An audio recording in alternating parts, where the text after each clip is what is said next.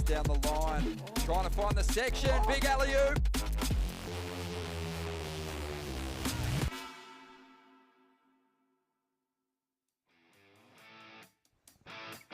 Welcome back to Merriweather. We're here for the 38th edition of Surfest, presented by Reflections Holiday Parks. The Burton Automotive Pro celebrating 20 years of partnership with Burton Automotive this year, and we thank them for their support. We also, of course, have the Newcastle Racecourse Women's Pro underway, and fantastic to have them as naming rights sponsors in 2024. It's finals day. The last day of the event window, so much on the line for these competitors. We saw pure elation yesterday as surfers kept their dreams of getting to the top end of the qualifying series rankings here and getting onto that Challenger Series. They're still alive in the mix here on finals day, but we did, of course, also see heartbreak for some competitors who ultimately fell short of that goal. But we are expecting big things, a little increase in the swell potentially today.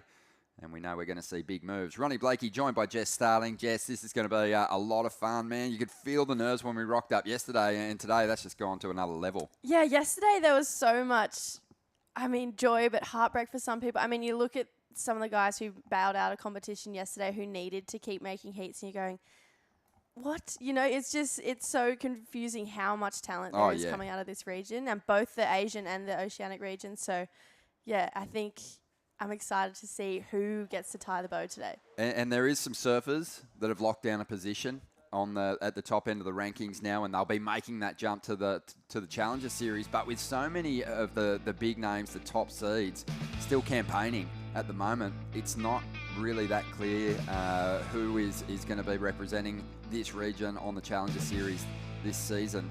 And of course, the Challengers do kick off toward the end of April after we get those first the two big CT events out of the way for the Australian leg. But as it stands, you've got Joel Vaughan still campaigning and looking pretty sharp. Oscar Berry, hasn't he been strong so far in his mission to get to the Challenger Series? He's been so strong, and in moments where you're thinking, oh no, Oscar, he's out. Last minute, he'll get a wave in the dying seconds of the heat and pull it out, and there he is. He's still alive for the Challenger Series. But the one guy my eyes go towards, Winter Vincent, he's in 12th. And if you had a look at the top 8 before, Morgan was sitting in the qualifying position, but he actually doesn't count as a qualifier. So there's still... He was so good on the Challengers last year. They just went, you know what, Morgan, why don't you go ahead and come back next year and have another shot. So Winter's still alive and keeping his dream of Challengers alive too.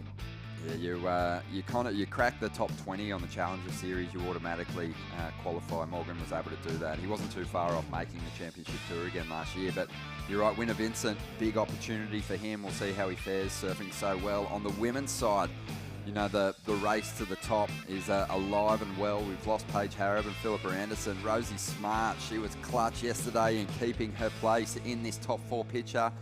Ellie Harrison, much like Morgan on the men's side, doesn't need her position on the QS ranks here to qualify. She's already been gifted a wild card.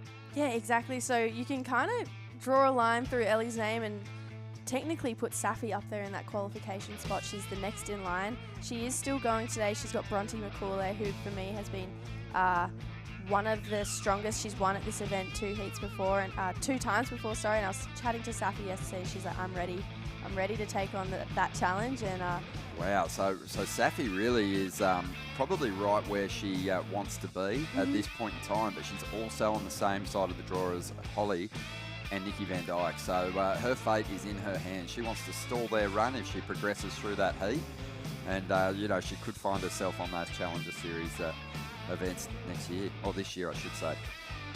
Looking at the Asian men's, this is a lock, this pitch-up, because the only thing that's left to decide is who takes out the Asian ranks. So Riaru, he's in 2nd spot at the moment. We know Kian fell out of the mix early, and he was devastated because he wants that number 1 seed for the Asian region heading into the Challenger Series. But huge for Hiroto to, again, get himself onto the Challenger Series. I would have been devastated if he didn't make it. I really still think he's the benchmark in that region, even though there's some amazing young surfers coming through. Oh, yeah, absolutely. And I think it's a really similar thing on the women's side. Sarah and Anon, for me, traveling through that Asian region with all of these ladies, they have been the two standouts in the Asian region. They've consistently won events, or at least semis and quartered in all of them. And you can see Sarah's got 14,000 points. She's way ahead of the rest of the field.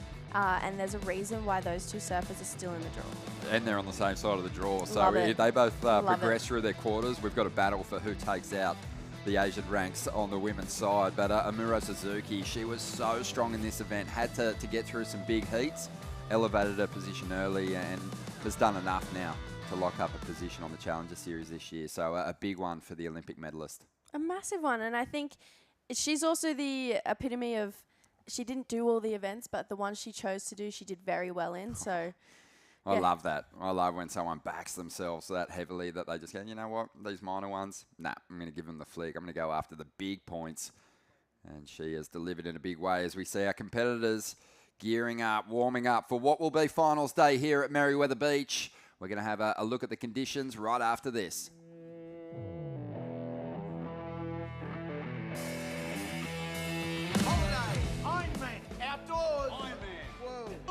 Suspension, lights, roof rack, camping equipment, recovery gear, under Ironman, mate, and under Ironman. I can't do two things at once.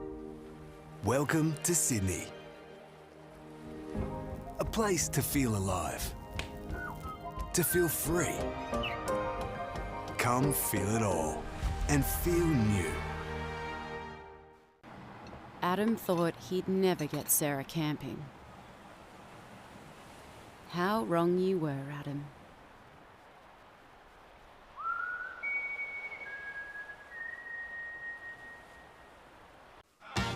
Wait!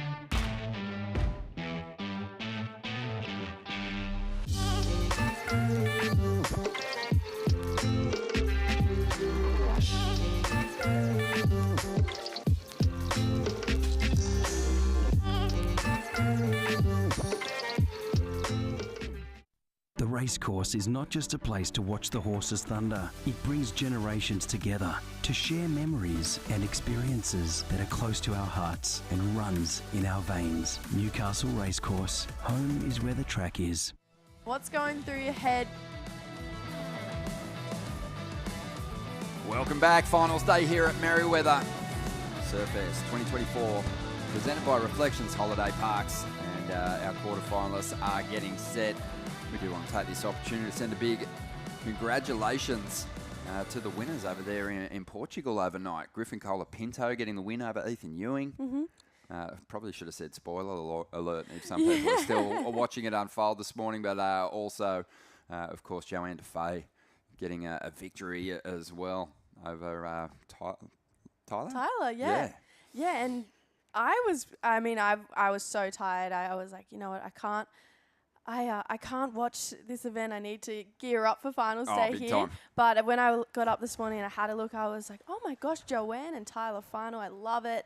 Ethan and Griffin, I feel like they're in that same realm too. So I was like, wow, two good finals for both of the CTs. I was like, yes, this is amazing. It's shaping up to be a big year. Of course, the next event is the Rip Curl Pro down there at Bells Beach. It's going to be a lot of fun over Easter because you've seen young guns rising up. You've seen veterans stepping up now on the women's side and on the men's side. It's very compressed at the top end. The wins have been shared around, and it's going to be so fun to watch it all unfold. But today, we've got a fantastic finals day coming your way. We've got some veterans in the mix. We've got rising stars rolling through it as well. Bronte McCauley, she's chasing a third victory here at Surfest and looking to go back-to-back.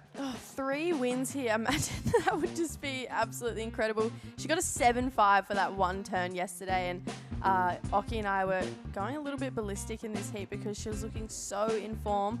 And I just think, you know, getting 7th on the Challenger Series last year, she's already locked in the spot. That's so close. But I love the fact that she's come here and been a part of this event and wants to get the win for a 3rd time. Just shows how ready she is to compete this year, and hopefully she gets the win early on. You don't want to go into a Challenger Series season underdone. You want to go in battle-hardened, full of confidence, and that's what Bronte's already achieved in this event. She's had moments in heats where she's up against it and saved herself with composure and world-class surfing. I really like her chances today. She just looks, you know, obviously like someone who's not feeling the pressure of qualification, but also it just looks like, you know, Summer has served her well. They haven't had great waves over there in WA, and that's probably given her a great opportunity to get accustomed to conditions just like we've got here today. This lady here on screen, she's currently coming 2nd in the Asian ranking, so she's already locked in for the Challengers, and she was one who I felt like needed to make the Challenger from the get-go with surfing like this. She's so strong, a non-Matsuoka. She just attacks every single section, every single heat, and she's definitely one of those surfers who I can see her surfing transition so beautifully from QS to Challenger Series. Oh, I mean, she's got such a great fight on her hands too. Sarah Wakita's just been looking, you know, from I think the Asian region, she's looked the strongest. I mean, maybe not she could be matched on turns, but her flow in junky conditions has been second to none, Wakita. So that's, you know, 2 surfers, same side of the draw, both fighting it out for the #1 spot on the Asian ranks. And then we can't go past Nikki. Oh, I just love Nikki Van Dyke. I mean, I've been watching her since the start of my surfing days, you know, and she's never lost that competitive spark. She's never lost her grace and her flow in the jersey too. And I just think she knows what she has to do, but she's been put in pressure situations like this for years now. So if anyone's going to be able to rise to the occasion and handle that pressure, I feel like it's Nikki with her experience. She's so bright, she's so bubbly, but she seems so just, you know, in her approach to competition, it just seems so relaxed these days. She needs a big result here to get to the top end of the QS ranks. Probably a win. She's aware of it. She hasn't done the math, but she knows that she probably needs to get to #1 if she's going to climb up into the qualification picture.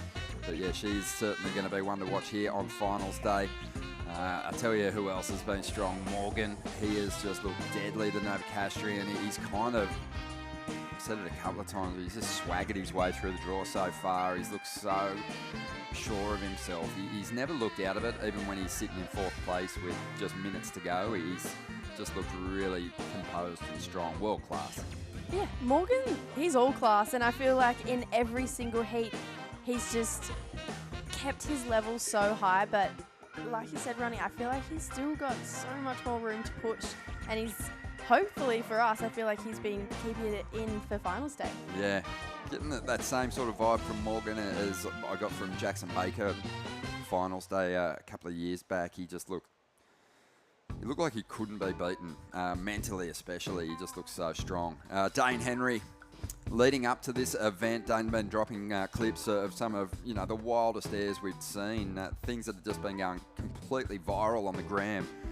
And he's brought some of that approach to the event, and it's helped him secure a place here on finals day, but getting himself into the 9-point range yesterday, big backside rotation airs.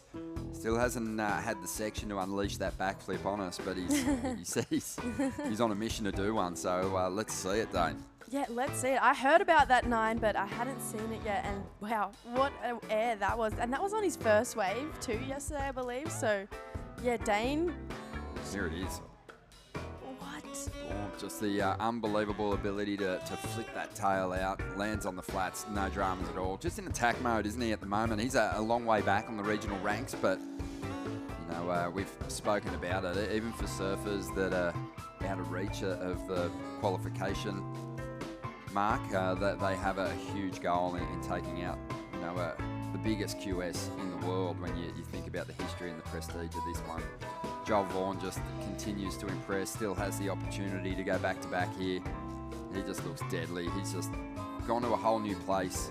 His surfing, I think the Challenger Series served him well, and he's come back just super dominant, hasn't he, this season?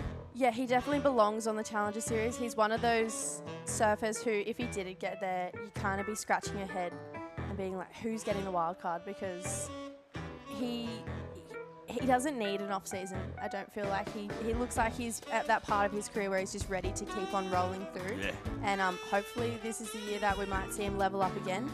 If not, you and I'll be lucky enough to sit here at Surfest next year. He doesn't need an off season. He didn't get an off season, No. but he's continued this amazing run of form. I think back to the Challenger Series last season, I think he gives us two of the biggest turns of any competitor, even those that did make the jump to the championship tour.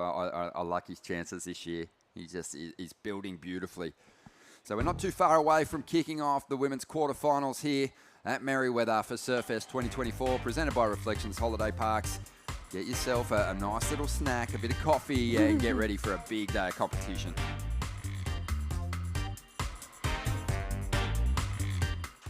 It's in all of us. That craving to feel new again. To see something new that will blow our minds. Or meet someone new who will change it.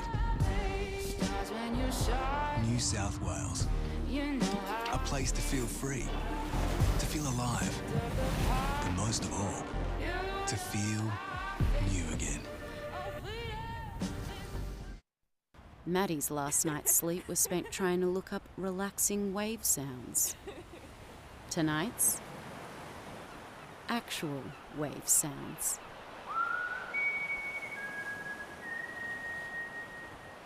Holidays. Ironman. Outdoors. Ironman. Whoa. Uber. Suspension. Lights. Roof rack. Camping equipment. Recovery gear. Under Ironman, mate. And under Ironman. I can't do two things at once. Wait!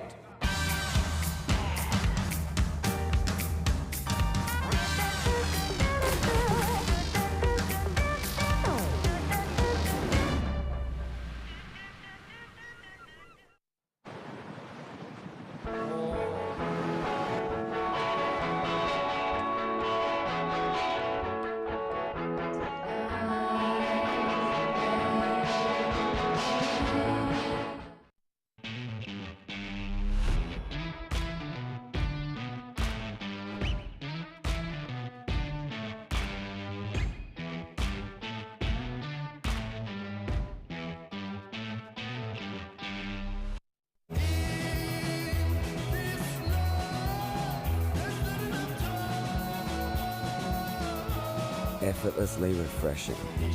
Byron Bay Brewery Premium Lager. Go with it. This country is a Wabakal country, always was, always will be. We're standing on a really meaningful site because the Wabakal people from here in Merriweather Beach all the way down south and all the way up north to the Warramai people was a connecting area. This was a really strong spot for people to obviously live by and connect with. It comes down for us for really it's about opportunities for Aboriginal businesses and organisations. Supporting Surfest and the Indigenous Classic was a no-brainer as it allows obviously the showcase and support of Aboriginal surfers in the region and across the country, but also gives regional Aboriginal businesses in the area a chance and opportunity to showcase what they have and to acknowledge the hard work.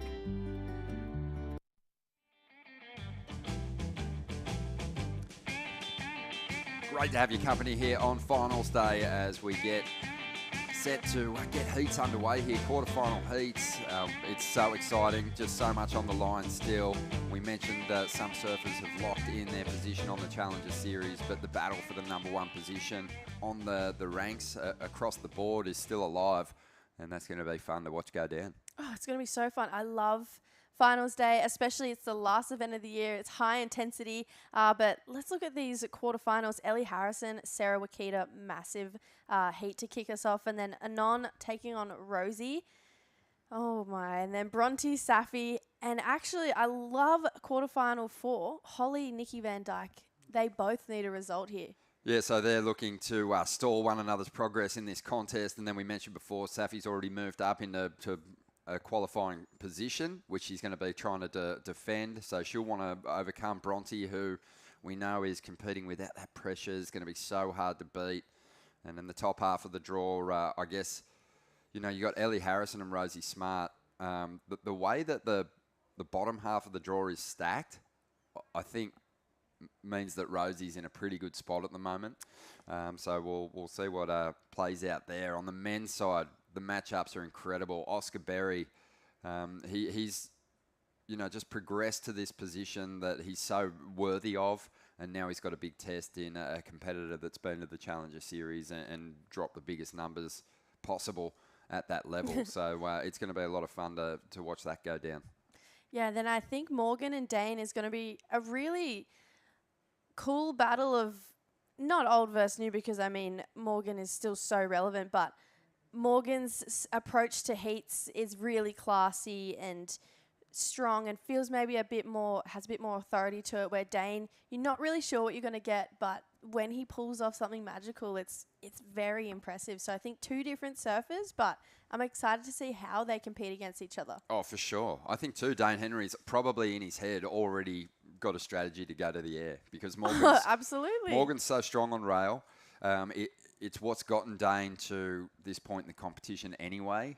But it's going to be the classic battle, you'd think. Morgs will take to the air if he has the right section. We've seen that already in the contest. But, when you think rail turns, he's the best in the draw on the men's side, and it's going to be hard to overcome. You're going to have to go that high risk, low percentage play and hope that you can pull it off if you're going to try and overcome him on finals day. But the conditions, they lend themselves to that aerial approach. We've got a wind that's going to be puffing into these rights. We're going to get a closer look at the conditions shortly, but yeah, it's going to be so fun to watch that play out. A lot of stories are unfolding here in what is the last and biggest QS event on the Australia Oceania region QS schedule, and it's going to be huge. As I mentioned, 38th edition of Surfest this season, and when you look at the honour roll, we've been banging on about it a lot, but it's stacked with world champions and the sport's greats. So that's the other opportunity for the competitors on the men's and women's side, is to put your name up in lights with those heroes. There's a different level of bragging rights if you win this event, because you can win a QS event and take home a couple of thousand points and be happy, but if you win Surfest, that's something you will put at the top end of your achievements throughout your entire career. I've got to win at Surfest. That is a massive claim to fame throughout the entire surfing industry. You'd think exactly, yeah. People from overseas would love to say that too, so... I think that's why we have such a strong field here. You think about Bronte Macaulay, like, does she really need to be here? No, she doesn't. She's sweet. She's on the Challenger Series. But, it was an easy decision. I want to go. I want to defend. I want to become a 3-time champ there at Surfest. And she's going to get her opportunity. But we are going to kick off the day now with Ellie Harrison from Bowen Heads, Victoria, taking on Sarah Wakita, who's the number one on the Asian ranks at the moment, and trying to hold that position. So a crucial heat for her. And Ellie's just, I think demonstrated it also, like when you think about Bronte in the bottom half of the draw, not just their class, but, the benefit of competing here without having to deal with that whole pressure of qualifying. So we'll see if it works in her favour here on finals day. But yeah, Ellie, great run on the Challengers last year, and some big moments, especially on the Gold Coast. For Ellie, she had some big scores. Yeah, and in Portugal is a real standout event for me, for Ellie as well. I feel like a lot of people tend to surf to their age. You can be like, oh yeah, they're still young, they've got a few more years, and when they grow into themselves, you hear that a lot throughout the industry. But Ellie, no one's ever really said that about Ellie. She doesn't look young.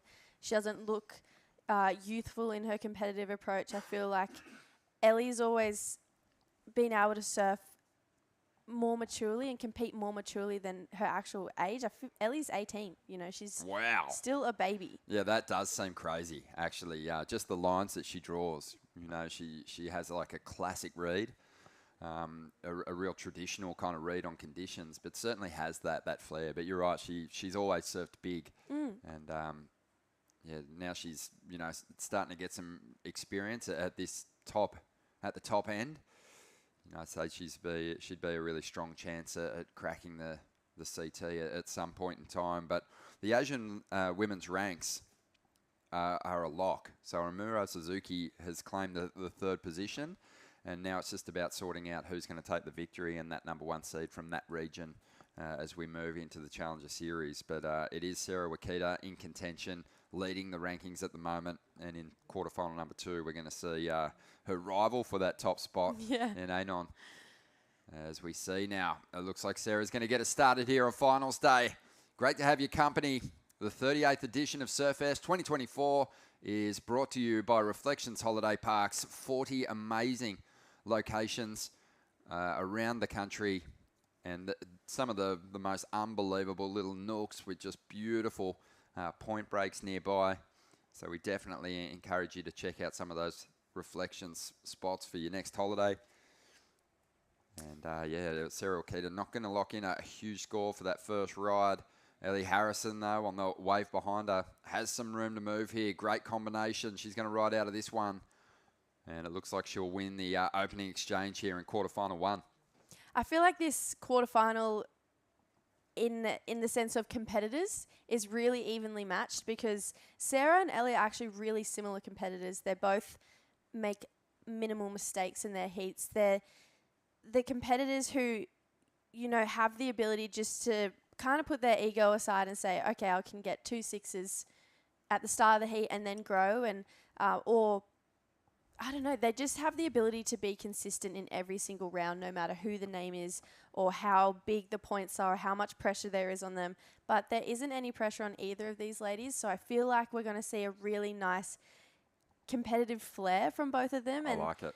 I think their competitive strategy is really evenly matched in this heat. Yeah, they're cool heads, aren't they? And I think you were spot on. Ellie Harrison did drop a 6.33 on her first wave, so she blitzed the opening exchange here, has taken control early on, and now it's going to be all about the response from Wakita, who's from a strong surfing family. That's one thing that we notice at these events now is, just the bloodlines, the second and third generation rippers that are starting to rise up. It was cool seeing Jackson Dorian, Shane Dorian's son, in the mix. Hans Hederman's son, Zach, was surfing in the contest as well. These are, competitors of yesteryear. Their kids are starting to gain some real momentum. And Wakita, Sarah's dad, is a really well-known name on the North Shore. He went over there and just fell in love with pipeline and even established a kind of such a reputation that they named a section of the reef after him, because he used to sit so deep on the bowl at Pipe, the Wakita Bowl they call it. And his son's a really good competitor too. Yes, yeah, they both of these ladies have really talented brothers in the surfing world. I mean, one of Ellie's older brothers, Billy, he was a really talented competitor and surfer. Still is a very talented surfer. He doesn't compete anymore, which I think is a shame because he was the underdog. He was always the underdog. He came through in a really hard. His year of competitors was really hard. He had Kai Warner. I feel like he competed with Geordie, Dill, they were big names. But Billy held his own through it as well. But he just decided, hey, not for me. Let Ellie kind of take the shine. But yeah, both of these ladies, talented surfing families. But I had no idea that they named part of the reef after their Wakita family. Yeah, they spend a lot of time over there. I think through Sarah's childhood, she's spent a lot of time on the North Shore and a lot of time back home in Japan as well, sort of chasing the winters over there in Hawaii. But we'll see. I think, obviously she's going to be leaning into her small wave approach today, so it's probably the experiences back home in Japan which might help her overcome Ellie Harrison in this first quarter-final heat. And, we talked about it. Massive opportunity for Sarah and Anon to fight it out potentially in the semis for the number one position on the QS ranks. I mean, it's you know, obviously winning the ranks doesn't guarantee you are going to just blitz your way through the draw on the Challenger Series, but it helps elevate your seed somewhat, and we'll see how it all shakes out. But, you know, I think as these young competitors, and you could probably speak to it more, Jess, as a competitor yourself, you know, you just want to keep ticking boxes. You know, you want to have wins along the way. You know, ultimately the journey is to challenge for world titles, but, you know, one step at a time, and you know, I think ticking off the big goals as you roll through your amateur career is like really key, and certainly continues to bring confidence to you. Yeah, I definitely think that when you're young and you first hit the scene, you want everything to happen right now. And you hear so many people tell you it's a marathon, not a race. You know, you have to be able to be consistent, take the highs, take the lows. Because as much as we love this sport, and people probably watch in and think, oh, what a nice sport to be a part. And it is. It's the best sport in the world, in my opinion. But there are some low lows that these ladies would definitely go through. And the men in this draw, you know, it's a lot of time away from home. It's a brutal sport. Once you're out, you're out. And you could travel all the way to Portugal and unfortunately have a bad heat and then you're done. You're out, you know. So I think ticking boxes is definitely a part of it, but also just being able to be resilient is probably what makes a great competitor these days, because it's such a small portion of surfers in the world who actually make it to the CT, especially on the women's side. It's the top 5 on the Challenger Series. That is a tiny, tiny, tiny percentage of all these amazing surfers in the world. So, yeah, I think resilience would probably be the biggest factor into competitive surfing these days, and maybe forever. But from what I've seen over the last few years, just being able to keep your head up even in those low times is, and probably trying to make light of those losses too, is what's going to keep that next generation steaming through to try and make a difference. Definitely. Yeah, I think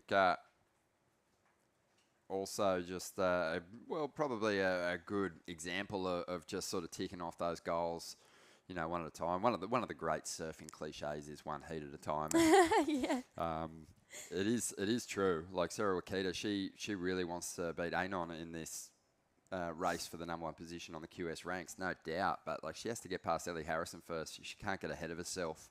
Mick Fanning, when he was a Grom, famously had obviously the world title was the ultimate goal, but he had kind of like a list that was like win a junior event, win the world junior title, win a QS event, win the QS, win the world title. Like he had these goals sort of like, but they were in stages. It wasn't like he had this, you know, huge sort of goal to bite off in one piece. He broke it into all these smaller achievements.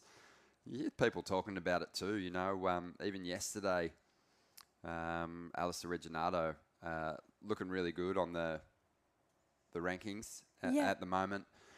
But he hasn't had a lot of victories in finals of events this big. So that was sort of a goal for him. Ultimately, he didn't achieve it in this event, but like it will be a goal for him moving forward because he's a super consistent performer, but seems to have a bit of a block when it comes to shutting down events and getting the win. So, yeah, I think each individual surfer has different goals like that in mind. Ellie Harrison, she's already achieved one of her big dreams of getting the Challenger Series. The goalposts have moved now, and it's, you know, ultimately it's about improving your position on the Challenger Series ladder and getting yourself a place on the CT. But today you should be thinking, I want to win the biggest QS in the world. I want to get my name on that board. And she's certainly kicked off this quarterfinal heat with by giving herself the best chance. A 6.33 has been a really solid score this week. And once she backs that up, she's going to be hard to track down for the Japanese competitor. Yeah, absolutely. And I think Ellie, you know, she's, like we've touched on, she's already solidified into the Challenger Series for next year. This year, actually. It just all rolls into one, doesn't it? But she, I feel like not a lot of people go onto the Challenger Series on their first year and get as good of results as Ellie did. A lot of people that I've spoken to say the first year on the Challenger Series is humbling. It's you think you're a great competitor and you're a great surfer and you do so well in your region, and then you get to that international field where it's the best crop of every single region and everyone's driven, everyone wants to win, and it's so competitive. It's just hard. But Ellie seemed to have held her own really well last year and travelled with her dad and her mum to a lot of the events, and I'm sure they're tuning in, watching on now. Her grandma is actually one of her biggest supporters. But yeah, I really feel like Ellie held herself beautifully on the Challenger Series last year, and I feel like this year she spent a lot more time working on herself and her surfing, that when we see her back at Snapper in just a couple months' time, I feel like we're going to see her level up again. For sure. I mean, 48 surfers on the Women's Challenger Series, and Ellie was knocking on the door of a top 10 finish in her first year. So she did do extremely well. I think she's one of the competitors that others in that Challenger Series draw go, wow, this is going to be a really difficult heat. She's that consistent, so strong. But she is out there at the moment as we get down to the 16.5-minute mark, looking for a backup score. She'd be feeling pretty, I think, relaxed about her position at the moment. You know, almost putting a 3 point spread between herself and Sarah on that opening exchange. And it's just, it's going to leave Wakita under a bit of pressure here. Yeah, absolutely. I think this is a cool sparring ground for these two, because I'm sure they'll have a few heats together on the Challenger Series. So both of them getting a little bit of a taste of what it might be like to compete against each other and travel with each other throughout the year this year. So I'm sure Sarah wants to answer back in a pretty healthy way, hence why I think we haven't seen her pull the trigger on just anything. But that's the benefit of 30-minute heats. You can be a little bit more picky, and man-on-man heats too. I mean, there's so much more freedom than it is with 3 other people in the water. So I feel, yeah, Sarah, she looks, I wouldn't say she's rattled in the slightest. She just is playing her cards in a really timely manner. As we see, that's Rosie Smart, currently 3rd on the rankings. So you'd have to think Rosie would be safe. Yeah, I thought she was just really strong yesterday when the pressure was on. She delivered the number that she needed to stay alive in this draw and continue to add to her points tally for this season. Did want to ask you, Jess, because it's just been a couple of years now that we've combined the Australia, Oceania and the Asian schedule, and giving competitors more opportunities to get over there to the Asia region and collect points, and vice versa. Like, my feeling is that the level has lifted as a result. You were on most of the Asian events this year, working as a commentator. Did you sense that? Oh, absolutely. I mean, the level in both the men and the women coming out of the Asian region is incredible. I mean, there's the list of men that didn't make the Challenger Series in the Asians. There's Tenshi Iwami really comes to mind. He is such an incredible surfer, had wins, but couldn't get there. Keijiro Nishi, he won a couple 3000s, just fell out of the mix. There wasn't one guy who really stood out in the men's side. It was so many different wins because the talent is so equally matched. There's not a handful of guys who are so much better than the rest. But they're all amazing, and it's the same on the women's side. There was so many different ladies taking wins. I mean, Sarah and Anon were definitely the 2 most consistent. Yeah. But there was Minami Nonaka. I mean, she was taking it to those 2 ladies consistently. Sumomo Sato, she was making quarters and above. And then it's just that Amuro came out with so much competitive experience and class and kind of just said, no, I'm going to wrap this one up. But I just think each year these ladies get better and better. I mean, yeah, Kana Nakashio, the list goes on. Nanaho Suzuki, she's got a crazy air game as well. I mean, it's the level of talent that people maybe don't get to experience coming out of the Asian region it's incredible, and I can't wait for them to get to show their caliber of talent and their colours more. Yeah, and it works for us too, because with a lot of Australians making the journey over there to Asia as well, it did help lift our level. We had some real success in some of those other events as well. Dakota Walters, namely, he got himself a big win over there in Taiwan, and then yeah, it's sort of helped him get to the top end of the Australia Oceania ranks as well. But yeah, I like it. It's sort of a benefit that not a lot of the other qualifying series regions have, is the mix of international competitors. And yeah, I think it's going to work in our favour once we see the surfers move to that next phase, the Challenger Series. Yeah, I couldn't agree more. I feel like it's definitely a benefit that we have here in our region. I love the co-sanction events. They're just the best, because even outside the comp area that people watching the broadcast wouldn't get to experience, it's a cool dynamic between the two regions. Everyone's friends, everyone supports everyone. It's not like the Aussies just hang out with the Aussies. You know, we're all a big happy family basically. And it's funny, everyone was aware of who needed what on both rankings, both the Australian and the Asian. And yeah, I just love the camaraderie that there is between the two regions. And I think for experience in competing in an international field, because it's not there so consistently anymore until you get to the Challenger Series, it's definitely a trick up our sleeve. It's going to get both the regions ready to come out firing and hopefully get to the top end and qualify for the CT. Yeah, probably a massive benefit really for the competitors from the Asian region coming out here to finish off the schedule before they do tackle the Challenger Series. They'll be feeling pretty at home by that stage. Many of them came out and did those lower rated qualifying series events in the lead up to this QS 5000.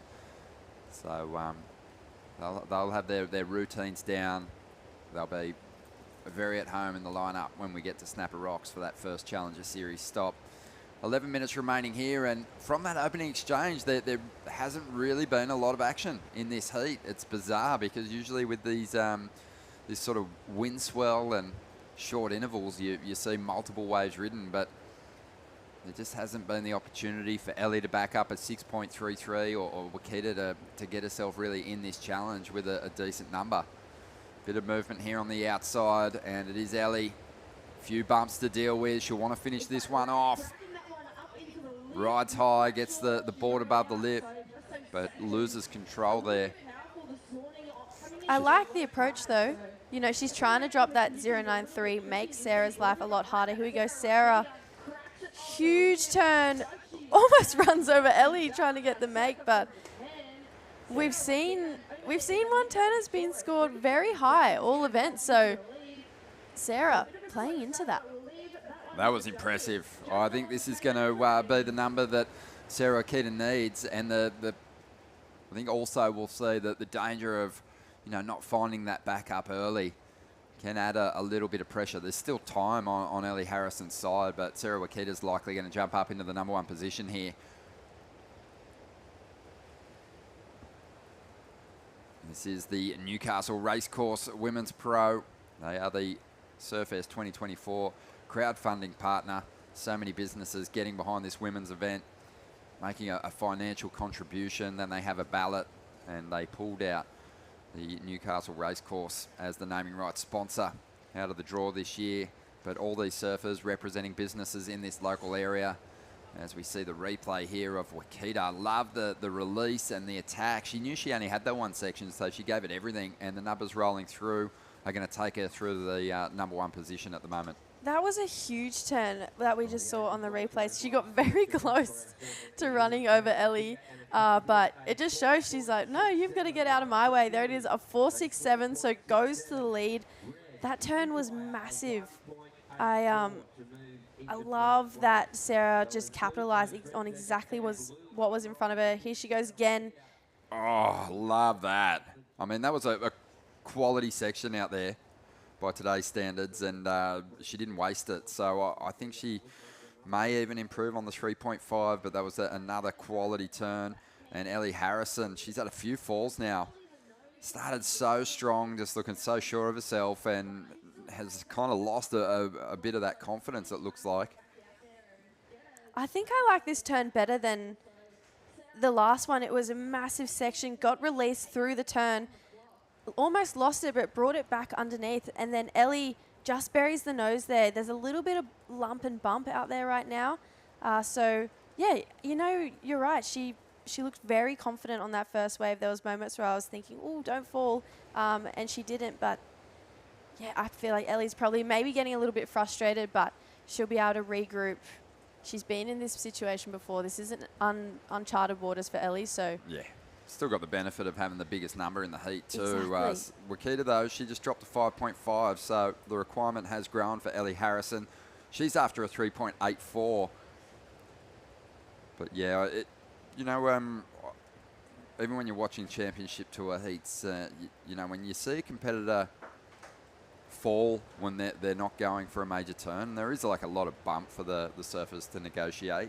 But when they're not falling in a major turn and it's sort of like a weird transition one, you kind of think to yourself, that's a mistake. You may as well be in a full committed, high risk move and falling.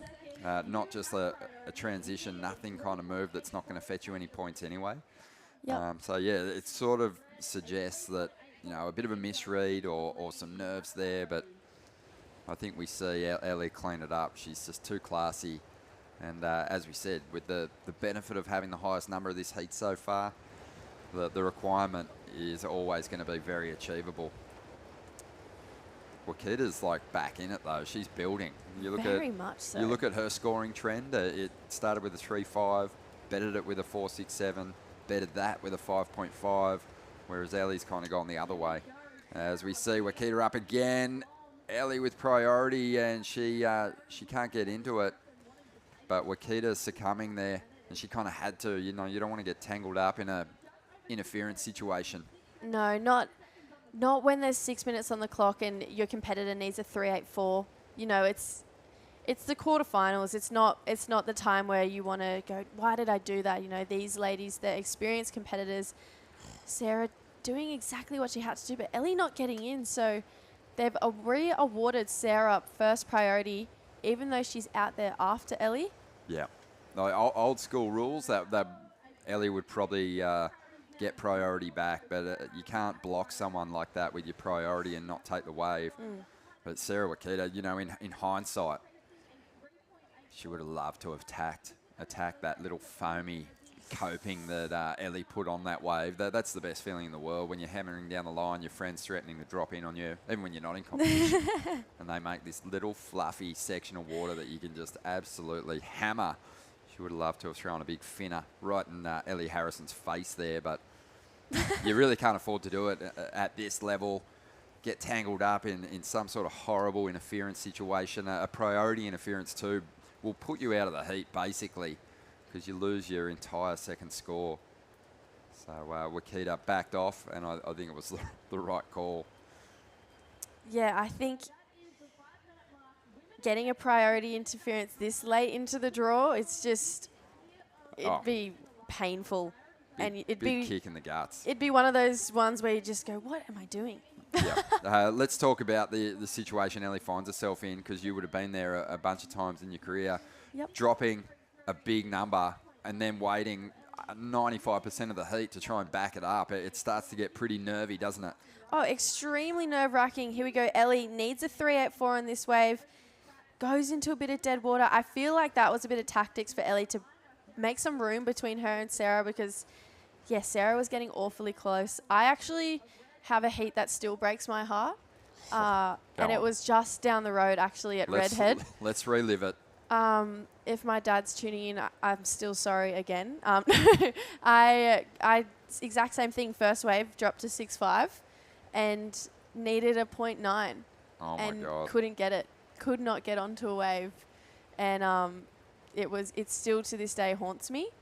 And I don't really ever want to think about it ever again. Hey, you brought it up, not me. I know. It was so. I mean, if Ellie finds herself at the end of this heat not bettering that too, I think she's just gonna be. Oh yeah.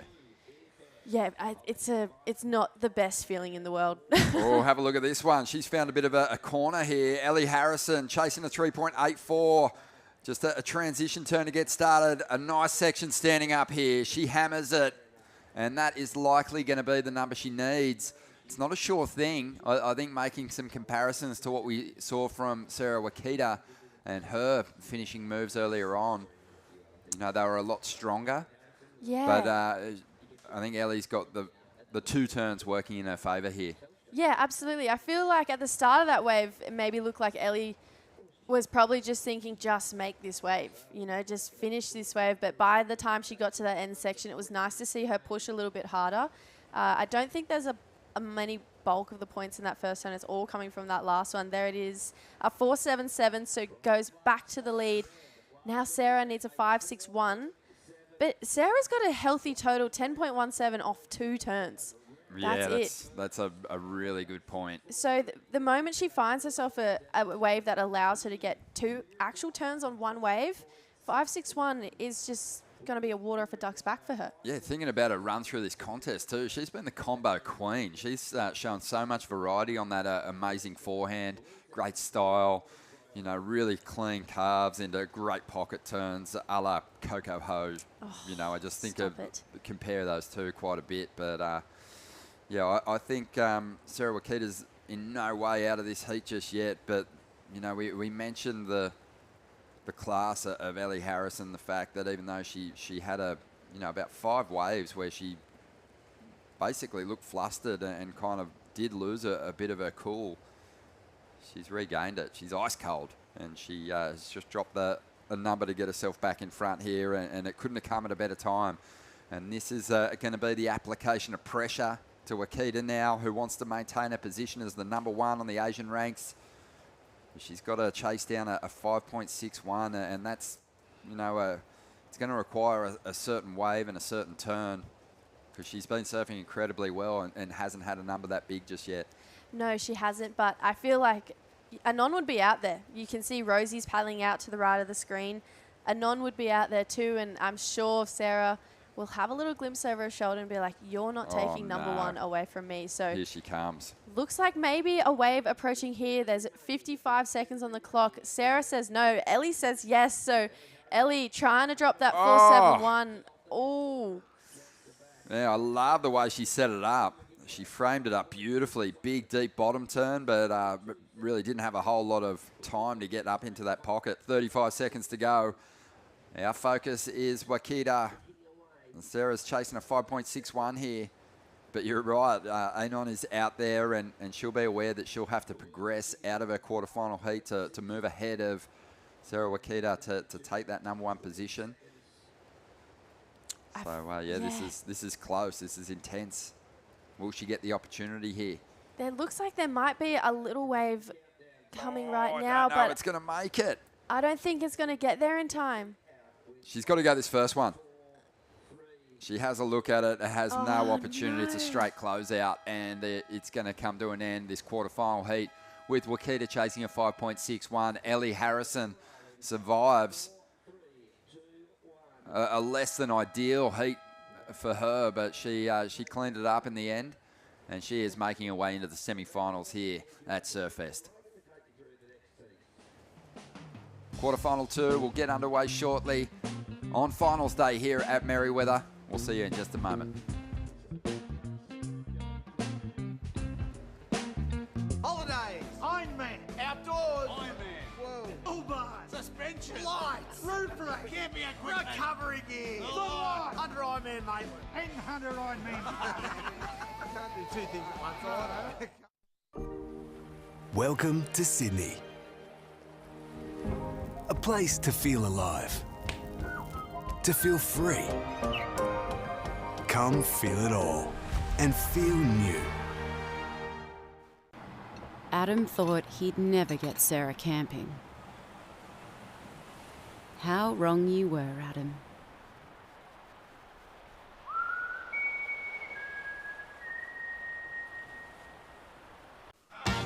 Wait!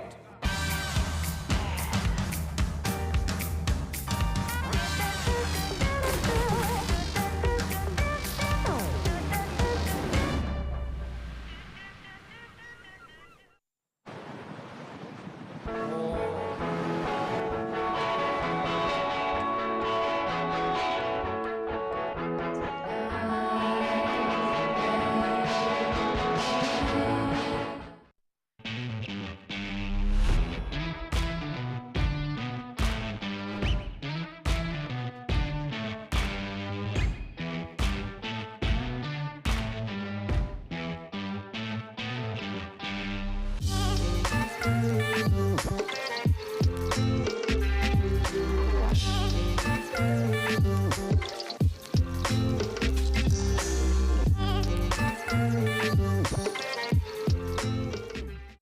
racecourse is not just a place to watch the horses thunder. It brings generations together to share memories and experiences that are close to our hearts and runs in our veins. Newcastle Racecourse. Home is where the track is. Welcome back to the show. This is an event that has been won by the greats, and someone else is going to scribe their name on the honour roll in 2024. 38th edition of Surfest, presented by Reflections Holiday Parks. This is the Newcastle Racecourse Pro, Women's Pro, and we have just seen Ellie Harrison make her way into the semi-finals. She's after the big victory. We also saw Sarah Wakita tumble out of the draw, which it opens up an opportunity here for Anon to maybe move into the #1 position on the Asian ranks. I'm joined by Jess Starling, and you've been really following this QS journey closely. You've called a lot of the contests. You've touched on the surfing from Anon, and and look at the stoke here from Ellie. She's buzzing. Oh, Ellie, I can't wait for her to see that on the big screen. She is not a lady who likes to be in the limelight. She just likes to get her job done and move on. And I love chasing Ellie down for post-heat interviews because the first answer is always no. Really? And I go, nope, you're staying with me. Oh, she's done a great job. And, yeah, she's going to be hard to stop. You know, I think that's as slow as a heat we've seen her have on her run through the draw. She certainly cleaned it up towards the end, but as I mentioned before, Anon, a massive opportunity here for her, and Rosie Smart too, because she's well positioned on the rankings. Yeah, Anon is a extremely fierce competitor. Here we go, first wave of the heat. Strong first turn there. 2 goofy footers in this heat too, so the battle of the goofies. I'm sure Oki's probably tuning into this. Loves a goofy footer, but yeah, Anon, she's one of the only Asians who has that Australian mongrel. That's the only way I know how to put it, because she loves to compete. She's like Hoggy. She thrives off competition. She just wants, even in the free surfs, she wants to be on the best wave. It doesn't matter if she just got the last one. She wants to be on the best wave, doing the best turns, so that people are going, do you see Anon out there? She was ripping, you know? I love it. I just also love the busy approach. I think learning a lot from watching those first 2 competitors, kind of just almost sort of just failed to keep that momentum going after the opening exchange in that first quarterfinal heat. I mean, the opportunities were limited, but there was like just corners like breaking that they weren't looking at. Maybe just fell in love with their priority a little bit too much. Anon getting a quick start here, 3.5 for that last hit. But yeah, touching on the honour roll for this contest, I mean, it's been won by some amazing surfers, world champs, CT level competitors. Bronte McCauley got her second victory here last season. Macy Callahan the year before that. Sally Fitzgibbons, Coco Ho, Joanne DeFay, Malia Manuel. Oh my gosh. The list goes on. Then when you go back a little bit further, Steph Gilmore, Silvana Lima, Beck Woods, you know, and way back in the day, Nerida Falconer, Pam Burridge, Jodie Cooper. I mean, so much history at this venue. Pauline Mensah, another legendary world champ, getting a victory here, and Frida Zamba and Wendy Botha as well. So it's just ridiculous, the opportunity here to get your name alongside those greats, and still with that goal in mind is Ellie Harrison winning through in that first heat. Ellie, great first ride, but things went a little quiet for you out there, didn't they? Yeah, thank you.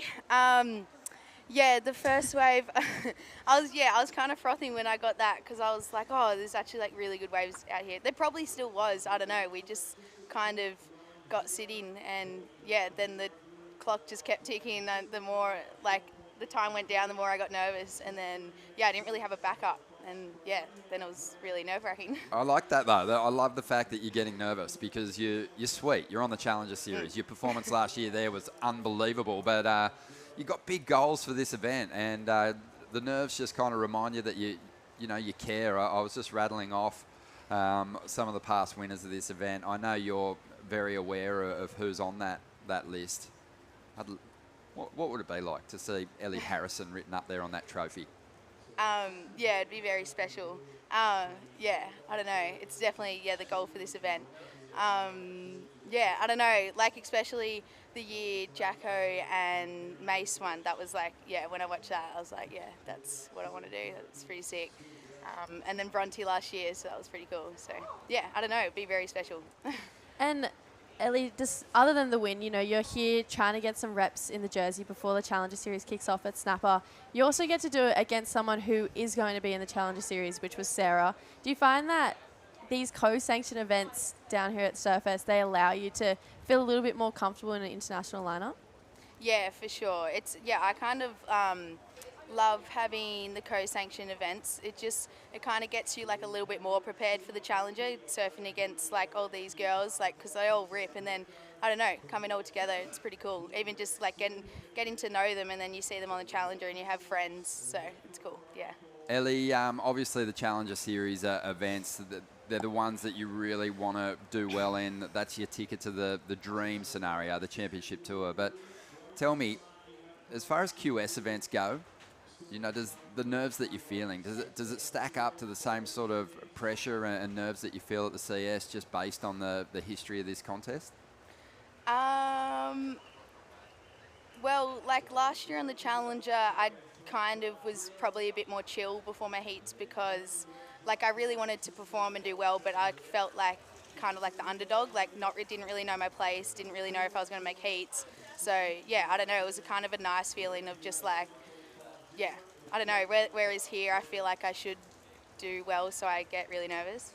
I like it. It's good. It's a good insight for us. I was just wondering about that. Yeah, it just feels to me, even as a spectator sitting back, that this event just carries a certain kind of weight, just based on, how long we've been travelling here to Newcastle. So all the best. I know you want that trophy, and we wish you well in the semis. Thank you.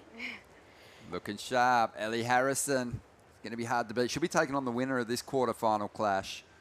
And Anon just keeping her dream of jumping Sarah Wakita in the Asian ranks to claim that #1 spot alive here at the moment. She leads, but Rosie Smart's proven before she's capable of fighting her way out of tough situations. Oh, absolutely. I mean, Rosie in NIAS last year, it's a 5,000 event. She had tough heats in big NIAS too, and she held her own. She looked very mature, very classy through it all. And yesterday, Rosie touched on, she said that result at NIAS was the first time I ever thought, oh, maybe I can qualify for the challenges. And she kept this rhythm going that has allowed her to basically get there. I mean, we both think that she's pretty much set. But Rosie, she's had heaps of wins too. She even won the She's Electric series that's put on by Hyundai and Surfing Australia. Took home a healthy cash prize. That's right, yeah. Yeah, you think about Rosie's position on the QS ranks, and the reason why we feel she's going to be really safe is that Holly, Nikki, and Safi are all on the same side of the draw. So only one of them is going to win this event, and even if they were to overtake Rosie, they'd only push her back to that last qualifying spot. So, I really think that she's done the job already, but the goal for her isn't just to qualify. She wants to win a major event, and we were kind of touching on that with Ellie. This is as big an event as you could win other than a Challenger Series contest at this point in time. So this is the ultimate sort of lily pad step to working towards those Challenger Series results.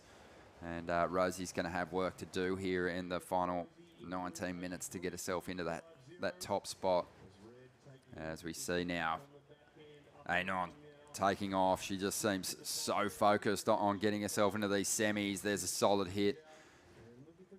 Wow, that was a nice second turn there for Anon. This is what I'm talking about. She's got that bulldog mentality. She's just an absolute competitor. She wants to be on waves. She wants to be showcasing her surfing, and turns like this they're the turns that have carried her through that Asian qualifying series to be sitting in second place. And I know for a fact that Sarah not making that last heat would have revved Anon up so much more to be like, I'm taking first place back, because they've had a back and forth battle the entire season. That's so and I good. know that Anon doesn't like being in second. I love it. I love her approach. I don't know too much about her, but from what you're telling us, she's a formidable opponent, loves the competition. And Safi on screen here. She's gearing up. She's got a massive challenge. I mean, taking on last year's champ. And, you know, we probably expected there'd be a little more swell in the lineup. But Bronte Macaulay, she got the job done in similar types of conditions last season. And she'll be hard to beat. Big individual turns for Bronte. Safi's going to have a work cut out. Should be a fantastic clash. Absolutely. I think Bronte's consistent. You know that she's going to go out there and get something excellent done. She always does. Safi may not be as consistent in heats as Bronte is, but when she has those heats where she comes out of the gates and shows us Safi, who is 110%, she can equally match Bronte. Her backhand is so strong, and I feel like that's kind of what Safi might have to lean on in this next quarterfinal, because coming up against any XCT surfer but one, especially in the form of Bronte Macaulay, you're going to have to rely on your strengths, and Safi's strength is her backhand, that's for sure. I mean, I basically grew up with Safi. She's lived with me for at least 2 months a year, every year since I was 13, you know. Wow. So I know Safi inside and out, and it's something she's worked on consistently for years, her backhand and her forehand too, but it's always been her strong point, and I feel like Billy Stammen's been helping her out a lot before heats. He's probably going to be saying the same thing, especially coming from Raglan too. He's definitely going to be saying, go left out there. Billy doesn't even see rights. No. But yeah, that's cool to know. I mean, I've been impressed by her forehand throughout the earlier rounds of the comp so far. So looking forward to seeing what Safi can do on the back end. But yeah, it'd be dangerous to start focusing too much on the rights, especially if Bronte does the same thing, because her backhand's one of the best in the world. Yeah. Big adjustment for the competitors to make with the extra 5 minutes on the clock too. I don't think you can kind of understate the importance of that, and tactically, the difference that it makes to these competitors. That extra 5 minutes just really seems to frazzle the competitors. You often shift your strategy thinking you've got so much time. We saw that from Ellie in that last heat, as we see Anon again looking to increase this lead. But you think you've got so much time to back up a good score, and the time seems to wash away pretty quickly when you don't have that backup score. And Ellie almost put unnecessary pressure on herself in that last heat. I think guarding her priority and waiting for some kind of magic unicorn wave that wasn't going to come her way. Yeah. It's it's pretty average out there at the moment, conditions-wise. So probably the smart tactic is to just keep taking chances on some of these corners and hope that you find a good section. I feel like as well, even Anon and Rosie probably haven't surfed that many 30-minute heats. Usually for us in QSs, it doesn't get to 30 minutes until the final. So the fact that they've got it in the quarterfinals today is a pretty cool experience, but that means if they're making it to the finals are 35 minutes, they're going to have an hour and 35 minutes of competition surfing, which you think, yeah, that's not that much. I surf for an hour and a half every day, but you push so much harder in a heat. So fatigue will come into play. So I also think it's important, or that competitors who will make the final need to take that into consideration. Sure. Yeah. I mean, it was a 25-minute heat, that first quarterfinal. Ellie Harrison loses. Yeah. So she saved herself in that last 5 minutes. Obviously, her strategy was built around the 30-minute heat. That's not a given. She probably makes her move to back up her 6.33 a little earlier in the exchange. But, it's definitely something to think about. And you've got to defend a lead for an extra 5 minutes. And if you don't have your rival combo, they're going to start swinging and taking some risk on some individual turns. So, yeah, it's a lot of time. For me, I think 30 minutes in these kind of conditions, it's sort of like all you're doing is ultimately they're looking to give the surfers extra opportunity to find two quality waves out there. But I think for the most part, all the waves are going to be pretty similar. So Yeah. you're just giving them an extra 5 minutes to trade these mid-range Yeah. scores. And, you know, there's going to be a lot of close heats today. I think there'll be some heats that are, you know, within a tenth of a point. Absolutely. The heat score totals. Absolutely, and I feel like if you asked a lot of the competitors today, how are you going an hour and a half of comp surfing out there? A lot of them would be like, when you put it that way, that's a long time to be in a comp mode when it is so small and you're spending so much time on your on your feet. Because I know a lot of the strategy for these men and women out there today would not be dropping weight. It's not the kind of conditions you're going to drop in weight out there. You know who loved a long final and an extended heat? Kelly Slater. He liked extra time on the Really? clock, and you know it was pretty smart. No one ever complains about it, especially when you get to a final, because you want more of that peak performance from the form surfers. But I just think, you know, tactically, when there was more time on the clock, it just gave Kelly the opportunity to kind of fight back, and strategically he's just so onto it. It just gave him more opportunities, and it'd make him work. I've seen him surf 40-minute heats. 40-minute heats? 40-minute finals in the Wow. past. And his opponents were like, oh, I don't want that. You know, I just want the time to, if I can get the lead, I want the clock to wind down quicker so I can get it over with. Don't need the mental anguish of taking on the 11-time world champ for an extended period. Anon is still hanging on to that number one position. Rosie, you know, this is a nice flow. The surfer from Coffs Harbour just doing well with this tricky end section, linking it together. Anon kicks out of this one, but a battle of the low sort of mid-range scores at the moment. Nothing really substantial on the board for either surfer. 11 minutes to go here. I think on that last wave we saw maybe as a hint of frustration coming out of Anon. I think she's over getting those one-turn waves. She might find now that might be the time that she might sit and just hope for one of those waves where we saw Ellie get 2 solid turns and get that 6.33. Rosie getting that 3-turner, it came in at a 3.17, so the judge is still wanting to see quality over quantity, which I love. I think that's so important, especially once you get to finals day 2. But I just going back on that Kelly thing, I always heard rumors growing up that he used to find out his competitors' least favorite song and sing it in the water. I don't remember where I heard that. Oh, that's amazing. But I remember hearing that growing up. I haven't heard that one. He would sing. But I know he'd get chatty. Kelly's, you know, gone on the record and said, you know, when he gets nervous, he just likes to kind of talk and shoot the breeze. So, like, it was more about him and kind of, you know, diffusing some pressure for himself than it was about climbing into the head of his competitors. But whatever way you come at it, it worked in his favour. I reckon he was more calculated. Oh, look at this picture. I mean, what a ray of sunshine. Maltese. You can make a grand piano out of those teeth. It's just such a big, healthy smile.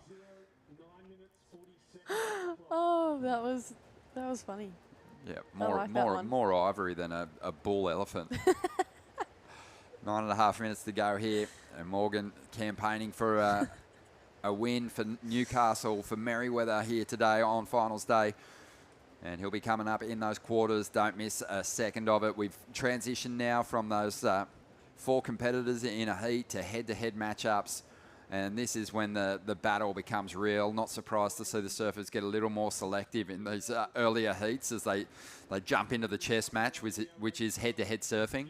But as a result, you know, I think we're seeing surfers being maybe a little too patient in these first couple of quarterfinals, and I think that'll be identified by the remaining competitors left here in the draw on finals day. I think we'll see surfers taking a lot more chances. I mean, already I think our competitors have been a lot more busy. We've had 6 and 7 waves for each surfer, and you know, nothing too substantial, but it sort of indicates that they're starting to take some chances on some of these, I guess, smaller corners and hoping that they find opportunity on the wave rather than trying to spot it as these little lines move in.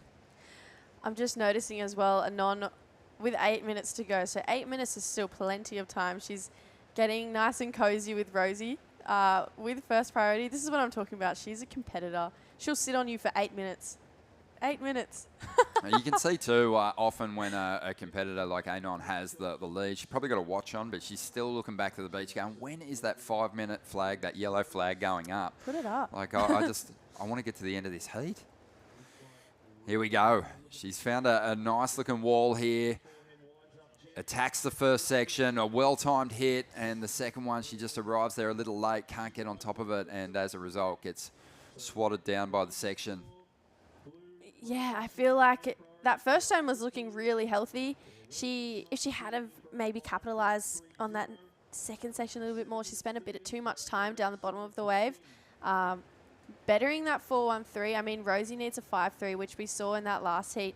That's one massive turn or a good 2-turner down the line, which only Ellie found one. So Rosie... door is obviously still open, but I feel like Anon, she's really trying to shut that one down. So, yeah, maybe a mistake there for Anon. And two very different competitors, these two ladies. Rosie always surfs a heat against herself. I feel like she barely takes into consideration what the other person is doing. She's just trying to better her waves each time, where Anon is very calculated. She knows exactly what's going on. So I feel like this is probably a nervous Anon right now. As we see Rosie looking like she might find a bit of a corner. Ooh. Was that a paddle? Yeah, it was. Priority shifted. Yeah, I mean, 6.5 minutes to go. You don't want to give that priority away, because if a quality sort of corner does come in, you want to be the one on it. But wouldn't be getting too flustered about losing priority on a day like today. No, there's so many waves. I love how, the last 2 mornings we've come down, it's been very windy. There's been white caps out to sea, but it's really Merewether's pulled itself together. I mean, we saw great conditions yesterday as the sun came out, but this morning I feel like we're going to have a good day of waves today. It's just and there's an adjustment to be made. We got an extra 5 minutes on the clock. You got to manage that. It's a different looking lineup. I think for the competitors, that they've surfed through a lot of rounds to reach this point in the competition, and they've become accustomed to, it was pretty consistent through those first 4 days of the window. Yesterday was a little more similar to this, but it's got a different face to it again here today. As we see Rosie, one big section. Can she hold on for the finish here? She does. And this is by far the best individual turn of this heat. And this one is going to score well. She's not going to get a finish on the inside, but I think that's going to be her best number, and she's going to really chip away at the requirement. If not, turn in the number she needs to get to first there. 5 minutes remaining. That was great entertainment. I was watching that in my head going, please ride out. Please come somewhere. She disappeared. I was like, come out somewhere. This turn was huge. You can tell she grabs the rail through that turn, completely disappears, and then makes her way back out and actually gets an inside turn as well. So Anon charging a massive section 2. Both of these ladies want this. I love that turn from Rosie. I loved it. I think is it on par with what we saw Sarah do in that last heat? It is, and the judges agree. 6.67, best number of the heat so far. You can see it's a chunky little bowl that she attacks, places it beautifully, so sure-footed. Really hard to actually get on top of a section that's got more energy than the one that you're coming from, and actually have the speed to project in front of it. So that was really strong. It's going to be hard to match. Just finding a punchy section like that has been difficult for the competitors. And that was really committed, and as a result, a worthy score. And like we said with that last heat, if that last heat was a 25-minute heat, Ellie was knocked. If this heat was a 25-minute heat, Rosie would have walked out of the quarterfinals with a pair of 3s. So these extra 5 minutes are helping certain competitors. I'm sure Sarah would have loved it to be a 25-minute heat, that last one. But yeah, Rosie, I'm really glad she got herself a section to be able to open up. We've seen a couple huge single turns from Anon, but yeah, Rosie kept her cool, kept her calm, and like I said, she's competing against herself out there. Yeah, just with the strength of that number, putting 2 points on Anon and her best score. It's left Anon chasing a pretty decent heat number here. The requirements are 5.51. She's not just going to be able to chip away at it. She's got to find better waves than she's been tapping into already, or at least one big section. So, yeah, Rosie just shifting all that pressure right onto her opponent here in the final 3 minutes. Yeah, you can see Rosie's hunting around too. She's trying to drop that 3-5, maybe post another big score. So that 2.5 minutes to go, pressure mounts again. So I just think, yeah, really clutch surfing there from Rosie, and just showing that she can rise up again in those pressure situations, which you're going to have to need to do on the Challenger Series. So this is, like we always keep saying, great experience for these ladies. They're in an international heat. There's pressure. There's time on the clock. They're getting ready. Yeah, this is huge, and there's a big contingent of competitors who've even been bundled out of the contest down here at the event site, watching finals day unfold, and they're standing up on the world-class waterfront contest site here, made possible by Alpha Safe. Their scaffolding services been providing scaffolding to Newcastle and the Hunter for over 20 years, and right behind this event, just another one of the big businesses that are in this community giving back. Fantastic to have their support. 1.5 minutes remaining here. Rosie Smart right where she wants to be, and that after too. Remember, she paddled for a wave earlier and gave up her priority, so it just sort of suggests that you can still find some space from your rival out there and get yourself the numbers you need. So, you know, maybe even kind of worked in her favour if you think about it. Here we go. She's trying to drop a 3-5. And, yeah, I'm not sure that wave was going to do it, but I love how fired up she's looking right now. 1 minute to go. I feel like this is the most fired up we've seen her all heat. Yeah, she's kind of, you know, just been composed. She's paced herself through the rounds, and that might work in her favour here on finals day. Because, you know, you just got a small glimpse then of what she's capable of. Big section coming away. Really couldn't have surfed it any better. Placed that turn beautifully, but still put her board right on edge. You know, I think if you slowed it down, that she exploded, you know, at least one fin, maybe two, through the lip of the wave there. Hit it with some power. Stomped it with ease. Just 25 seconds to go, and she is looking to hang on for a place in the semi-finals here. Rosie Smart. Anon was in line to make a charge to the top end of the Asian ranks. Sarah Akita, she'll be watching on nervously as Anon takes this one. She needs a 5.51. Beautiful turn there, but it's going to be just the one move for her as she kicks on out, and it just didn't feel like it carried the same kind of drama and risk that was involved in Rosie's wave. So I think that's where the comparison will be made, Jess. Yeah, I agree with you, Ronnie. I don't think that's going to be the score. I think it was a beautiful single maneuver, and she gave that section everything she could. She capitalised on what was in front of her in that moment. But, yeah, I think Rosie's definitely going to get the jump on her in that one. Oh, man. It's still an amazing run on the QS, the regional QS for Anon. She'll finish up in second position. Sarah Wakita and also Amuro Suzuki. Their positions are locked on the Asian ranks. Congratulations. They're going to be making that jump through to the Challenger Series. We've still got a couple of big quarterfinal heats coming your way. Don't go anywhere. It's finals day here at Surfest 2024, presented by Reflections Holiday Parks.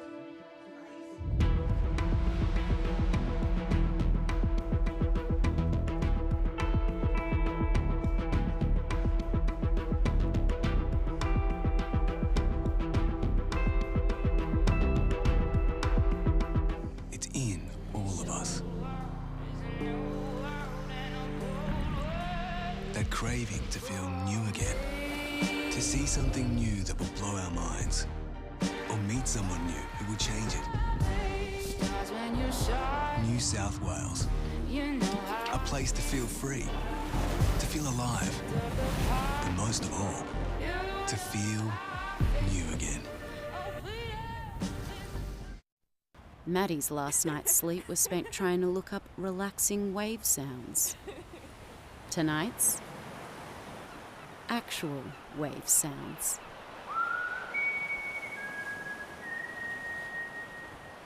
Holidays,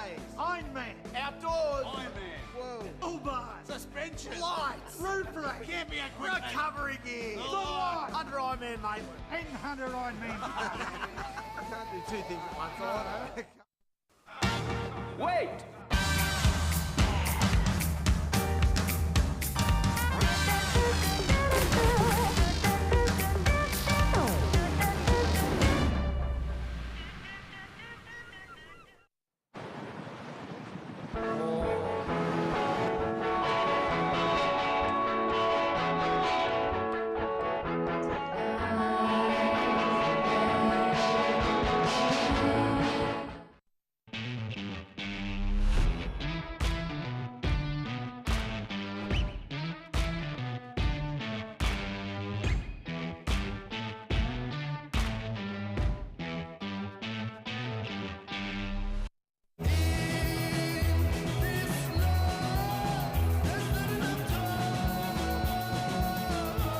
Effortlessly refreshing.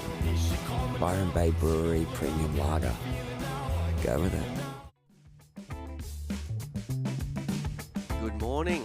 A little bit of weather, but plenty of waves down here at Surfest, presented by Reflections Holiday Parks. Mark Okalupo, good morning, mate. How are you? Good morning, Rossi. It's finals day. It's a bit wet, but you know, like there's still waves, and hopefully this weather clears. It kind of looks like it will lift, but that was a pretty exciting first couple of heats. You know, how are you? Like, did you watch Portugal last night? I watched a bit of it, but I got tired. Yeah. Big days down here. I obviously woke up to all the news of Ethan getting second for the Australians. Yeah, that was a pity. It was just so close. I really wanted Ethan to win. You know, but a good result, nevertheless. Good, you know, good. Did you watch it all? I didn't. I watched it till kind of they went on hold, and then I was up pretty late, but then I woke up and watched the finals in the morning. So they did the hold thing again. Well, lucky I didn't try. I know. Yeah. They did, but by the time they came back on, it was pretty solid. Like Griff got a couple, it's really good barrels in the final. Closed it out, but yeah, it's great to be here on finals day. This is going to be unbelievable day because it's so interesting to see who's going to qualify. This girl here, she's in the Challenger Series already. She's defending champ, Bronte.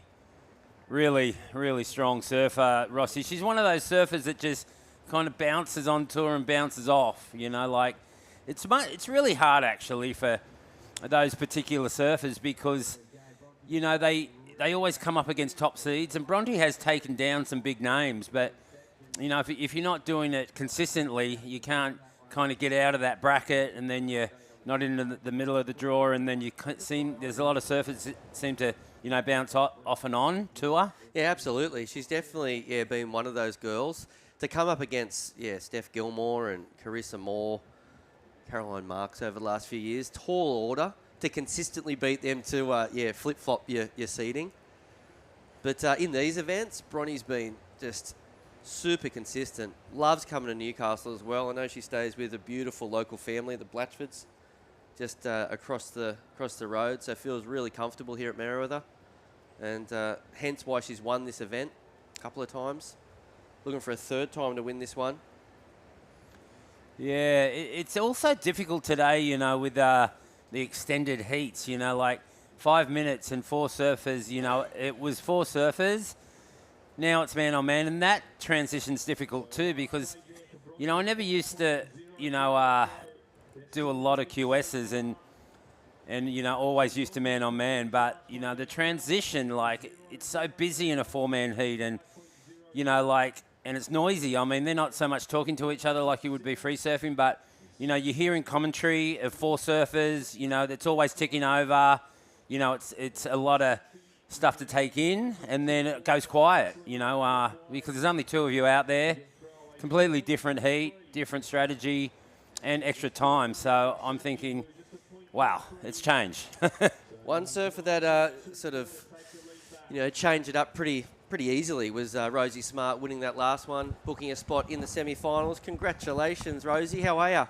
I'm good, thanks. How are you? Oh, I'm good. How was it out there?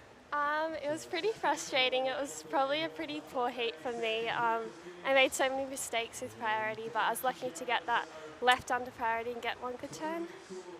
The thing about making mistakes when it's onshore and plenty of sort of opportunity, it's not quite as nerve-wracking, would you agree? Because there's generally a few more waves when the wind's sort of blasting.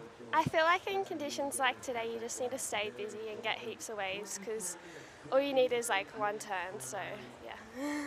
And how are you enjoying your time down here at Merida? I'm having a pretty good time. I always like coming to Newcastle. I hope the waves get a bit better for the semi, but yeah, it's good. Who are you down here with? I was staying with Mia Hoppitz and Ellie Harrison, and Ellie's now in the semi, so I'm pretty sure I'm versing her, so that's pretty sick. Unreal. Well, we'll let you get going because it's going to be a big day of competition, and we wish you all the best, and yeah, hopefully you can win this thing. Thank you. Little grommet. Yeah, wow, she's cute. I mean, she surfs good, like for just not a big frame. You know, she's got some big moves, so big future for her. And look at Bronte, wow, that slammed her. It's going to get tricky, Rossi, isn't it? Like with that low tide, it's not big. There's backwash too. The low tide will be, you know, must be going out by now, and the bank's shallow. Yeah, bottom of the tide in about an hour. Okay. Yeah, so not far away. I think it's going to get better throughout the day as we see that incoming tide. I think we'll finish around 3 o'clock this afternoon, so it's going to be a big day, and that tide's going to push on through. As we see a replay here for the New Zealander. Pretty average-looking wave there. Bit of whitewash to deal with a touch of backwash as a big re-entry happens there for Bronte McCauley. Wow. She's used to this stuff growing up in the West. Yeah, she is. Wow, if she could land that flat, like, or just be over her board centered and made that would have been a massive score because she threw spray out of the lip, tried to float it, and just didn't land on top of a board. It was not going to happen, but... You would have done some time with Dave McCauley. Oh, Bronte's yeah. father over the No, years. definitely. I mean, Dave beat me in a final in Brazil once. Her dad in Brazil was unbeatable. I think he won 3 major events there, and his groveling technique was just untouchable. I mean, back then, because we had a lot of contests in pretty average waves, you know, and there was a contest pretty much every weekend. We followed Summer on tour back then.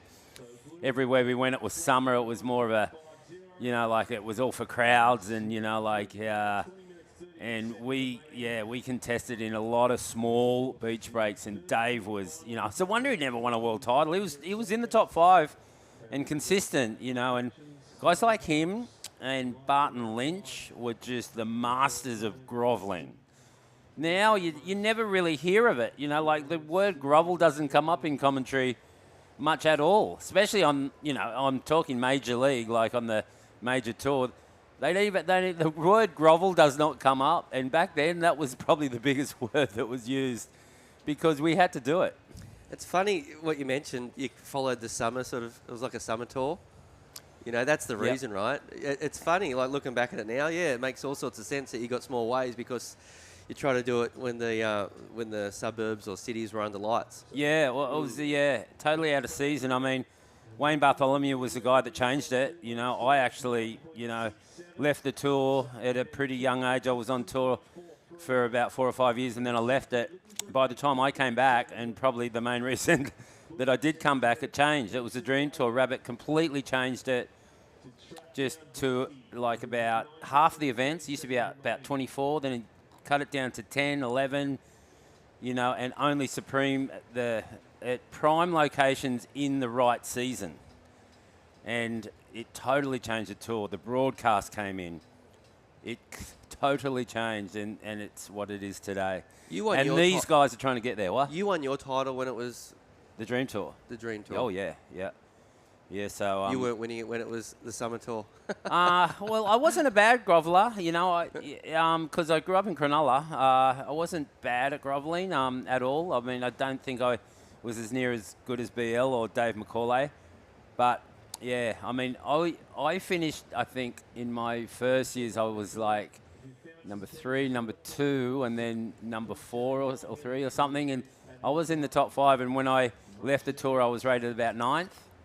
Didn't tell anyone I was going to stop. It was halfway through the year. I was at the US Open, and my intentions were to go home. And the rest of the Billabong team, we had a few surfers on tour that were in the Billabong team, and I didn't tell them. I left, I went home. The flight was going to LA, and then that same night, the other flight was going to Europe because the next contest was in France. And I went to one side of the airport, they went to the other. Snuck away. How old were you? Yeah, so then I would have been at about 20. Yeah, 21, 20, yeah. That's so young. I was already on tour at 17, so let's say I was about 21, 22. And here we go. Story time with Ock. Interrupted by a nice backhand snap there from Safi, who's actually looking for a result down here. Needs it all to break right. She got a tall order up against Bronte McCauley. I saw Billy Stamman this morning down here. I'm sure he's in the corner helping out the little natural footer, Safi Vet. Definitely got a soft spot for these New Zealand surfers. My family, half my family being from New Zealand. My mother was born in New Zealand. I have my elder sister living in New Zealand. So, yep, I'm part Kiwi, man. So don't forget that. I'm half Italian, but, and Kiwi. Do you get over there much? I do, yeah. I go as much as I can. I haven't been for a while. The last trip was a few years ago, just at the start of COVID, I was there.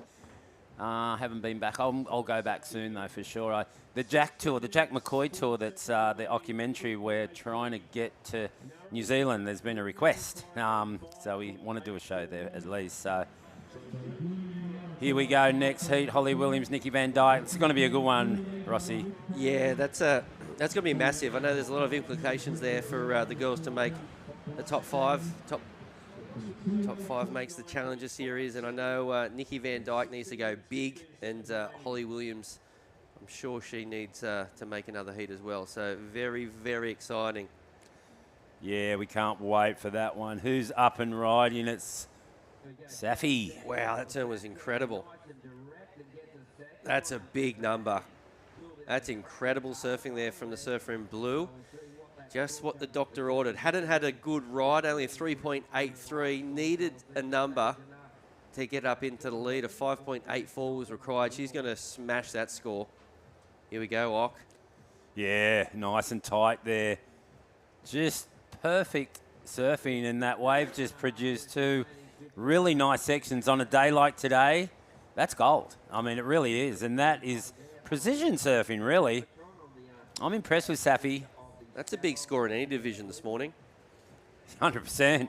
That's a big number. Let's see this go 8. I mean, the judges, let's get generous.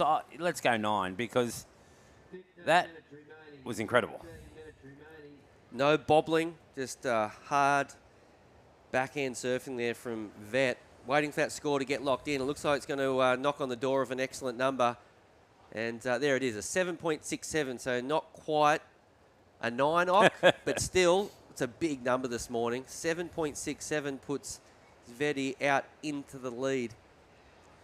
Talking about New Zealand, oh my goodness, that game last night, the Warriors had it. There was such a swinging game. The Storm were well ahead, and then the Warriors came back, and like they couldn't have lost it. And somehow the Storm came back. It was just, I was not saw that try. Not happy about that. How's that try? Unbelievable. Yeah. Man, what a game. I mean, it was incredible. That was a good game for footy in general, but not if you were a Warrior, my goodness. How about the Knights too, the local team? Oh, they nearly made it. They nearly, both games. They should have won too. I went to Golden Point. Anyway. Let's not talk footy. We're surfing, and here we go under priority. Just having a little look there. So as we mentioned, a big score for the surfer in blue, the 7.67. Here's another replay of that one. Big snap. No bobbles. The second turn was arguably better than the first. And just like that, I love this angle lock. I love this angle too because you don't get to see how critical it was and how precise it was. But this is the judge's angle, so this is what they're looking at. This is probably the camera that they will look at in their replays, always the straight-on one for the judges, and you see why. I mean, last night, had to have 2 screens going, Rossi, because we had footy and surfing on at the same time, so lucky I brought down my iPad. I just, Jay left me, and, he lost kind of early, and he could get it up on the TV, but me being the old dinosaur, there was a couple buttons that I just could not work out, so I couldn't get it on the TV. Lucky I brought my iPad. I had surfing on the iPad, footy on my phone. How good are devices, man? Like, when I was young, there was no devices. What'd you have? You had a antenna TV?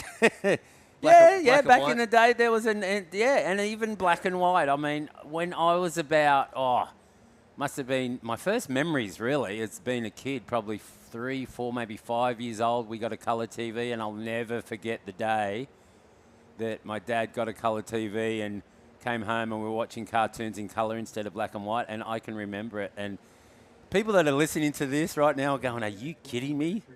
Like the younger ones. And I'm so stoked to live through that generation. Like, around then, when, when I was old enough to maybe even get technology, but we didn't have it back then, was if someone handed you an iPhone back then, you would have thought you were from outer space, like a Martian, because it's unbelievable. So to go through 2, generations like that, or even 3, I mean, so, yeah, it's just really cool. And I feel lucky to be, like that. And because back then the surf wasn't so crowded, especially when we went to remote spots in Indo and a lot of places around the world. When I first went to Europe, there was no surfers. Like, we competed at Lacanau. There was about maybe a handful of people that surfed around Lacanau and Hossegor. There was only Morris Cole went there. And when he took me first to Hossegor, there was only a handful, like, seriously, maybe a dozen people that surfed, actually surfed. You'd see perfect waves everywhere with no one out. And now it's totally, totally packed, In Japan, similar. So it's crazy, like, to see all this happen in my lifetime because, it's a lucky time, I think, to be born. And, yeah. Can you remember that first cartoon that you that watched in colour? I think it was the Jetsons, maybe, or the Flintstones. Yep. Was definitely one of the 2. Both really. So it was Bam Bam that inspired you? I have Bam Bam now. I have a son that, his name's Java, but he should be Bam Bam because he can mess things up in a big way, if he doesn't get his way. Yeah. He's a classic. He's a little mini-me. Here we go. Safi. Trying to bet a 3.83. I don't think she's going to do it on that one. Bit of a throwaway score there from the Kiwi. Solid number with 10 minutes remaining is in her top 2, a 7.67. Have you got the young bloke surfing yet? The real little one? Yeah. Yeah, he's been on, ankle-high waves. And Jasper now is starting, my 6-year-old, 7-year-old, is just starting to get confident, and get out, not completely out the back when it's 2-3 foot, but close. He's, body surfing in the dumpers, like he's always looking for barrels, like body surfing, and we've nearly got him out the back now, surfing. So he's still on the shore, but they've got no choice, Rossi. A family with 9 kids, and Jet, my partner, surfs. There's not a lot of choice if you're going to surf or not. I mean, you don't force them to, and that's really important. I pushed Jay pretty hard, but, he loved it and he turned into a fish. But my second boy, Jonah, when he was about 3 or 4, I pushed him in and he was getting really good. And he, when you got your board, you're pushing him in swimming, and then you have to get your board because they can get away from you. And, I'm a good body surfer, but not that good. And sometimes, even the best body surfer, you can't get to them. They're too far away. A wide set swung and turned him off for a few years. And He didn't surf for a couple of years, but now he's loving it, and he's actually catching Jay now. He's actually getting pretty good. He's really improving, so it's never too late. We got guys on tour that, like Hurdy Gilhomi, didn't start surfing until he was 14 years old. So, you know, if you're a grommy out there, it's not too late. And if you're an older person, you know, I mean, I take people surfing. I had a guy lately that I was doing my Airbnb experience from Cooktown. Fisherman, really fit, never surfed in waves before. And I got him out the back. It was about 3 foot. And he stood up for his first time. I was so impressed. So it's never too late for anyone. Here we go, Bronte, an important wave, Rossi. Big snap there for Bronte McCauley. Unfortunately, she took the high road. Maybe should have sort of squared off a little bit better and just hacked that second manoeuvre a little bit tighter to the lip. That was an opportunity there. Yeah, let's look at this first one. But the more important wave was the second one. Is Safi going to better a 3.8? I don't think so on that wave at all. But this wave was important. She gets up there and gets a little caught, but you're right, that wave split in two, and she should have waited for sure. You were right. Should have just waded off the bottom on the second time. But look how nice this wave looks here at Newcastle. She'll kick herself when she sees the replay. Clean, yeah. She could have gone, if she went tighter and verticaler then, she would have had no choice but to wait. That's so true. So she went too early. That was the problem. And then she identified the top sort of the high road of the wave, and it just fell apart right there. If she went vertical, she's coming off the bottom now, waiting. It only would have been a foam climb, but still, it would have been better than what she'd done. Still got a 4.37, but it doesn't change the situation. Still looking for a number of the strength of a 6.51 with 7 minutes remaining in this heat. So it's pretty tight at the moment. Safi's just out in front with a big number, a near excellent score, 7.67 and a 3.83 of the backup. This is the third quarter of the morning off. We've already seen a couple of girls rip into it. I know that last one, Rosie Smart, was the standout. And the opening heat of the day, we saw more action. The wind was a little bit more onshore this morning. It's definitely cleaning up. The wind's starting to turn around. Go a little bit more offshore as we see Bronte McCauley needs a big number. That was, oof. Crucial right there. That was knocking on the door of the score if she made that. I think so too. And they love giving Bronte scores for one big turn because she does them so good, and then was really tight, and it just looked like a kind of a weird, big kind of mogul right there. Let's kind of see what happened. Is this? Yeah, this is it. Nice steep section, Rossi. And just like, what went wrong? She got caught up, but it seems like it was just a little high kind of spot in the water that it kind of just bucked her off. She got that wave under priority too. Wow. That was a big opportunity. I think she was going to get a decent number had she made that one. It looks like another sort of set rolling on through. Could be a left-hander, this one. Okay, a bit of a paddle there. I know Bronte was pushing the issue to hopefully flip priority. Yeah, she tried it, and it kind of looked like she blocked it, but can't see her switching priority, but here she goes. She's going to use it. Yeah, this is the Kiwi. Nice carve there. Still looking to ditch a low score of a 3.83. Unfortunately, that wave didn't do much at all. It went into the deep water, and now we're looking at Bronte McCauley out the back with priority. 5 minutes remaining, looking for a 6.51. This is finals day down here at Surfest. We're getting some nice peaks up and down the beach, Ock. 20 years, hey, with Burton sponsoring this event. Yep. That's incredible. And I actually had the pleasure of meeting Kim Burton and his lovely partner at the lunch at Surf House, and we had a great chat. And yeah, what a really nice guy and surfer himself, you know, and so great to have sponsors, you know, because it's not usually we have surfing brands and, you know, not too many kind of different, you know, what am I trying to say? Not surfing. Well, it's a car dealership, but, you know, the owner surfs, so, you know, what a great reason to get into that. But I believe they sponsor a lot of things, and here we go. That might be important there, Rossi. Yeah, looking to ditch a 3.83. We'll have to wait and see if she's put a little bit more heat under Bronte McCauley. But you're right. Yeah, Kim had no reason to support surfing other than the fact that he just loves surfing himself. So I think there was a conversation a couple of decades ago between himself and Warren. And there it was. He started, supporting this great event. And from there, it's not just surfing that he supports, but if it is surf, it's individuals as well that he looks after. I know he helps out Matt Hoy, helps out Jackson Baker. Pete McCabe. Yeah, McCube, yep, for sure. Philip Anderson. The truck that Pete is in that's just parked here. And he's selling books, actually. Jack McCoy, the tour, the documentary tour that I'm doing. It's not that.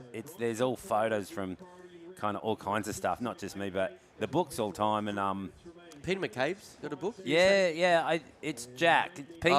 Jack's book, Pete's selling it. Okay, cool. At his van there, just on site. So check that out. But, like Kim, back to Kim, he showed me a photo of his board collection. I was absolutely blown away. Have you seen that? Yeah, I've seen photos. I've never been there, but I know Jackson went recently. Did he? Baker, yeah, he said it was fascinating. I was blown away. I'm sure there's a few boards of yours there. Really? I'm sure, yeah. He's got hundreds. He didn't show me that because I was thinking last night, maybe I should give him a board. But, they're mainly just like, everything from vintage to now, but a lot of MRs and those lightning bolt, those real collector's boards. That's what I kind of saw in the photos. I didn't see everything, but back to this heat. A few years ago, I was actually, sorry, just to interrupt. No, you go. I was over in California. I got a phone call from Peter McCabe asking if I can bring back a custom Jerry Lopez for Kim. It was black, had a big lightning bolt on it. It's insane, and it was actually a nerve-wracking experience. You did it? I did it, yeah. Wow. I dragged it back. One little depression, but I think they fixed it up. Yeah, but that was just a part of many, many boards that he has. And the fin in, the glass in fin, obviously. Yeah. Yeah, that's the hardest part to pack. Well, so I had to call up Kalohe and Dino Andino, and they gave me a board. It was actually a bit of a puzzle to put together, but I got the board back for them. Nice work.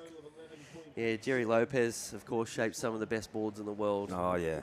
So another addition to what he's already got. We've got 1 minute and 20 seconds remaining. And the defending champ in a bit of trouble at the moment, Bronte McCauley looking for a 6.88.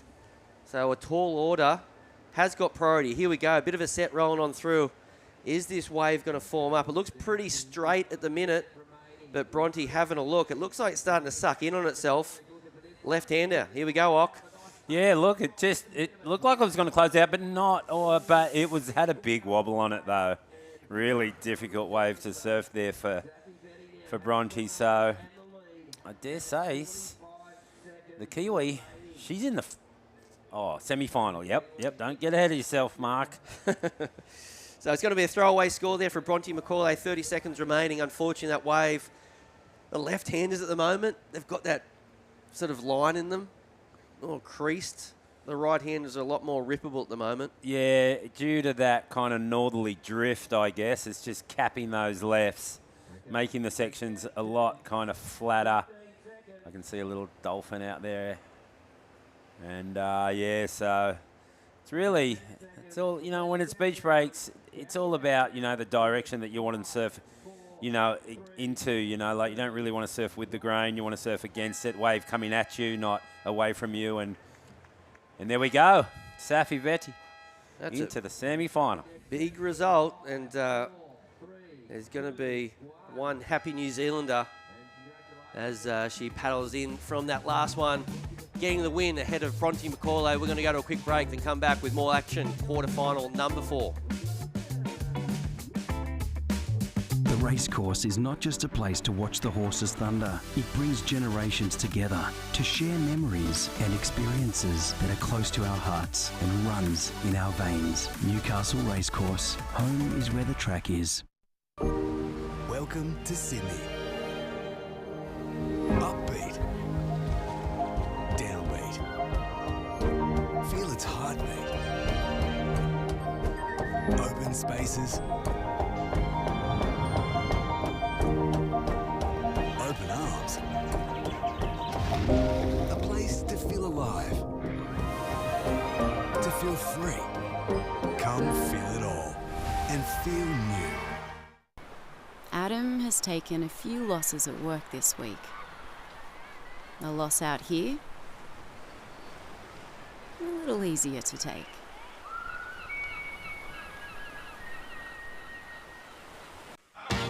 Wait!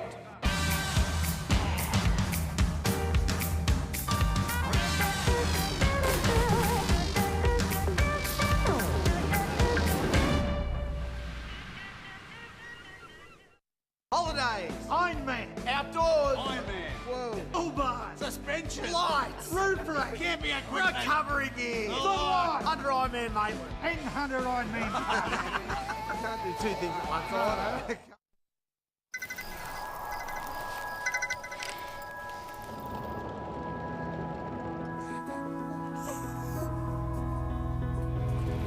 That's me. We got out. I love you, Dad. 300 kilometres to your destination. No beds for Michaels. Get to the Royal.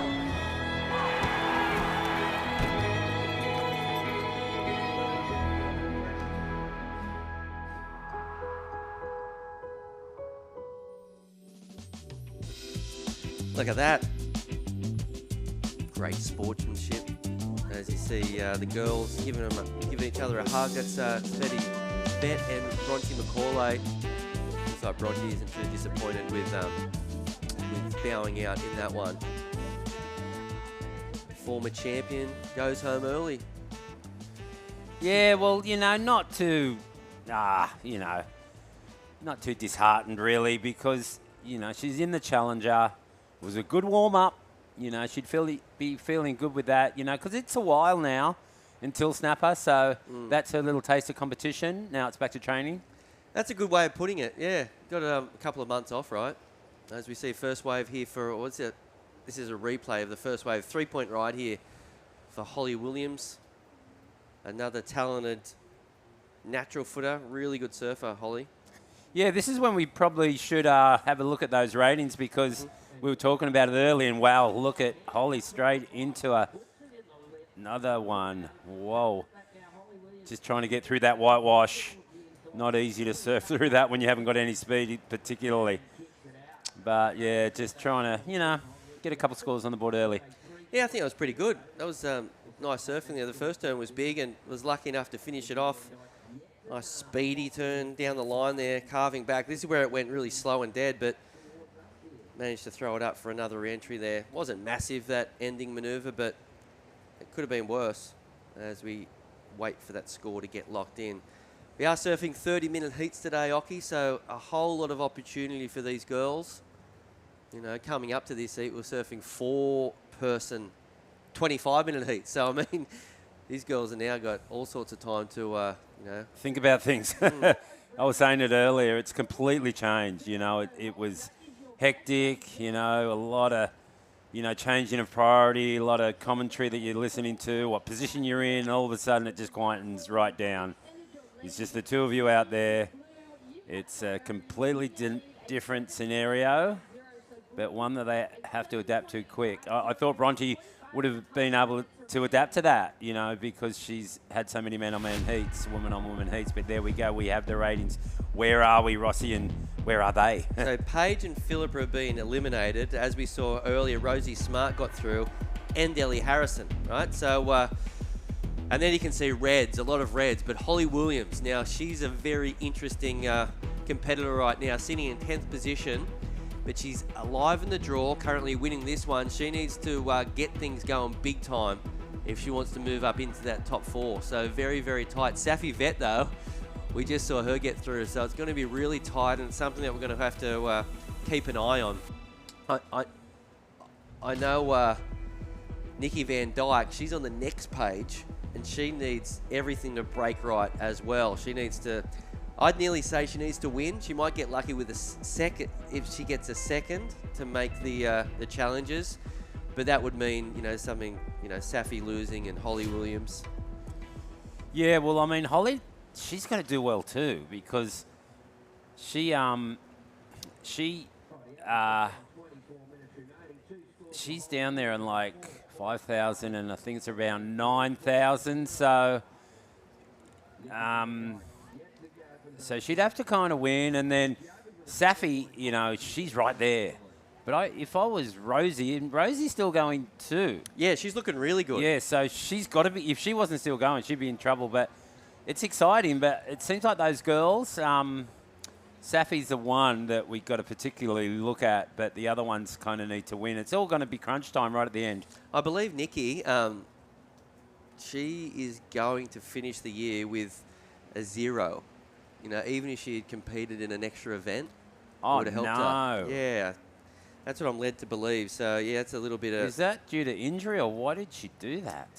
Not quite sure, but, yeah, she's going to make a big run today. And if she falls short... I mean, a 1,000 could have helped her, right? You know, there was a few of those. As we see, the leader in this one looking really loose. Not a great wave there, but, yeah, Holly looks like she's brought the fire this morning, looking really fast. That board looking zoomy. These peaky beach breaks. As we see, solid-looking wave here. Looks like Nikki Van Dyke having a look, of course, from Phillip Island. Spent much time down there? Not really. A couple times. You know, the one time... that the Bells event was moved there when Trent Munro won, when Bells just was onshore for like 2 weeks straight. We had to move it. We moved down.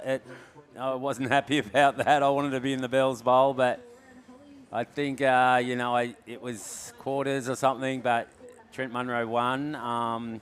Another time I went there, I took my son Jay, was in a junior event there, and my partner's daughter Jasmine was in that event too, and I took the kids down. I'll never forget that trip. Oh, that's a nice combo there for Nikki. She started the heat now, and wow, the tide must be coming in because she's found a reform.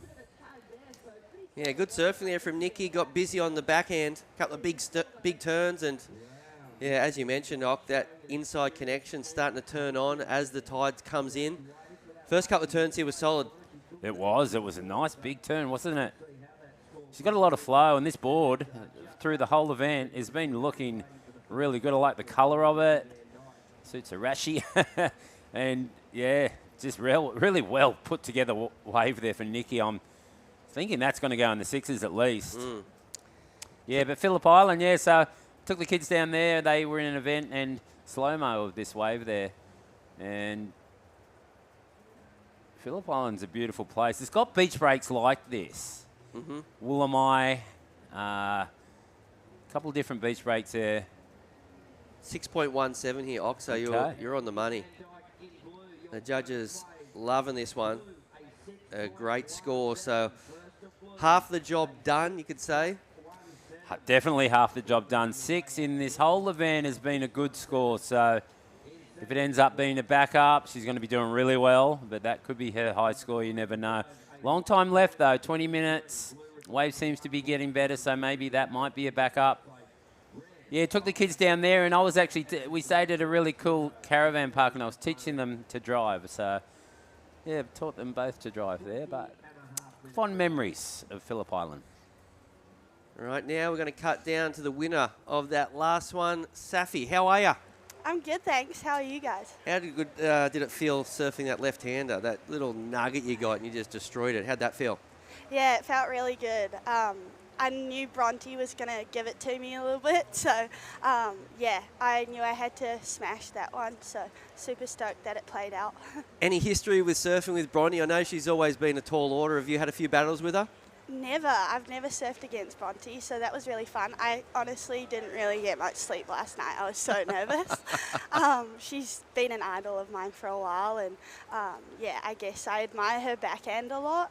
So yeah, it was really cool to have one match up with her, and hopefully we have a couple more and have a bit more fun. Well, now it's 1-0 to Safi. That feels nice. What were the tactics like going out into that heat? We were seeing conditions a little bit trickier than yesterday, sort of shifty, peaky, 3 to 4 foot. Yeah, I mean, there's a couple of peaks out there. I feel like just staying a little bit busier, I feel like would pay off, especially under priority, because there are a few insiders going unridden that's kind of wall up a little bit. So either rights or lefts. So I was happy to get a left, that's for sure. And I guess, yeah, I don't know. I kind of just wanted to smash it out, and I knew it was big competition, so no expectations. And down here this morning, who's your crew? Have you got all the New Zealanders and your little gang?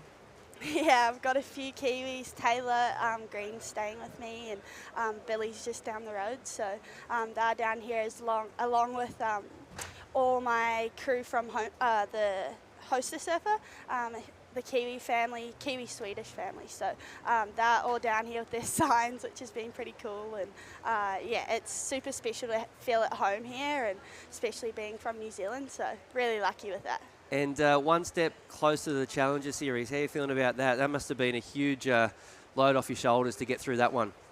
Yeah, I mean, I've been trying not to look at the rankings, and Ty came up to me yesterday and he's like, want to know where you are? And I was like, oh, don't tell me. So I ended up calling him and asking him where I was, just to like get a bit more fire in my belly. And yeah. Can you share with us what he told you yesterday? He just said you're pretty much 5th, I think. So yeah, just heat by heat. But yeah, we'll see. It's bigger than heat by heat, though, in these 5,000. It's like if you get through a heat, you nearly win an event in a 1,000. So, yeah, a massive opportunity for yourself. And we'll let you go because I know you've got a lot more surfing to do today. So congratulations. Thank but you. Keep the ball rolling. Thanks so much, guys. Unreal. Really impressive, I thought, this morning. That left-hander she got was brilliant. And, yeah, Safi has booked a spot in the semi-finals right now. I saw a great-looking ride there for Nikki Van Dyke as we look at the replay here, Ock. Yeah, it was. Nice little right-hander. The conditions are gone somewhat glassy now, so that northwest wind seems to be abating. She gets a little floater at the end, so it's going to be a backup. I don't think it's going to eclipse her 617. I just love the first turn. It was a speed turn. Not going to be a massive number, as you said, but still, she looked really fast on this one. It was a 4.93, so you never know. It might really help as you put it alongside the 6.17. It's 11.1 total, pretty decent. As we just saw a quick wave there for Holly Williams, so all happening. 16 and a half minutes remaining. Yeah, all happening here. We're going to see that nice snap, and I like the hair flick. Been known to do a bit of a hair flick myself at times. You Always mentioned scores earlier a couple more points. A couple points. You mentioned Decimals. earlier you liked the spray on Nikki's board, the blue. I can't think of you having too many sprays on your boards, though. Definitely not. No. Ever? Oh no. Well, actually, when I was super young, Jim Banks made me a board that had a spray on it. It was like orangish, and then over the years, I think I had a Mayhem once, and Scotty Rodimer, Indigenous guy, painted a turtle on my board, massive one, Indigenous style, obviously, and that board was magic. And that was I was still with Dahlberg back then, but he didn't mind that I got a Mayhem. I was just trying new boards. It actually was kind of around the Rusty kind of times, actually, and or in between, maybe. Maybe it was in between Rusty and Dahlberg, but and then lately I've actually surfed, when I went to Bells, I had a spray. It was really funny. I had the heat against Tom Curran, and JS made me, I said I want channel bottoms, and he's like, he wasn't happy, and he said, okay, I'm going to make you 2 channel bottoms, and he said, what about a spray? And I'm like, what do you mean a spray? I'm like, no. And he's like, no, but I'll just spray like the channels, like down the actual channels. And I'm like, yeah, sweet. Anyway, made the boards. He rang me and he's like, we've got a problem. I'm like, what? He's like, well, I told the sprayer to spray the channel bottoms, but he thought he meant the boards, not the actual channels themselves. So I had sprays on the deck, and I'm like, no, how bad is it? And he's like, and I looked at him, and it was odd, but the board felt really good down at Bells, and actually got the win there against Tom. And the board, it was a silent auction. Tom Curran and myself donated our boards that we surfed in our heat to a silent auction. And did you hear how much my board went? My board went for $27,000. Oh, my goodness. And WSL rang me up, and it was instantly, really. No one outbidded that. And he's like, WSL rang me, I think it was Scotty Hargraves, and said, do you know how much your board went for? He said, do you know who bitted for it, and I'm like, no. I've actually got a friend in Sydney that I thought it could have been, and I rang up Rothy, and I'm like, did you do that? He's like, no. He said, if I want a board, I'll just get one from you. And then, so we never... Oh, no, sorry, what am I talking about? We found out who it was. Yeah, because I was in WSL. They called me in up on the Gold Coast, and Starkey, the guy, flew out from Brazil, and I met him. And he's building a big wave pool in Brazil, so a couple of them, I think. And please tell me you took him for a surf. I wanted to, yeah, but he was jet lagged. He just got off the plane, and I thought about saying, come on, let's go for a surf, but I went in and signed the board. Yeah, so that was the story. $27,000. I don't know if that's a world record. Probably not, because the vintage boards go for a lot more than that, don't they? But that's a pretty good achievement. It is. 27K. Yeah. Can you remember the charity it went to? It went to, I think my charity I think I chose mental health, one of those charities. Yeah, I got to choose. Yeah, so it was a very good outcome. But why don't you like the sprays? Well, it just feels weird because I think a pure white board looks really good throwing spray, and it kind of adds to that spray. That's what I've always thought, and yeah, I just never had spray. Yeah, it's just odd for me. You know, I was trying, obviously I've got my Raging Bulls and I love them. I never get off them, but I tried a black carbon board recently, and everyone thought it was really odd, me riding a black board, and it felt odd, and it kind of felt like it was going good until I jumped back on my Raging Bull, and I'm like, no. But, yeah, so I've always loved clear boards. How much work do you do with JS to figure out the perfect Raging Bull? Well, I've been with JS for, let's say 20 years. It's all about 20 years, and Burton 20 years, but it's been about that. And, since I've just, that round pin, the volume that we like to leave in it, and, a lot of bigger guys really love that board because I like to leave the rail really thick right through the board, like not thin it out too much. So they hold their speed really well through all kinds of sections, and it's always a rounded pin. And that's what the Raging Bull is. You never see it. You won't see one in a square tail ever. I like the rounded pin just because it gives you a pure, round turn. The squares can do a lot of different turns, but you'll get that consistent turn out of a rounded pin, and they like bigger waves. As we see a replay here for Nikki Van Dyke, this was the 6.17. Good number here. Nice connection through the inside. A little bit more to give down the end before Nikki kicks out of that one. As we check out another replay, the first turn was the money. Square off the bottom. She's had some big results over her career, Nikki Van Dyke, and she's trying to make a late run at the Challenger Series here at Merewether. We've got 10.5 minutes remaining, Ock. So if she wins, she'll make it, or it depends on other people, I guess. Yeah, it does. But, I mean, if she wins, she puts herself in the best position. Yeah, absolutely. It's a no-brainer, right? There's one thing on her mind. Yeah, exactly. And right now, it's looking as though she's, sitting pretty, winning this one. As we see a nice little right-hander here, a nuggety little wave with second priority. First turn was good. Would love to get a closeout section. Nice carve there, looking for something down the line. That was a pretty bold move for Holly not to catch that wave. Yeah, it was. And here goes Holly. She's going to get one big turn here, but she falls. So can she get out and get priority before Nikki? She probably will, because Nikki went a fair way, didn't she? Mm-hmm. Yeah, I don't think Nikki betted a score there, so probably it's going to be a similar situation. Yeah, I think you're right. Would have been nice if Holly could have held on to that big backhand blast. Unfortunately, couldn't. Just under 10 minutes remaining. This is, of course, quarterfinal action. This is a replay. First turn was nice. I don't think she could have done much more with that section. It was beautiful, nice turn. Unfortunately, the wave didn't give her a moment down the end, so she could finish with a big closeout bang or something.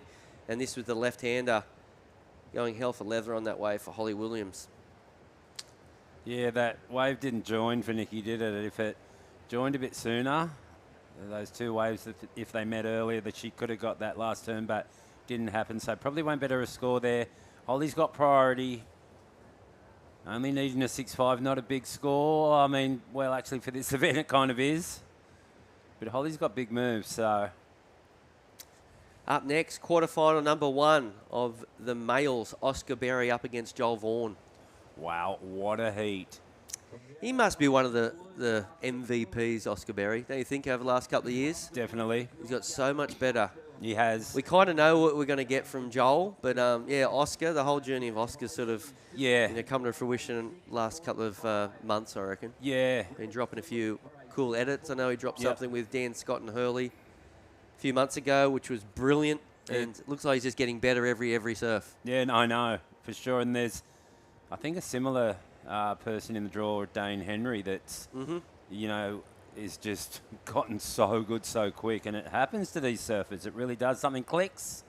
I don't know if it's boards or just, you know, I should know what it is. I mean, you know, it's surfing with good surfers and then just landing one of those freakish moves and then just getting a serious roll on, you know, or just, it's just feel, you know, and something happens and then, you know, it's a magic board or it's a move or it even can come down to a surf, you know, a special surf. Like the Dane Henry surf comes to mind. Yeah, at D-Bar, yep. Which happened a couple of months ago. As we look at Nikki Van Dyke, oof. I think if she was in second position looking for a score, she hits that. But maybe not worth it at the moment. 7 minutes remaining. Priority is with the natural footer, Holly Williams. 2 natural footers out there at the moment. Going back and forth. Still waiting for Holly to get a big number. She's had a few 4s. Would love to replace one of those 4s with an excellent number as you look at the replay. This was a 4.8 for... just didn't better it. Yeah, I'm interested in this next men's heat. You know, Joel Vaughan, he wasn't secure before this event. You know, he was kind of lying around 7th spot on the bubble. I actually didn't realise that until yesterday when the event started and I was looking at the ratings, and I think I was talking to Joel's dad and I mentioned that, you know, he was sweet to qualify, and then I looked yesterday, I'm like, actually, in the start of the morning, I'm like, he's not sweet at all. He was sitting in 7 or something. I think he's jumped up to 4 live ratings, which is great for Joel. He's in the quarters. If he can get through this, it's going to be big. Oscar's there. Where's Oscar? No, he's the same deal. He had to make heats. Yeah. He was at the back end of it, so for sure. They're both.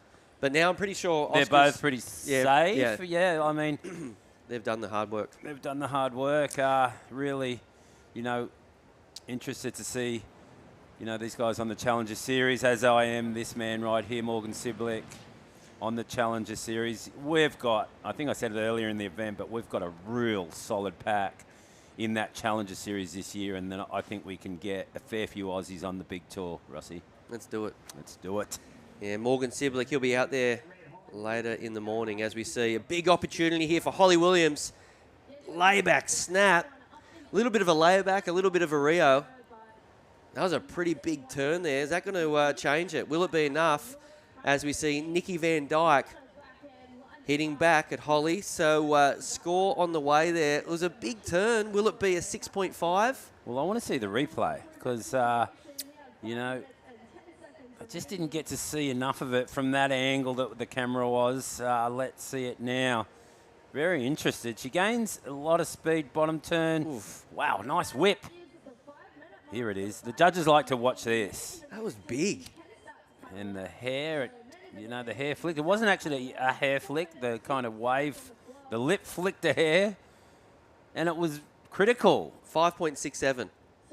Whoa. So it's a good number and makes the requirement a little bit smaller. Now looking for a 5.44. So one manoeuvre and gets a big number there, Ock. But yeah, 4.5 minutes remaining. As you can see, Nikki Van Dyke with priority. Chase, the surfer in red. If I was Holly, I'd be running. I would. It's just that time frame where if she can't get away from her, she's going to try and have to settle her a wave. Geez, last night in Portugal, Rossi, I just want to talk a little bit more about that.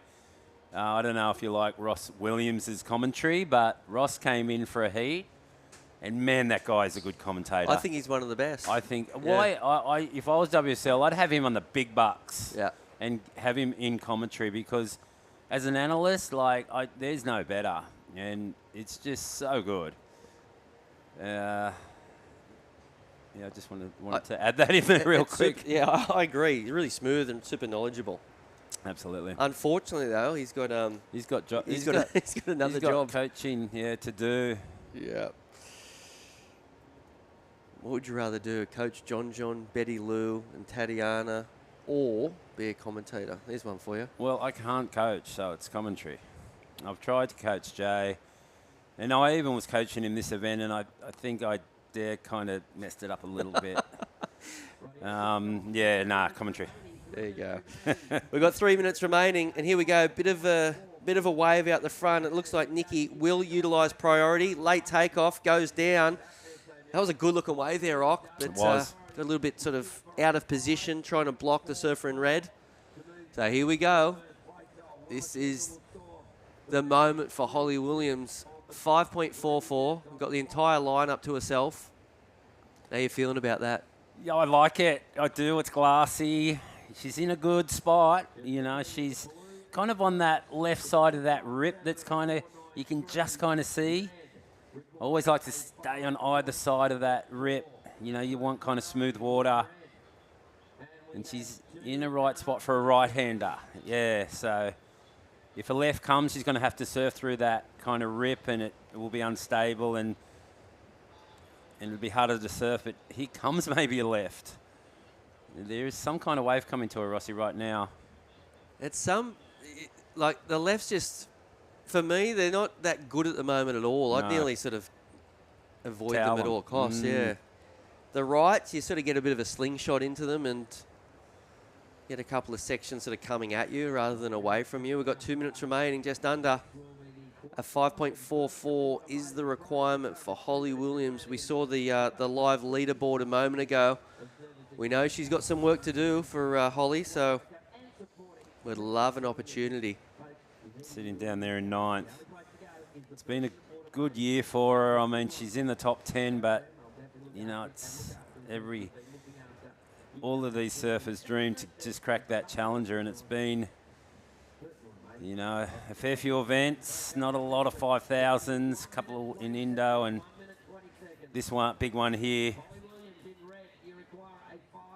There'll be a couple months till they get back at it, back over in Indo, so time winding down, Rossi. Yep, the final 60 seconds, so 60 seconds remaining. This is the final QS. It's a 5,000, so a lot of opportunity down here at Merida. And can only hope that Holly does get an opportunity. Here's a bit of a wave. Here we go, Ock, a good-looking right-hander, just grew. And paddling in, stroking to this one. Up and riding, one big section. Nice turn, but I don't think she hit it clean enough. Body language was, I wouldn't, and maybe even try for the inside. Her body language wasn't good. She didn't feel good about that turn. She's not going to make this heat. And there goes Nikki over the backwash on a little victory lap there. So there she wrote. Rossi, Holly is going to have to go back at it next year and this year, at the later on in this year, and head back to that Asia region and have another go. Because Nikki Van Dyke was just a little bit too good today, winning that one and booking a spot in the semi-finals. As we go to a quick break, then come back with more action, this time in the men's. It will be...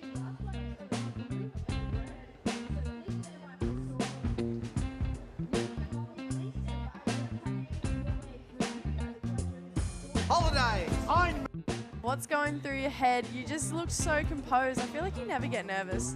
I was so nervous. Iron Man, outdoors. Iron Man. Whoa. Uber. Suspension. Lights. Roof rack. Camping equipment. Recovery gear. Footlight. Under Iron Man Maitland. And under Iron Man. I can't do two things at once. Welcome to Sydney. place to feel alive, to feel free. Come feel it all and feel new. Adam thought he'd never get Sarah camping. How wrong you were, Adam.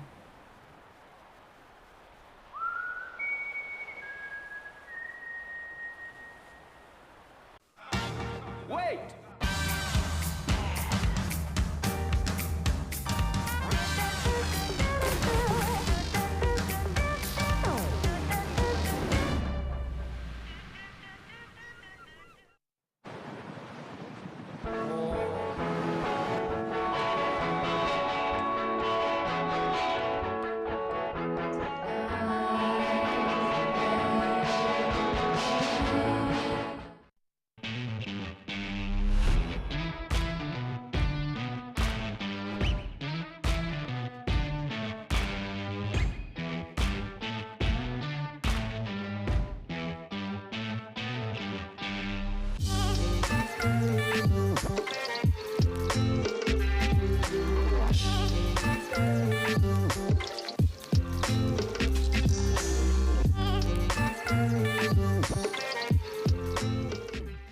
The racecourse is not just a place to watch the horses thunder. It brings generations together to share memories and experiences that are close to our hearts and runs in our veins. Newcastle Racecourse. Home is where the track is.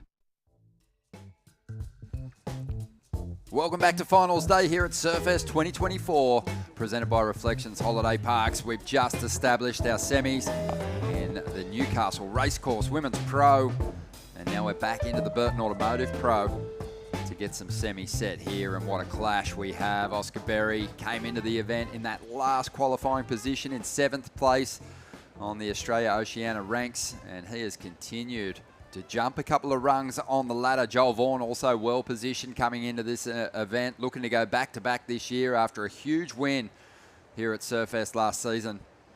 Ronnie Blakey joined by Jackson Baker, who won the event in 2022.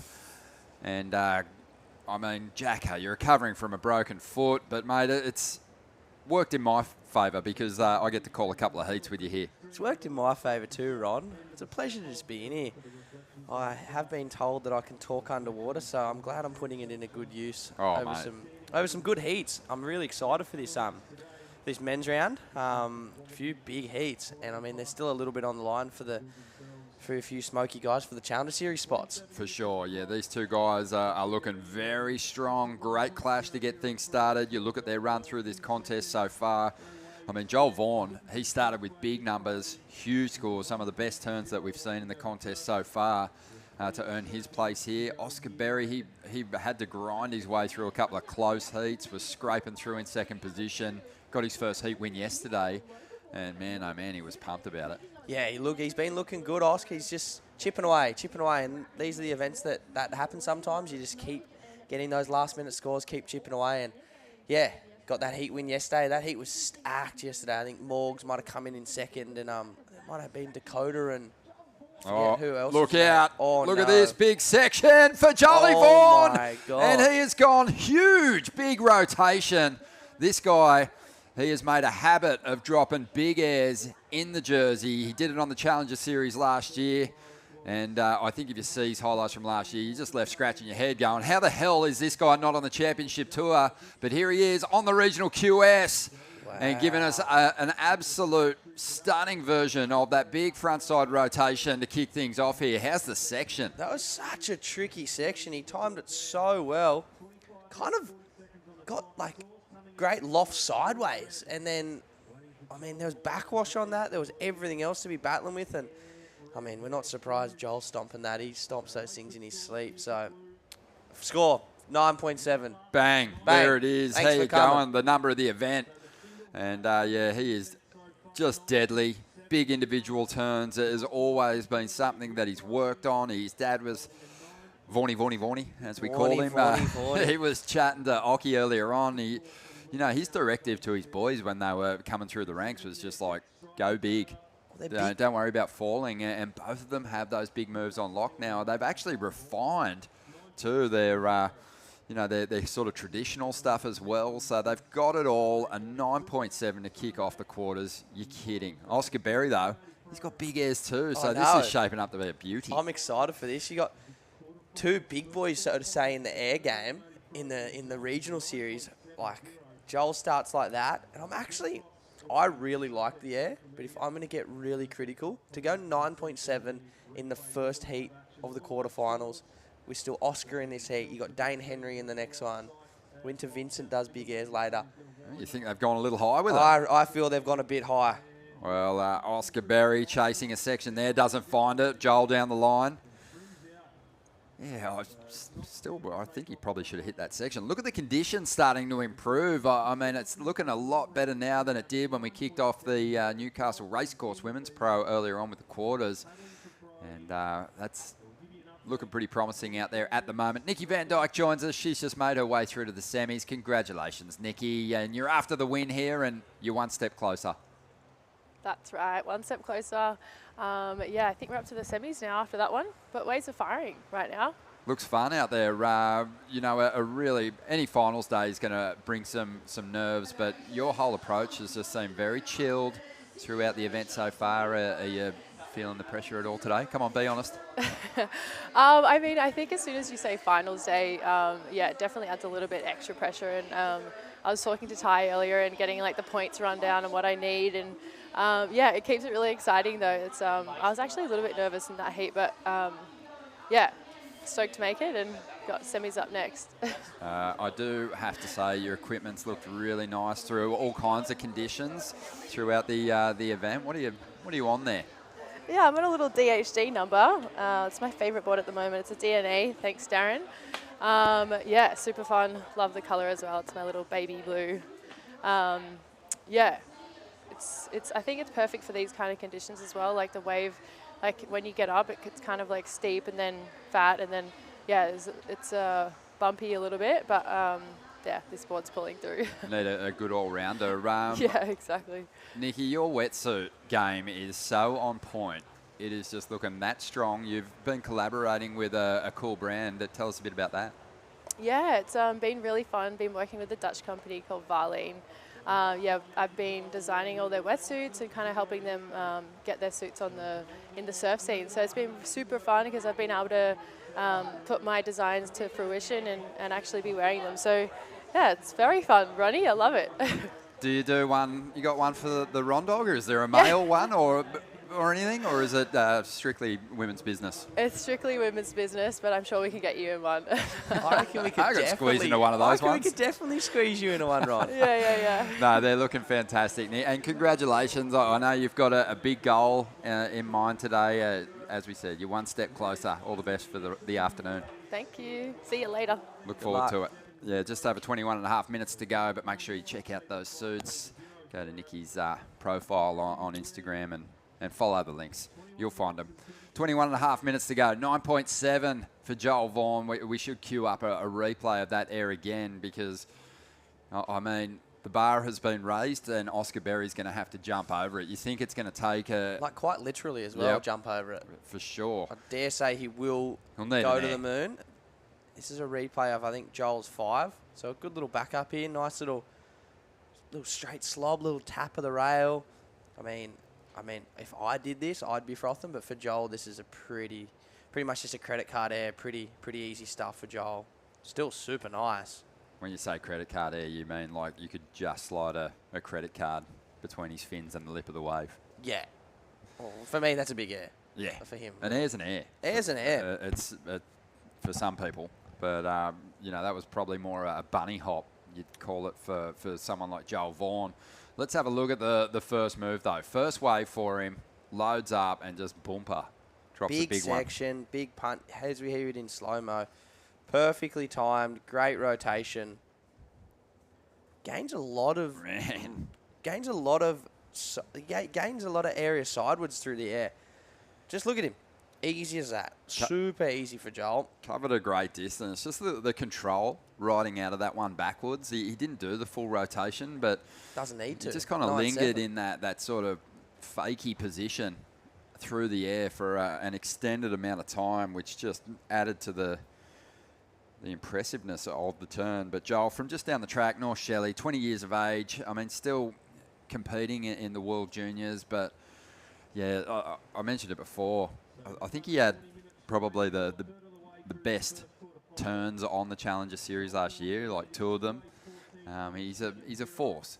He's a super talent, and I wouldn't be surprised to see him on the CT this year, graduating through the Challengers this year and into next year. But you know, it's easy to kind of heap that sort of praise on someone as talented as Joel, but when you get to the Challengers, there's a lot of other great surfers and competitors there too. For sure, 100%. But like you said, some of the manoeuvres he did on the Challenger Series last year, he did 2 at the Bolito comp in South Africa, 1 humongous backside rotor. It was incredible. I think he might have done a big alley-oop in Brazil as well. It was at the final event of the year, which it's hard to go past John's alley-oop that he did in Bali at Karamas the other year, but Joel's live, sitting on the beach watching that unfold. I was calling it was the biggest error I've ever seen in competition. It was absolutely ridiculous, and the judges did not take like any bit of time to drop in. It was just 10, 10, 10, perfect 10. Thanks for coming.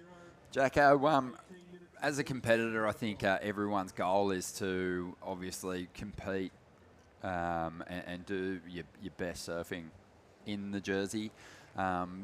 A lot of people are still working on finding that formula. Joel's just sort of always seemed to have it. You know, his younger brother Huey worked on a great edit this year.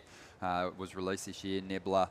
Love that. But you could piece together a section just from Joel's competition highlights. Just Photoshop the Rashi out and clips galore. Or just leave the Rashi on even. Just call the clip Rashi.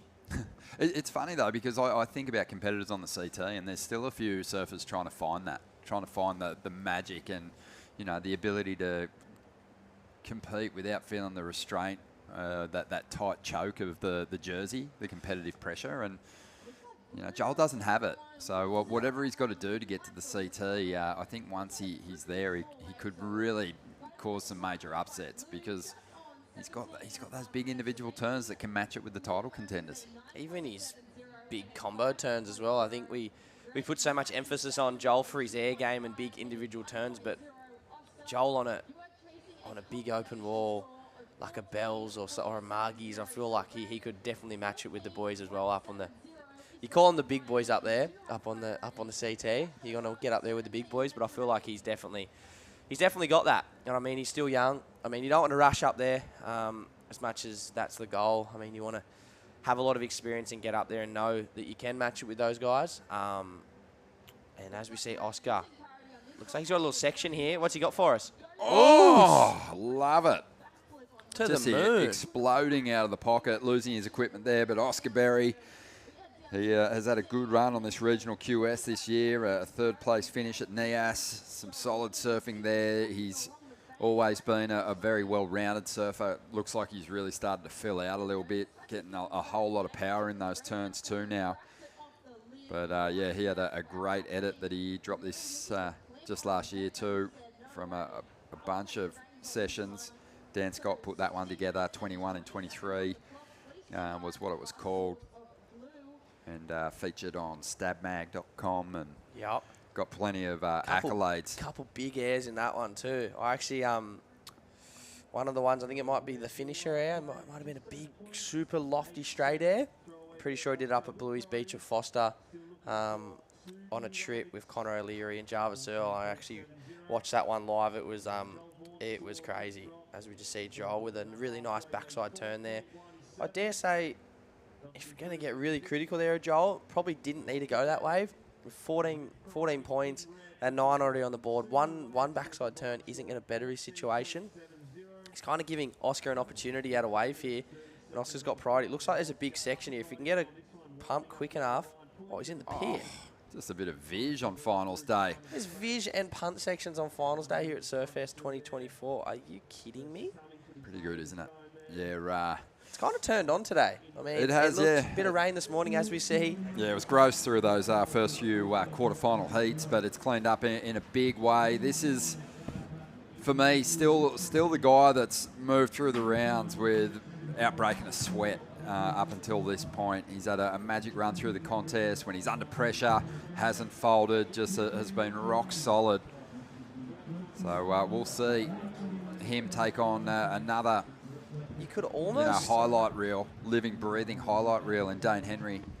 So that's going to be a good test. That traditional rail work of Morgan Siblick, the power and those just world-class combinations up against the absolute just, throw everything at it and see what sticks approach of Dane Henry. You could almost go as far as that's a rookie and a vet heat.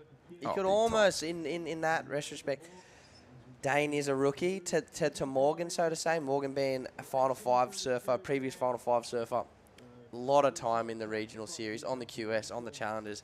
And I dare say this is probably one of Dane's first 5 stars, let alone quarterfinals. So, yeah, I'm excited to watch that one unfold. I feel like we already know what Dane's mentality is in that one. He'll be shooting high for the moon, and Morgs has definitely got that in his game. But I know that just when you surf that many heats, he'll stick to what he does best. We've seen him get a 2-turn high 7 yesterday, or high 8, just real simple surfing for Morgs, and he knows that when he does find the good wave out there and identify that, he just lay that rail. And but I'm excited to watch that one unfold. We got 13 and a half minutes left in this one, and then 30 minutes for that one, and then there's still another 2 banger quarterfinals to come up after that. So we're treated today because we've chucked an extra 5 minutes on the clock. We wanted that for these form surfers. We wanted to see them get plenty of reps out here in this lineup, and it is Joel Vaughan at the moment under priority, looking to just up the ante. Still hasn't been able to better the 5. So, just taking his chances on a couple of medium rides under Oscar's priority, but he's sitting out there in that position of priority. Oscar Berry just looking staunch as, knowing that he needs a pretty decent combination here. He's got 13 minutes to break this down with 2 scores, 14.7. You can get a little overwhelmed thinking about the near perfect 9.7, but if you just think about the heat score total, a couple of mid-range 7s and he's in front. So that's 7.3 and a 7.4, or 2 7.4s. You're trying to, and I mean, if you look at what that kind of looks like, I mean, that's 2 big turns on a good wave, or doesn't have to be as big an air as Joel's. It can just be a really clean one on a nice section. So I dare say with 12 and a half minutes, there's still a lot more to unwrap in this heat, and I'm excited to see. There's probably, Oscar's been on the back foot a fair bit in this event so far, and we have seen him pull it out in those final minutes. So he's had the practice for it. This is probably the most important heat. I think he's already confirmed for the Challenger Series, so that weight's off his back. So yeah, I dare say this last 12 minutes will be very, very exciting. And Joel will be looking to better. He doesn't want to come in with a 9 and only a 5. I mean, he's still got a lot in the tank, and Joel wants another excellent number for sure. To lock it down. We might endeavour to get the Australia Oceania ratings up at some point and see what kind of movement there's been. Joel Vaughan came into this one in 5th. Oscar was in that spot. We were saying it's like almost the scariest position to be in, Jacko, last time we were chatting. And we were saying 7th. Okay, you're in at the moment, and then you can't help but look over your shoulder. If you get overtaken or you fall out of the mix, you're so vulnerable. And Oscar's done so well to just hold his nerve in, high pressure situations. Look, and he's actually only jumped 1 spot up. So, they were really trying to make some ground up on the front runners. Joel Vaughan, he's up 1 spot as well. So they're really looking the goods now. I mean, with a lot of surfers just below them falling out of the mix, it's highly unlikely. So cut Morgan out. Caius is up in 7th, so to say. And I did hear yesterday, I don't know how true this may be, but I think everyone from Oscar up is safe. Yep. And the final spot comes down to Winter Vincent and Caius King. And I think Winter has to go far.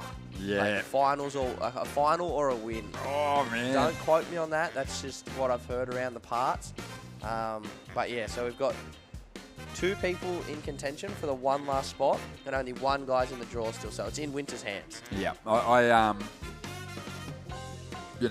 Obviously no one's more deserving of the spot than the person that earns it on the last day of the QS schedule. Winter Vincent gets the job done if he can go all the way and he pushes Caius out. big props to him. He's delivered under pressure. Kais King, though, he has been plagued by injury the last couple of years. It's so good to see him put together a decent run on the QS this year. And, you know, you'd love to see him get the opportunity on the challenges. He's just always been such a phenom talent. I'd love to see him get that spot, but, you know, full credit to Winter and the way he's performed in this event so far. I mean, he's come from the well outside that qualification story to give himself a good shot on finals day. For sure. Just to be coming into this last event, I don't even know if Winter... I think Winter would have known there's a mathematical chance that he could make it, but, I mean, he probably knew that the further he goes, the better chance he's got. Just got to stay in the draw. And that kind of can be the best way to be, rather than, I know, coming in right near the cut line, needing 2 heats. You're kind of only thinking about those 2 heats. He's just got one goal in mind. It's as far as he can go as possible. I'm pretty sure a win will have him in that final spot. Yep. So it's in his hands. I think he's coming up in quarterfinal number 3. Yep. Against Riatu Ito. I'm pretty sure. Do not quote me on that. But Riaru, yeah, he's going after the number 1 spot on the Asian ranks too. So plenty on the line for him as well. But yeah, you're right. Winter's, you know, I think we've seen the mentality work in a competitor's favour here in the past, where you basically in your head you're going, well, it's got to be a win. Yeah. Nathan Hedge almost got it done. Yeah. There was no mathematics. It was like, okay, just get the W and we'll see what else happens. But Morgan Siblick making his way down to the water's edge here. There'll be a big turnout on a grey Sunday here at Merriweather from the faithful, the local board riders club. They'll be right behind him.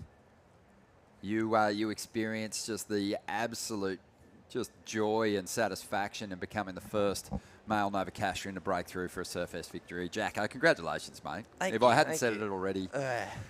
Still feels good. I don't think much will beat that Sunday. It was probably one of the best days of my life. Yep. It was a very special day. And the early hours of Monday morning were pretty good too. Yeah, just sipping on nice ice cold waters and really behaving myself. But nah, it was one of those ones for the whole community. But I really do feel that the way Morgan has competed this event so far, and just his mentality and how relaxed he is. I mean, already having his spot on the Challenger Series, already being at the heights of the sport, coming back here. He's an adopted Merriweather Novocastrian, still born and bred in Angary, but we claim him down here, and he knows this beach off the back of his hand. And I mean, he's coming up against Dane Henry, a young air phenom. I still kind of feel like Morgs is the one to catch in this event. I feel like he's kind of this is his event to win. Yeah, he's well seasoned, and he's in good touch at the moment. Here goes Joel, loading up, goes the rotation, just gets a little knocked there by that turbulent water exploding as he tried to complete the rotation. So doesn't improve on a 5, but he's looking very good at the moment as the clock has kind of worked against Oscar Berry. He hasn't been able to break combinations, so he's still looking for 2 rides.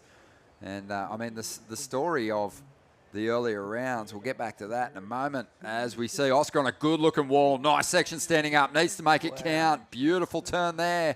Drives up into the second section. He's throwing it away. Wow. That was a big score gone begging.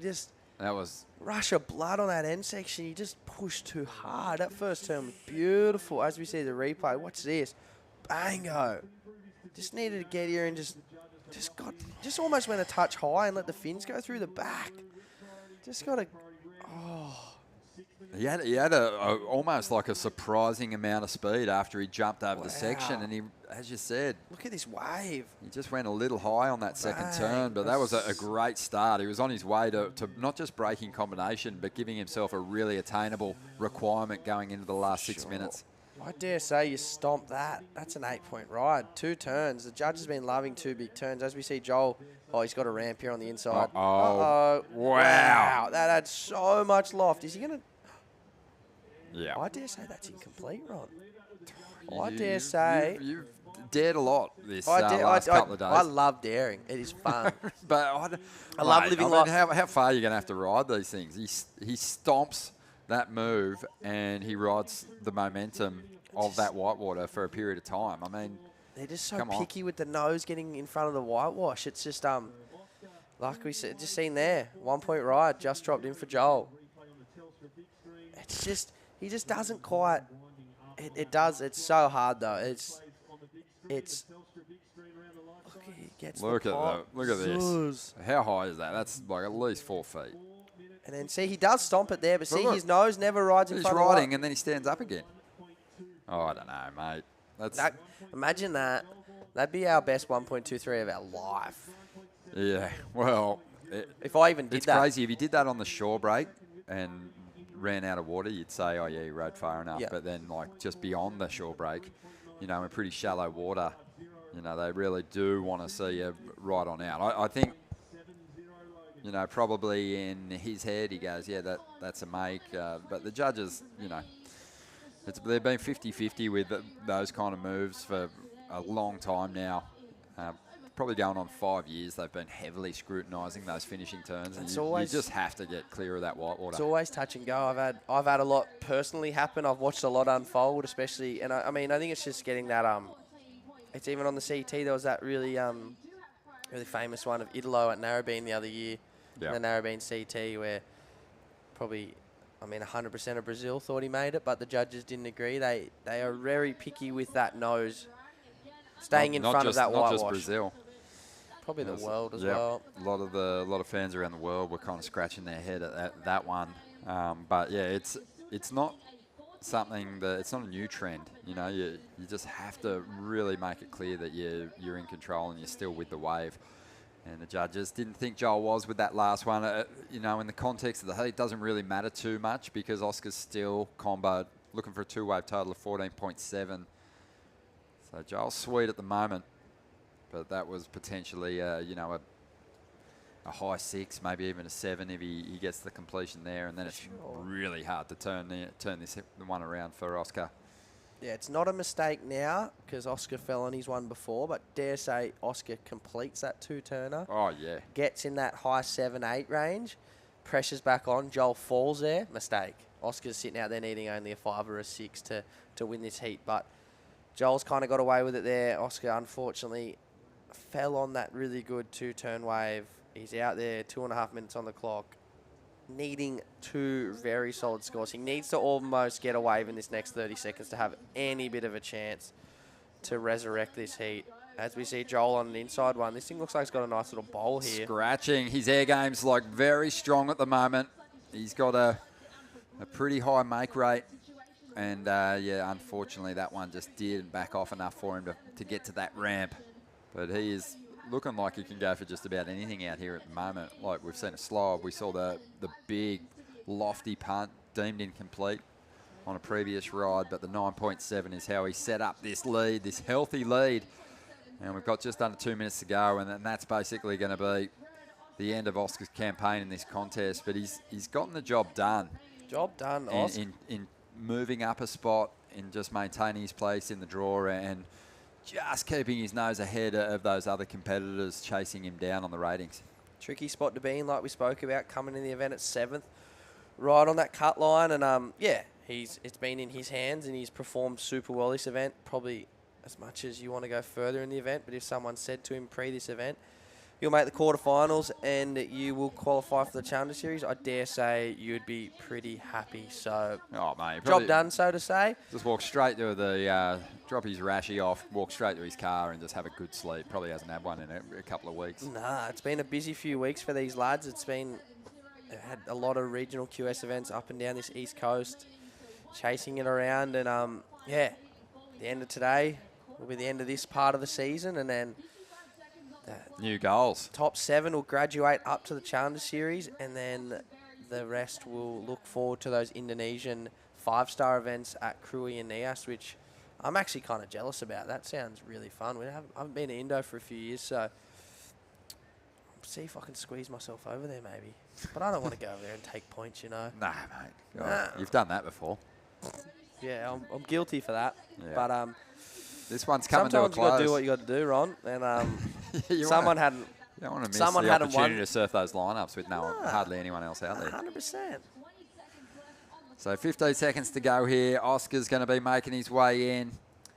It was just too hard to turn this one around after Joel Vaughan went near perfect in the opening stages.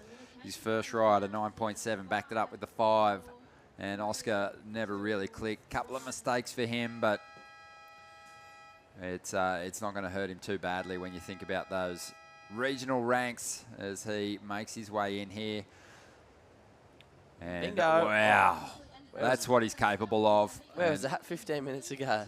Yeah, that was sick though. He's a talent for sure. Can't wait to see him, you know, at that next level, testing himself against a truly international field. We'll take a quick break here. Finals day at Surfest 2024, presented by Reflections Holiday Parks. Morgan Siblick and Dane Henry are up next.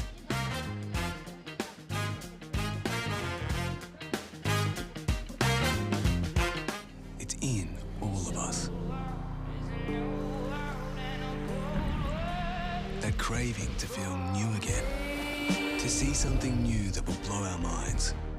Or meet someone new who will change it. New South Wales. A place to feel free. To feel alive. And most of all, to feel new again. Night's sleep was spent trying to look up relaxing wave sounds. Tonight's actual wave sounds.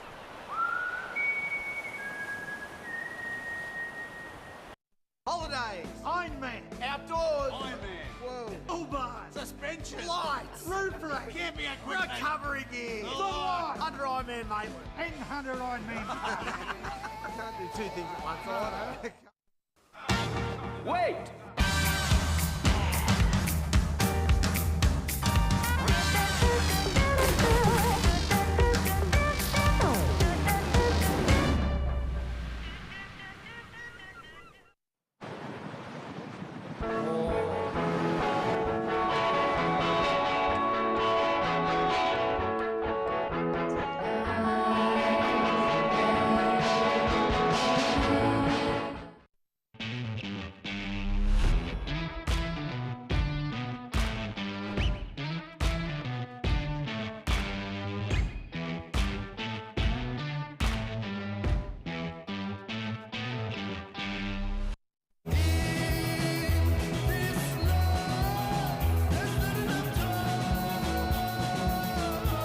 Effortlessly refreshing. Byron Bay Brewery Premium Lager. Go with it.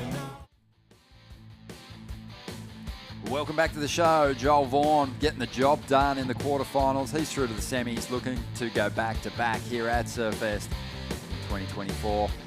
Overcoming Oscar Berry in that last heat and really kind of established that healthy lead in the opening stages of the clash. And Oscar had his opportunities but wasn't able to get himself back in that heat. So Joel will get set. And thankfully, he's riding his own boards because he lost his car keys this morning. Really? And his boards are all locked in his car. So imagine if he was rocking down on a Huey. He would have broken a window. He would have just smashed the window for sure. But yeah, he's looking deadly. I mean, just you can see what he's thinking, Joel Vaughan, and already in the first heat of the day for him, sticking a big 9.7 for a huge rotation. He's got to have his confidence soaring as we get set now for this next big clash of the day. Ronnie Blakey with Jackson Baker here in the booth, and we're excited about this matchup. You've got two very different approaches out there at the moment, Jacko. Two very, very different. You could almost have said in the last heat, rookie and a veteran, Morgan Siblick, local boy, known for his power, big combos, and then we've got Dane, aerial phenom. I did hear him say earlier in the week he would love to stomp a backflip in this event. Oh, I heard that. Oh, so yeah, if you didn't see some of the unbelievable free surfing moments that Dane collected just recently in the lead up to this event, go give him a follow on the Instagram and check it out. But at last count, up around 200,000 views. His big backflip that he executed. You can hear the Stradbroke Moose B Durbage howling as he lands that air. But Dane Henry's air, it attracted the attention of the world's best surfers, people like Josh Kerr, Joel Parkinson, Tom Carroll, Chloe Andino, Jamie O'Brien commenting on that air. So he's marked himself as an exciting talent. He's given us big moments in this event already. 9.5 for a backside rotor, and he's sort of gone out there with that mindset in each heat. So Morgan's going to have to beat his best if he's going to stick that rail in the water and try and out surf Dane that way. For sure, those 2 airs. Pretty sure he did 2 in the same session. He went out and did the backflip first, massive backflip, and then he went out after that and did a massive frontside full rotation as well. How good's this sandcastle? Reflections Holiday Parks, obviously the presenting sponsors. I did see him chipping away at that yesterday, so it's a work of art. Oh, the Groms are going to come down and just boot that thing into a million pieces. But that's beautiful. Really good job. Of course, Reflections right behind the event. 40 amazing venues and a lot of them coastal. Great places to visit with the fam. You can sort of take your camping experience to the next level at Reflections. Beautiful cabins, but also you can park your van there, set up a tent. Swag on. Whatever you're into. But definitely worth scoping some of those locations. So no numbers for these two just yet. They're just out there just waiting for that opportunity, moving around. It's Morgan sort of holding the inside position if you're thinking about the rights. Keep in mind, though, Dane, his last big number came on the left, so that might be why he's sitting just a little further north of Morgs at the moment. He's not going to waste any time here. He's going to take this insider, and there's a bit of a steep wall to it, so he loads up, goes to that rail, pushes the board to the point of release. He's going to get a little finishing section here. Nice little turn there, so just a nerve settler for Dane Henry here. It's a start. Actually, kind of held its size this way. It looks small off the takeoff. Nice little layback there, and he almost met up with his little left that was almost bigger than where he took off. A nice little second turn. I'm going to get super hypercritical there. It's could have definitely gone a bit harder on that second turn, especially with being in the quarterfinals up against Morgan Siblick. Morgan's a big lad, big turns, big boy, very strong lad. This first turn here, though, from Dane was nice, little layback carve, but I am very... I just wish he kind of pushed harder on that second turn. There was a bit of meat left on that, but first wave of the heat, 4.5, it's a start. I dare say that's not going to be in the totals at the end of this heat. It's a quarterfinal, big heat. As we see a big kind of set rolling in here, it looks like it might be swinging a little bit too north. But yeah, a 4.5, I don't think you'll be winning a quarterfinal at Surfest with a 4.5 in your tally. Not when you're up against Morgan, but Morgs is just sort of remaining very patient out here. He's got the priority now, obviously thinking about a certain kind of wave. So he's had a patient approach to this one. But in the first quarterfinal clash here at the Burton Automotive Pro, we saw Joel Vaughan wasting no time, putting away a 9.7, Vaughnie. That's the way you want to kick off finals day, mate, when you're looking to defend your Surfest title. Well done. Yeah, thank you. I was pretty stoked with that first one. Amazing. It's sort of typically, people want to sort of spin that rotation as quick as possible. You kind of came down riding fakie. You just seemed to sort of be stuck in that position for a while, but you didn't look uncomfortable. How do you do it, mate? How do you do it? I don't know. That one felt pretty weird. I didn't mean to do it like that. I just kind of hit the section in a bit of wobble on the top, and I don't know. I just kind of landed. I love it. Tell us about what happened this morning, mate. Who hid your car keys? Was it your rival? Was it Oscar Berry? Did he hide your keys? Nah, I hid it myself. Nah, I just was sitting down the beach watching the waves, and then just got up to go get my stuff. And then I got to my car and my keys were out of my pocket and I didn't know where they were, and I walked back down and couldn't find them, and then they were just under the chair I was sitting under. Oh, perfect, mate. Lucky. Huge. Hey, a big opportunity for you today. I mean, must have been a really proud moment for you, for your family last year breaking through for the win here at Surfest, but what about the thought? You're 2 heats away from potentially going back-to-back here in one of the biggest events on the schedule. Yeah, I've been thinking about it since the first heat. would just be really sick to go back to back, and yeah, that's what I'm looking forward to do. Yeah, you always have amazing support from North Shelley, mate. Are the crew up here in force on finals day to cheer you on? Yeah, there's a bunch of crew down there supporting me, and yeah, it's really sick that it's super close to home and everyone drives up and supports, and yeah, it feels really good when I'm about to paddle out for a heat and everyone's just there supporting and cheering me on. Mate, well done, not just on your success in the event, but where you've elevated yourself to on the regional ranks too. You're going to be sweet, you're going to be on that Challenger Series. It's got to feel good to get another shot at it. Yeah, it feels really good to get back on the Challenger Series and yeah, have another shot. Just would like to get some good waves at Snapper, and yeah, I'm pretty excited for the year to come. You seem excited, mate, and we're going to let you go because you've got to get set for a huge semi-final clash, so best of luck this afternoon. Yeah, thanks heaps. Jolie, good luck. Thanks. Joel Vaughan, he's on a heater. He's been dropping big numbers, Jacko, on his road through to the semis so far. He's going to need to keep them coming because it's not going to be decided with mediocre scores, this contest. No, he's getting closer and closer to that back-to-back title. I don't know too much about the stats on who has gone back-to-back or if any have gone back-to-back, but I dare say it's not an easy thing to do. I mean, he won last year. He's in the semi-finals this year. Even that's an accomplishment in itself, as we see a replay of Morgan. Yeah, Morg's finally tapping into a wave that's got a bit for him to work with.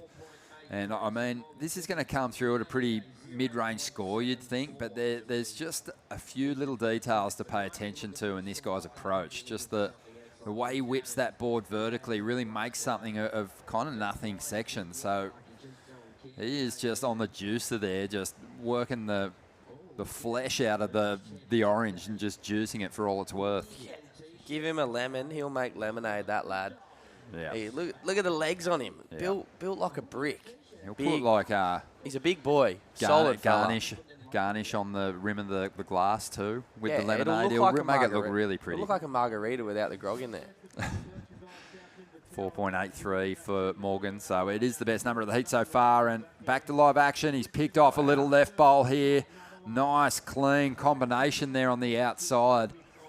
And really it's funny, he has less room to work those turns together, but I think he turns in a better score with this one.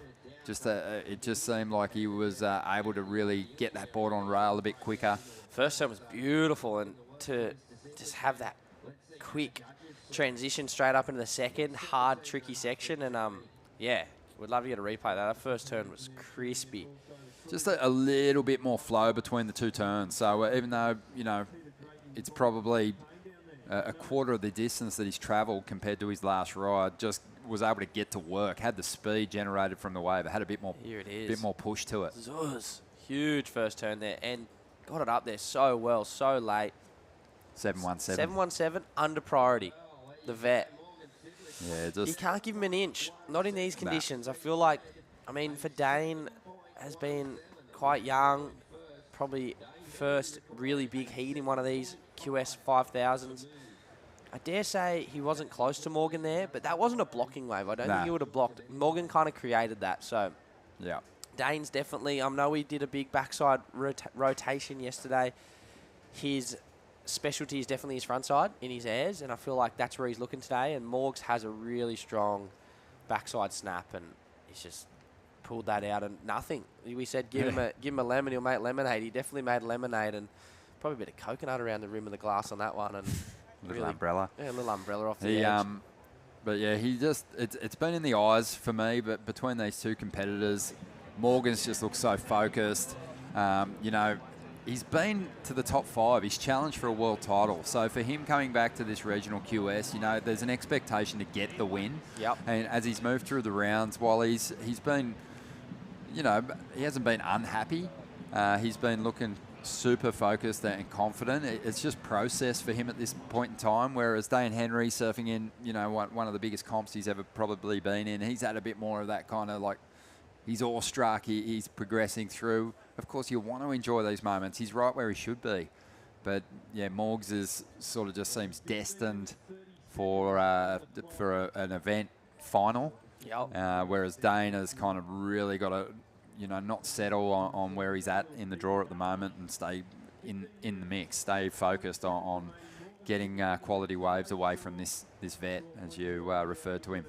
Sure, we have a few of the local crew down here. Jai Kelly, Cade Kelly, Ollie Reisenbeck, Emily Burke and Falud Toll. That's the local. And Angus Owens behind Jai Kelly. So that was awesome seeing Cade surfing the event. Yeah, 12 and ripping. Made his first heat. We just had Julian on screen as well just before. He looked like he was...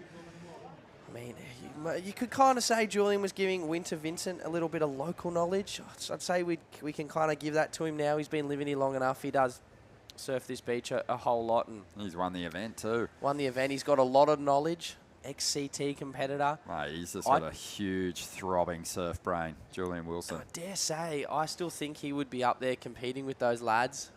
He still has it in him, but turning his career elsewhere, starting his business, Riviera, and starting to sponsor some Groms too, which is cool. Getting behind some emerging talent. Yep. Which is awesome to see. But yeah, good mate of mine, a photographer over in Indo, Nate Lawrence, said he's been on a few free surfing trips with Julian recently, and said that as far as airs go, he's still one of the best. He said his mate rate's incredible. It's crazy. Maybe no one goes higher. Nah, he goes higher. He does. Yeah, he's still got it. Still got it. I think they just got off a boat trip in the Mentawais, the Mentawai Islands. He took a bunch of his Riviera-sponsored athletes from around the world, and I got a word from Manning Gregory, a local lad here. As we see Morgan, another big two-turner. Oh! Wow. He's kind of still battling the whitewater there. Just battling that. Just kind of went over the hangers and lost was balance. Nice. First turn was sick. Yeah, he wanted to get rid of that 4.83. He's really trying to put the heat on the Grom here. But yeah, it was just a little disconnected that second turn. So not sure where that's going to fall on the scale. What kind of credit will he get for that first move? Almost kind of cut it short in order to get that second turn in. A great shot here of the event side at Merriweather. The comp's been staged at different beaches around Newcastle, but this has been its home now for some time, and it's delivered in a big way once again. We've had quality conditions and the right amount of swell. I mean, it was very onshore this morning. It kind of made it tricky, but it's cleaned up quite a bit. We've started to see some bigger numbers drop as a result. Good to see God's Country turning it on once again. Had the beautiful weather during the week, and then now we got a bit of rain. We're dealing with it, but today's conditions are still so fun, so rippable, clean as. Beautiful, beautiful day down here. A little bit overcast, but we're not complaining. Hopefully that rain holds off, and as we get closer to the finals and crown a champion, we will be all fired up, and all the locals will get down here. I think there's already a few. Yeah, I think they're looking for Jolie Vaughan's keys, but they might not know that he found them already. Yeah. Should we? I'll probably better go hobble down there after this heat when I'm off and let them know that they're cleared. Yeah. That was how Jackson Baker funded his Challenger Series campaign the other year. He was down here with his metal detector with the crew on a Sunday morning. Yeah. It was me and a few of the lads, and I just gave them a cart. It was actually anyone out there looking to fund their Challenger Series. It's profitable. It's profitable. I mean, don't have much left, but I kept chipping away. But it's some big days, Big days. Yeah, our competitors are out there, they're looking for big points. That's what they're looking for, but quality sections. But yeah, Morgan not able to replace his 4.83 on that last ride. Not far off, 4.07. Dane Henry's a little off the pace at the moment, but we know what he can do. We know he can stomp some of the biggest airs of any competitor in the draw, as we see Morgan just throwing the layback jam there. He's given us some glimpses of his variety throughout his run in this contest. Winter Vincent on screen, making his way down for quarterfinal number 3. Just on 10.5 minutes to go. We do want to send a big shout out once again to Burton Automotive, celebrating 20 years of partnership here with Surfest, but Kim and his team have 60 years of automotive experience with brands like Maitland and Port Stevens Toyota, Hunter GWM, Port Stevens GWM, and Hunter 4x4. And Jacko, you're part of the Burton team, which is nice. Lucky enough. Very, very lucky. How good. Get to drive around a brand new GWM tank. Thing's a beast. Nice. Very lucky. So, yeah, I'm very lucky to have their support. I mean, they've always supported Surfest, and they're very lucky that they support a lot of us local surfers. And I know there's a few years there where I probably wasn't able to get to events without their support. So Awesome. I thank Kim and Janine and the whole Burton family and everyone at the dealerships for all their support. I mean, without them, a lot of us guys from this local area wouldn't be able to do what we do. So very, very grateful for that. If you're in the market for a new set of wheels, visit Kim and the team at Burton Automotive. 9.5 minutes remaining here in quarterfinal number 2. The winner between Morgan Siblick and Dane Henry is going to take on Joel Vaughan in semi-1, as we see competitors making their way down for that third quarterfinal. Ryaru Ito, he's going after the number 1 spot on the Asian qualifying ranks. Winter Vincent, he's after a huge finish in order to make a late charge towards the Challenger Series. Yep. Big heat this next one. Big heat. Then we've got Mikey Madonna and Bodie Williams in the last one. So another cracker to finish off this men's quarterfinals. Great lineup here on finals day on both the Burton Automotive Pro side and also on the Newcastle Racecourse Women's Pro side. Really stacked fields, and big shout out being sent out to everyone who took part in the event. We know for some people it was a heartbreaking contest. They fell short of making that top end of the ranks and getting themselves onto the Challenger Series, but they contributed to a fantastic week of surfing. So cheers and all the best as you get back on that queue.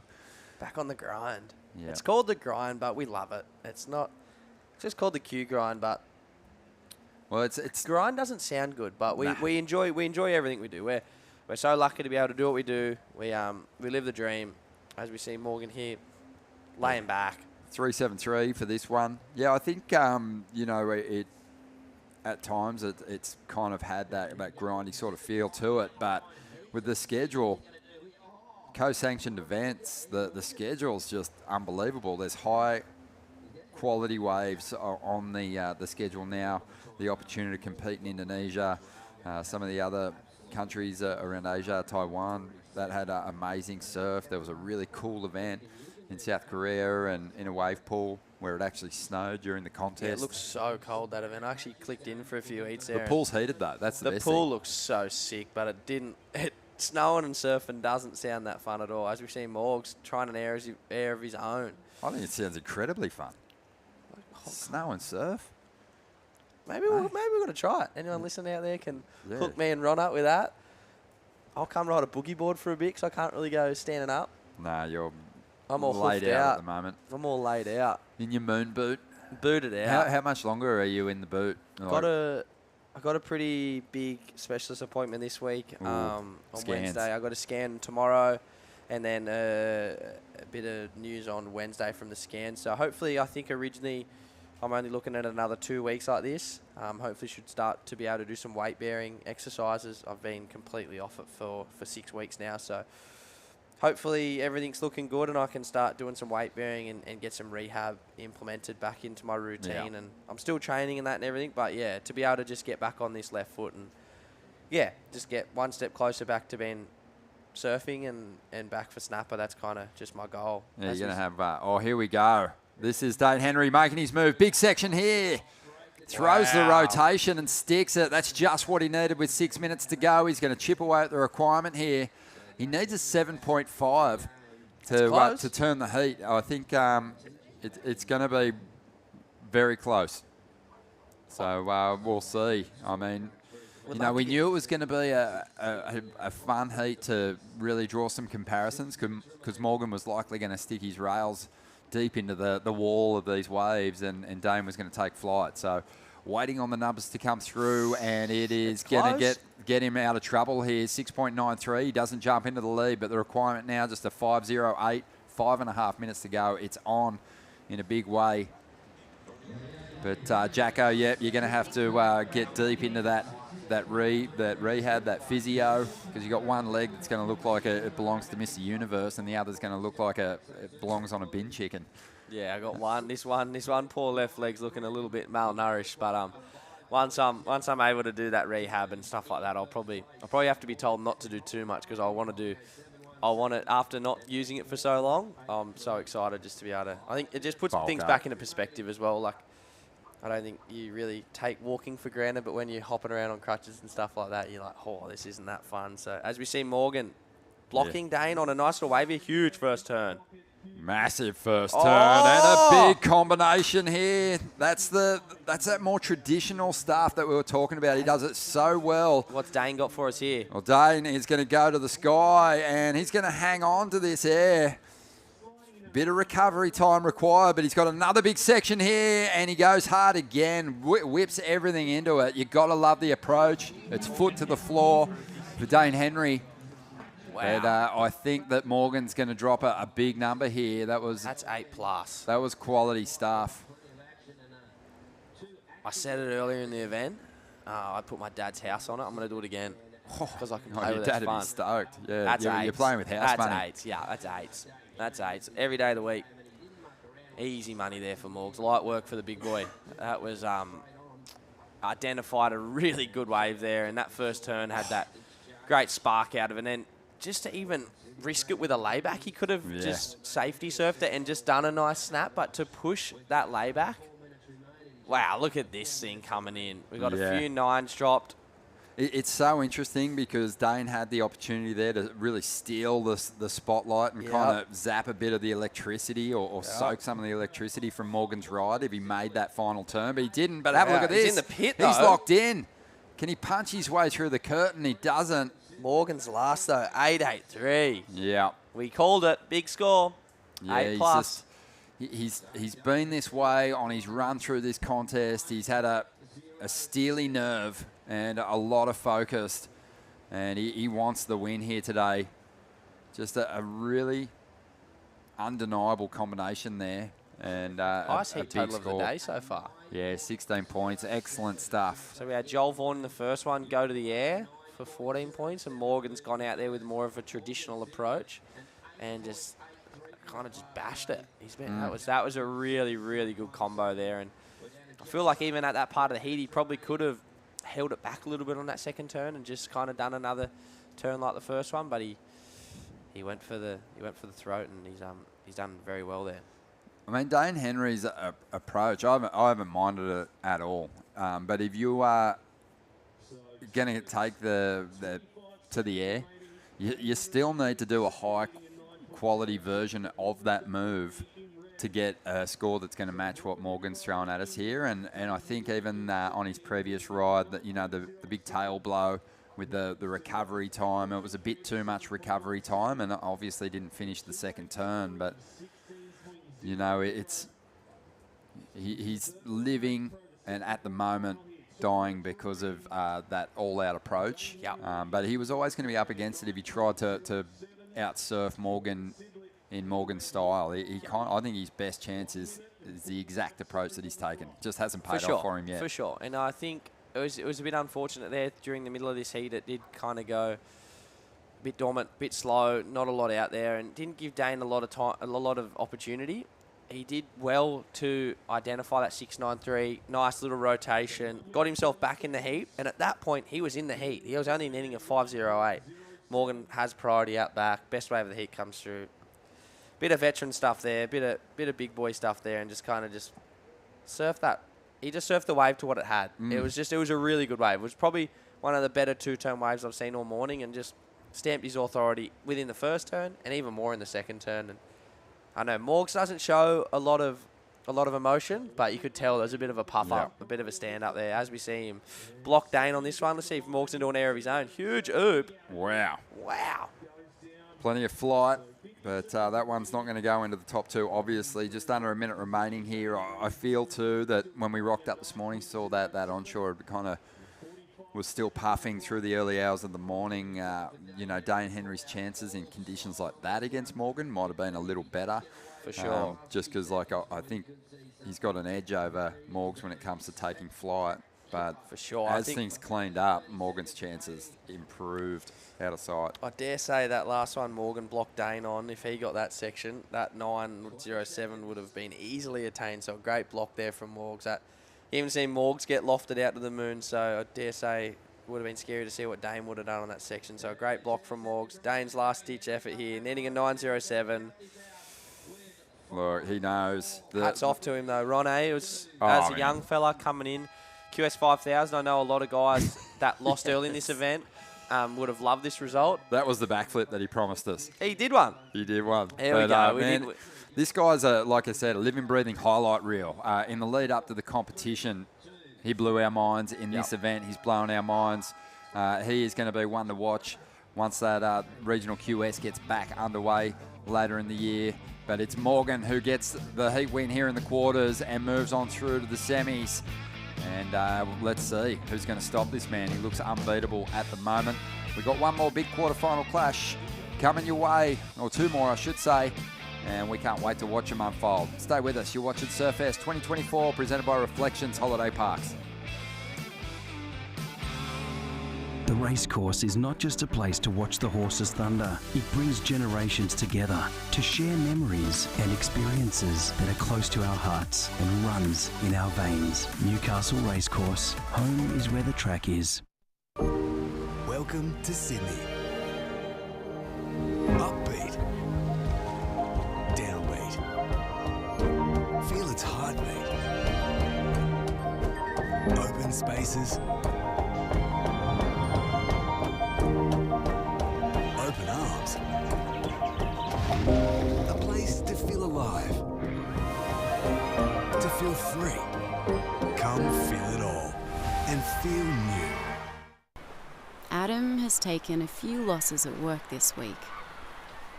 A loss out here, a little easier to take.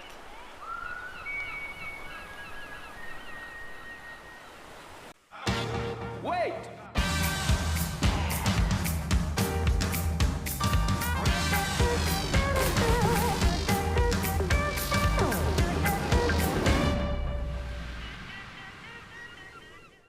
Holidays, Ironman, outdoors, Ironman, whoa, Uber, suspension, lights, roof rack, camping equipment, recovery gear, under Ironman Maitland, and 100 Ironman. I can't do two things at once, I know.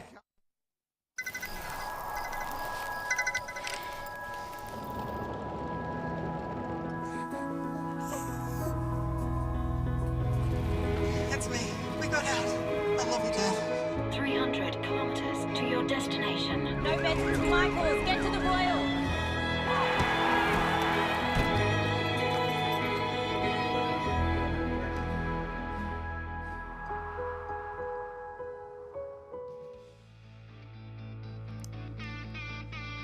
And welcome back to quarterfinals action down here at Mirror of the Beach Surfest 2024, presented by Reflections Holiday Parks. As you can see, Morgan Siblick down there on the beach just got the chocolates there. Matt Hoy, 16-point combo. Pretty decent performance from Morgs. Yeah, that's a huge score. One of the best of the event so far. To do it in the quarterfinals, good lead up for the rest of the day, that's for sure. Good confidence boost. Particularly coming up against Dane Henry, who was scary to deal with, right? Yeah, and he's been ripping all week, and you know what he can do in the air, so it was good. Morgs, boys said, I only saw a couple of waves, but more traditional approach. No aerials, but... As we see, this is Winter Vincent going for a big there you go.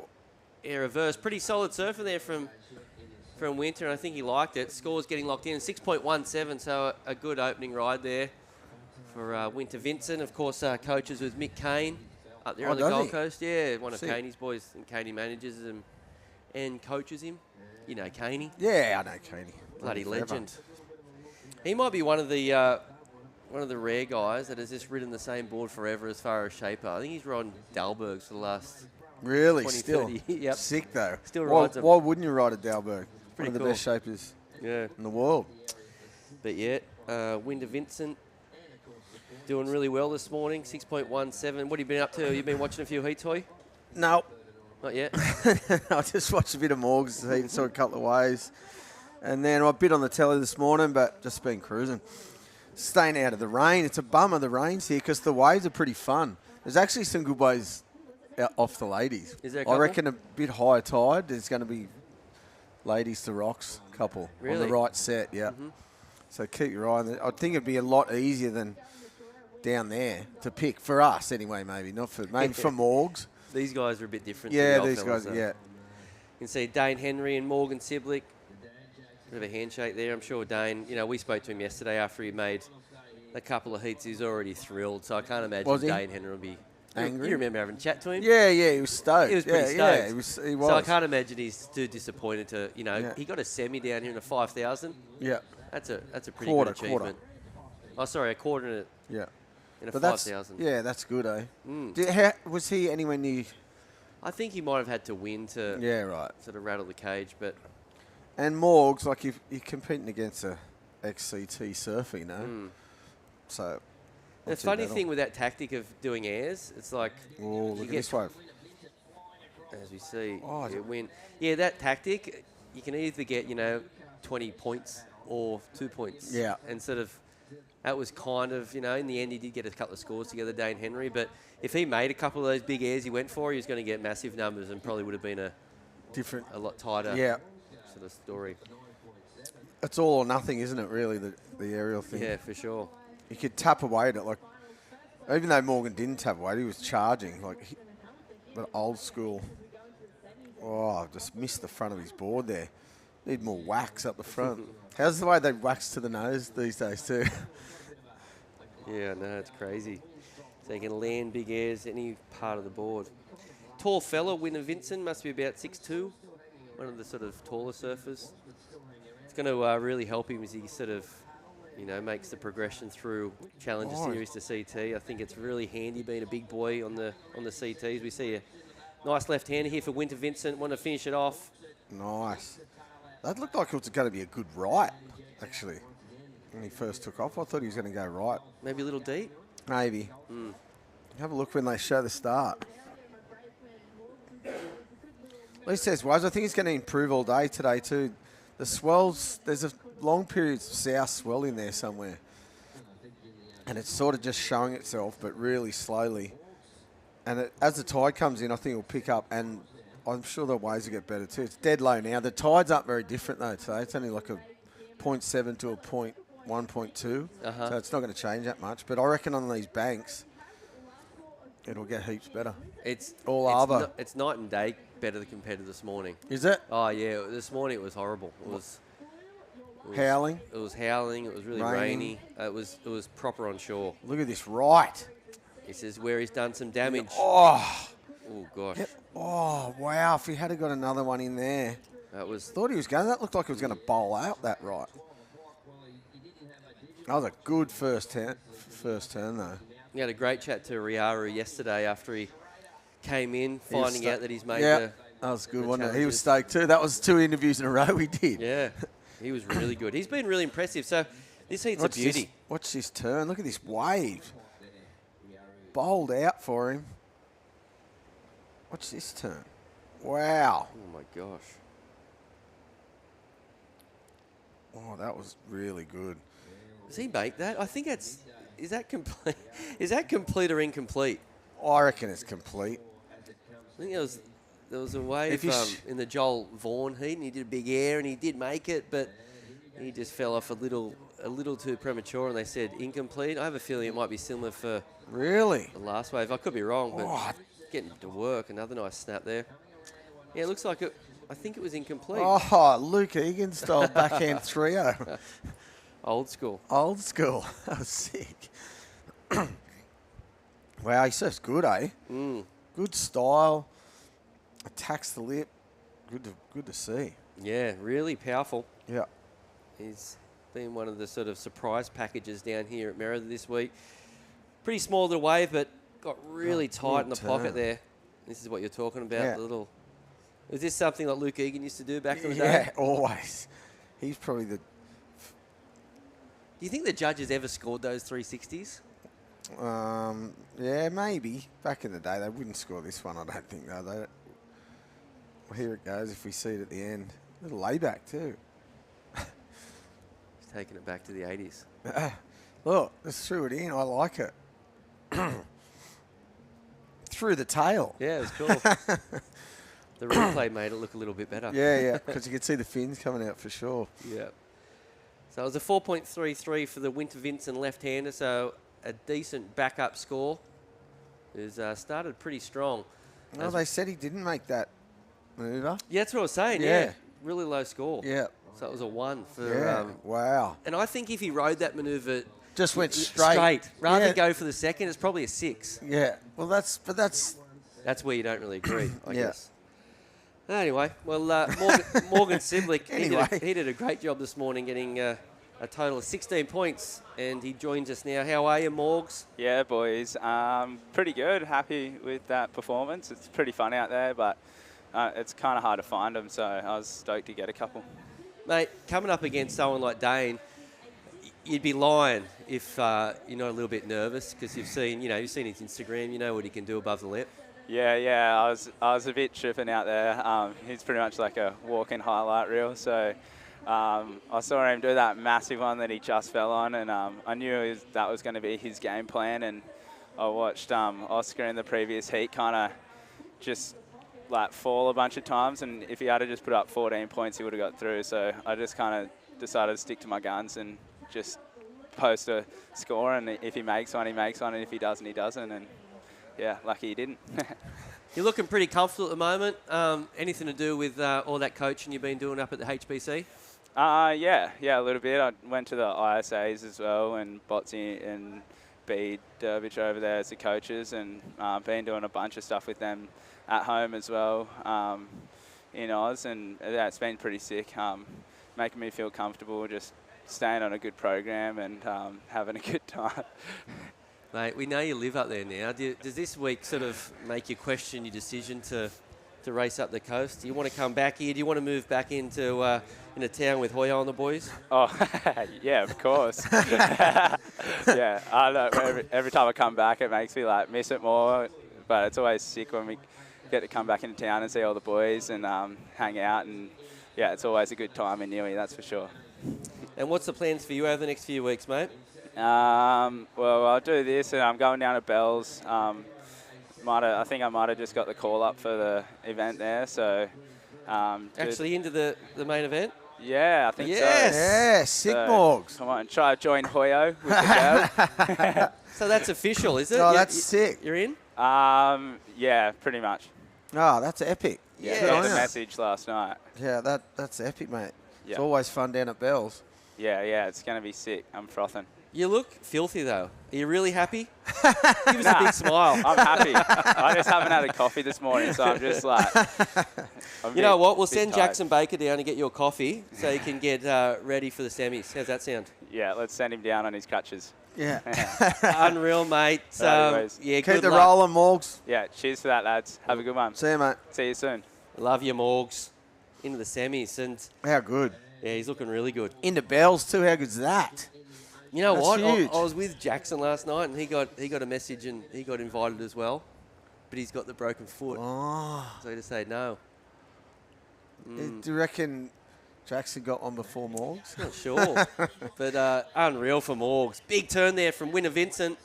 Lip line sort of snap floater. So good. Yeah. He could rattle some feathers down there. Rattle Absolutely. some cages. What is it? Well, we've seen Morgan surf at his best when I think there was no pressure, you know. Yeah. And there'll be no pressure down there. Exactly. Yeah, he'll be a horrible draw. Yeah. So that's awesome. At the bowl or at Winky. Yeah. Winky probably even more. Nice replay there from Winter Vincent, a nice left-hander. I believe that was a 5.33. Nice surfer on the back end there. But yeah, that's really exciting news for Morgan Siblick. I love when you're sort of leading up to a CT and you start seeing the news of the wild cards or the replacements. And to hear that Morgan's there, yeah, it's a good one. Score on the way there for Winter Vincent. I believe that was the 5.33. It was that one manoeuvre wave. So great surfing there from Winter. Out in front at the moment. Right out of that one. Yeah, he did. Well, that's what you're saying. That's what the Japanese kids should have done. Maybe just go straight after it. Straight in like that. And I think it was probably going to be a bigger number. Yeah. Than, but I thought he calmed down. He was just ready to do another turn. Here we go. Good looking wave here for Winter Vincent. Up and riding once again. He's been busy in this one. Racing down the line. Couple of turns there. Now he's been a frequent member of the Gold Coast. Does live there on the northern beaches, the Manly zone, but he's always chasing swells up on the Gold Coast with Dan Scott, surfing with Jai Glindeman and the crew. Macy Callanan a lot. Good first snap there. Slid the tail. Just gets a little stuck there. He could have nearly floated that bit and gone to the next bit. Yeah, I agree. The first turn was great. The second term, it just didn't work out. I don't think the way he would have liked. First turn looked unreal. That board's looking good. On a Matt Biolis. Not exactly sure what model it is, but looking really nice. He used to do a whole lot of charity work, Winter Vincent. Waves for Water. Oh, that was a pretty sick turn, the second one, actually. That looked angle better. was a bit better. Looked a bit different from that other angle. Yeah, Winter used to travel around all through Indo and provide fresh water for a lot of communities. I know he did a lot of stuff over there in Sumba. Yep. Yeah, this was at maybe 12 years old, I think. Really? Yeah. Good on him. No, his mother really helped him sort of... With the Surf set 8 things up. stuff or different? Different, but he probably did do stuff with Surf 8 Yeah. eventually. But yeah, he's just always been a real... giver. Yeah, a planeteer. Do you remember that show? The Captain what? Planet? No. You didn't watch cartoons. Oki used to watch cartoons, so I thought you might too. You I used to mentioned it watch before. cartoons too. Not that one though. Yeah, but yeah, he's been really a real role model, Winter Vincent. Yeah, that's good. Good on him. And now he's sort of stepping up the competitive game and trying to make a mark and make the CT. He's in though, right? He's already qualified. No, he's not. Oh no. He has to get a huge result. Really? Yeah, a huge result. Okay. Maybe a win. I believe it's out of him and Caius King to get the last spot, I've been told. He's looking like he wants it, though. That was better. Oh, gosh. That Good was what we surfing. wanted. That's the best score of the heat, without a doubt. He looked fired up then, didn't he? Yeah, didn't he? After that last one, maybe he's like, all right, get fired up here. The waves look pretty fun if you get them, eh? It's perfect for these guys. Yeah, perfect for these guys, exactly. I love that combo. Saw prior to his heat, he was talking to Julian Wilson. Here it is again. Jules was giving him some confidence. Good little wave, good first snap, really fast and crisp. And a layback. Board looks, like you said, board looks really good. I'd go huge with that number. You'd go huge. Yeah, I think that's excellent surfing for me. It might be a little under because the wave might not be quite there, but oh gosh, that was great. Yeah, it was on a small wave, wasn't it? Not a set wave, but it hit the bank better anyway. He's going to go again here, is he? Been busy. What's he had? Has 6 he? waves? Yeah. 7 waves. Yeah. So Half an hour's a through. long time. Did you In a like long heat. heats? I'm sure you did, though, because you can cruise a little bit. Or what was your sort of take? No, 25 was good, I reckon. 20 wasn't enough. Half an hour was too long. Depends where you were, too. At a Bells, you'd want 2 hours. Yeah, exactly. 4. 5.53, I was wrong. I thought this was better than that. I love this wave. I thought he just came into the gate so strong. This angle helps too, I reckon. Look. Oh. Wow. That's did he good got surfing. did he get the 6.1 for that, just that one big turn? No, that was a 5.33. Okay. Yeah, righto. And that was the same just then. Yep. Just a little- 5.53, bit higher, but he did 2 big turns then. If that's where the bar is in this heat, I can't wait to see a 6. Here we go, the goofy footer. Nice snap. Just picks the... What's he got here? Oh, yeah. That was good. I thought the lefts would have been pretty hard to surf, but on that occasion, Ido, he made it look easy. Morg's got his, I think, big one of his big scores on the left. Yeah, he too. did. He just did bam, bam, Yeah. like 2 quick turns Yeah. in succession. But some of those lefts, they've got a real rib in them, Yeah. I think. With the rights, they sort of come to you a little bit easier. Sort of coming at you a bit more. Easy to rip into. Here it is. What do you reckon? Like, A bit of a nose pick. They'll. I'm too scared. Yeah, you don't know. It was good surfing. The second move Fast. was big, yeah. It's flying along. Scores coming through. It looks like it will be the highest scoring wave of the heat. So there you go. Just like that, a 6.67. So wow. In Right. comparison to Winter's last ride, the judges, they love it. Wow. Over a point more. Wow. I wonder if Winter, he saw that at all and maybe saw there was an air reverse. I mean, Winter got a 6.17 for an early air reverse, so maybe he now has to go, you know what? Oh, that's what it was for. Yeah, okay. Wonder if we can have a comparison there. Replay of the first 6.17 and then the replay of that. And then we can really tell the difference.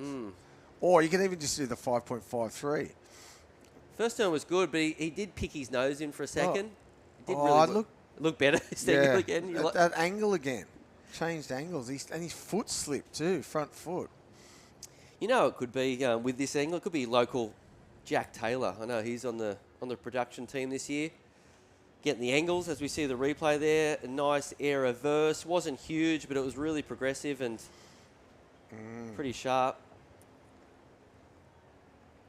So a big number, 6.67. Now looking for a 5.03. Do you think they just wanted to put him back in the game? I'd hate to think so. Yeah. But yeah, it was a pretty big number. So a huge number. It's going to be a tight final 9 minutes of this one. Coming up next, Mikey Madonna and Bodie Williams will be battling it out. That should be another good heat. Quarterfinal action. You know when you're in a heat and you get a say you got his 6, you'll go okay, and then you'll surf probably the 5.53 better, and then you go, well, what?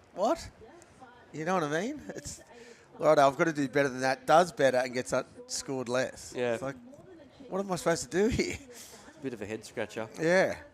But that's been surfing since, since back in the old days. Even it comes back to the fact, sometimes you might be getting film surf and you go, gosh, that wave was good. And then you watch it and it's terrible. It was horrible. I pretty much do that every time I watch myself. Well, what was I thinking? Yeah. Give me stills any day.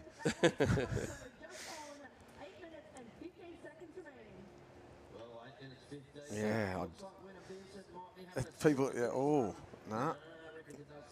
Priority is with the man in blue at the moment, Winter Vincent. Can you sit on him for 8 minutes? You know what? You can. He's doing that sort of etiquette sit on at the moment Yeah, where you're acting as if you're not, but you're close enough to sort of lock down opportunity. Yeah.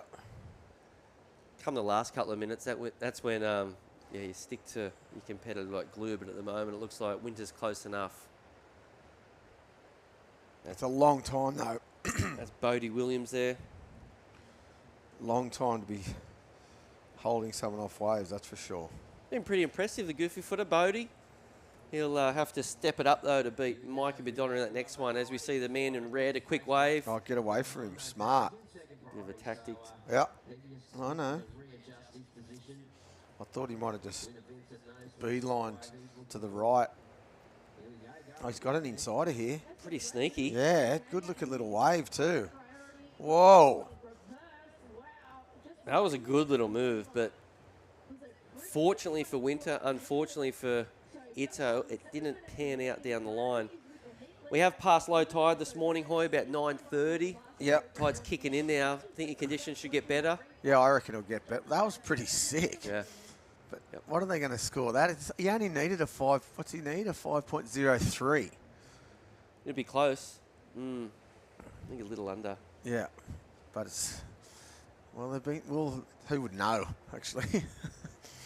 3.87. Oh, there you go. Not They quite knew. enough. No. Yeah, the conditions going high this afternoon. Yep. It should get a little bit better. Maybe some action. 3 o'clock, I think. 3:30 or something. think we'll finish the event around then, maybe 2 or 3. Yeah. That's I gonna reckon it'll be good. I reckon there'll be ways out the front too, actually, if anyone looks at it. Because there's definitely a couple out there now dead low. The more you look at that, it was actually incredible. That was sick, I reckon.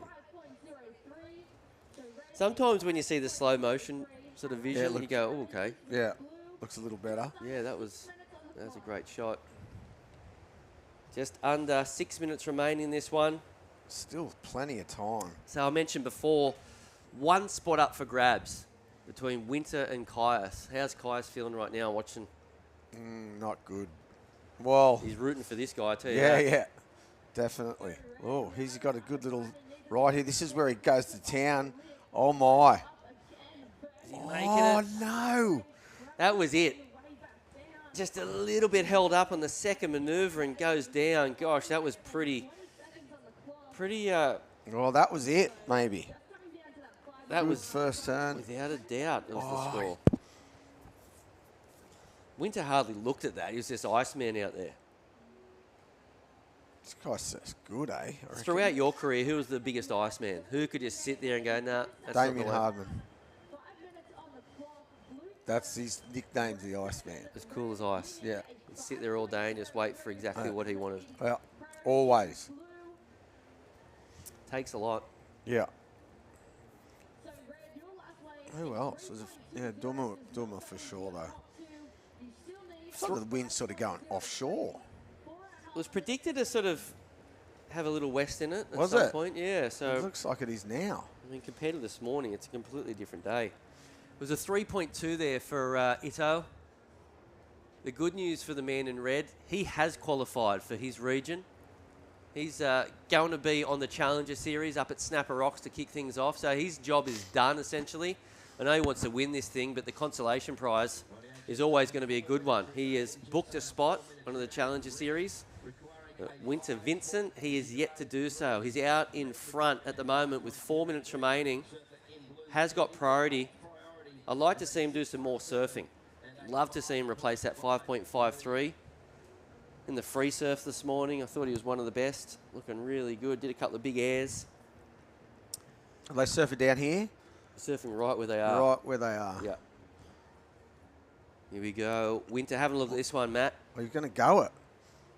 This is a good-looking wave, though, too. He's going to try and better his score. Big first turn.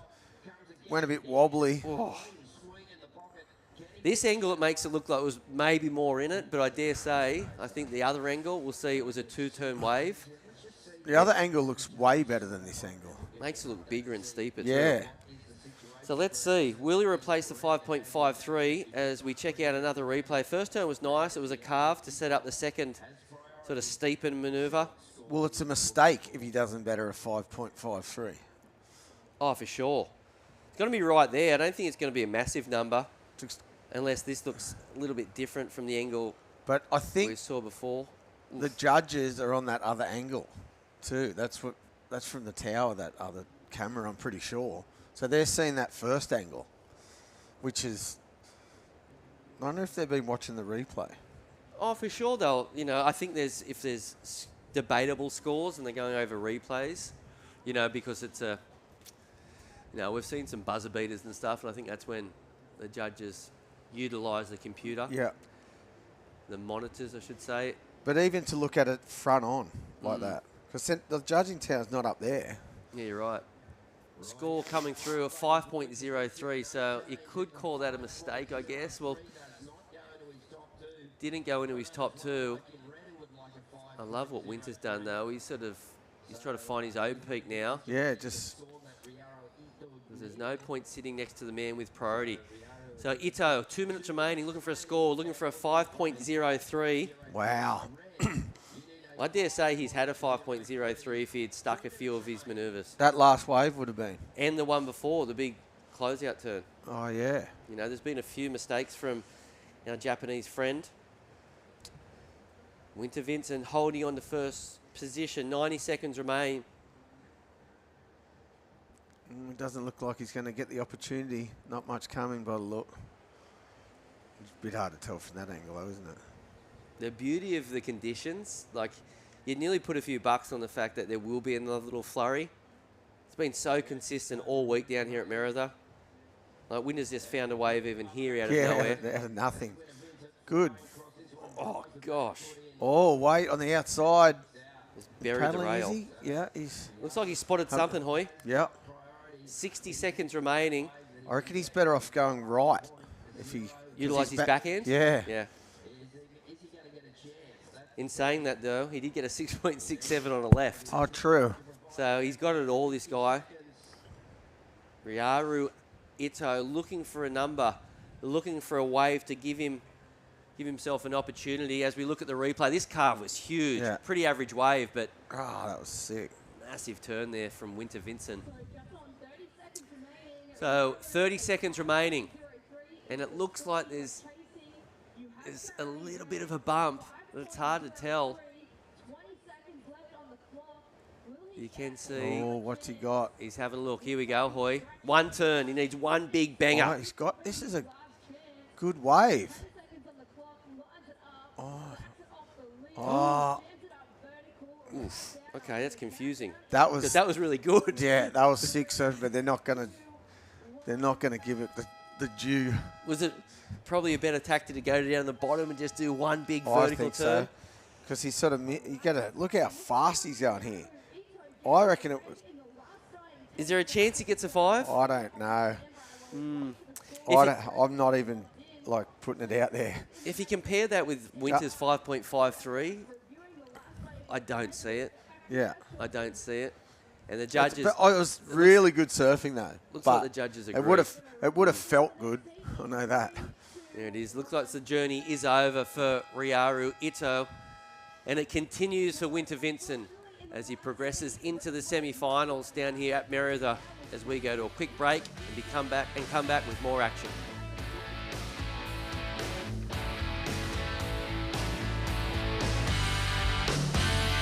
Holidays, Ironman, outdoors, Ironman, whoa, Uber, suspension, lights, roof rack, camping equipment, recovery gear, under Ironman Maitland, and under Ironman.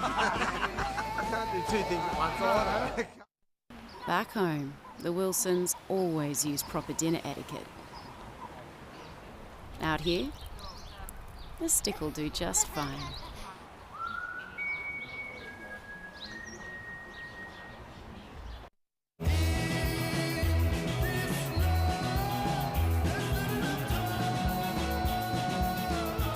Effortlessly refreshing. Byron Bay Brewery Premium Lager. Go with it. The Racecourse is not just a place to watch the horses thunder. It brings generations together to share memories and experiences that are close to our hearts and runs in our veins. Newcastle Racecourse. Home is where the track is.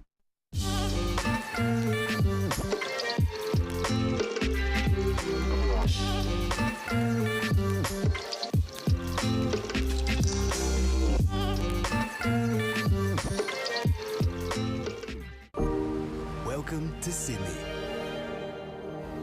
Upbeat. Downbeat. Feel its heartbeat. Open spaces. Open arms. A place to feel alive. To feel free. Come feel it all. And feel new. Holidays, Ironman, outdoors, Ironman, whoa, Uber, suspension, lights, roof rack, camping equipment, recovery gear, under Ironman Maitland, and under Ironman. I can't do two things at once. I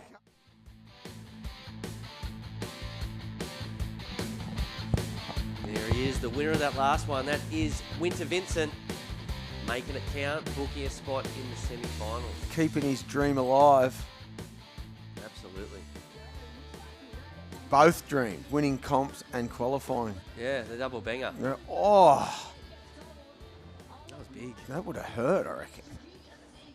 Just a cannonball aerial Oh, it might into the have upcoming section there. Creased his board too, maybe. Nope. Back out there. Yeah, that was big. He landed hard though, eh?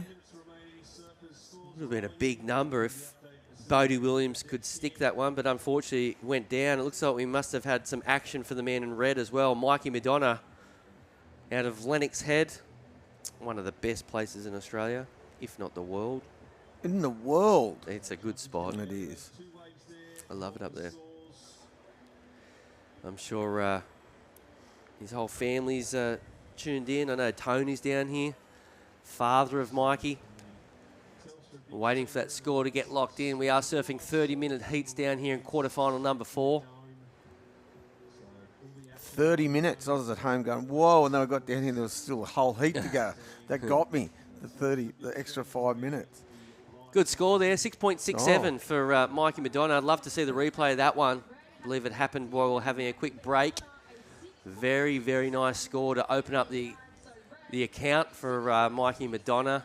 A 1-point ride for the man in blue, Bodie Williams. That's a throwaway score. This is the final day of competition down here at Merewether for Surfest. A host of sponsors a part of this one to make it possible. The City of Newcastle, of course, Reflections Holiday Parks, Alpha Safe, Newcastle Racecourse, of course, they're the naming sponsor of the women's event. Telstra, Line, of course, Byron Bay Brewery is the official drink partner of Surfest 2024. We're seeing Surfer in Red up and riding here, Hoya. Nice first turn and ends it pretty well. Bit soft, actually. It's funny. I don't even think the turn was very soft, but sometimes you hit it at the right spot and spray goes everywhere, and sometimes it doesn't work out.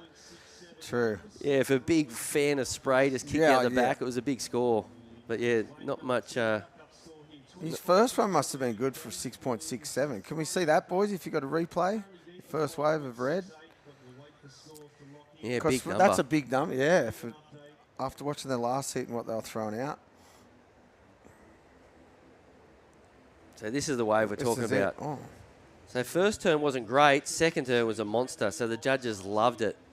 This was a check turn here for Mikey. Just getting low and into this section nice and early. And Mikey does a lot of coaching with James Wood up there. That was a sick one of turn. your mates, Hoy. Yeah, what a legend. Shapes some really good surfboards nowadays. Does he? Yeah. Really good boards. He's been on those machines for a while, so he knows what's up. That was a sick turn, that second one. That's where he got the score. Thanks for that, boys. Yeah, big number. You'd like to think half of the job's done, right? He's had one good score in. As we see, Surfer in blue up and riding. This is Bodie Williams. Get out of there. Not going to get the score on that wave. Yeah, that was a big second turn. On a set wave too. Could have been more, actually, couldn't it, really? Looks like Mikey spotted something out the back here. He's put in the hard ones. A couple of those wedgy sort of peaks rolling on through as that wind has definitely sort of spun around. Hasn't it? Great conditions. Great conditions, Hoy. Just there's no wind at all by the look. Of course, Mikey's already booked his ticket to the Challenger Series this year. Been around a long time, Mikey. He was, he always had a lot of potential as a young bloke. And wasn't really progressing the way I thought he would have early, but then something happened over the last few years. He just caught lightning, and now he's one of the best. He could definitely make the elite tour at some point. Really good surfer, as we see a replay yet again, a 6.67. Got a DHD under his feet. Looking really good. This turn, look, this is good in slow-mo too. He hits the lip. That's what it's right. He couldn't get any higher off the lip. Sick. That would have felt really good too. With all that speed. Yeah, big number. He knew. It could have been more, really, couldn't it? I think if he just sort of yanked that first turn a little bit, like it could have been an 8.5. Yeah. And I think once Mikey watches the replay, he'll go. He'll probably agree. But then he might have been out of mistimed the second one. Because that was like a check turn where he got like halfway down the face, so he didn't lose any speed. Yeah, it was definitely well put together. But yeah, maybe that first turn could have been a little bit bigger. And then we're talking 8s and 9s. Have we even seen a 9? Oh, yeah, 2. Yep, it's all above the Vaughan, lip. yeah. Yeah, Joel Vaughan put on a show against Oscar Berry earlier this morning. Opened up with a 9.5, I want to say. Oh, did he? Yeah. Air? Yep, air reverse. In the first few minutes. Oh. Yep. The job was done for Oscar Berry, so no big deal. He's booked a seat on the Challenger Series. So he was already in, that's good. Yeah, it's all shaping out, Hoy. Yeah. As I said before, Caius King and Winter Vincent are gunning for that last spot. Well, Winter's gunning for it. Yeah, you're right. Yeah, true. Kai's is sitting back going, oh no. Who would you rather be? Winter. Yep. He's It's in all up to charge of you, his yeah. own destiny. That's it. In control.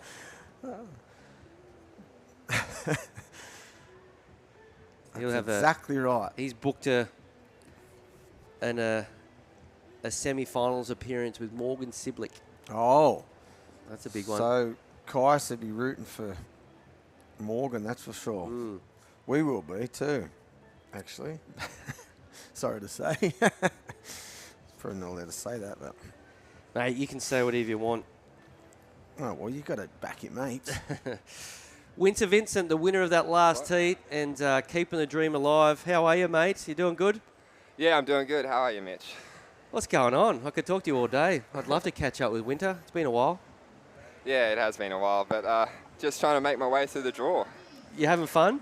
Yeah, lots of fun. I've got Julian here who's kind of giving me a bit of local knowledge, so I'm pretty stoked with that. And yeah, just time to, I don't know, give it a good go. What sort of pep talks has Julian been giving you prior to your heat? I don't know. He's been really calm, and I feel like I've just been so jittery. And before my heat, so he's just really relaxed me and just made me feel a bit more solid. And then just the decisions that I've been making, he's just really, really, I don't know, I've been surprised. He's actually a really good coach. It's funny that one of the best surfers in the world can coach. Brilliant. But mate, there's a couple of beautiful calves in that heat there. I thought the 5.53, I want to say, was probably the best surfing you did. You just didn't get rewarded the way we kind of expected. But if you can do that sort of stuff on maybe a bigger wave, we're thinking excellent numbers for sure. That forehand carve looking incredible. Yeah, thanks, Mitch. Yeah, that 5.5 felt really good, actually. I thought maybe being a little higher, but maybe they crueled me because of the wave. But yeah, just trying to stay busy out there because it's so slow and you can get caught in that sort of just waiting for a wave. So I guess you just got to take whatever. Mate, you've been riding Matt Biolis boards for a long time now. What are you riding today? What model and dimensions? Yeah, been riding the drivers for the past 2 years. Haven't gotten off them, and it's basically the only board I ride, the driver 3.0. And yeah, Matt's amazing, and the crew up at Gold Coast, all the crew at Loss are really good. Shout out to Matt Aldridge and stuff. They've been really looking after me. But yeah, riding a 5.11.5 driver 3.0, 28.2 litres, about 19 wide. So yeah, it's working good. Unreal. I had to ask because it looks so good. I think just generated a few sales for Matt and the boys. Hopefully. Well, mate, we know you've got a bit of work to do, so we'll let you go. And who do I have in the next quarters? Morgan. Oh, sick. All right. Walk in the park, mate. Light work, yeah. Yeah, exactly. I love it, mate. We're rooting for you. We want you. Well, Morgan's already booked a spot on the Challenger Series. You need a straighten-out ticket. Yeah, hopefully. So yeah, let's go, buddy. Thanks, Mitch. Unreal. Good to talk to you, mate, and good luck for the rest of the event. Thank you. Thanks, guys. I love Winter. His surfing's really The good. waves are really good. And that's the bummer too. Yeah, it'd be cool for a local to win this event, but also he's made the challenges. Winter hasn't. Yeah. There's no way Morgs will be thinking like that, though. Oh gosh, I've made a mistake. What? Not my first one. He takes on the winner of this one. I'm a silly duffer. Oh, you are a silly duffer. He takes on Mikey or Bodie. Thanks for... because this is the fourth one. That was the third Thanks for one. helping me out there. Of course. The production crew. I was rolling with you, don't worry. Yeah, sorry about that. So Joel Vaughan, Morgan Siblick. Oh, that's a is the first banger one. of a heat. Yes. So will this next one be, though? So Yeah. you better text. You better get Winner back on the phone and say you haven't got Morgs. I texted him. Oh, did you? It's Good. all sorted. Oh, sorted, mate. So Mikey Madonna locked in a 3.33 whilst we're having that interview. Bodie Williams has still got throwaway scores at the minute. Not taken away from these two, but I'd much rather have one of these two than Morgan or Joel. Put it that way. Well, Joel's just, he's been really scary. Look at this set. That's a big turn. Oh, gosh. Comes unstuck. That was a solid wave. Score goes begging, Matthew. Begging. The hard work was done as well. I know the Red's last wave too. I thought, he's going to pull that manoeuvre so easily, and then just hit the trough and got buckled. Thought he was going to ride out of it for sure, but just didn't, obviously. So now priority with the man in red, Mikey Madonna, is at a 6.67 and a 3.33, looking to get rid of that 3.33 and extend his lead as we look at the replay here. Yeah, this is the one. Look, he looks like he made it easily. It's like back-to-back. Both surfers had an opportunity to get a big number, and they both fell. They both fell. That was a good... You should have tried to just ride that one instead of trying to do just the one big manoeuvre. Mm. That puts him in a false sense of security, I reckon. Oh, Jesus. A bit of a shocker so far, Bodie Williams. Been really good thus far. To put it bluntly. Well, a 2 and a 1. We know he's much better than that. Yeah, 100%. He's had a couple of really good heats down here this week. Can you believe it? It's been 6 days. We started on Monday. Big week down here at Merriweather. There it is, in all its glory. There's Hoyo's house on the hill, the biggest one there. Yours. Look at you. You have your coffee, watching the lineup. How good's that feel? No. Flying fox to the beach.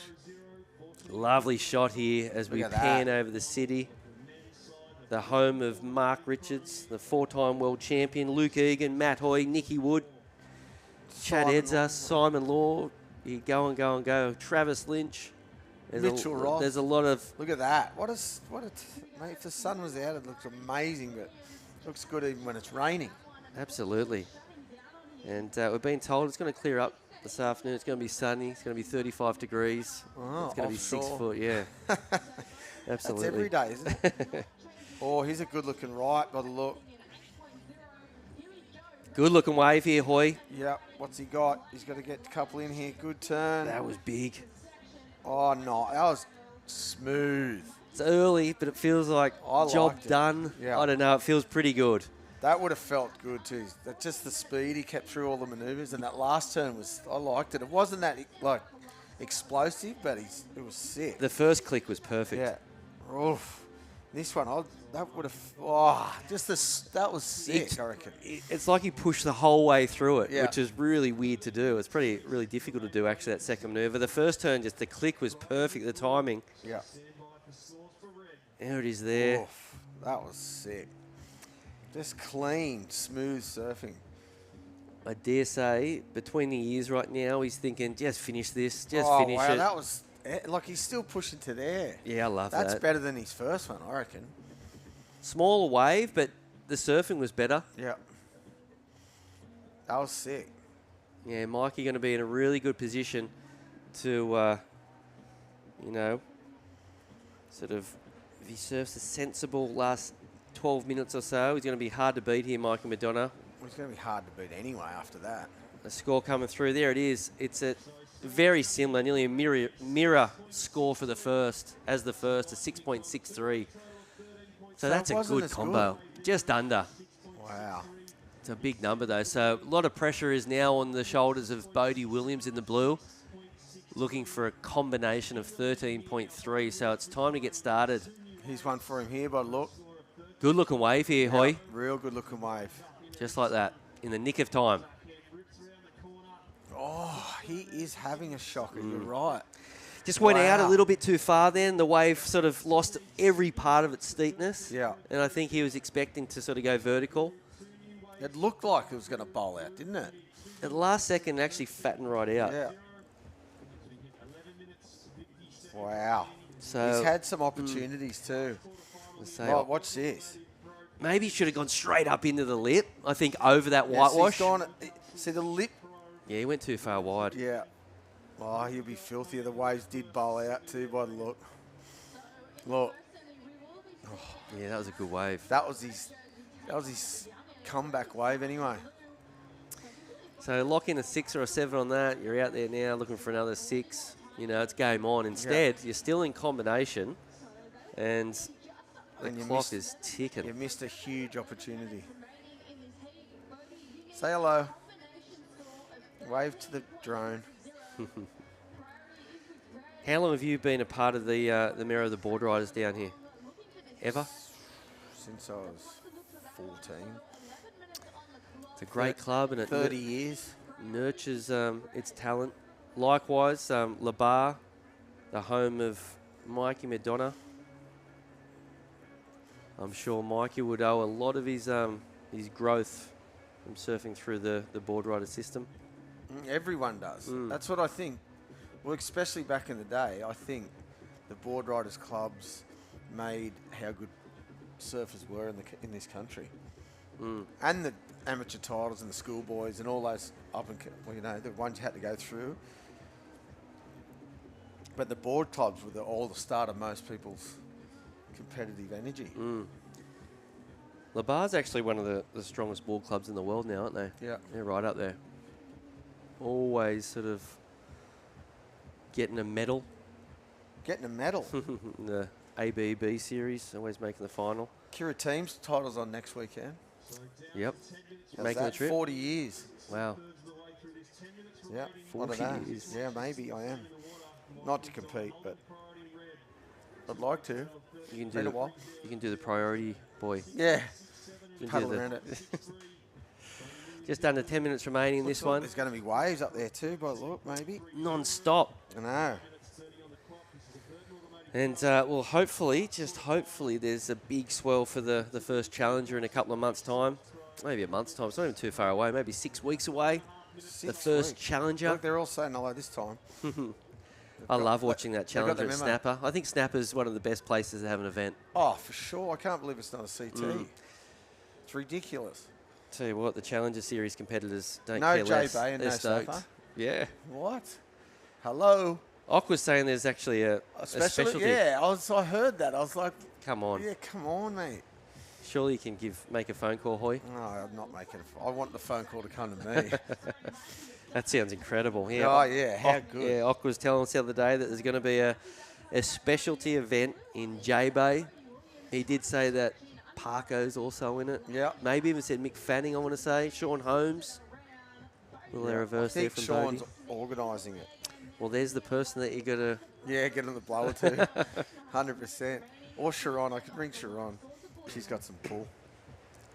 Yeah, that's going to be awesome. Come on, just give me a go. You drop everything and go? 100%. Yep. Drop nothing and go. You know? Yeah. Yeah, no, 100% be unbelievable. But yeah. Especially with those guys and J-Bay, I'd go to J-Bay. I'd drop everything and go to J-Bay, just without the comp, if I got the opportunity. And as I was saying, yeah, Challenger Series event number 1, it will be at Snapper Rocks. One of the best places in the world to watch events. And right now, I can tell you that Mikey, he'll be competing in that event. Bodie, not exactly sure what he's to do. I don't think he's a mathematical chance. I think there's a bit of pressure on Winter Vincent and Caius King for that last spot. So it's going to come down to the wire as Winter booked a spot in the semi-finals. We've got 7.5 minutes remaining. Out next is semi-final number 1 for the women. Ellie Harrison and Rosie Smart. So a natural taking on a goofy. It's going to be another big battle. A nice shot looking up towards Bar Beach there. That's Strzelecki. Strzelecki. Well done.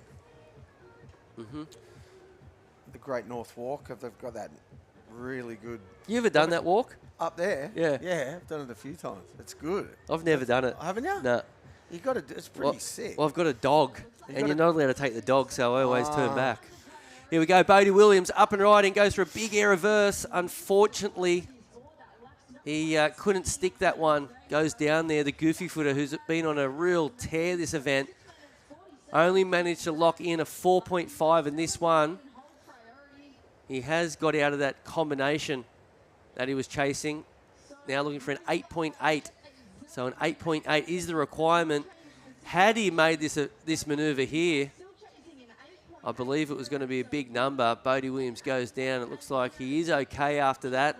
His board's okay, and he'll be back out there looking for a big number. Pretty slow this heat, Hoy. He's a bit slow, but Mikey's taken advantage of it, though. 2 good scores. Could have been maybe a little higher on one of them, but that's all you need to do. Especially, because, like you said, Bodie's had a bit of a shocker, really. He has locked in a 4.5, so he's back in it a little bit, Not really. This first wave of the heat. Boom. Good. Ball 7. This is the second one, I'm pretty sure. See, I like this better. This turns, must have felt unreal. Just with the speed he had, and I know he didn't attack the lip, but he did. But just a bit bigger wave, the other one probably too. They're about the same, and that's what they've got there. There's not much difference, is there? 0.4 difference. It's pretty.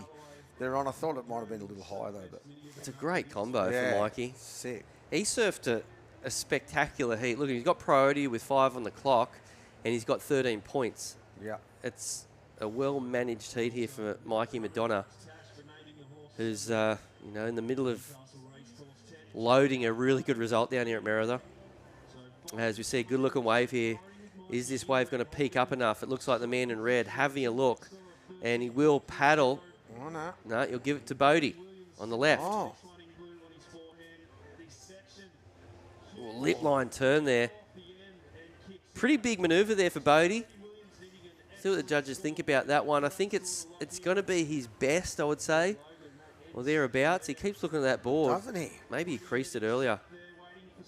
We saw on the first wave he had a good look at it, so maybe it has got a little crease, so he's a little bit worried. It's a big turn, but I don't think it's going to score that much, is it? It was difficult. That's for sure. Right now, looking for an 8.8 to make the jump up into the lead.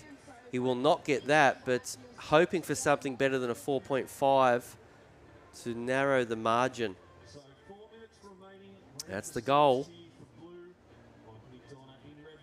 As we see girls make their way out into the lineup for the next heat. It's under 4 minutes. It's a big ask. Yeah, it is. And scores Especially- coming through. Actually, they're liking it, Hoy. They're liking it. It looks like it's going to be a 6. What? Big number there for Bodie Williams. You've So got the, to be kidding the me. judges are really rewarding that with a 6-point ride. As we see Mikey Madonna up and riding on the forehand. Big turn. Oh, wow. Okay, 7.3 is the requirement here for Bodie Williams. He has got priority at 3.5 minutes. That is ridiculous. You didn't I'm like saying it. It's nowhere near those other 6s. Wow. One lip line manoeuvre, and the judges ate it up. I'm disagreeing. Check out this turn, Hoy. Yeah, this is huge. This wave just he could have nearly got barreled. Look. Wow. I love that turn. Oh, he would have got lit up too, probably right there. Just hollowed out. Yeah, as if didn't it? still, it wasn't meant to do that, Nah. the wave. It didn't look like it was going to do No. it, did it? As soon as he hit the top, it just bottomed out. That was big surfing there from Mikey. Mate, that was a sick wave. He's probably only getting one turn in anyway, wasn't he? So he had to make it huge. For sure. Had to go for it. And I mean, he'd made that manoeuvre. It's going to be a big number. Yeah. We just saw Bodie get a massive number for a lit line floater. Unbelievable. Now he's in the heat. 7.3 is the requirement. He just needs to get another one of those and maybe get a check turn in and finish it strong. It's going to be right around there. A 7.3 is a bigs. You're going to have to get a good size wave and do some really good turns. Because after the 2 6s, 6.67 and 6.63. All it takes is a wave. Yeah. If Hui gives him the opportunity, particularly being a goofy footer on these rights, you know, sometimes you can sort of just get that wave that you can just sort of splash twice. Yeah, tee off on him. Exactly. Here we go. Under priority. This is Mikey Madonna. Nice projection floater. Looking for something big. Here it is. An air reverse there for Mikey. Goes down. That score is not going to factor in. No. So holding his nerve here, the man in blue. That was not the wave that a goofy footer like Bodie would get the score on. He needs just a big set that opens up with a section or two. He's had a couple of opportunities early in that he's fallen on. That one, especially when he went out too far on the shoulder, and that was a good wave. And the wave before that? Yeah. That big, one big turn? Yep. Well, we were actually saying he's had a bit of a shocker in this one, and he had up until that last 6, and now he's in it. And he's going to go. Okay, here we go. Up and riding, Bodie Williams looking for a big number. First turn gets caught, and unfortunately, that wasn't the wave. I don't know if there's anything coming behind it, but that was never going to be the number. It was a real small sort of inside wave and didn't have much opportunity. As Bodie tries to get priority, I believe he will be in a position to catch another wave if a set comes. As you can see on the drone, he's out the back. He hasn't got priority, so Mikey's going to get down there and sit all over him with 10 seconds remaining. Mikey's got some big arms too. I don't think he's going to let Bodie get away as we count this one down. Gentlemen. A great performance from Mikey. Yeah, good surfing. Good, clean surfing.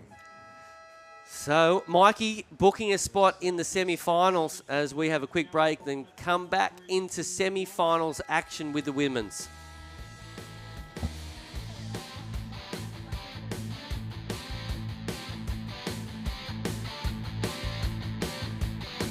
Holidays, Ironman, outdoors, whoa, Uber, suspension, lights, roof rack, camping equipment, recovery gear, under Ironman Maitland, and 100 Ironman. I can't do two things at once, I Welcome to Sydney.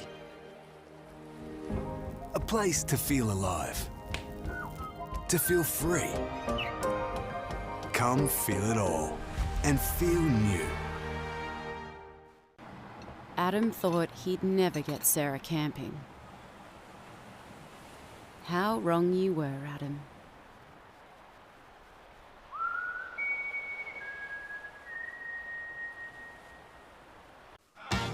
Wait!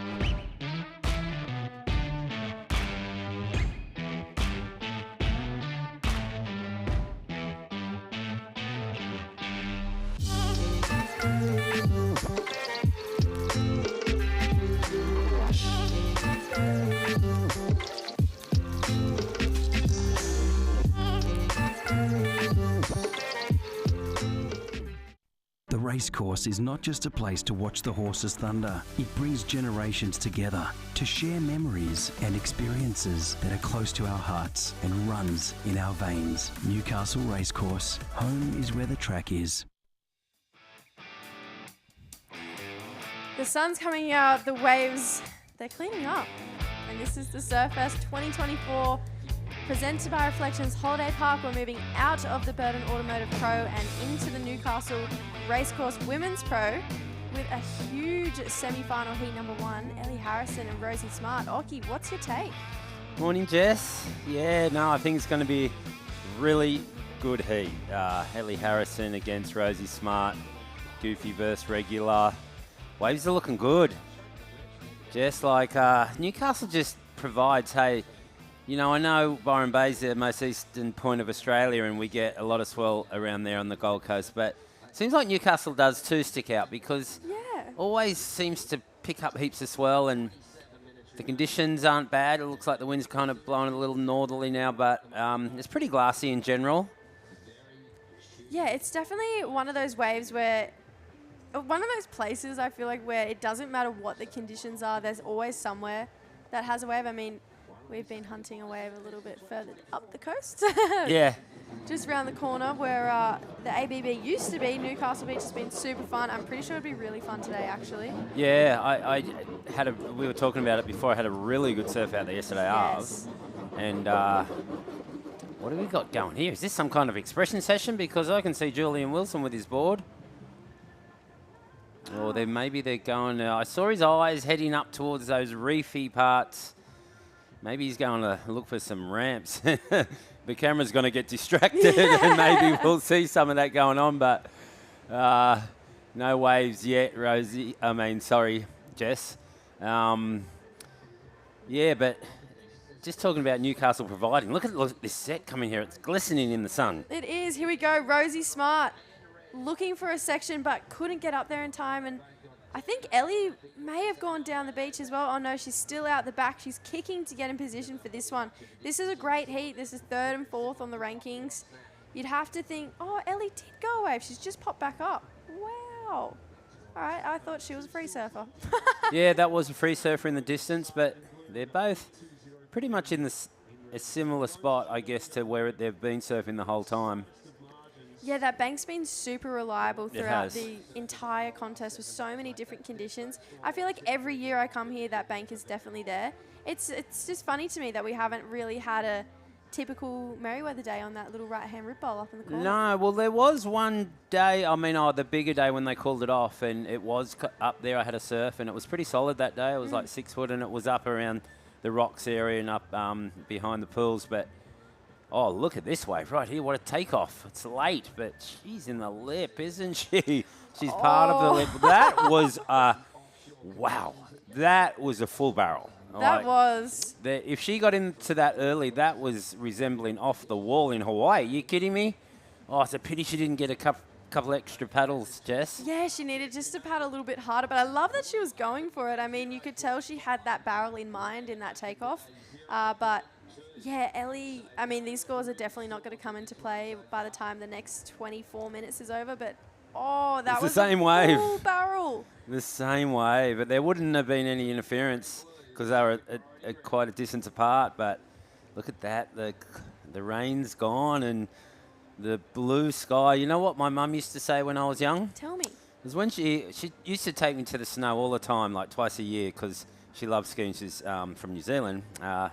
And she used to say, if there's enough blue in the sky to make a sailor's waistcoat, it's going to be a nice day.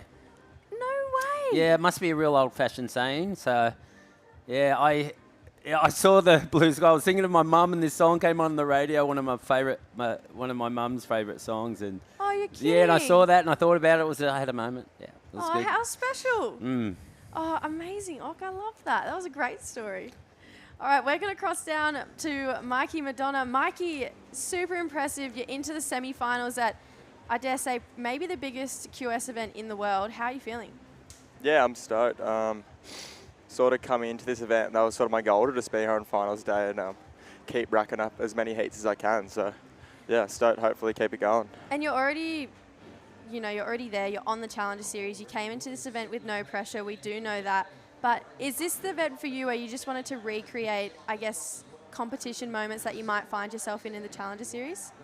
Yeah, of course. Yeah, I think my whole sort of plan leading up into Snapper was just to try and get as many heats under the belt as I can, and especially try and hopefully get myself into some man-on-man heats, and yeah, just use it all as practice. And yeah, I'm really enjoying it. I'm stoked. I've never made a finals day here at Merriweather, so yeah, I'm stoked. And I don't know about you, but I thought Bodie was looking like the kind of guy who was going to shake some things up, take out some big names. He's been doing that pretty much the whole event. You would surf with him a little bit now since he's made the move up your way. Was there any kind of, I don't know, judgment going to that heat, because he's definitely been taking out some big names throughout this event? Yeah, no, he's been surfing really well, but I just sort of treated it like any other heat, really. Yeah, I guess got to be on your A game on finals day, so I guess you got to beat everyone. But yeah, Bodie did really well this event, and he should be stoked.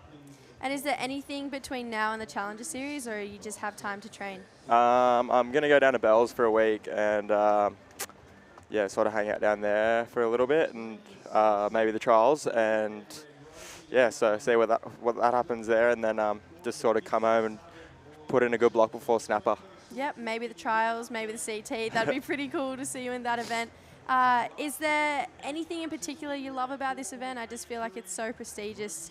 You know, it would mean a lot to you to get your name on that honour roll. Yeah, of course.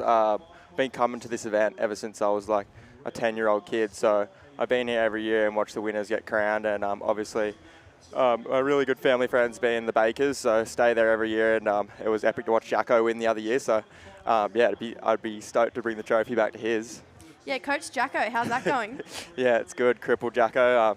Good to have him. Good to have him in my corner and get some words of wisdom for sure. I don't know if he's letting out his treasure trade secrets to me, but it's definitely been helpful. Yeah, well, hopefully it keeps working for you. Good luck in the semis, Mikey. Thanks for chatting to us. Thank you.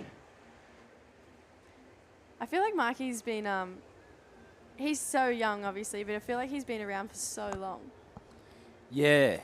Did you know him when you were growing up? Honestly, I always knew him, but I probably only became friends with him maybe the last year or two. We always knew each other, but probably only started actually talking to each other, and if I see him, I'll be like, hey, Mikey, what's going on? Maybe the last 2 years or so. Okay. Yeah. But this wave was nice from Rosie.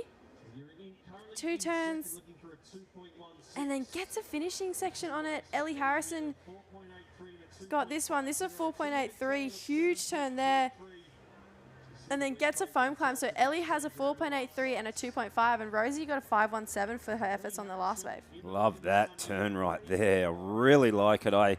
She's one of my favourite female surfers, actually, Ellie, and she's got a big future for sure. She holds the speed really well, and just finishes off there, only getting a 4.83. I thought it might have been a bit low.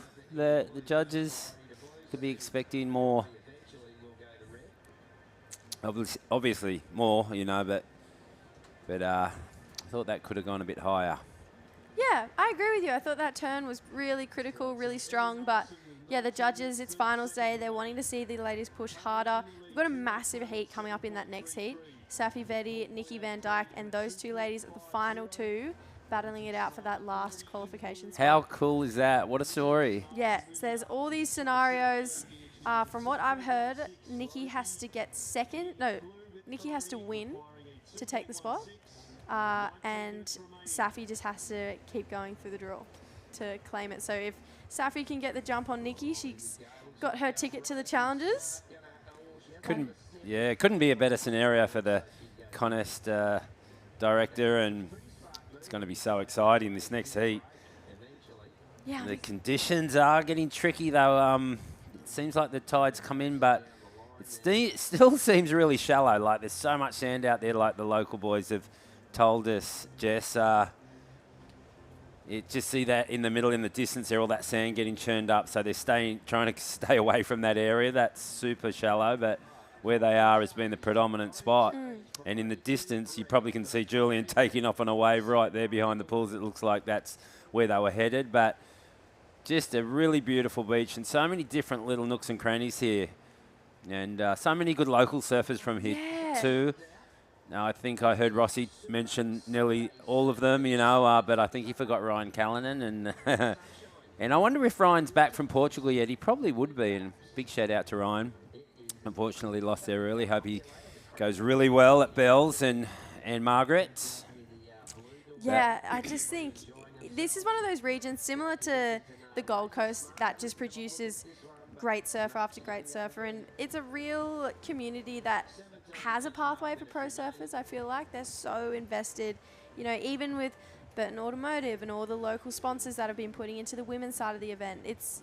it's a sporting community, you know, and I feel like that in itself is enough to make great athletes. I think you're so right. I mean, it's incredible what Burton does. I met Kim for the first time and his wife, I think it's Janine. And such nice people. And he surfs, which is great. I didn't know that. And, you know, for a massive company, and, you know, he must be super busy, but he loves, I think he said he's planning a surf trip with Peter McCabe to Garudgegan. I'm like, are you kidding me? He showed me a collection of his boards, and it must be one of the best collection in the world. He's been obviously doing that for a long time. Here we go, though. Oh, sorry. This is up at Ladies, yep. And behind the rocks, this is where the free surfers are. Yeah, Julian's out there. Might see him fly through the air. Yeah, I feel like this is where we usually see the event. These rides look really fun. Is this in the comp area? Yeah, this is definitely the comp area. So if they make it look really good, the competitors will go there. We'll kick those guys out straight away. But they're taking advantage because the competitors are up near Pogos. Here they are right now with the set coming through. I probably don't say it right, Pogos. Excuse me, the locals are probably frowning on me right there. Here we go, Rosie. Oh, just getting out in time there. You can see, like you said, it's getting super quick and super shallow and punchy on that bank. I remember actually I watched Job's heat and he didn't air into the flats and it looked very shallow and painful when he landed. I go, oh my gosh, knees and ankles when I see all those guys do that. But Rosie, just trying to get away. She was super close to her board there. It was a good eject right there. That's what you got to do when the waves are big and you're pulling in a barrel if you're too deep or it closes out. That's a perfect, what they would call, it's kind of like a Hawaiian pull-out, but a Hawaiian pull-out is more when you bottom turn and just dive through the back of the wave using your bottom turn as force, and you can get through the back that way too. I sometimes do that jump and it can either you can jump straight through onto the reef or the sand that way if it's really shallow, or if you don't penetrate right, get sucked over the falls. I kind of like to do the bottom turn. Yeah. I don't know about you, Jess, and you know, backhand it's hard to do. Forehand a lot easier, but so backhand at home on the Gold Coast, I'm kind of doing that jump, but it's awkward doing that jump backhand too because it feels like your board's going to get you. But here we go. That wave is sucky, but it's got some shape, Jess. And she comes off the bottom, hits the lip, can't make it. It was just a square kind of wave. The kids are clapping, but her friend's like, don't clap. She fell. They're saying, we're on TV. It's, that looks, that was one of those turns where I was mentioning before where you go, oh, knees and ankles. But, Oki, if I'm being serious, I'm learning a lot from you right now because I always just manage to get flogged when I try and pull off on waves. Well, it's important, you know, like that's really a critical spot, and in big wave surfing, you've got to get that right, otherwise you can hurt yourself, right? Yeah. And who taught you all this? You just figured it out? Just learned it over time in Hawaii, you know, like you kind of got to learn from your own mistakes. I mean, there's a wave I got in the first time I was invited to the Pipeline Masters because it was in an invitee contest only, 24 guys. Really? Wow. And it was only a one-day event, and they waited for the biggest day that you could get. And it was always huge. I don't know why I got invited because I was not a pipeline specialist, but I was in the top 5 in the world and they just wanted to throw me in the deep end. But one of those waves I got when I was learning, it's in the documentary actually, and I'm going to be doing that Jack McCoy tour with the documentary out soon, but in May. But yeah, I get this wave and it's a really big one, like 10, 12, maybe 15 feet. And it was so thick, and I took off and in the perfect spot, bottom turned and froze and tried to do the pull through the wall. And I got so sucked over and slammed, and I'm really lucky I didn't hurt myself. And like on a wave like that, you do not try and pull through. Like you just ride the barrel, right? Yeah. Everyone said it would have been the best barrel of my life. It would have been. Because you'll see the vision. Like you just have to see the documentary to see it. It would have been the best barrel of my life, and lucky I didn't kill myself. Yeah, so you went back over with the lip onto so the I reef? bottom turn, and I'm just pulling into it, and I think I'm too deep, so I keep bottom turning and try and pull through it. But I was in the my perfect gosh. spot. But it's hard to jump off on that wave, right, too, because it's so shallow. You Yeah, can't really no, but pencil in that dive. situation, you just have to pull in and hope for the best and just stay as deep in the barrel and as it can until the last minute, and then you just let it take you and hope for the best. Oh, that sounds terrifying. Oh, my gosh. Wow. So how did you go in that event? Well, it's funny, because like I say, I was no pipeline specialist. My first time there, I got second the first time. Oh, you're kidding. And the next year it was an invitee contest and I won. Oh, So wow. second and first, but it was a surprise to everyone, including myself. Just love a good forehand barrel. Both times were huge. Joey Buran won the first year. The first year it was really huge in the morning, and then it was washing through all day, and then it was perfect 10 to 12 foot by the final. And the next year it was the opposite way. It was perfect in the morning, the year I won, and then washing through in the final. And it was a 6-man final. Rabbit was in it. No way. Yeah, like all kind of local Hawaiians, Max Medeiros, Ronnie Burns, Michael Ho. They all paddled way out to second reef, and I was scared. I was sitting on the side kind of thing. And so I didn't get cleaned up, and they all got cleaned up and washed out. Kidding. And I was the only one that didn't get washed out. And then I paddled in, and then it was like a calm period, and a couple 10-footers came, and I snuck into, a couple of smaller ones. And I won, yeah. And they eventually got back out, but there was not a lot of time left, and a couple of them got some huge barrels, but they probably only had one score. I got lucky. And, that's the story of that. Now let's move back into the heat here. I'm just going trip down Rosie memory Smart's lane. got a 5.17, and that's a good score for her. Yeah, that is a good score. We've seen a lot of 5s and 6s and even 4s today, so I feel like they're both living in the right world, but no one's really taken off with anything right now. Rosie needs a 2.16. That's nothing, Oki, but if she gets a 2.16, then Ellie's only going to need a 3. So I feel like Rosie's probably deciding to sit and wait a little bit longer to try and get another score like that 5 and make Ellie's life a bit harder, because I feel like these ladies are going to have a long run of heats together over the next 5 to 10 years as Guaranteed. they compete on the challenges, the CT, wherever they end up. So I think Rosie's trying to play a little bit more of smart tactics right now. Here goes Ellie up and riding. It's a smaller wave. Can she get some kind of reform? Because otherwise it's a bit of a waste of time, and it is. She's out of there. Yeah, these girls, they probably practicing because they're both on the Challenger now. I mean, they will be. Yeah. So this is kind of a practice. The Challenger does go man-on-man too. It starts off 4-man heats, right? And then it goes down to man-on-man in the round of I think it's 16. quarters. Yeah, No, I think maybe 16. But yeah, wow. Yeah. So they do. They have 8 heats of man-on-man. So once they hit round of 16, it goes to man-on-man there. So it's a kind of a mock heat for them, so to speak. Yeah, absolutely. And I love that they're getting time to figure out each other's competitive strategy, because I feel like you don't really think about other people's, the way they compete too much on the QS. You're just trying to make heats and get through and win and make sure that you can get yourself to that next level. But I feel like on the Challenger Series and even the CT, I've spoken to Molly about it before, and she'll say things, and we'll be talking about someone for, say, let's just say Brisa Hennessy, just for example, and Molly will be like, oh yeah, she's this type of competitor. She likes to do this at the start of a heat, and she knows all these facts about her competitors, and I just think this is cool experience for these two to figure out how they interact in a heat. Yeah, definitely. That's interesting, Jess, for sure. Yeah, Molly's pretty dialed on all that stuff. I know she's just come home from Portugal. Just blew my mind in Hawaii, that girl. Like, unbelievable.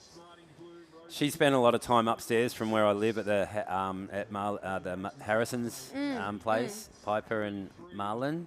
Yeah, it's really strange to think that just a few years ago, Molly was doing these events trying to get on the Challenger Series. Yeah. And then this year, she's top of the world. She changed female surfing. She changed female surfing. She's a pinnacle part of history. She definitely is. She'll be talked about forever because That's massive. It's like almost as big as Simon Anderson making the thruster. Yeah, from where seriously. you come from. It really is because that wave she got at Pipeline, the turn she done at Sunset. Wow, that's unfortunate for Ellie there, because that was definitely another, kind of score. Maybe not a keeper, but Yeah. she's had a 4.83, but definitely Jess, changed women's surfing And big the fact time. that- The other girls too, Yeah. but I think Molly was the peak of all that, especially with that turn at Sunset. That turn at Sunset was incredible. Ellie, it's just a shame this wave didn't really allow her to push back down and get her in front of that foam there. But yeah, I think I mean, the 10 at Pipeline too. that 10 Oh at my God. Pipeline, I mean, Molly, the other girls were amazing, but I think Molly went out there with this Australian mongrel mentality, and the other girls matched what she was doing. I think she because started it. She pioneered Yeah, it. she started it. I agree. I think that day, or that mindset, it would have been started earlier, because I'm sure, I so miss going to Hawaii, but I'm sure the free serves before that, there was times where Molly was, probably catching waves, maybe not like that 10, but definitely charging, and the other girls are going, wow, it's on this event, and because it's hard to get waves out there at Pipe, but I'm sure, you just have to free surf with someone, and when a big wave comes their way, if they're a charger or not. You know what I mean? Oh, yeah, absolutely. I feel like Molly, she spent a lot of time out there over the last few years, and you can definitely tell it paid off. I love that second turn there for Ellie. And then I think she surprised herself that there was more down the line there. It maybe felt like her body was like, oh, the wave's over. And then she goes, oh, there's one more. I'll capitalize on it. But, yeah, couldn't pull off that last turn. Better's her scoreline. That's a 3.67. Now Rosie chasing a 3.33. So this is the time where Ellie wishes this was 25-minute heats. Rosie, good-looking wall. Huge carve down once more. Can't get it. Initial thoughts, I'm thinking no, not a 3.33. No way. Yeah, no chance. Very lateral one, kind of cut down, backhand. You get crucified for doing those turns. Forehand, you can do a double, arm hack or a layback hack. They love it, but you do a kind of a hard, it's one of my favourite turns, actually, is just to kind of jag this really deep, and you don't get scored on it. No matter how hard you push sometimes, it's never got me through heats, that kind of turn. Yeah, it wasn't enough. A 2.73, so still time, though. That's the perks of the 30-minute heats. Rosie's stoked that it's 30 minutes. Ellie's probably wishing it was 25 right now so that she could make the final. But even chatting to Ellie in her post-heat before, she goes, no, the goal here was always to win, and your name's on that leaderboard, that winner's board. Yeah, I was lucky enough. Who was in the final when you did it? Oh, well, twice, actually. One was Tom Curran, man-on-man, and the other one would have been a QS. And my other win, it was a 5,000 back then, and I can't remember. There's 3 people. It's too hard. Anyway, up and riding. Ellie, first turn, strong full roundhouse there. Wants to get a finisher here and make sure she completes it. And gets the completion, so we'll see if we can get a look from the front. It's hard to know how much damage that turn actually did from above. It's strange with drone angles. I feel like sometimes it makes the wave look lesser than, but that first turn was really nice, Ock. Yeah, I know. I don't personally like the drone angle. I like it when they're showing the land side and the, there's a word for it. Sorry, I've lost it there. Seascape, land side, I don't know. But not the surfing. But, yes, you have to look at it front on to see what she got done. Slow motion here. It was a nice cut back. It's a whitewash. I've always found it hard to commentate when they do slow motion. Do you talk slow too? Like, when she's coming off. Oh, my gosh. Yeah, I know exactly what you're talking about.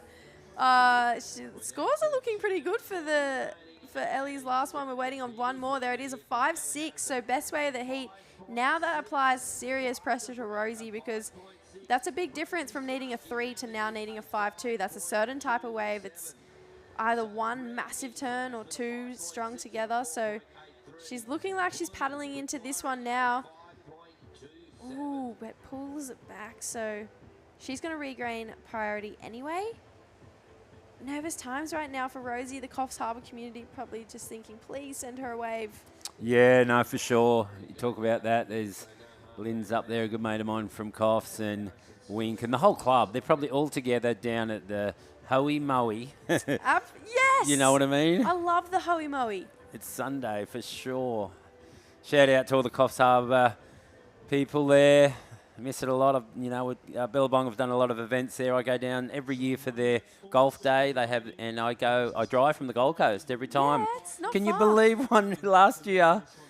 We drove down there on a super wet day. It was pouring rain. I'm like, there's no way it's going to be on. And I got about an hour out of Coffs, and they said it's off. I had to turn around and drive home. Yeah. That's the worst. I know. I was like, did they forget to call me? But apparently it was just just one of those downpours that just happens. It was underwater. Yeah. Like, come on. But yeah, good friends. Heaps of good friends at Coffs there. And I'm wishing for them that this 5.27 comes in under a minute because she's got priority. That's what you need, Jess. Yeah, I mean, it's fate's in her hand. She's got priority. She's in the perfect situation that she wants to be in to be able to get the score. Whether or not the wave comes, I mean, that's the biggest pinnacle of our sport. We don't have control on if we get another opportunity or not. But, yeah, I used to go to Coffs every year for my junior career, go to the Billabong Osgrom Cup. Yep, that's what I'm talking about. To the Skull Candy, and then I'd come to your event. Yep. Go up to Deba for Ocky's Grom Comp. Yeah, that's been going on a long time. So I think we're into our 15th year. We have it at Snapper now. No way. Yeah, didn't you know that? No. Yeah, last year we had it at Snapper. We got the permit off the council to have it there. Good. Rainbow Bay Surf Club, which is my local club, and Gavin up there, really good friends. So it's all integrated, and yeah, so my Oki, so the grommets just love it. Like, that it opens up to the entry fee time, and like you have to be on the button because it. Oh, there we go. Sorry, the heat's over. Excuse me, Rosie Smart. It doesn't matter. She's on the Challenger Series. She's made it. Ellie Harrison is through to the final. Oh, gee whiz. It's finals time. It's finals time. We're going to be back with a very important semi-final with Sappy Vetti and Nikki Van Dyke right after this short break.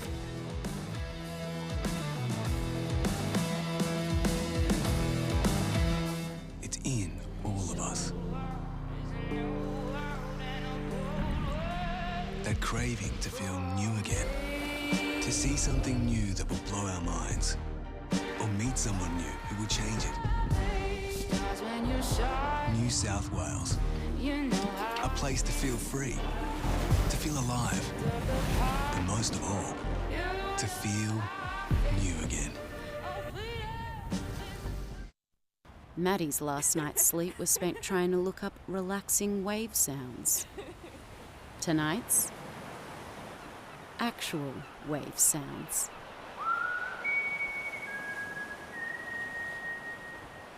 Holidays, Ironman, outdoors, Ironman, whoa, Uber, suspension, lights, roof rack, camping equipment, recovery gear, under Ironman Maitland, and 100 Ironman. I can't do two things at once, I know.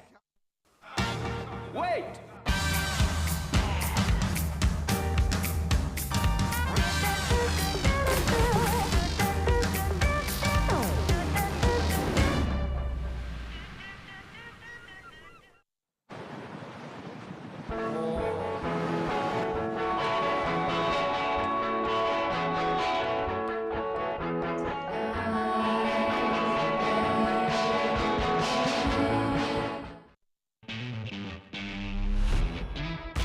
Effortlessly refreshing. Byron Bay Brewery Premium Lager. Go with it. Wait!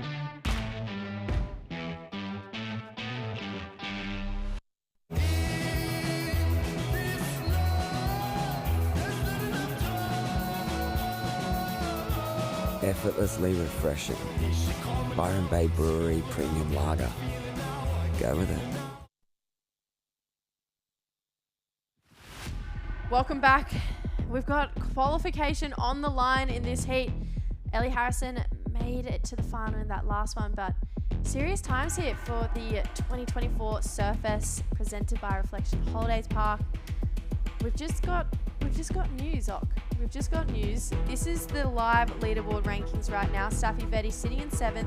Nikki Van Dyke in 7th. So if Safi wins this semi-final, she'll qualify for the Challenger Series. But if Safi loses, Nikki will need to win against Ellie Harrison in the final. So wow, lots going on. Lots going on right now. So much going on. This is a final. Right here, it's only a semi, but it is actually a final for these two. Yeah, this is especially Safi, sorry, Jess. You know, Nikki will have one more to do, but what an important heat. Oh, such an important heat, and it's a cool situation for Safi to be in because I don't think she's ever been in a high-pressure situation like this. I mean, she obviously had the Olympic qualifiers, which would have been scary enough as it is. But Nikki would have been in pressure situations like this, so I'm excited to see how Safi can react. She knew that she had to make that last heat, and she got a 7.67 to take out Bronte McCauley. Wow. Which is a massive name to take out in this draw. So I've been on the phone with Safi's little brother Finn most of the morning going, what's going on, what's happening? So big shout out to Finn. Happy St. Patrick's Day over there in Dunedin. I'm sure they're having a fun time. That's Nikki Van Dyke. She got 4.67 for that. Safi, little barrel, 2.67. 2.67 only for a barrel? You kidding me? Wow. 4.67. You'd almost add another 5 minutes to this clock because of this situation right here. Yeah, seriously, let's make it a 35-minute heat. Mm-hmm. I think Safi, I'm not sure if you saw the 7 that she got in her last heat. Yeah, no, I did. I commentated Yeah. that. Oh, yeah, amazing heat. It was. I reckon she's going to try and stick to getting her backhand in some good quality sections out there because she's looking really lethal on her backhand. She is. That she is. Seems like the northerly kind of breeze is coming up. Not strong, though. Mm. Sometimes it's all right when the wind comes up a little bit like that because I think it pushes the faces back down at you a little bit more, which allows you to belt it just that little bit harder. I don't know. That's my personal opinion. No, for sure. I mean, the air guys are licking their lips. Yeah. Well, and we've got some coming up, so. Yeah, that next heat, Joel Vaughan, Morgan. But we've got to get through this one. This is a high-pressure heat, and I hope those ladies just come down swinging. But oh, I knew something like this was going to happen. Excuse me, Jess. It's Jackson Dorian? It's not. It is Jackson Dorian.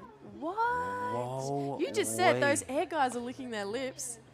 Oh, my goodness, that was huge. I mean, Jackson, I was talking to Lisa. I thought they were flying home to Hawaii. Oh, must be tonight they're flying home. He's flying right there. He was almost home. Wait, is he not in Hawaii? No. Oh, my gosh. Yeah, that was wild. I love that we've got a camera facing down there as well. Well, he was almost like he was definitely departing.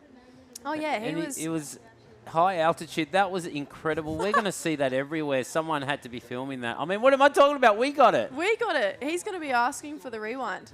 He's going to be asking for the footage. He wants to post it on his Insta. Yeah, that's going to be on a reel later. I'm charging him. I've got the footage. We've got to I wouldn't do that, Shano. I hope Shane Dorian's watching. He's probably not because Jackson's, he lost early in the event. So Shano's probably doing something else, but he's going to see it. That was ridiculous. Can we see it again, please? Oh, my goodness. I hate to take anything away from this most important heat of these girls' life. But thank you. Just one more time. Look at that. No hand grab. What? Wow, landed perfectly. Oh, my goodness. I wonder if my son's watching. Jay. Incredible. Wow. Epic. Let's get back to the heat. That was a really steep section too. Oh wow, that was really nicely done. All right, looks like Safi's having a paddle down the beach. Decides it's not what she's looking for. So I really hope these ladies don't get too picky out here. I think They have to surf it like they've been surfing their previous heats. You've got to be on your feet. You've got to be creating opportunity. These aren't really the conditions where you want to sit for 15, 20 minutes. Nah, definitely. I'd be nervous, like the 467, you're happy because she's only had a 267. So I always used to listen out louder for my opponent's scores than mine, It was very important. And so she's feeling all right, but, definitely want to back that 467 up real quick. You played a few roles down here this week. You've been commentator, you've been coach, you've been social media lord. We'll get back to that in a second. Wow, huge turn, but couldn't pull it off, so...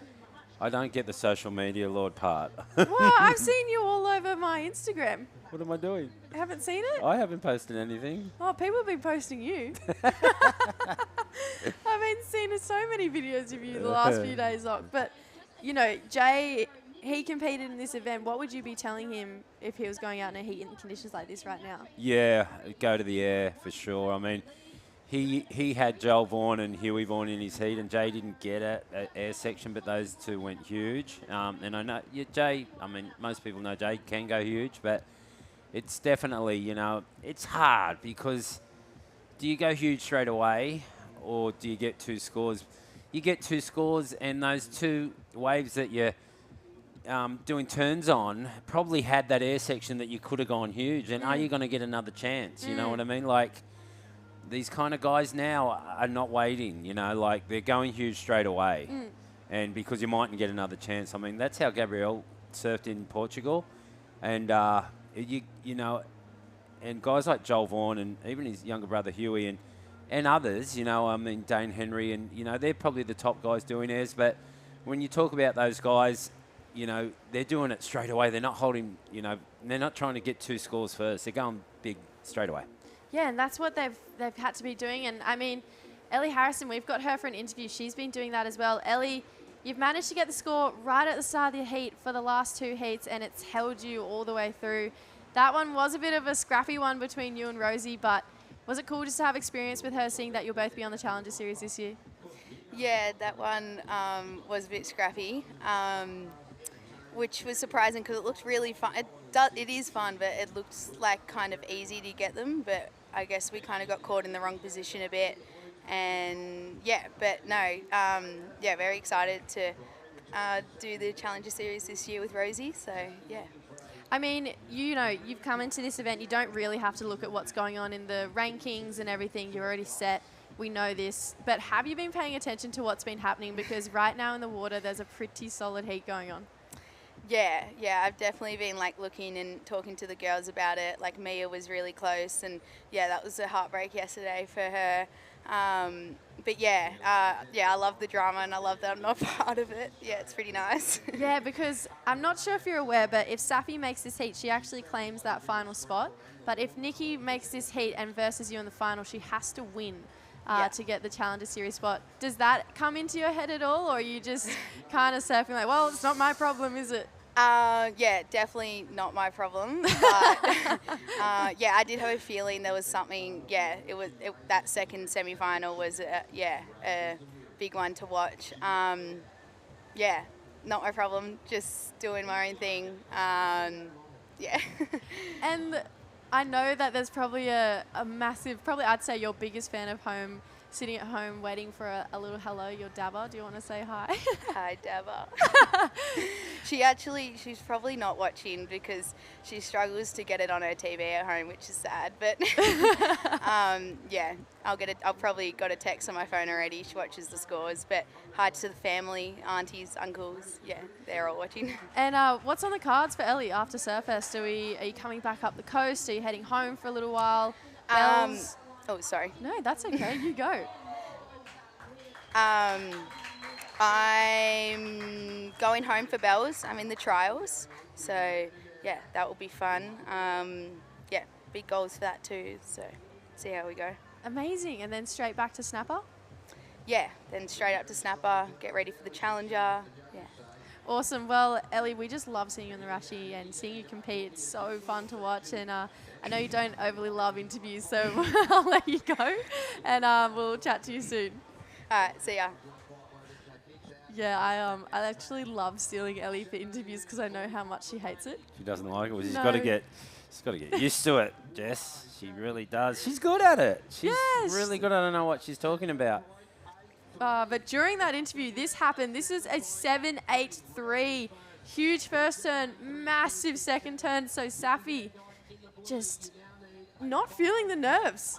No, that was critical. There was backwash. There was a lot going on, and she nailed it. Look at that, 7-8-3. Wow. We haven't seen a wave with that much of a steep wall in front of a surfer in quite some time. So Safi identifying that beautifully. I can hear the cheers coming from New Zealand right now. Ness, if you're watching, big hello. But I'm sure there's a massive Australian contingency watching this lady right here. Needs a 5.84. Great first turn. She's got a beautiful backhand. But this wave, those lefts are kind of going into weird water right now. Yeah, that wave was bending out to sea and going into a deep channel. It was never going to go anywhere. So she's going to have to get that right. Live ratings, Safi. She's right there. You know, New Zealand, the feeds that are going out to New Zealand right now are massive. Like, it's incredible. Yeah, just a reminder to everyone how important this heat is. So Safi is sitting in 5th. She has to make this heat to move up into the qualifying position. Nikki Van Dijk, though, she needs to make this heat and then go and win the final against Ellie Harrison. Ellie's actually moved from 4th to 2nd on the base of that last heat. So even if, say, Safi or Nikki move up and Rosie moves down, Rosie will then take the next spot because Ellie's already on the Challenger Series. But there's also a wild card that comes into play. So it might be the fact that we might see all of them on there. You never know who's going to get the wild card, but it's high stakes right now because both of these ladies don't want to have to rely on a wild card. They want to have made it themselves. No, you can't rely on those wild cards for sure. You've got to make it happen yourself. But, I mean, if people, you know, you never want people to get injured, but if they do, it can go down to the next person. So if you're right there, you've got to be ready. I think Caius King in the men's side is right in that kind of spot right now. Winter Vincent, I think it is, that's still in the event and needs to win. I'm not too sure they're going to tell you about that when they're commentating the men's heat, but it's exciting all round. Like, are you kidding me? It's a promoter's dream. Yeah, absolutely. I mean, Winter, from what I'm aware, Winter has to get 2nd. And if he doesn't, then Caius King gets the spot. So I'm sure Caius is walking around pulling strands out of his hair right now, just going, please, please, because that's not the position you want to be in either. You want to be the guy who has to make the heats. It's on your own back rather than hoping someone else, you know, screws up and doesn't get through. So I love that these two ladies right now are battling out because they want to make it happen for themselves because of themselves, you know. Yeah. So 14 and a half minutes to go. We still have a whole nother heat on our hands right now. Yeah, no, I know. It's a long time. It really is, but it's good that they've got this amount of time because they've been competing all season to get to this point, and they've met right in the semi-final. Yeah, I mean, it's drama, isn't it? Yeah. The ocean's got like that nice blue colour. Yeah, it's just, it's always turns on for finals day. And yeah, like your mum said, if there's enough blue in the sky to make a sailor's jacket, it'll be a nice day. Yeah, sailor's waistcoat, you got it. You got it. And yeah, that's a good memory. Thank you. I was like, sailor's jacket. But it is. It's a nice day. It was very cold, I thought, this morning, but maybe I've been spending a bit too much time on the Gold Coast. But yeah, I mean, Merriweather always puts on a show. Newcastle in general always puts on a show. And I'm kind of sad it's the last day of Surfest. I love this event. That's another promoter's dream, is the sun to come out for finals day, Yes. because we're expecting huge crowds. It always seems to happen in Newcastle, like right on they know when the final's on and they come to watch that like it's a game of footy or something. It's big. I remember back in the day when I was competing, and I think it was the main beach, but right on the final, it just streams of people, and you'd be surfing in front of a huge crowd. And there's, yeah, really faithful fans down here at Newcastle. They love the Knights.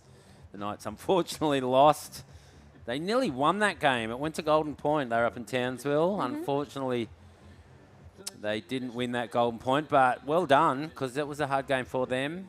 So their year's looking bright. Who's your footy club? The Sharks, and then Sharks. yeah, I love my league, Jess, and then it's the Broncos because Dean Mariner goes out with Grace.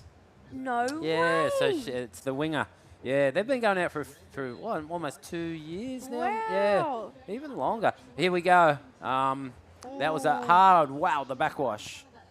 The backwash and lots everything. going on there. A lot going on. That was one of those sections that was going to be a hard one to make. Nikki now up and down. I feel like Nikki, nothing has really gone her way so far. She's fallen a lot. There's a lot of 1-pointers, 0-point rides in her lineup. She's really banking on that 4-6-7 right now, but I feel like by the end of your heat, you want that to be your backup score, not your main score, especially when your opponent has a 7-8-3. But Safi's goal right now is to drop that 2-6-7. Unfortunately, didn't do it on that last wave, but I feel like with a competitor as good and as experienced as Nikki Van Dyke, Safi, you can't be feeling comfortable with a 2-6-7 backup. No way. No. But she knows that. You can tell she's trying to make opportunity for herself. The Olympian, she comes back home on the Gold Coast for a day, then flies to Auckland for 2 days, then comes back for a week, and then goes to Tahiti. She's all over the place, Safi. She's got a crazy schedule. She's going to have to balance the Olympics and the challenges if she makes it. But I think that's a really cool problem to have. It is. You know, Chopo, I just can't believe the Olympics are there. It's so good for surfing. Like, it's going to, the most attention ever is going to be on surfing. I know it was in Japan, and I'm not too sure, how the public that doesn't know surfing received that. Mm-hmm. It was onshore, and I loved it, but I love all kind of surfing. But at Chopu, if it's 10 feet, the whole world is going to be amazed on what these guys and what we do out there. I was almost thinking, how can I get in? Because I'm half Italian, I was like, look out, I'm going to get my Italian passport and I'm off to where was the ISA games. Puerto Rico, El Salvador. No chance. But I find it really strange that they have that and it's nothing like Chopu, and because I would not have a chance. No way. But I mean, this is when it first got announced. I thought the trials would be at Chopu and I was thinking, how can I, get my Italian passport, get it together? I only have to beat Leo, right? I mean, Leo's really good at Chopu, but I mean, I'd give it a go. I love that. Just imagine a gold medal at the tender age of, I'm not telling you how old. The youthful age of 21. How cool. I love that you're still so competitive. Yeah, I know. love it. You've got so much drive to compete. It's so weird that it hasn't left. Like when earlier on in the rounds, there was 3-man heats and I was thinking about asking, because Ty's a really good friend of mine from WSL, and at Cabarita, there was a 3-man heat and I raced home and grabbed my board. This was a couple of years ago. And I think I can't believe I didn't get booked for a speeding ticket because I didn't have much time. I had to race back to Rainbow and get my board. And I had a shocker. And the waves were like, not that good. And they were, in this early round, the waves were pretty small and hard. And I was still thinking about it and I would have got smoked. I mean, it would have maybe been embarrassing. I'm kind of losing it. It's funny how it hasn't left. I don't know if you are losing it.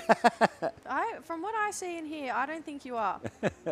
I would love to see you back in the Rashi. Well, we will at J-Bay. Yeah, J-Bay. I've got an invitee. The event is not on this year because of the Olympics, and it's been a specialty event this year. And myself got invited. I think Parko and Mick got invited. Kelly got invited. There's a local guy there called Sean Holmes that used to beat Andy Hines a couple times. Andy didn't hate that. Sean surfs it so good. So it's going to be a great event. I can't wait to get back to J-Bay. Man, I can't wait either. I'm excited. Did I need any commentators? Yeah, I'll talk to WSL. But 8 minutes to go. I mean, pressure is building right now on Nikki Van Dyke. Safi down the line, looking like she might find a wave. Says no. She's just got to be thinking, get rid of this 2.67. But yeah, I'm hoping that there's equal opportunity left in this last heat because it's the best to see a to and fro battle.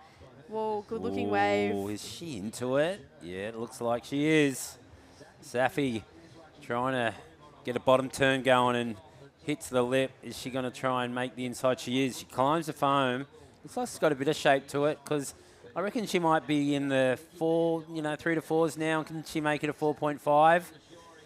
Maybe. Here goes Nikki on a nicer wave. Huge opening carve there for Nikki. Wants more down the line, needs more down the line. And excuse me. It's been a weird one for Nikki. She hasn't really found any good waves out there. No, sorry. I thought that wave looked good until it went into the channel. No, yeah, I you thought got it to looked be. good too. Yeah, you got to be really wary of where you're sitting when the tide comes in, Jess. You really do, because it should be easier today because it's not as kind of big as it's been. But we'll just watch the inside here. But you got to be aware because the wave that looks good, you can get one good turn on, and then it ends up in the channel as this wave does. It's a beautiful kind of wrapping turn, and then she's like, I've got to get up into this high road, but the wave just filled up too quick. So you got to kind of sit on the side of the channel, I reckon, and surf into the shallow water to get that closeout turn. I agree. I think Safi's been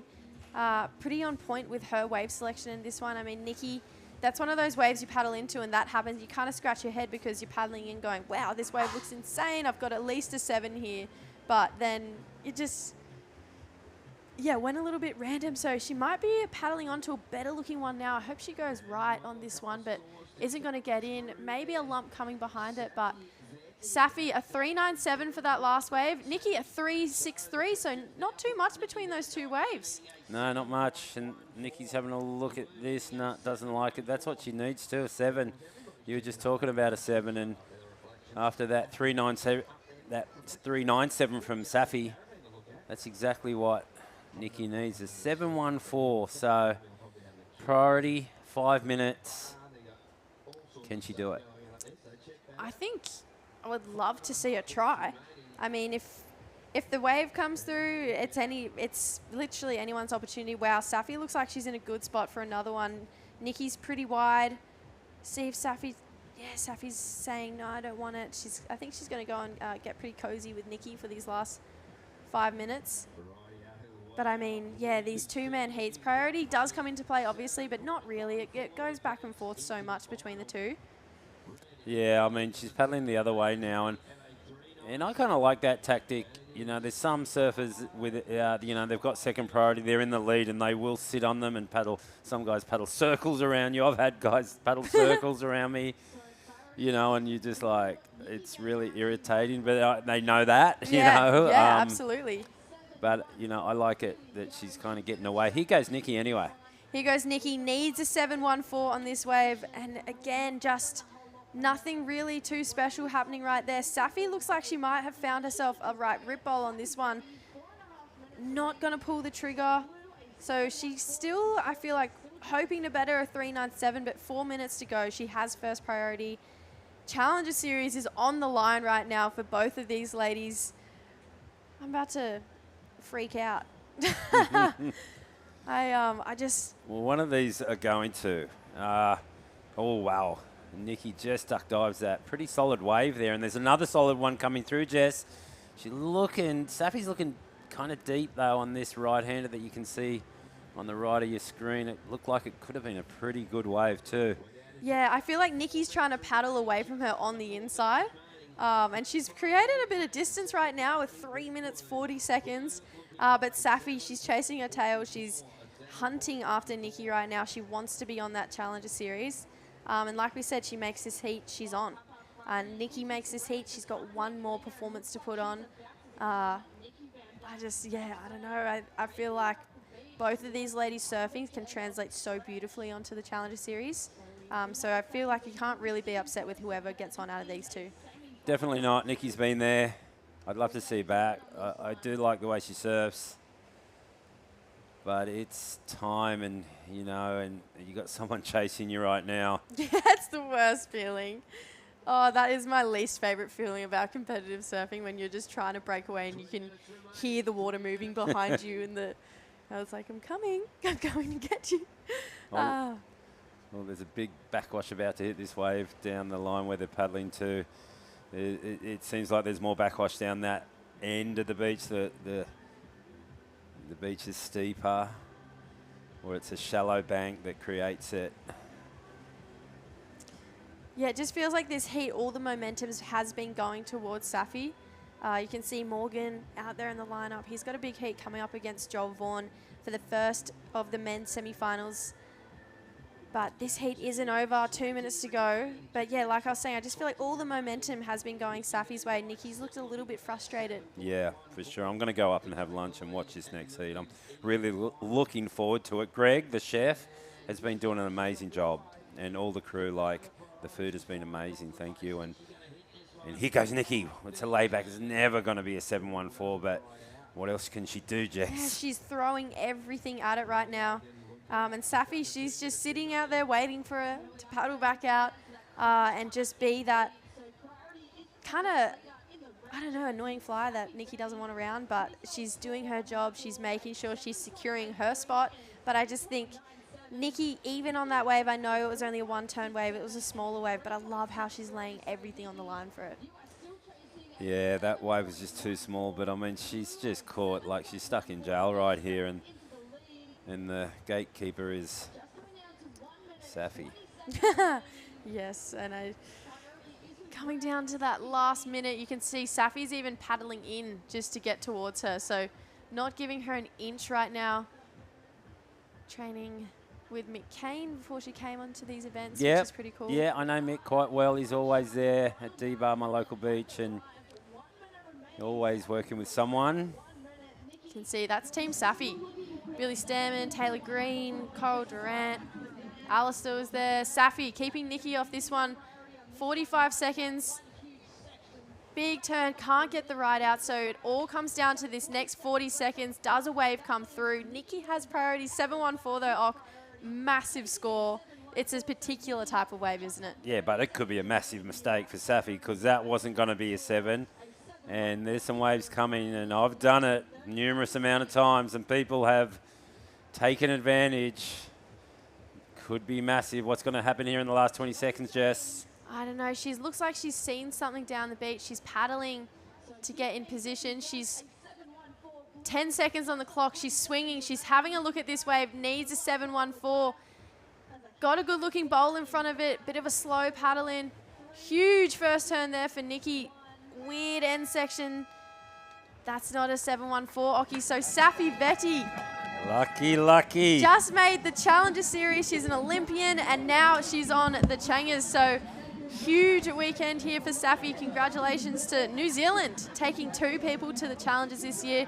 We're going to go to a break and come back with men's action. Don't go anywhere.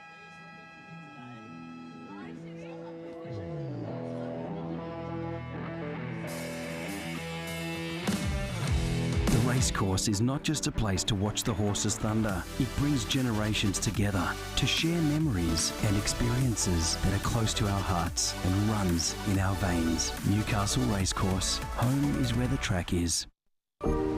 Welcome to Sydney. Upbeat. Downbeat. Feel its heartbeat. Open spaces. Open arms. A place to feel alive. To feel free. Come feel it all. And feel new. Adam has taken a few losses at work this week. A loss out here, a little easier to take.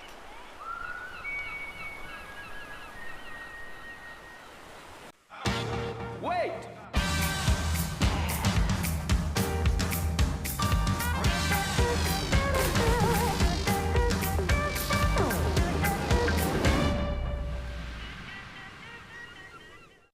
Holidays, Ironman, outdoors, Ironman, whoa, Uber, suspension, lights, roof rack, camping equipment, recovery gear, under Ironman, mate, and under Ironman. I can't do 2 things at once. Right?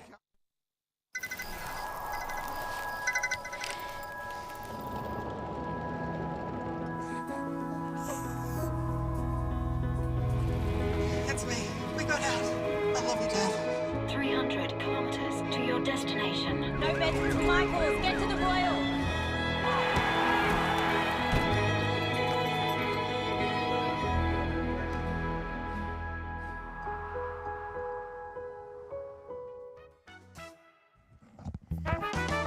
Welcome back to the show. Finals day here at Merriweather Surfest 2024, presented by Reflections Holiday Parks. Safi Vetti getting the jump on Nikki Van Dyke, consequently ending Nikki's run towards qualification for the Challenger Series. But Safi is sweet.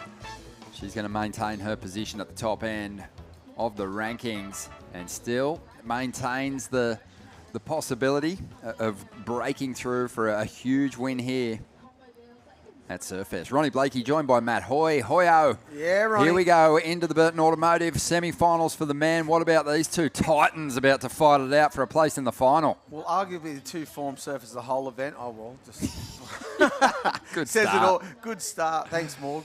But yeah, probably the best two surfers of the whole event so far, these two, in the semis. Mhm. Everyone's spewing that this isn't the final, but it's not to be, but good on them. Yeah. Going to be a huge heat. You know what Joel's going to do?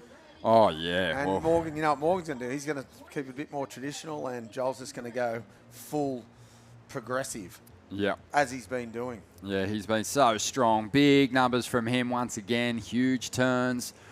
Going right up in there, the 9-point range in his quarterfinal heat, Joel Vaughan in the opening stages. Yeah, and I heard it. Morgan's just been rock solid. He has been so just reliable for a couple of decent numbers. And he's kind of been pacing himself through this draw beautifully, building towards potentially a final spot. But it won't be easy against Joel. No, this is probably well, like I said, this is probably the final, but they meet early in the semis, but that's what happens. Yeah. This should be a great heat, long time in the water, 30 minutes. Sometimes it's a good thing, sometimes it's a bad thing. That extra 5 minutes, or the extra 10 usually, Yeah. extra 5. Depending on who you are. Yeah, That's and, right. and what lead you've got or what you've got to get, or Yeah, well, nothing worse. These two are going to clash and clash in a big way here, both on the Challenger Series the past couple of seasons. Joel finishing in the high 20s in the last couple of years, but really has been collecting some amazing highlights. The 20-year-old Morgan, 24 years of age. Still young. He's still young, and he actually, despite the fact he got knocked back to the Challengers, he's come so close to getting himself back on the CT a couple of times now. 2022, he was just a heat win or two away from being in the top 10 Yep. again. Finished 12th, and last year 16th. So he doesn't need the QS points. He's already in there because he made that top 20. But he's, sort of marked himself as a consistent campaigner on the Challenger Series. I think he'll give it another good nudge this year. And even the surfing that he's showing us here, Morgan, he does look like a vet. It's crazy to think that he's still such a grom. Yeah, because he did it so early, went straight into that top 5 first year on tour, you know what I mean? That's what... Oh, we just said he was going to go full progressive, and he's just gone the other way. What a wave to start. Joel Vaughan's Not found over. an absolute gem here, Hoy. Great variation. Wow. He did it with the big individual turns in that last quarterfinal heat, but I feel like Joel Vaughan's going to kick off with a big number here. The That surfer was- from North Shelley just down the road. That was pretty sick. Some of those turns were mental. And the wave, look at the foam line from that wave. It just bowled off perfectly for him. Probably one of the best waves that's broken today Yeah. here at Merriweather. 100%. So, that really worked in his favour, that Morgan took a ride early in this heat and didn't really convert it into anything. It left Joel out the back with priority. He waited for a quality wave to come his way, and he's just absolutely taken to it with a variety of manoeuvres, and I think that'll help him push this number up. The score's coming through. Wow, they're big again. Wow. Huge. That was a sick first turn. This turn throws the tail. Great sex. What a wave. And another one, and just finishes it with that. Wow. So he's done, repeated what he was able to do on his first wave in the quarterfinals, and that's drop a 9.7. This is, quality surfing. There was a couple of people sort of around the comp site saying to me, do you think in his last heat, that 9.7, that was the score? Was it a bit big? like considering who was in the lineup, Dane Henry. Yeah. And I sort of said, well, yeah, it was pretty amazing. But I see what they're saying. I'd say even this number feels high on the scale considering it's so early, 30-minute heats. And how they've been scoring the whole week. That's huge. Yeah, 9-7. And one judge even threw a 10 at it. I know. So, wow. You know, with 5 judges on the panel, the highest number, the lowest number, they're throwing out. It's an average of the remaining 3 scores, the in-betweeners. And it came through at a 9.7. Wow. But, you know, what a way to start. What a way to start. It's not an issue as long as... But what works against Morgan is he's not really sure of what that looked like from the front. Yeah. So if he saw that wave from the front, he'd be going, if that's a 9.7, I can get a 10-point ride here. Yeah. But like it can sometimes frazzle a competitor thinking that you need to match that and you oversurf a bit. Yeah, for sure. Because Joel wasn't surfing out of his skin then. It was great surfing. That first turn was sick. Wasn't it? That was a good turn too. This one he gets a little sort of hung up a little bit, and that one a little bit hung. But yeah, that's just been really. Watch it from this one, this second turn. Excellent surfing. Excellent surfing, but near perfect is a big call. Isn't it? As we see him racing down the line. And he's going to go to the sky, corked out, and almost flips his way into a solid backup score here. But he is certainly in the driver's seat. Joel Vaughan, he's made a habit of doing this as he's moved through the rounds of this contest. He made a habit of it on the Challenger Series last year. Going big. He likes that at that upper end of the scale. Yeah. Well, he's already got 10.7 is... Like, there's a heat win in earlier rounds. Oh. And he's already done it on 2 ways. He's got a 1 for a backup. There's no way in the world he's not adding another 6 points to the tally here. Well, he's going to add another 8. Yeah, so early days. 21 minutes to go. How will Morgan Sibley respond? And we know Morgs has had huge results here at Merewether in the past, a semi-final and a championship tour event, no less. He's also cracked a CT final and, of course, featured in the WSL final series at Trestles back in 2021. Just a remarkable run. Wasn't it? It was always going to be hard to back that up. And, for sure. You know, he did struggle, but I just think form-wise, he's kind of getting back to, you know, that confident gun that, you know, challenged for the title in 2021. That's what it was, just his confidence, wasn't it? And the way he was his confidence in his surfing as well. He just did not care about who he was up against. That's right. That was the best thing. Yeah. It was like he'd never seen any of the guys at the top end of the tour before. Oh, he's going. He's got a good-looking section here. Morgan loading up. Nice big rip to get started on this wave. It flattens out a little bit, but he still manages to whip a reverse out of the pocket. He's so switched on, deals with the backwash, no dramas, and he is going to get himself back in this heat. So just really was looking to get a score on the board. Reel Joel in and give himself a shot at the lead. We know Morgan's got excellent numbers in him as well. So, you know, he's got some ground to make up here, but that was a great ride. That was a great ride. Good first turn. Pretty much the same. Joel's a bit tighter, but this one threw a progression in and just finishes with had to dodge the backwash too, which was difficult. Like we said before, Joel's picked off the best wave of the day and surfed it extremely well to get his number. Morgan's wave, not as good, still surfed it really well, and I think he'll get a great score, a good reward. I think the reverse is going to work in his favour. So Joel on the outside, wow, how's the loft? He looked like he had that thing. For all the money in the world, I thought he was going to ride out of that. Well, is Joel just going to go just get a backup score and do big airs, or is he going to wait for that wave that he got on the first one? He's a good-looking wave for him, actually, out the back here. Yeah, well, Morgan's got himself back in the heat. He almost went into the excellent range too, a 7.67. Here goes Joel Vaughan. Big oop. Lands it, full rotation. No dramas. Always does so well to find that transition and just take the full shock out of those turns. Mate, he landed perfectly. There's the Merewether crew just there, and they're going, what? How are we going to deal with this? Watch this. Good-looking wave. Set wave. Hits it perfectly. Do you think he changed? He looked like he was going to go down the line. Then he went, nah, I'm doing it here. Look at this. I mean, it's just so smooth, the landing here. Absolutely perfect. Wow. There it is. Yeah, he is on 8.5. Hoy, you called it. He was going to go into the excellent range again. He's done that. Wow. Big heat score total. And Morgan, he just pulled the reins back on Joel. Yeah, and now he he's just did that. Now he's got to really step up again because he's been pushed back into combination. And he's Well, after a two-wave total of 18.2. Joel Vaughan putting up the biggest numbers of the event so far. In his last two heats. Amazing. Quarter, semis. Yeah. Wow. That's the biggest He's on heat a score roll. total too, though, 18.2. I mean, what do you do?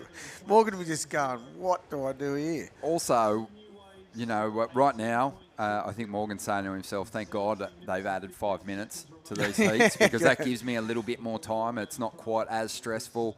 But, you know, he's definitely going to have to step things up. I will say, though, Joel Vaughan can go bigger. Yes. So that's the danger. Like is the danger. Morgan probably, you know, even if he's able to break like this combination, I mean, if he gets an excellent score, he's in it for sure. But I think Joel can do a here much he goes. bigger version of that same turn. Yeah. He's loading up. This wind's perfect for airs. Joel Vaughan, though, he just can't find the ramp there. He's going to get out of it. Well, I thought he might have attacked that, didn't it? Yeah. He doesn't have to. No, he Why? doesn't. I'd come in. That'll do, mate. Try and beat me. 16 and a half minutes to go here. Let's get a quick chat with Safi. She's just won through in a big heat up against Nikki Van Dyke. Congratulations, Safi. That was solid. Nikki's no easy draw. You must feel fantastic. Oh, yeah, I'm so stoked. I knew that was going to be a really hard one, and I feel like the last few heats, I knew they were all going to be hard. So, yeah, just a bit of belief, I felt like went a long way. Yeah, the quarters were super tricky for all the women in the Newcastle Racecourse Women's Pro today. The wind was kind of howling. It was hard to find numbers, but things have cleaned up. What was it like out there? Oh, it was so fun. It was tricky to find like a good corner, but once you found one, I feel like it's so rippable, and Newey always pulls through for finals day, so I'm really stoked. Talk to me about the competitor you're going to be taking on in the final, your thoughts on their surfing and what it's going to take to win. Yeah, Ellie, it's Ellie, right? It is Ellie. Yeah, no, she's a cool friend of mine, and I'm really excited to go up against her. I don't know if I've had too many heats against her, so look, I'm really excited. I know we'll both give it heaps, so yeah, she's a legend, so all in all, it's all good. It is all good. Look, we last time we spoke, we were talking about how full your year is looking already with Olympic qualification. Now you're going to be on the Challenger Series as well. Congratulations. It's a huge day for you, but it's turning into a memorable year already, and you still have a Surfest trophy to chase down. How good is that?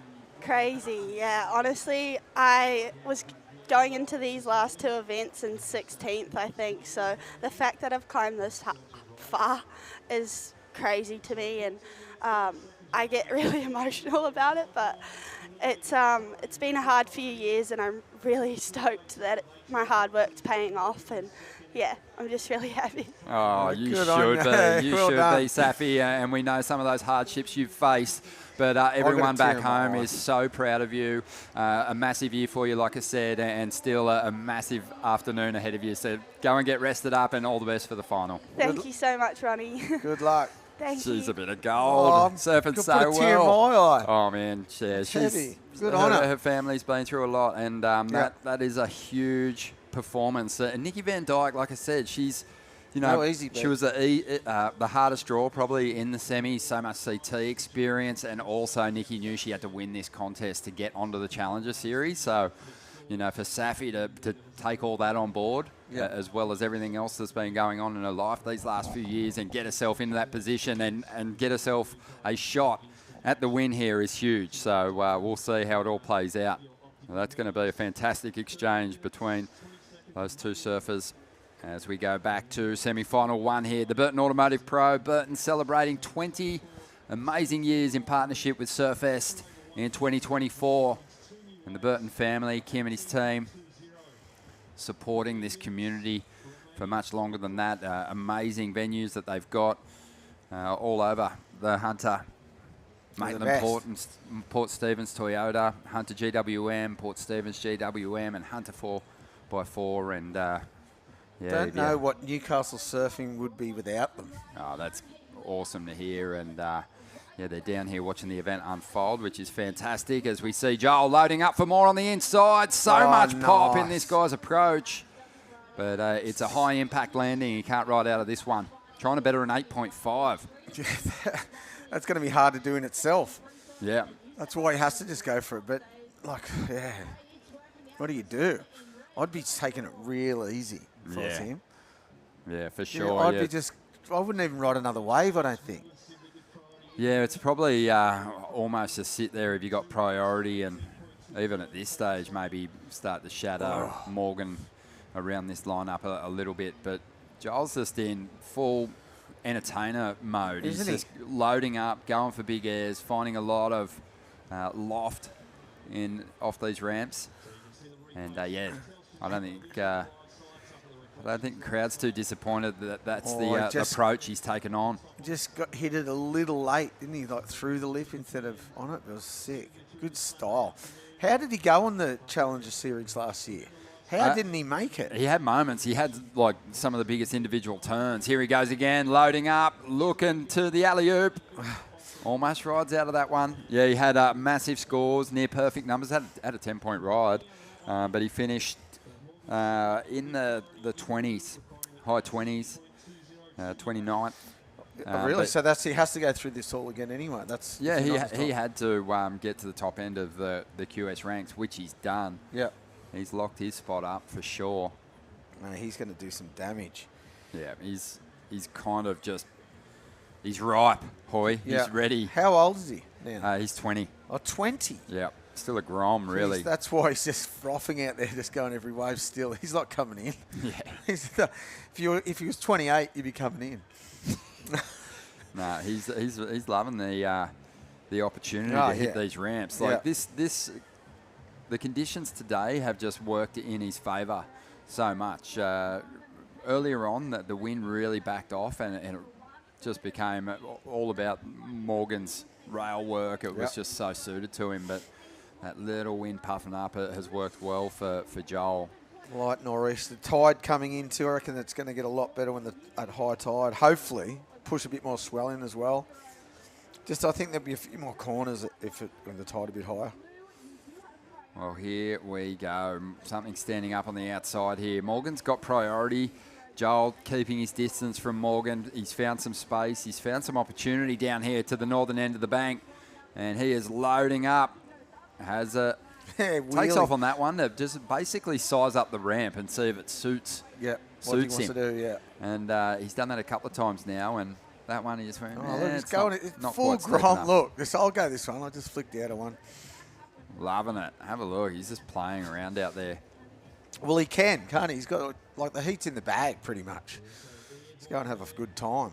Not saying anything negative about Morgs, but hey, it's a big ask. Morgs just so fixated on that goal to get himself back onto the CT. Not competing here, Hoy, with the pressure of chasing results, having been such a top-end competitor on the Challenger Series. Already shored up his place by making the top 20 there. But, man, he'd love to be the second Nova Castrian to break through for a win here at Surfest on the men's side. It'd be good to see. The crowd would be wild. He'd be a bit wild too, probably, but I can't see it happening. Joel's going for back-to-back wins. Yeah, that's right. No one's ever done that in Newcastle, I don't think. No one does it hardly anywhere. Nah, it's hard to do. It's hard, really hard. Winner Vincent, still with that goal of getting himself up to the top end of the rankings. What's between him and Caius, eh? I think Winner's got to win, though, does he? Winter's got to get the W. He's got to get the victory. Wow. So, the pressure's on him. He's been dealing with it beautifully. But good, smooth style. Yeah. He did some really good turns in that last seat. But I'm sure, like, George Pittar last year on his magic run through this event to earn his place on the Challenger Series, I'm sure, like, he was just coasting along. It seemed very far away, and the closer he's getting now, just one heat away from the final, it'd be like, hang on a second, I'm actually a realistic shot here. Yeah, It'd be I've like got a shot. So the pressure only builds in that situation. So it's going to take a lot from Winter to quieten down that noise. We'll see how he goes. He's coming up next, taking on Mikey Madonna. Curb the excitement. Just under 8 but minutes at least to go. he's got the opportunity to do it himself instead of, I'd rather be him than Kai sitting on the side, sitting on the beach going, whoa, I could lose my spot here. Hoping him to lose, sort of. Probably his mate too. Wouldn't be a good feeling. So just on 7.5 minutes to go, Hoy, at what point does it become just the impossible task with the clock? After his fourth wave. After Jasper's fourth wave. Well, his first wave, nearly. It's actually his fourth, so that was like 20 minutes ago. But this is not like a long-running point break. No. You can get back out there pretty quickly. So if Morgs with priority makes his next wave count. Well, he needs to get over an 8.5 on his first one. Yeah. That's all. So, and it's a hard thing to do. Yeah. It's huge. But the time, I reckon, sorry to say, but it's over. Well, doesn't matter how much time's left. Matt Hoy's seen a lot of heats. He's called a lot of heats. He's surfed a lot of heats. And he's seeing Joel Vaughan. In the final. In the final, taking on either the man on screen, Mikey Madonna, or Winner Vincent, who are coming up in that second semi. It's not too far away.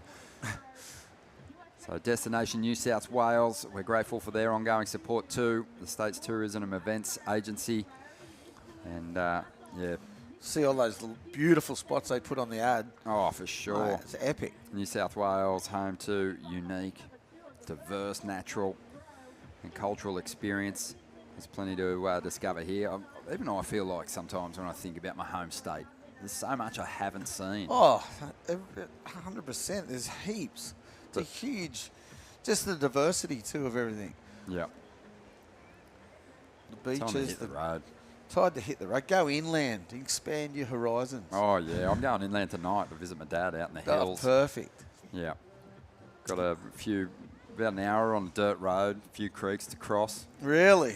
Isn't he up behind Maxville? Yeah. Barraville. Yep, that's the zone. Yep. How good's that? But, Bowerville races, 5 miles long.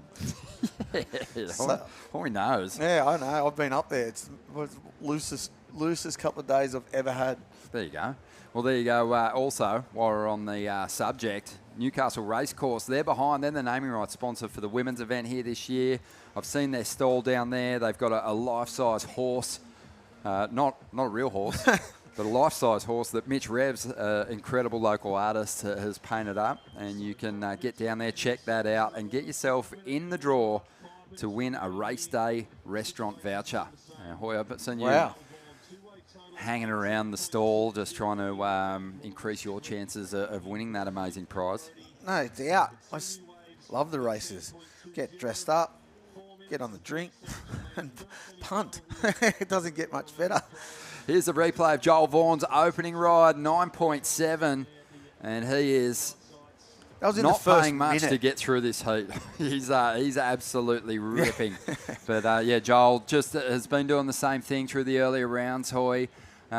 Things like that. That was his backup score. Air game's been impeccable, and he's given us so much variety in his work above the lip. But it was great to see him on that first ride to stick to the traditional stuff, showing us that he can do it. His feet did not move then. So that's when he's landed a little bit. Solid. Stuck to the board. He's had 10 waves. You know, he kind of forced Morgan to sit with his priority. 4 minutes to go. And Morgs is out there chatting, pretty relaxed about the whole situation at this point in time, because what are you going to do? You're looking for a 2-wave total of 18.2, the highest numbers of the event, to stay alive and get in the final. With 3.5 minutes to go. Crazy scores. And it's just the surfing, man. He's just the confidence he's got. That was a beautiful interview. Oh, yeah. Brought a tear to my eye. Good Yeah. on her. Yeah, she's got to curb in her emotions and get out there and try to win the final. Yeah, she's stood up in a big way at this final event. But have a look at all the competitors turning out from the Australia Oceania region, no doubt from the Asia region as well, to watch these last few heats play out as Joel Vaughan looks to replace an 8.5 here. Oh. Love the way he can pivot from those big individual airs to your more traditional approach and still work some great combinations together. 2 good turns there. So fast and crisp. Flying around. I'd like to see that from the front. Here it is, thank you. It's a small little wave. Oh no, a little hack at the start. This turn, and this turn, yeah. Bang. Oh. Great. How's the way did their layback and then whipped it, like he'll show it here again. Oh, it's so precise with his timing, isn't he? Yeah. Nice and close to the pocket there. Whips that board. Moves plenty of water, but the timing on this final hit was spot on.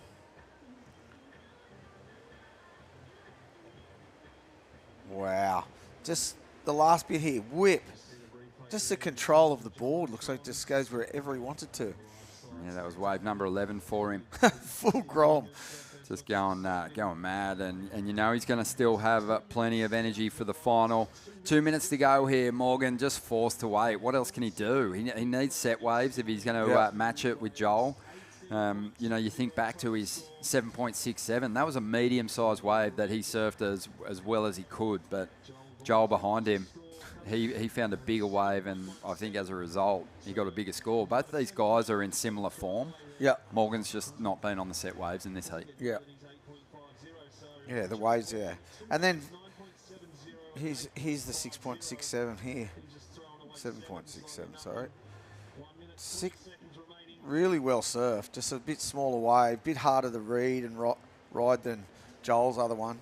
Joel's other one just opened up the whole way. Yeah, it was almost a double up. Had like a wave pushing it, helping it stand up along the bank. But yeah, Morgan, even dealing with the backwash well at the end of that ride, but 7.67, not enough to give him a shot with a single ride here. So we're down to the final minute, still comboed. It is going to be Joel Vaughan in that final, unless he makes some incredible interference blunder in the final stages still gets here. Through. He still would. Yeah. It's been a magic run. Here we go. Let's see what Morgs can do for the crowd. Loading up, has some speed here, whips through the roof of this one. This is one of those taller waves that he needed, and he puts it, his body and his board on the line. Doesn't stick it, really projected out onto the flats there. Oh, that was a heavy section too. That was all for the crowd. Yeah. 20 seconds to go. He's hurt himself? Nah, he's sweet. He's rock solid. Yeah. That was a big section. Would have been sick to see him make it. Yeah, Morgan had a magic run in the event. Let's have a look at the replay here, Hoy. It went all out on that final section. Here it is. A heavy section to try this on too. Oh, just like straight into the lip line. Let's see it from this angle. Good speed trim there. That's a cool looking photo. It had a bit of wobble, this wave to it too. A bit of backwash. And look at this. This is a heavy section to try this. He had to, though. Grab. Oh, technique-wise, it's spot on. Oh, he almost had it. The front foot just slipped a little over to the left side of his board. That looked like it hurt. But, yeah, how proud are you of Morgan and what he's done these last few years? Oh, yeah, he's the best. And he's such a good kid. Full respect. Always got a smile on his face. It's good. Good to see. But this guy won't be denied today, Hoy. Especially not in that semi-final heat. 9.7, quickly backed it up with an 8.5, the biggest heat score total of the event. 8.2. Joel Vaughan's on his way to try and defend the title here at Surfest. Presented by Reflections Holiday Parks. We have semi-final 2 about to get underway. Winter Vincent will take on Mikey Madonna. Holidays, Ironman, outdoors, Ironman, whoa, Uber, suspension, lights, roof rack, camping equipment, recovery gear, under Ironman Maitland, and under Ironman. I can't do 2 things at once, I Back home, the Wilsons always use proper dinner etiquette. Out here, the stick will do just fine.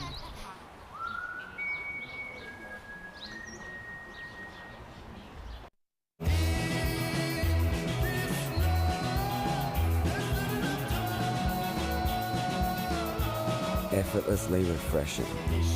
Byron Bay Brewery Premium Lager. Go with it. The Racecourse is not just a place to watch the horses thunder. It brings generations together to share memories and experiences that are close to our hearts and runs in our veins. Newcastle Racecourse. Home is where the track is.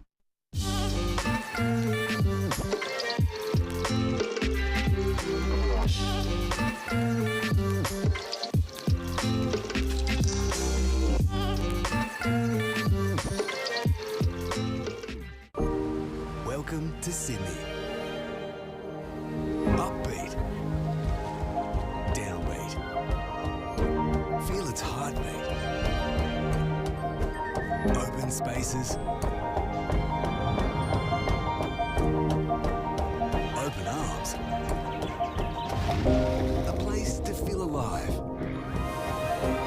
To feel free. Come feel it all. And feel new. Holidays, Ironman, outdoors, Ironman, whoa, Uber, suspension, lights, roof rack, camping equipment, recovery gear, under Ironman Maitland, and under Ironman. I can't do two things at once. I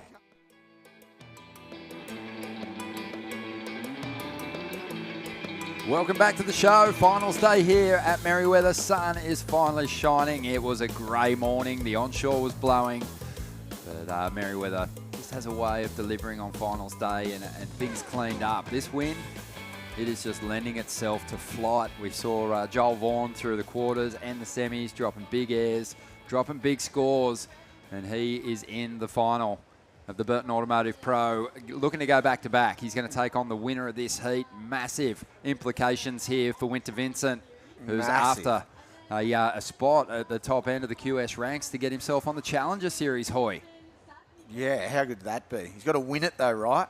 Huge, like hard to do, but you know, we'll see. We will see. Oh, jersey presentation. Yeah, this is going to be a really big final, guys. Ellie, this was your goal coming here. You're in the final. What does it mean to win at Surfest? Yeah, it was a goal. Hopefully I can do it. It'll be a good final with Safi. I'm very excited.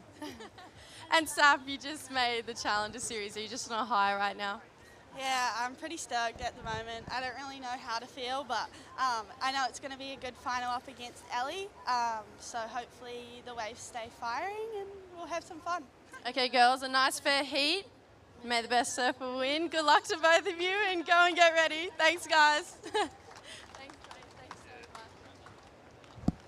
Well, that is, I think, two competitors there who are right in the zone. They almost couldn't speak. They were like, okay, we'll get the ceremonial stuff done, but let us go and get ourselves prepped, because Ellie Harrison really wants to get a big breakthrough win, and she wants to start getting these big results as she heads into the Challenger Series. And this is a good test, because Safi is just on one at the moment. She is absolutely fueled with confidence. In 2 events, she's turned her year around on this regional QS. You know, like we said before she even got to this point in the competition, this is going to be a memorable year for her because she's qualified for the Olympics. So she's obviously got that goal of doing her best for New Zealand, but now they're going to be cheering her on in the Challenger Series as well. And the surfers that she's overcome already have been pretty impressive. She's beaten CT surfers like Nikki Van Dyke on her road to that final. So looking forward to seeing that one unfold. But let's get back to the lineup now. The Burton Automotive Pro Semi 2 sees Mikey Madonna from Lennox Head launching, but the 22-year-old unable to stick that one. They were both looking at that wave, and I was like, well, this wave doesn't even look that good. They both knew, like, it's only there to do a air reverse or an air, bit of a closeout. But they're both having a look, because no one's had a wave yet, and 5 minutes is gone. Like that last heat, Joel had his first wave in the first minute. Well, these guys are, you know, really both quite tall, lanky. Mikey's really filled out a lot over the last couple of years. He's got big turns, flows beautifully, obviously coming from Lennox. You know, reads a long wall and can pack a whole heap of different sort of turns, amazing variety into a single ride. He finished 27th on the Challenger last year, Mikey, so he's kind of building beautifully. And I'd say Winter, you know, in the past few years, he's had a huge growth spurt, and he's starting to fill out too. And I think, you know, he's done some of his probably sharpest competitive surfing here this week. So this is going to be fun to watch play out. Will the hunger of Winter Vincent and his quest to get to the Challenger Series get him over the line after someone who's there already? Yeah, well, he's hoping. He's got to win it to find out anyway. So, yeah, it's just got a bit flat in his seat. It must be just that mid-tide. Oh, mate, Joel Vaughan's just sucked all the energy out of the lineup with his performance in that last clash. But yeah, Winter is really the only one now who can cause a change on the ratings. Everything's set now on the women's side. That's done. Yep. I mean, depending on where Ellie and Safi finish in that final will probably play a part in where they end up on the ratings, but they're both obviously going to be on the Challenger Series. Same with the 4 remaining surfers, or 3 of the 4 remaining surfers in the semis on the Burton Automotive side. They're already in the Challenger Series. It's just Winter Vincent that we've got to determine where he ends up and whether Kaius King is going to maintain his position and get in the Challengers as well. But, you know, there'll also probably be a bit of time and some real consideration given by the WSL for the wild office card. for the wild cards. So yeah, we'll have to wait and get an announcement on that after Who the fact. have they usually been giving it to? Do you know who? Like, who Just- last year, say? It's different every year, just based on injuries, and also, you know, a lot of factors. You know, is there surfers that, for whatever reason, missed an event last year when they actually had some momentum? Did, you know, someone else get to, you know, like, I guess Ellie Harrison's like a good example.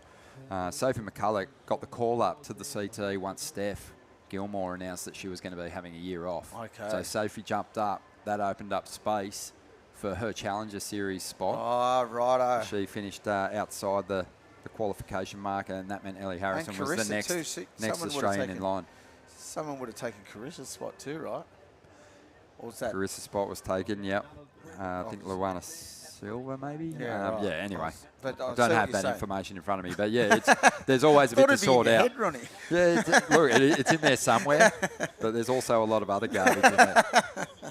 21 minutes remaining here. Joel Vaughan, heat score total of the event so far, mate, in a really tough heat up against Morgan. I mean, you knew you had to be on your game, but dropping another 9.7 at the start of the heat, did you surprise yourself with that one? Yeah, I did. I was looking at the wave as it came in, and Morgan was just staring at me, and I knew it was a good one. And I did the first 2 turns, and I was like, oh, there's a third one. And then I was like, oh, there's a fourth one.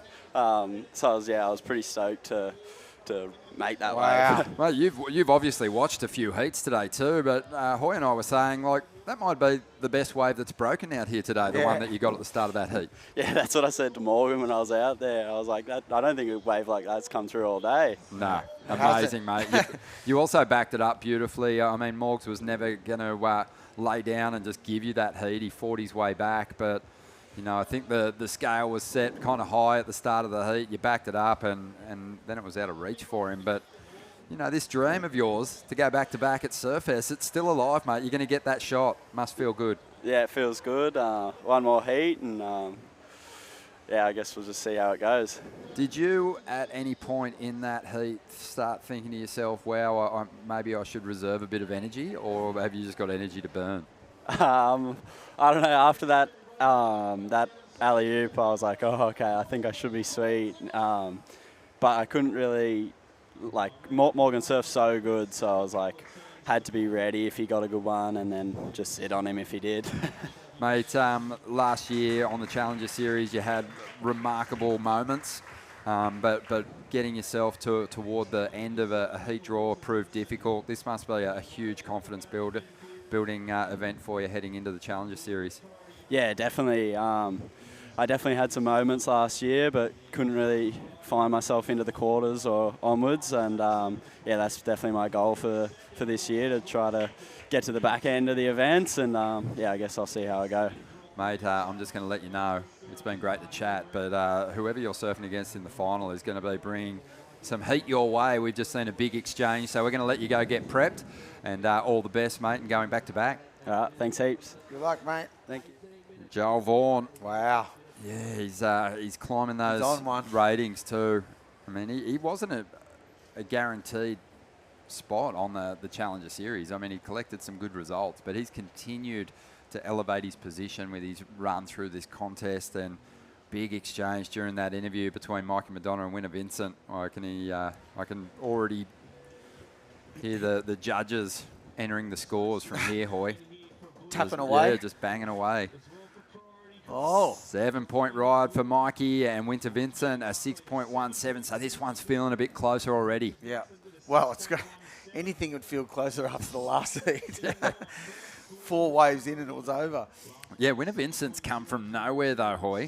He had a 9th at Nias. That was the best result he was counting on this year, and he's sort of one of those surfers that, we spoke about earlier in the event window and said, someone could come from a long way back and leapfrog someone at the back of the field and get themselves in contention. He's the one that's done it. He is the one that's done it. He's right there. He's outside that qualification mark at the moment. He's bashing on the door. He's trying to get his way in there. He's bashing on Kaiser's door. Yeah. Let me in. Kais isn't answering though. No, he's blocking it. Yeah, he's got his earphones on. Oh, this could be a good-looking wave here. Oh, he's going to get it, yeah. Let's see what Mikey could do. Oh, You saw him sort of shaping up. There's sort of a stance that these competitors will assume before they take to the sky, and he stood on his board and sized up that ramp, but couldn't see the opportunity for flight. Winner Vincent, on the other hand, wow. That was close to him, mate. Lands on the flats. That's got to hurt. That's all I know. But that was a heavy section too. You can see how much sand it chewed up. Look, he's a bit. This would have been a good score for him. Here's Mikey on the replay. This was the 7-point ride. I mean, nice chunky section which he attacked on that final move. Winter on the backhand, getting himself a 6.17 for this one. Nice little kick on the tail. I actually think that wave was just as good as the 7. It was pretty close. Yeah, just more spectacular manoeuvres on the right, because he hit the lip. Just a chunky section to finish on. I mean, this wave, he linked it together nicely, but those more critical sections will always kind of fetch you more points. In slow-mo, though, it just looks so tidy. Winner's got that nice, clean style. That was a sick turn, and like you said, that's a bit of a flatter wave. It doesn't look as dynamic. This turn, though, look. Yeah, solid stuff. 6.17. Oh, well, that's about right. Winter from Queenscliff, QBC zone. Hoy, you spent some time on tour with a few crew from down that way. Yeah, a lot of them. Rob Bain. Yeah, Bainey, what a legend. Used to be on the darts before his heat. The best ever. Yeah. Good heat preparation. I saw Bainey featured in the Australian Board Riders battle, actually. Yeah, I saw that. Yeah, repping NASA these days. But, he's... Oh, that was huge. He's no doubt paid closer attention to Winner Vincent's amazing career so far with his work with O'Neill as well. As we see Safi just getting in the zone for the final. The Newcastle Racecourse Women's Pro Final is up next. She looks pretty cool and focused, doesn't she? I mean, for a surfer with just so much ahead of her in this next hour, she looks like she's ready to go. Ready to rock and roll. Julian Wilson's turned out to watch these finals unfold, and he's getting quite the show. I think he was helping one of the boys out. Maybe Yeah, Winter, I think, was it? yeah, Is it Winter? Yeah, helping Winter. Winter Vincent and Julian were on the same team for a number of years. Here we go. Loads up. I love the projection there. He sticks with it. He rides out of it. Got to make that. That was sick. He knew exactly what he was going to do on that wave. Amazing ability to whip that board out of the section, find some height, get the tail nice and high, and just find a beautiful little pillow, just a feather pillow. Feather pillow to lay your head on. So soft, the landing. It's amazing the way these aerial specialist can just absorb the shock of these landings. That was, like you said, that was an easy one. That was just like a foam ball landing. Like a pillow. Yeah. Fluffy pillow, like you said. Just the ability, though, to Right, turn here it is. an insider without priority, make something of it. It's a close Loads out. up. Look, Push. perfect. It's under the foam there. No lip to deal with, no hollow section to deal with, just a fluffy pillow. Beautiful. Well, numbers rolling in for Winter. Needs nothing to get into the lead. He's going to assume that number 1 position in just a moment. 13 minutes to go here in semi-final 2. And doesn't matter who gets through this one. We're going to have an epic final on our hands here at Surfest in 2024. Presented by Reflections Holiday Parks, the women's final. The Newcastle Racecourse Women's Pro Final is up next with Safi Vetti of New Zealand taking on Ellie Harrison. We'll be watching them all year on the Challenger Series as well. What are they going to give him? There it is. Numbers He got in. more. Wow. 7.03 for that term. Winter jumps up into the number 1 position. Wow. They left it. Yeah. It's a big score for that too, I reckon. But anyway, because it was so, you know what? He made it look so easy. That's the thing. That was like a nothing thing for him to do. Oh gosh, look at this thing. Look, he's been gifted this wave. He's going to load up some speed. Stand by. Here goes Winter Vincent, launching into the sky. Great rotation. Super swift. The fins grabbed, whipping his board around, and he couldn't hang on for the finish. Just on 12 minutes to go here, Hoy. That would have been a better score than the last one. It looked like he was going to hit the first section, and then went, nah, and then waited to the last one. But that was a huge air again, just coming a bit unstuck. That was a heavier section too than the last one, for sure. Semi-finals at this level, Hoy. We'll see the replay here and see what went wrong. But semi-finals of these major events must be so nerve-wracking as a competitor. You're so close to getting to that final heat. Yeah. You know, you've obviously shown great form through the rounds. Winner Vincent, you know, he really almost put a whole heap of pressure. Good. A whole heap of pressure on Mike. It turned into a floater in the end. He landed that on top of the lip, didn't he? He connected with the cascading lip and kind of it ate him. Spray off the landing. Yeah, threw a little re-entry in there. But no, it must be nerve-wracking as a competitor. It must be one of the most nerve-wracking heats. Here it is again, is it? Watch when he lands. Hits it, hits the lip, look, throws spray off like it did a turn off the top. He landed that on the lip. He's surfing with no nerves at the moment. He was really close to sticking that. And, yeah, Michael Madonna's going to be careful which waves he lets pass here, because he makes that. He drops an excellent score, and the pressure is just, absolutely wound up on Mikey at that point. Yeah, Mikey's capable of doing similar things, so I was surprised that he wasn't kind of chasing down that corner. Well, he's let him go a few ways. He's had priority the whole time through these waves, and he's letting him go ways that he could possibly get a score on, and he's not looking at him.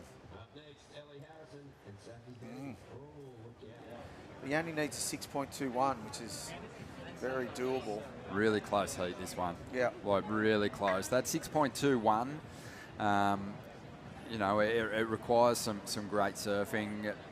Hoy's opinion is that the scale's been set a little higher through the, heaps the higher semis. Yeah, So way higher. the Even yesterday. 6.21, you know, is probably more attainable than what it even than what it was appears. during the week. Yeah. For sure.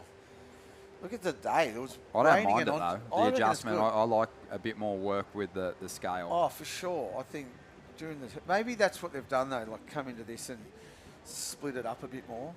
Oh, Because we're the also surfing's seeing got- the surfing. Oh, go to yeah, next level too. True. the turbo level. But, yeah, 6.21, the requirement for Mikey here. 9 minutes and 20 seconds to go. Look You at know, the it's days inevitable that Winner Vincent's going to get some more opportunities here. So Mikey, you know, he doesn't want to make the wrong decision with priority, but he doesn't want to just sit there and drop anchor and sort of watch this heat play out. Yeah, just go without by him. taking part in it himself. Because Winner Vincent is probably after that one saying, Oh, here I'm we go. getting closer and closer to sticking something special here. Look He's at getting this, the is it? opportunity to warm up, and This here he is goes again.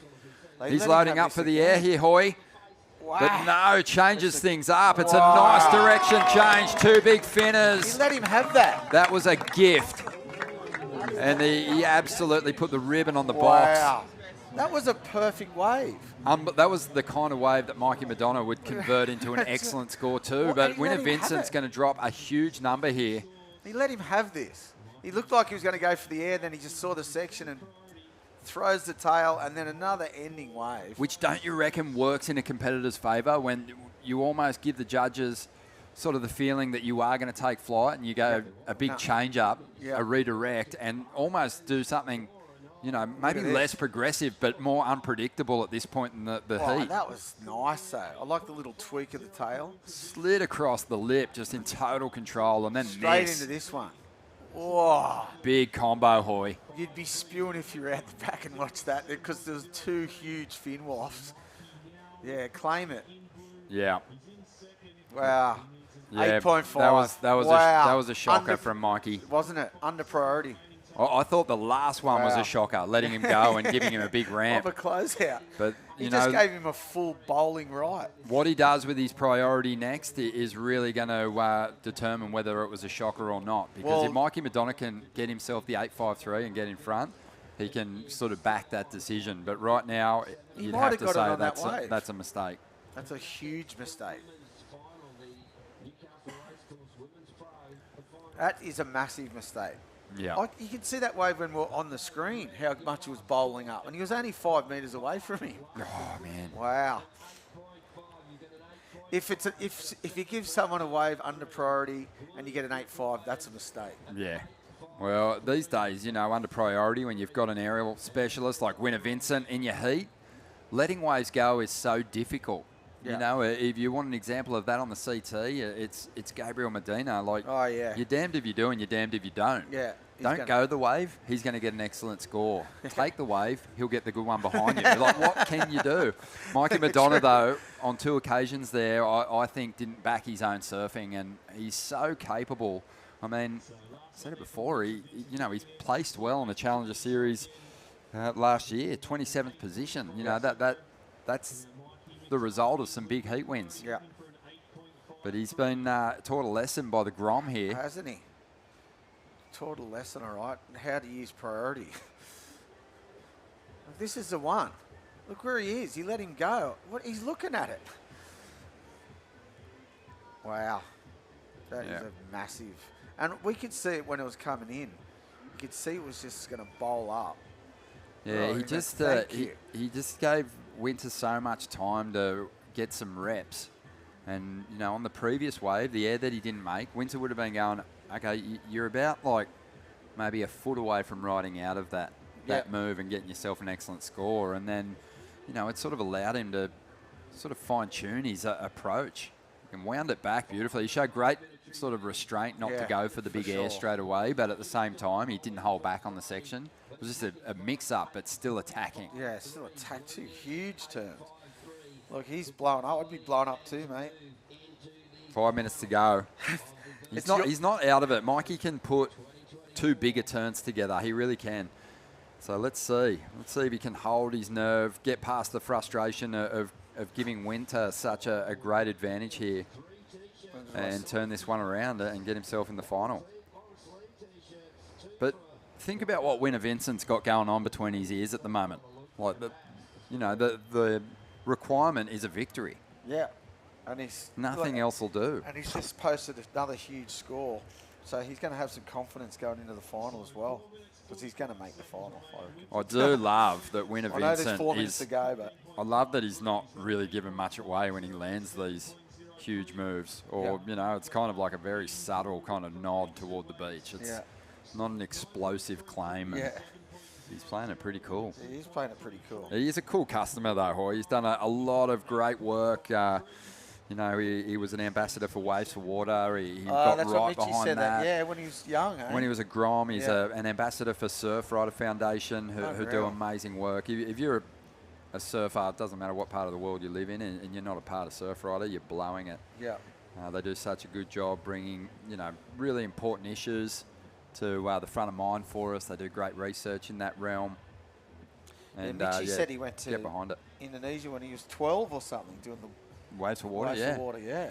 Amazing. So, he, you know, he's a really considerate young bloke, A 19 giver. years of age, giving back. Yep. And at the moment, the Ocean's returning the favour. It is return the favour after that yeah, one. so is Mikey Madonna.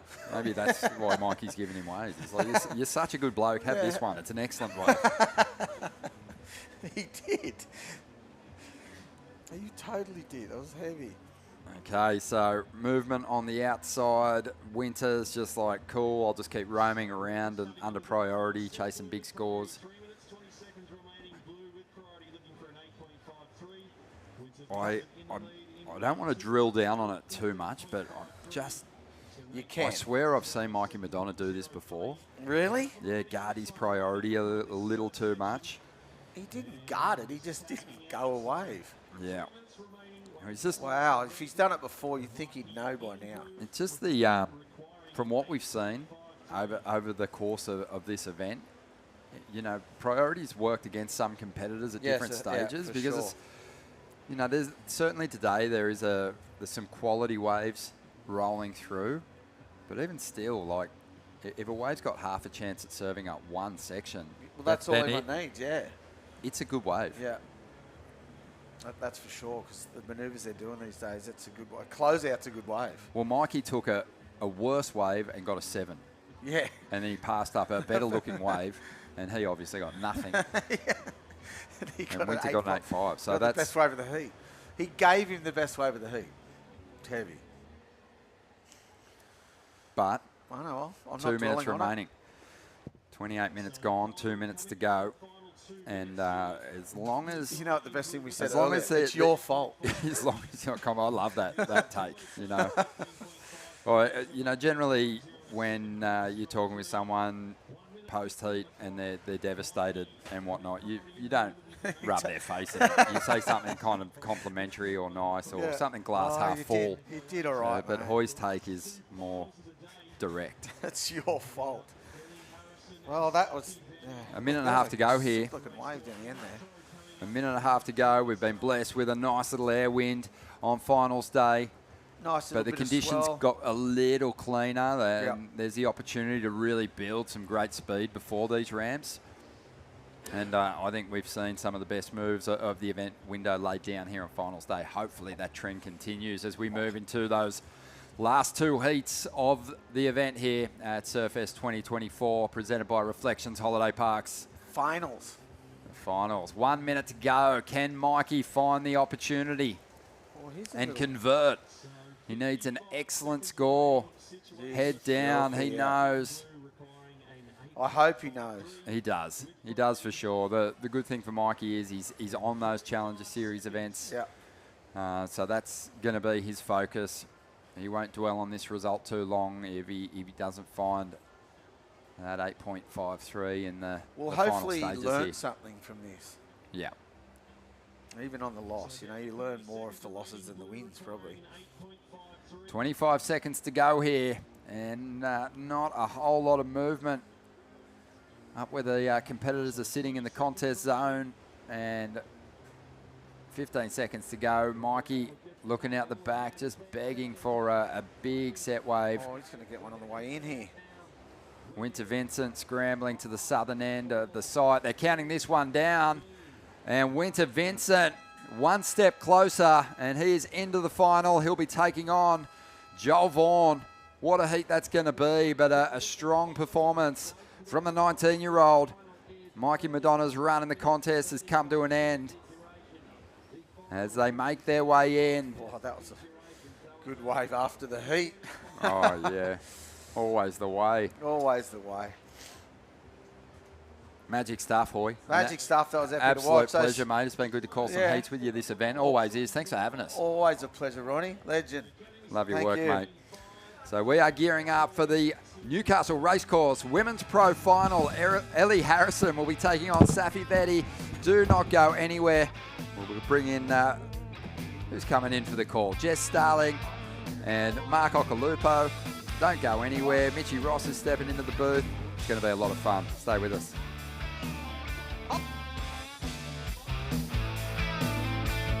Holidays, Ironman, outdoors, Whoa. Uber, suspension, lights, roof rack, camping equipment, recovery gear, Under Ironman Maitland. 800 Ironman. I can't do two things at once. I know.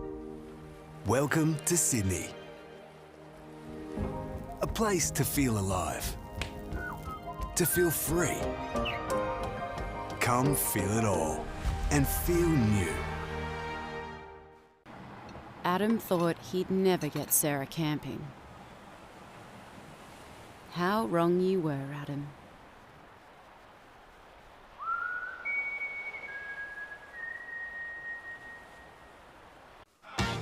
Wait!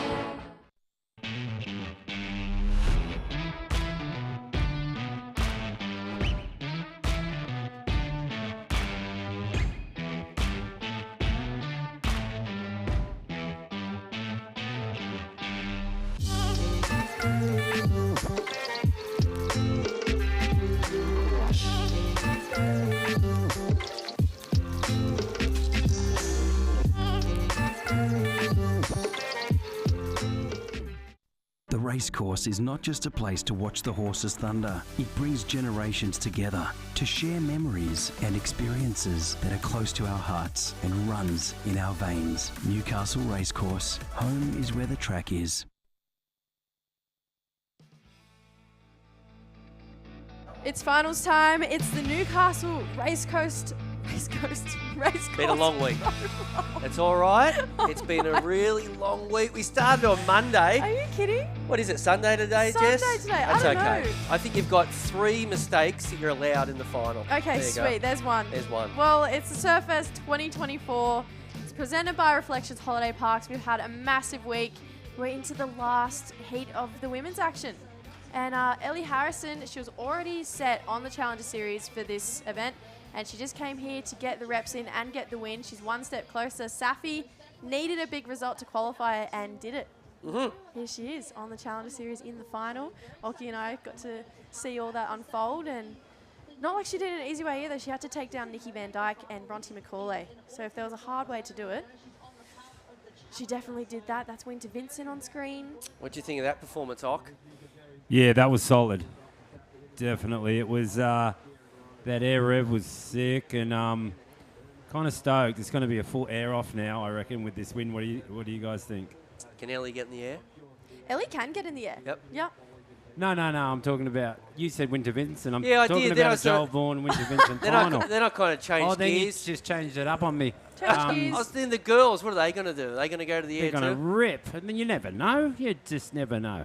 There's been some pretty good green face for the girls to Absolutely. engage. I think this is a great heat because Safi's been getting the 7s the last few times, but Ellie's just misconsistent. So she'll be able to, I guess, find her rhythm. She always seems to. But yeah, I agree with Ock. I feel like Joel and Winter, they're going to take to the air in the next heat, and it's going to be crazy. It's going to be really good. It's going to be 2 9s to win. You know, you'd seem to think, because it's pretty consistent, Rossi, and it's air wind. But let's just see who is that there congratulating him. Oh, what? I mean, he's got to win the event to qualify. No. I think he just had to make that last heat. Really? He's He's qualified. By the look of it, that's Julian Wilson. So maybe that is the elation of qualifying right there. He had to make that last heat to make the Challenger Series. Looks like Julian was the one to tell him. That's pretty cool. That's really cool that Julian got to tell him. So Winter's in. He took that last spot because Morgan was sitting there, so he put a line through Morgan, and Winter made the jump. So super cool, the young guy from Queenscliff. The only reason we're putting a line through him is because he's on the Challenger Series. Don't get worried. Oh, yeah, everyone yeah, at yeah. home. He's not out by any means. He's out of this event, but you'll see him in the Challenger Series at Snapper. He's been ripping Morgan, so expect big things from him. Bit of a paddle here for the opening exchange. It looks like the New Zealander up and riding. Nice section here. big jam down the line, hoping to get another manoeuvre, unfortunately. Safi, quick wave there. Looking nice, though. I thought me and Ock called her heat earlier in the day, maybe her first heat of the day, and she got this left that was so good. Yeah, I think I said to Ronnie in the morning, I said, Safi, her forehand is incredible, but Saf's been living with me for about 2 months a year, every year since I was about 14, and since those Grom days, her backhand has been her strong point. And then this morning, you know, she was coming up against Bronte, who probably has the best backhand in the draw. She's got CT experience. She's incredible. And Saf was so nervous. She told me she was up from 4, thinking about the fact that she had Bronte McCauley in a heat. And, yeah, Saf was like, I've got to stick to my strengths. I'm going to go left. And I think she got a 7-8 on that left. I thought it could have been more, to be fair. It was incredible, too. Really powerful. Perfectly timed manoeuvres. Yeah, really impressive. Yeah, Safi, and she's also recently made the move to JS surfboards. Oh, I did not know that. Well, that's great. She's on the team.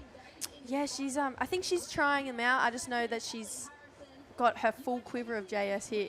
Full quiver. Full quiver. Well, I wonder if JS is watching. It'd be interesting if he is. Hello there. He likes to watch. He might have been up late last night watching the CT.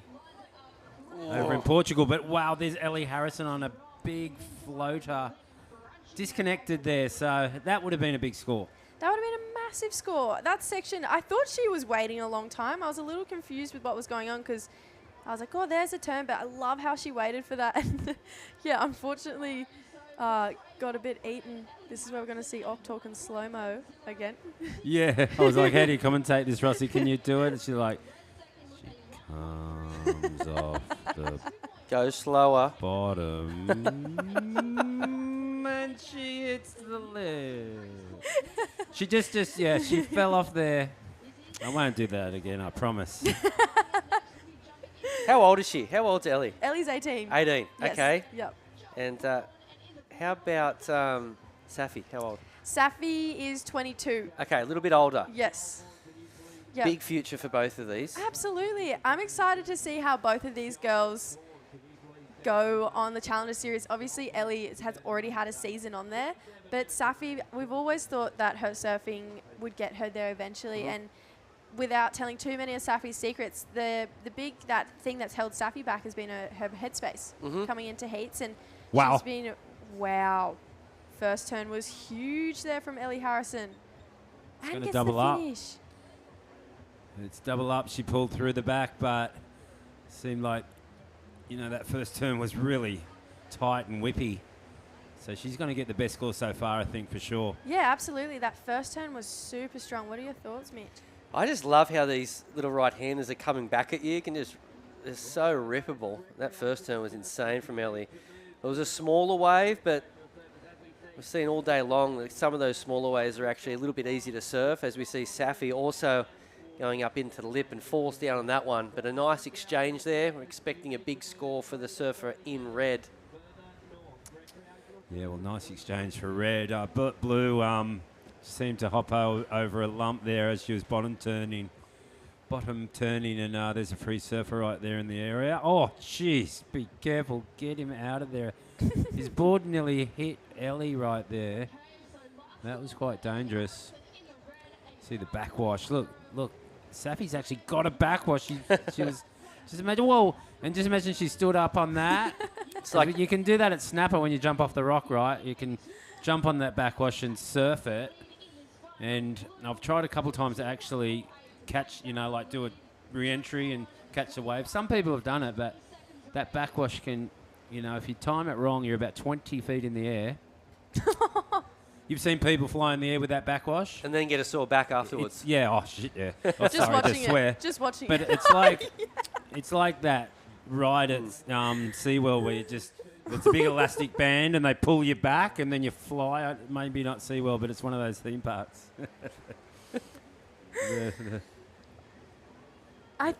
I haven't actually experienced that myself yet. I've been too scared to jump off the rocks at Snapper, but... You haven't done it yet? No. Come on. Rowan and Burton celebrating 20 years of partnership with Surfest this year. I can Thanks see to this Pete man, Kim McCabe. Burton and Janine. Oh, no, it's Tim his Burton. partner, so, they look kind of similar, but Kim, it is up Kim here to present Burton, the jerseys right? to our finalists. Let's get them not. up here, starting with the man who won through with a massive heat score that's total not- through the semis. yeah, Going back-to-back this year, potentially. Put your hands together for Joel Vaughan.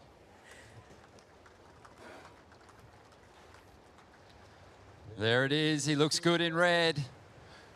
Joel made a fantastic run for you in this final QS event and the opportunity to go back-to-back. What would that mean to you and the family? Yeah, it would mean a lot. I don't know what else much to say, but I'm pretty excited.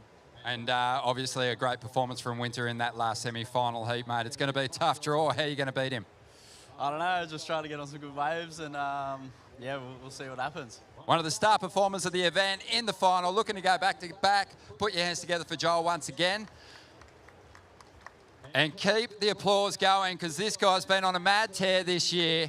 And also in this final event, Winter Vincent, by making the final, will be on the Challenger Series this year. Congratulations, Winter. Unbelievable performance, mate. And very similar to what we saw your good mate, George Pittard, do this time last year, sorry. But, mate, that was huge. How you feeling? You must be elated. Yeah, I'm over the moon. I didn't really expect anything coming to this contest, and to do this, I watched one of my good friends, George, do it last year, and yeah, I'm stoked. Mate, obviously everyone back home is going to be tuned in. Are you ready to take this thing out, give Joel a good run for his money out there? Yeah, Joel's one of my good mates, and so yeah, it's really good to have a final with him. Can't wait. Well, you guys go get ready. Congratulations again, Winter. Good luck, Joel. Kim, thank you so much for 20 years of amazing support. Let's get this thing underway. Yeah, they are the two men's finalists there, Joel and Winter. So we saw this kind of happen a few years ago at the Olympics when, you know, the surfers got presented to the crowd. And then Brazil for the CT over the last few years, they copied. You know, I've been over there for the last couple of years watching that event. It's like they get up there in front of the crowd and get all G'd up, and we just saw the same there. So the boys looking like they're ready to go, huh? I like the rock, paper, scissors. You know, obviously they're good friends and they did that for priority. Yes. It's a good thing that friends do. They can flip a coin or rock, paper, scissors, whatever you may like. I remember I had Joel Parkinson at Snapper when he was really young, and I wanted to toss a coin and he wasn't into it. Didn't want to do it. Said no. He said no. He said no to the Ock. He said no to me. I was pissed. The mind game started right there, right? And can you remember who got the best of the opening exchange? Oh, absolutely. Who do you think? Joel behind the rock. Yeah. That's why he didn't want to. That's why he didn't want to do it. I can't believe how involved Julian Wilson's is in the Winter Vincent camp. We interviewed Winter when he won his quarter, and he said it was really cool hanging out with Jules and getting some help. Yeah. Bit of local knowledge for the young bloke, Winter. Oh, it looks like Ellie got a 617. Little right-hander. I Yeah, saw the for end of that. that wave. It was a nice snap at the end. So, yeah, decent number. Here's the replay. Oh, good looking size wave, and Boom. wow, big section there. Ellie, she's looking good. She's looking springy, fired up. I'm sure her family's tuning in too. She liked it too, that little kind of crouch at the end. She got so much speed coming out of that turn. And 617, that's a good score. Yeah, that's a great score. It's definitely a keeper. Safi now, she's got some work to do to answer back. Massive turn. Answers back beautifully. So Safi said, all right, Ellie gets a 617. Watch this. So Safi, I love it. Yeah, I want to see it closer. That was a pullback version, but wow, that was, pretty critical. Maybe a similar score there, guys. Yeah, what are your thoughts? I'd say a little under. Little under? Maybe a little. Let's play a game. 583. I reckon everyone's playing at home for sure. Everyone does it. Every house I've been into, it's on. Oh, yeah, we for play. me, 583. That's close. I'll go 5, 6, 7. You said under, so we're all following your your lead, actually, Rossi. I'll go 7. I'm joking. Oh, no, 7. I was joking. 577. Who said 5-7? Was that one of you? You said 5-7. You're good at this game. Go the Ock. The other day, Ock and I were in here, and he said, I reckon Philip has got the score. I said, no, that wave looks like a 617 to me. Bang on. She got it perfect. She did. I was there. I was so stoked. There's a couple of the surfers, Morgan Siblick, Alistair Reginado, looked like Emily Burke was there as well, Maddie Yep. Poole, Cooper Davies, Coral Durant. hanging out, Everyone watching is. the final. I tell you what, up at the VIP deck at the moment, Warren Smith has put on a huge lunch for all the sponsors up there. I did see, Kim Burton was up there as well, checking out the action. A couple of the local legends up there watching it. I know this is a massive event for the community, so everyone comes out. It's really cool. I met Kim Burton for the first time and his wife Janine, and what lovely people. I didn't know Kim surfed, and he showed me his board collection, and what a nice man. So 20 years, hey? 20 years sponsoring this event. That's big. 20 years. Not many sponsors hang in there for that long. They- It doesn't seem like he's going to stop anytime soon. They started sponsoring this event when I was 1. That means that's a long time to be sponsoring. That's my whole life, basically. It is, yep. So much support for the local community of Newcastle, and a big shout out to the Burton Automotive Group. Has there been a sponsor that has sponsored an event for so long? Like any that jumps to mind for you? Rip Curl Bells Beach. Yeah, of course. That How was about so Billabong and silly. Oki? Billabong and Oki. How long- Oh, right. I'm not an event, but how long's the- how long's the partnership? Sometimes people might seem like I'm an event. I am an event. My partner would say, "Yep, he's an event." A weird one. So Billabong and me. Yeah, it's been. Oh, you got to do the math because they signed me up when I was like 16. Let's say. Well, let's round it out at 15. But there's only one problem. I'm not telling you how old I am. And that 57. So work it out. Mate, that partnership's been a beauty, and I know you're going on the road soon with an anniversary for Occumentary. Yeah, so Billabong funded that movie. It was Jack McCoy, and it's called The Occumentary. It's all about me free surfing with Jack, and ended up winning a world title at the end, and the soundtrack's great, and Jack just done an amazing job. I mean, can't talk too much about your own movie, but there's Ellie. I can talk about her. Wow. Because that's 2 big turns right there for Ellie. So she's going to get the largest number of this heat. Yeah, that movie, the tour's on, just real quickly. When can we see it? Yeah, tell us. In I'm Qatar, curious. in Newcastle. I'm going. Yeah, it's Can I going to come? be on in May. Of course you can. Front row seat. Are You can kidding stay at me? my house. There you go. Thank you. And Jack, where are you going to put Jack? Get him a hotel. So Jack should be watching. Aloha, Jack. He's he's a good man. I owe a lot to Jack, and he really helped me on those years that I, put on a lot of weight. And Jack was filming me. You'll see that in the movie too. Wow, what a snap from Ellie. Yeah, this wave was beautiful for Ellie. I feel like she's been keeping this a secret. We all know she has this level, but she's brought it out for the final. Safi, huge backside finner there. 783 for that last wave of Ellie. And I feel like she's been in cruise control all event, and this final, she's just leveled up. Has she won an event at this magnitude, like this big? She's won a bunch of 3000s. So never a 5,000. Not that I'm aware of, no. Wow, could be a huge moment coming up for Ellie Harrison. So Newcastle is on the calendar. It's at Katara, so you just got to look up jackmccoy.com to get the date, because I'm bad with dates. So Newcastle will be here in May. At Done. Katara, the theatre there. But you go on the Gold Coast, Sydney. Yeah, Gold Coast. Yep. Yeah, where is it Noosa. at the Gold Coast? I'd love to know. I'm not too sure Asking either. for a friend. Gold Coast, Noosa, Byron Bay, Sydney, West Oz. Unreal. And we're trying to get to New Zealand.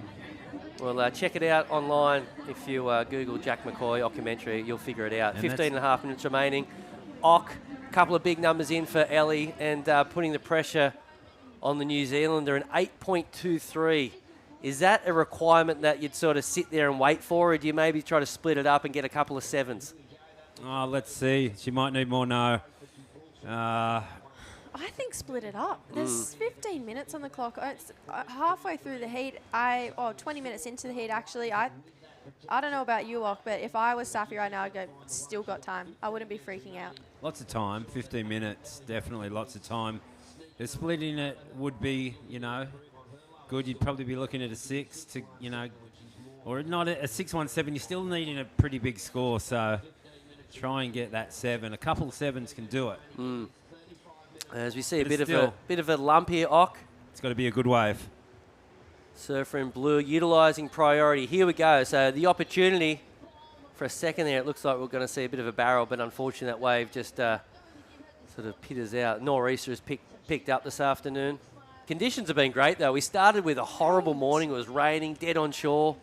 It was crap. Cold. Yep, but then the day it opened up and the waves have been cranking. Like, we've seen 9s, 8s, been non-stop. If there's enough blue in the sky to make a sailor's waistcoat, it's going to be a great day. There you go. That's a little sprinkle of advice from Oki's mum, and I'm going to take it with me everywhere I go. Thank you, Jess. Yeah, you'd never heard that saying before, Never. Rossi? Yeah, so it must be an old sailor's term because my mum used that when we were in the snow a lot. My mum used to take me to the snow a lot when I was young. You know, at least a couple times a season, and you know, it used to be a grey old day, and she'd say, "If there's enough blue in the sky to make a sailor's waistcoat, it's going to be a nice day." And then I was driving here and I saw that it was the clouds were clear and I saw a little bit of blue and and then one of Mum's favourite songs came on the radio. Oh, it's so nice. Yeah. What song? You know, it's like, "Hey there, you with a sad face, come up to my place and live it up." You know that song? Absolutely. I could sing it if I wanted to embarrass myself. No, sing it. No. And my mum just, yeah, she loved that song. She related that to me for some reason. I don't know, but yeah, it's funny. How good's Ockeney's stories? I know, I love They it. don't stop. That's what I was saying I love before it. off camera. I was like, the memory you have. Oh, it's incredible. Yeah, it's incredible. Yeah, I'll go, "Oh, who was in the final of that event?" He'll go, "Well, it was this person, this Yep. person, this person." Oh, they had priority 15 minutes in and just like nails it. I just go, "Great." It's a weird, like, short-term memory, not so good maybe. Definitely. Can you remember your victories here in Newcastle? Yeah, I can remember the one against Curran for sure. Like, I also won it as a 5,000. I don't remember that so much, even though it was later. But the Curran one was really significant because a lot happened then. Like, the kid got struck by lightning, and I went and visited him in hospital after my win. And the story goes deeper, but I probably haven't got time for that. But that was significant because Tom Curran was idol at first, and then we met in Newcastle, huge crowd, and I got 2 scores before the southerly buster came through, and he couldn't get scores after that, and it was so weird because I was in Western Australia practicing for the event, and I got stuck in an electrical storm. But there's more to that story. But Ellie Harrison's going to use her priority here. And is it a wise choice? Well, let's see what it does down the line. It could be. She slides the tail. Can she make that? She does. 617. It seemed like a bit of a wobbly way from our angle, but yeah. So yeah, I got stuck in the electrical storm, and then he got struck by lightning. It seemed like the same time, but on the other side of the country. Then we all he survived. So that's the good side of the story. And I visited him in hospital, so I had to do it. The hospital at that stage, I don't know if you remember, the hospital used to be on Main On the Beach, beach, Newcastle, yeah. yeah, Really? on the Yeah. beach, yeah. And before that, there's big high rises there now. But yeah, it was radical. That's wild. It's the part of the story that I was actually most intrigued with. It was the legend that you always hear that you caught a couple of waves before the southerly buster. Newcastle was always known for at some point throughout the week there's going to be a big southerly change, to the point that the waves actually become, if it was an 8 out of 10, it will turn into a 1 out of 10 within minutes. Well, that's what it did. The waves were really nice. It was 3 to 4 feet and glassy. Really good waves. And the southerly was 40 knots at least, maybe 50 knots. And after me having a couple 7s or a 7 or an 8 or something, you couldn't get it more than a 2. Tom Curran just... Did you have the intel? Like, did someone tell you it was coming? Yeah, I did. Like, my mate rang me up from Cronulla and said, "No way. We just got hit by a southerly buster like an hour and a half ago. It could come through in the final." And I'm like, "How do you know?" And he's like, "Well, it takes a couple hours, like pretty strong wind. It could." So he said, "Get a quick start." Unreal. Big score, 6.33 for the last of red, so it did increase Ellie's lead. She's out in front. Now, your New Zealand friend. Yes. I know you love her. Love Needs her. to dig deep right now. An 8.39, so quite a tall order. I'll be honest with you, Mitch. I love both of these ladies. I've spent plenty of time chasing the QS with these two, and even just surfing swells on the Gold Coast and down at their houses, down wherever. You know, it's just we have so much fun, and I'll be happy if either one of them walk away with a win. So tell me, Jess, Safi Veda, what nationality is her parents? I can definitely, it's not, do you know? Yeah, I believe it's not Māori, but she's lived in, her family are from New Zealand, but I don't know the nationality. Oh, okay, she's definitely not Maori. yeah, definitely not Maori. It's European, I'm thinking. So anyway, we might find out if she wins. Yeah, we might find out. I know that Finn, her little brother, is I'll tuning ask her. in, so maybe he could send me a message right now and help a girl out. But Sorry to stump you there. no, that's okay. Yeah, she comes from such a talented family. Finn actually is a really great surfer himself, but he's studying down in Dunedin, which just seems so cold to me. I don't know. I'd much prefer to be here in Merriweather where it's finally nice and sunny. Look at the crowd. Surfest Sunday. It's all happening out there right now. It is going to be a big afternoon. Well, we guess scores. We could guess nationalities. And I'm thinking Vedi, Greek, maybe. You saw a connection. You know, what's Occhilupo? Italian. So, yeah, it's a... Yeah, well, I was thinking maybe it could be Italian. I'd love to ask her. I mean, if she wins this, I'll definitely ask her, but she needs a big score right here. It's Danish. Soph McCulloch, right on cue. Thanks. Danish. Soph. It's well, Danish. I was right with Europe. You did well. 10 points. 10 points. Yep. Oh, and Ness. Thanks, Ness. Safi's mum tuning in as well. So Unreal. Well, hopefully, Mum can send a wave through for Safi so she can have a crack at that 8.39. Big score required. Lovely shot there. Bit slow at the moment. 8 minutes remaining. There's got to be some opportunities, though.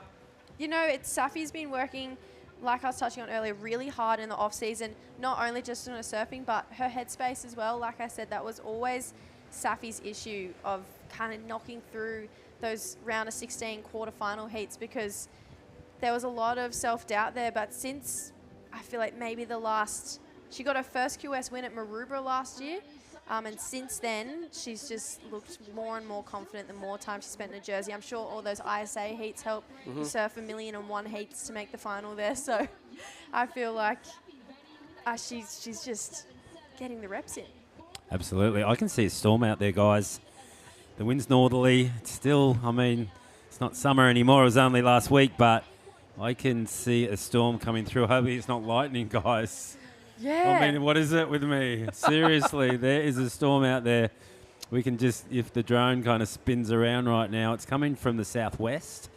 It's in the hills there. You probably know where the storms come from here. Rossi, being local. Down south for sure. That's it'll puff on up. I'm not sure exactly when it's meant to get here, the south change. As you look at the clouds, they're definitely filling in from what we saw, a few hours ago. So fingers crossed that the weather holds off for another hour or so, because we've still got the men's final, which will be out there next. 6 minutes to go. Yep, there'll be Winner Vincent taking on Jolly Vaughan in that next one. So very exciting stuff. Yeah, 6 minutes remaining, Jess. It's a young final, that one, actually. Both, I think Joel's 21, Winter might be 19 this year, so... Youth out there at the moment as well? Yeah, 22 and 19, or 18, I should say. But, yeah, Ellie's just looked really alive this heat, so we'll see if she can hold down the next 5 minute 40 seconds. But we spoke about it earlier. We would have broken that 8.39 down in 2. 5.5 minutes to go. Is there still time, in your opinion, to break it down in 2? Oh, not really. Unless it came real soon. Tide's coming up too. I know there's not a big sort of change between low and high. It's a maybe a 0.8 and a 1.2 or something, but the tide is coming in, so conditions might slow up a little bit. Yeah, half moon, so the tides, that's what makes the tides, is the moon. So when the moon's half, the tides are half tides, and when the moon's full, it's the peak tides, and when there's no moon, the tides are high too. So at the moment, it's really funny. Hey, I don't know if you notice, guys, but you find it hard to sleep in the full moon or the no moon. That's because we're really, really aware, and when in the half moon, it seems like it's hard to wake up. It's like that with most people. Yeah, I feel like you're bang on on there, Oki. Everything you just said. Okay, 4.5 minutes on the clock. Hoping for some movement sometime soon. Want to see these ladies on their feet. It's the last time we're going to see the women in the water for Surfest 2024. It's just been such a amazing event. The girls have just been surfing out of their skin. Challenger Series, it's locked in. Rosie Smart's there. This lady's there. Ellie, huge single maneuver. Under priority. I hate to use the comparison because I don't like doing it, but gosh, she reminds me of Molly Picklum. Yeah, yeah. Like, I don't know if it's the stickers, it just all sort of, but I don't know, that manoeuvre there, I swear I've seen Molly do that. That was a good turn. That was a big manoeuvre. That was a horrible looking section, and Ellie just smashed it. Yeah, with not a lot of speed, and she hits it. She done as much as she could do, but remember that turn that Molly done at Sunset was just unbelievable, and a similar kind of turn, I guess. But Molly was on her tippy toes on about a 10-foot wave. I wonder if she'd better a score. I don't think she'd better a score. What do you think, guys? Nah, I think it'll be a little under the 6. I reckon they'll like it. Okay. Let's go a little bit different. But I just love it. Oki and I were talking about this earlier, Mitch. Molly was here competing not that long ago. You know, this event is such a pathway. You guys are right. It was a 5.57. But it's such a pathway. And Molly now she's changed the game. She'll go down as one of surfing's greatest in the history of women's surfing as well. What happened at the start of the year was just incredible. So I know that a lot of us drew so much inspiration from Molly and still do. So Mole, if you're tuning in, we love you. The start of the year was just incredible. And hopefully these ladies might be doing it next year. Yeah, absolutely. Ellie just done a bit of a roll here. I'm sure she'll get an opportunity to compete at Bells, whether it's, via the trials. I'd love to see her in that event. She'd be sure price favourite to win that trial. Seriously. I'd be surprised if she didn't. Really surprised.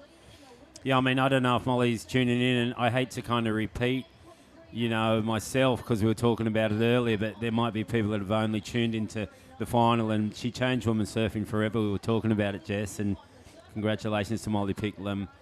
The other girls followed, and she just, I've never seen a girl charge that hard ever by... Oh, this is an important wave, sorry. You know what? That first turn was huge. Is there enough time to finish this thing off and just paddle your lungs out? She has to get out there quick, smart. I don't think it's going to be an excellent score, but that first turn, she just needed something at the back to maybe sort of... She needed one more massive turn here at that section, and it could have gone great. Ellie now out the back. She's trying to make something happen. She would have seen the spray off that first turn and thought, you know what, let's just better that 6.33 just in case. But yeah, I agree with you. I think she needed a second moment of wow after that first turn for it to go higher than that 6's range. So we'll see. I love this first turn Textbook. Same. It was really nice. I feel like, we touched on it earlier, that first turn, it's really alluding to what I was saying. Her backhand is her strong point. It's just a shame that she didn't get another massive section. She's done well, though. What a great result for the Kiwi. This is her best result by far, right? Oh, by far, yeah. Her previous best result in a 5,000 was a 5th. So was Ellie's. So they had the exact same best results in a 5,000. And, I think it was always going to be a really good matchup between these two ladies coming in. Safi getting a 5.63 for that last wave, so still needs that massive 8.39. There's 30 seconds on the clock. She's copying sets on the head right now. But I think, I actually don't think Safi will be upset either way. She's come here. She's got the job done. She's on the Challenger Series. She's going to the Olympics. It's going to be a massive year for Safi and Ellie. I'm so excited for these two ladies. Yeah, like what you said, job done. Job done. If you told Safi she was getting in the final of this thing at the start of the week, I think she'd be pretty stoked, right? Here we go. This is the last throw of the dice, and it's not going to be enough, so it becomes official. Ellie that girl in the red is going to be the winner. Ellie Harrison just won the Surfest. That is such an honour. she'll take that with her in some of her best results, no matter how far she goes in her career. This is such a prestigious event to win. It's fitting, you know, the way Ellie surfs, and she's one of my favourites at the moment, and it's real fitting that she gets a name on that prestigious winners board. Congratulations, Ellie Harrison. Wowee. Yeah, what a week of women's surfing that we've seen. Ellie just taking a moment there. It's been so much action. Thank you to Newcastle Racecourse for, being a part of women's surfing this week. And, that lady on screen's taking home the trophy. And thanks to you guys for talking to me about women's surfing and everything. So we're going to go to a short break. We're back with the second final, the last heat of Surfest 2024. Do not go anywhere, guys.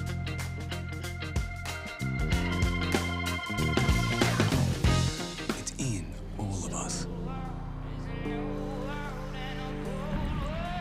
That craving to feel new again. To see something new that will blow our minds. Or meet someone new who will change it. New South Wales. A place to feel free. To feel alive. And most of all, to feel new again.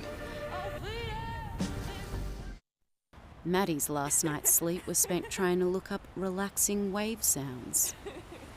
Tonight's actual wave sounds.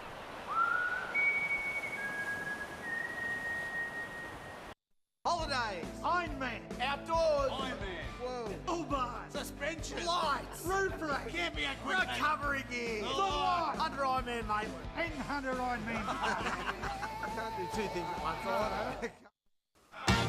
Wait!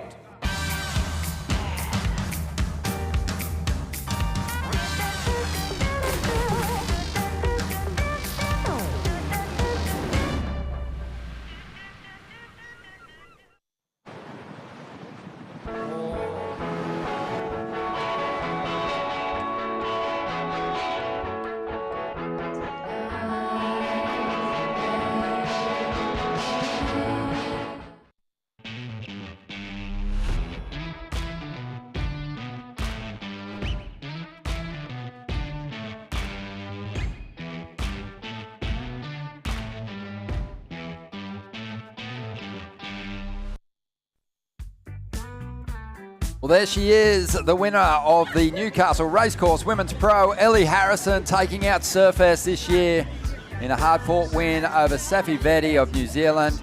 And Ellie came here with a big goal of claiming the victory and getting her the biggest win of her career so far. And she is going to be a force on the Challenger Series this year. Definitely showed amazing form through the rounds hockey and a well-deserved title. Such a well-deserved title, Ronnie, and welcome back. It's fitting. I was saying it's really fitting because, for women surfing, I think she's our girl in the future. Just like I think this guy Joel Vaughan in this final is our big hope. I reckon it's the same with Ellie. Really fitting that she wins. She had an amazing run on the Challenger Series last year. It was really close. I mean, we're talking maybe a few heats away from getting onto the CT. 18 years of age, she finished 12th on the Challengers last year. She had a semi-final finish over at the US Open, a quarterfinal performance over there in Portugal. And she is definitely going to take a lot from this because you know better than anyone. It is really hard to close out events, even when you're in great form. And it happens, not often enough for most people, but that's an important victory. Yeah, look at that cuddle, much respect for each other. And they're both on tour, and they might have a few more woman-on-woman heats, Ronnie. Yeah, could be on, Mitch. But that's a great moment, and the local crowd here always getting behind the athletes that come and take part in Surfest. Absolutely. I know half of these kids. They've grown up in the area. Their dads are surfers. They're going to be surfers. That's what the community down here at Merida is all about. The 38th edition of Surfest this year, Rob. I can't believe it. 38. I'd almost say I've been to every one. But Warren Smith, I just want to say a huge thanks to him. Look out, we've got Joel Vaughan just pinging around. Oh, my goodness. Joel Vaughan, he made a habit of starting these big heats with huge numbers. And Winner Vincent's going to get going early too here. But a couple of waves off. Does he ride out of this? Because I know he's going backwards. He went off screen. He'll probably spin around. This was... Wow. This was his second ride. That's an 8. Are you kidding me? These guys have gotten busy already. Yeah, they're getting started early. But it's 3 heats in a row now, Mitch. Joel Vaughan's gone excellent on his first in the first few minutes, really. Yeah, nearly to say excellence sort of having a crack at him because he's, getting nearly near perfect rides. He's getting close enough to 10s, high 9s. Oh, he almost rode out of that one. That was his first wave, so that was a 1:07. So that would have been 16 points in 2 minutes, 2 or 3 minutes. He's just been such the standout. Winter's been on fire as well, but Joel Vaughan, some of the heats he's been putting together have been top tier, super, super incredible performances. Like I say, he's our big hope. There's no doubt. I mean, hopefully he doesn't injure himself, not too bad. They might come, because they do with these aerialists. But if he can stay fully fit, he's still got to make the big tour. And you'd seem to think he's going to this year, right? I mean, he didn't last year, which surprised me, boys. Yep, me too. But the thing is, here we go, Winter Vincent. He's going to go to the air too. Wow, these guys are just on at the moment. They really, it does seem like they can kind of almost go for anything they He's unsuccessful in riding out of that one, but great place for us to be as spectators with 2 surfers really feeling freed up. Yeah, so what I'm trying to say is make the tour, and you can imagine what Joel Vaughan would do at a place like we were watching last night, Portugal, Peniche, and in a lot of other places, because he can do airs anywhere, backhand and forehand, as high as Felipe Toledo and Gabriel guaranteed. I mean, do you disagree with me or not? I don't disagree with you at all. And how could I? But what was impressive about Joel's performance in the semis is the fact that he was able to pivot when he was going for airs, and when he decided he wanted to go just to turns, he still turned in near perfect score. And that brings me to my next little story real quick is... Have you heard this story? Early heat, right? I think you have. They surfed against Jay and Huey, and Joel went big, and Jay didn't get any chance. But this story's about these boys. Let's see what he does here, and it's just so fitting for this right here, because what his dad told me is when he was pushing Huey in and Joel was about 10 years old, right, he did not let him turn. He said, all I want you to do, every single surf is airs only, okay? Wow. So what happened was his dad's friends came up to him, and a lot of people rubbished him because he said, that's not cool. Like, your son can't turn. He's only doing airs. And he's like, it doesn't matter. He can learn his turns later. They're easier than learning airs. I want my kid to be strong in the air, and this is what he's produced. Amazing. Yeah. You did tell me that story, but I was happy to listen to it again. But I think there's a lot of people out there that haven't heard that story because that was early in the rounds. Sure. It's really backwards of what we've always learnt. We always hear you've got to learn the fundamentals first. His board's not big enough. Get him on a single fin. He's got to learn the fundamentals. He's got to get the bottom turn. I told that story. Matthew Hoy was in the booth shaking his head. Yeah, he was disgusted. Yeah, he almost didn't work the rest of the event in protest of such a call. But no, it has been amazing watching Joel just refine all parts of his surfing, but he is certainly comfortable attacking those big air sections and not just kind of doing medium-sized airs, which would still score relatively well, but throwing everything at it. They appear to be Hail Marys, but in Joel's instance, more often than not, he's making them stick. Definitely. And his turns, let's get to that now. His turns are really good too. Don't get me wrong, he's... I think the last event, the ABB Board Riders, he got a wave in that and done 2 of the hugest turns on one wave. And he's got big turns too. So, yeah, the turns, you think in surfing the turns are easy to learn. Like a cutback's definitely easier to learn than an air. I still can't do an air reverse myself. If you look at his highest scoring rides, I believe his highest scoring ride is actually 4 turns. It wasn't the alley-oop, it wasn't the air reverse, it was the wave he got against Morgan Siblick and got a 9.7, I want to say. So, yeah, proving that he can do it all. As we see Winter Vincent up and riding here, good-looking wave. Nice looking snap there too. So their turns, and it's funny how the judges can go both ways, you know, like, and where do they decipher what's better? I mean, how many moves? If it's one big move, one big air, like, I mean, you know, I like kind of calling scores, but in that sense, I'd hate to be a judge. Yeah, there's, you know, I think big moves is what's going to win it, but combos have scored well. This is and beautiful. Winter's had a couple of fantastic combinations on his road through to this point in the competition. What a remarkable run already as we see the slow-mo replay here, Mitch. Yeah, perfect. We've seen him do this combination a few times throughout the event. That turn was great. Hard to get into this final manoeuvre, but Winter just puts his foot to the floor and goes up over. Look, he needed a score to get into the heat because Joel started with an 8 and a near 5. So Winter would love to get something on the boards now, whether it be a 6, a 7.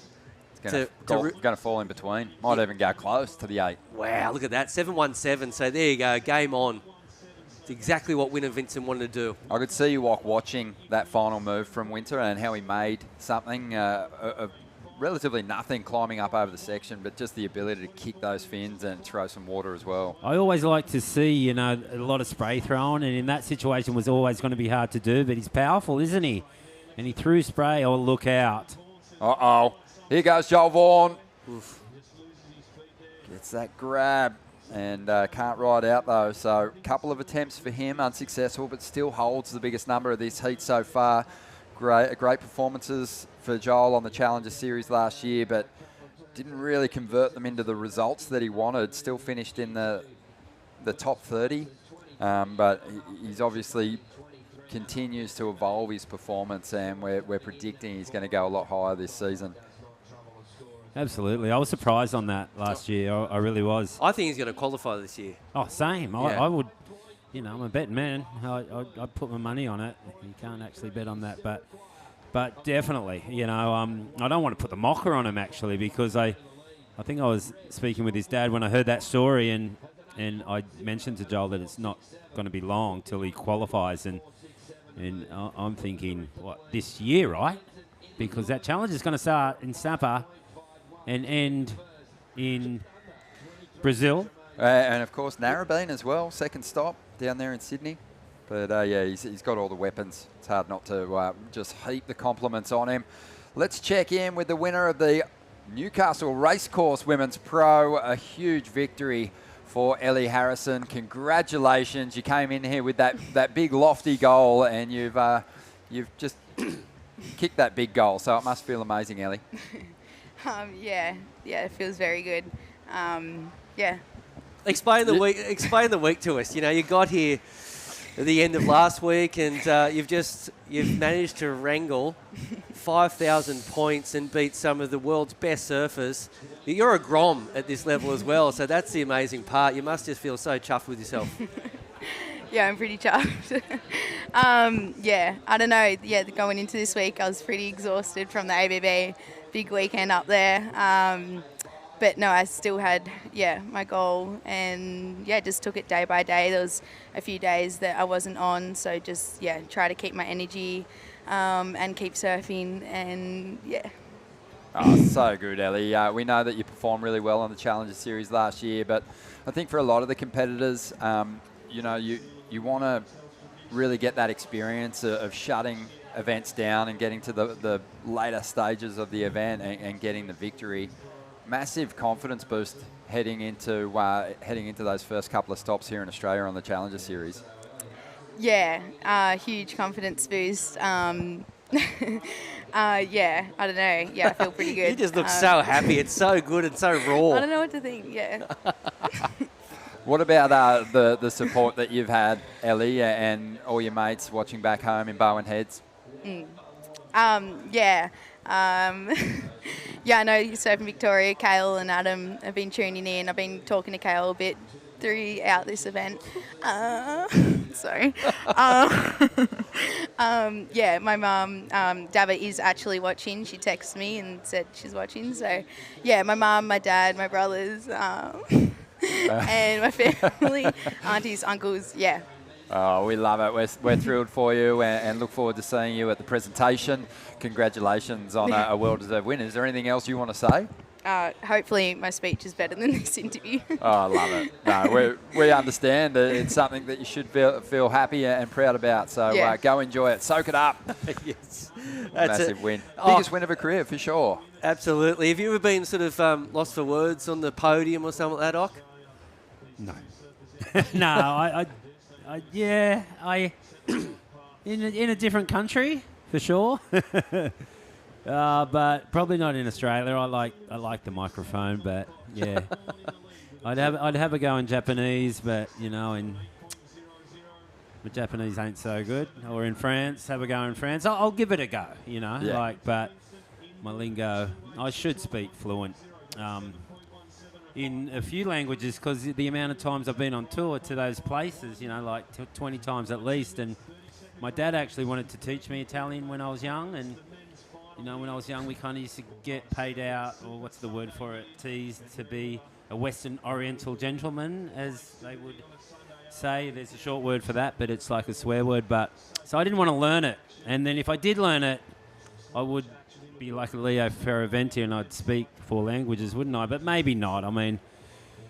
You're still young. I'm still young. Yeah, you're still young. Anyway, Ellie speaks perfect English usually, but she was so excited about that victory that she almost couldn't keep it together, and it was like refreshing to see me. It's just, as you said, raw, and that's what she's feeling at the moment, just complete elation. And hopefully we get a few more words out of her at the presentation. I have a feeling she wanted to get off camera because she wanted to cry. That's what it looked like to me. I think she just wanted to cry of happiness, and maybe that's all right for me. Yeah. The Burton Automotive Pro Final is well and truly underway now. 18 and a half minutes to go. We do have a couple of big numbers on the board. An 8 for Joel Vaughan. He's backed it up with a 4.67. Winter Vincent, look at the numbers separating these two competitors with their heat score totals. Just 0.17 between them at the moment. So it's very close. Burton Automotive celebrating 20 years of support with Surfest this year, 60 years supporting this community. They do an amazing job. There's a big crowd on hand watching this one play out, a lot of interest. Joel Vaughan, the clear favourite, just based on what he's done on his run through this contest and the fact that he's chasing back-to-back titles here this season. But Winter Vincent, he looks so calm and cool, even at the pre-final jersey handover on stage there.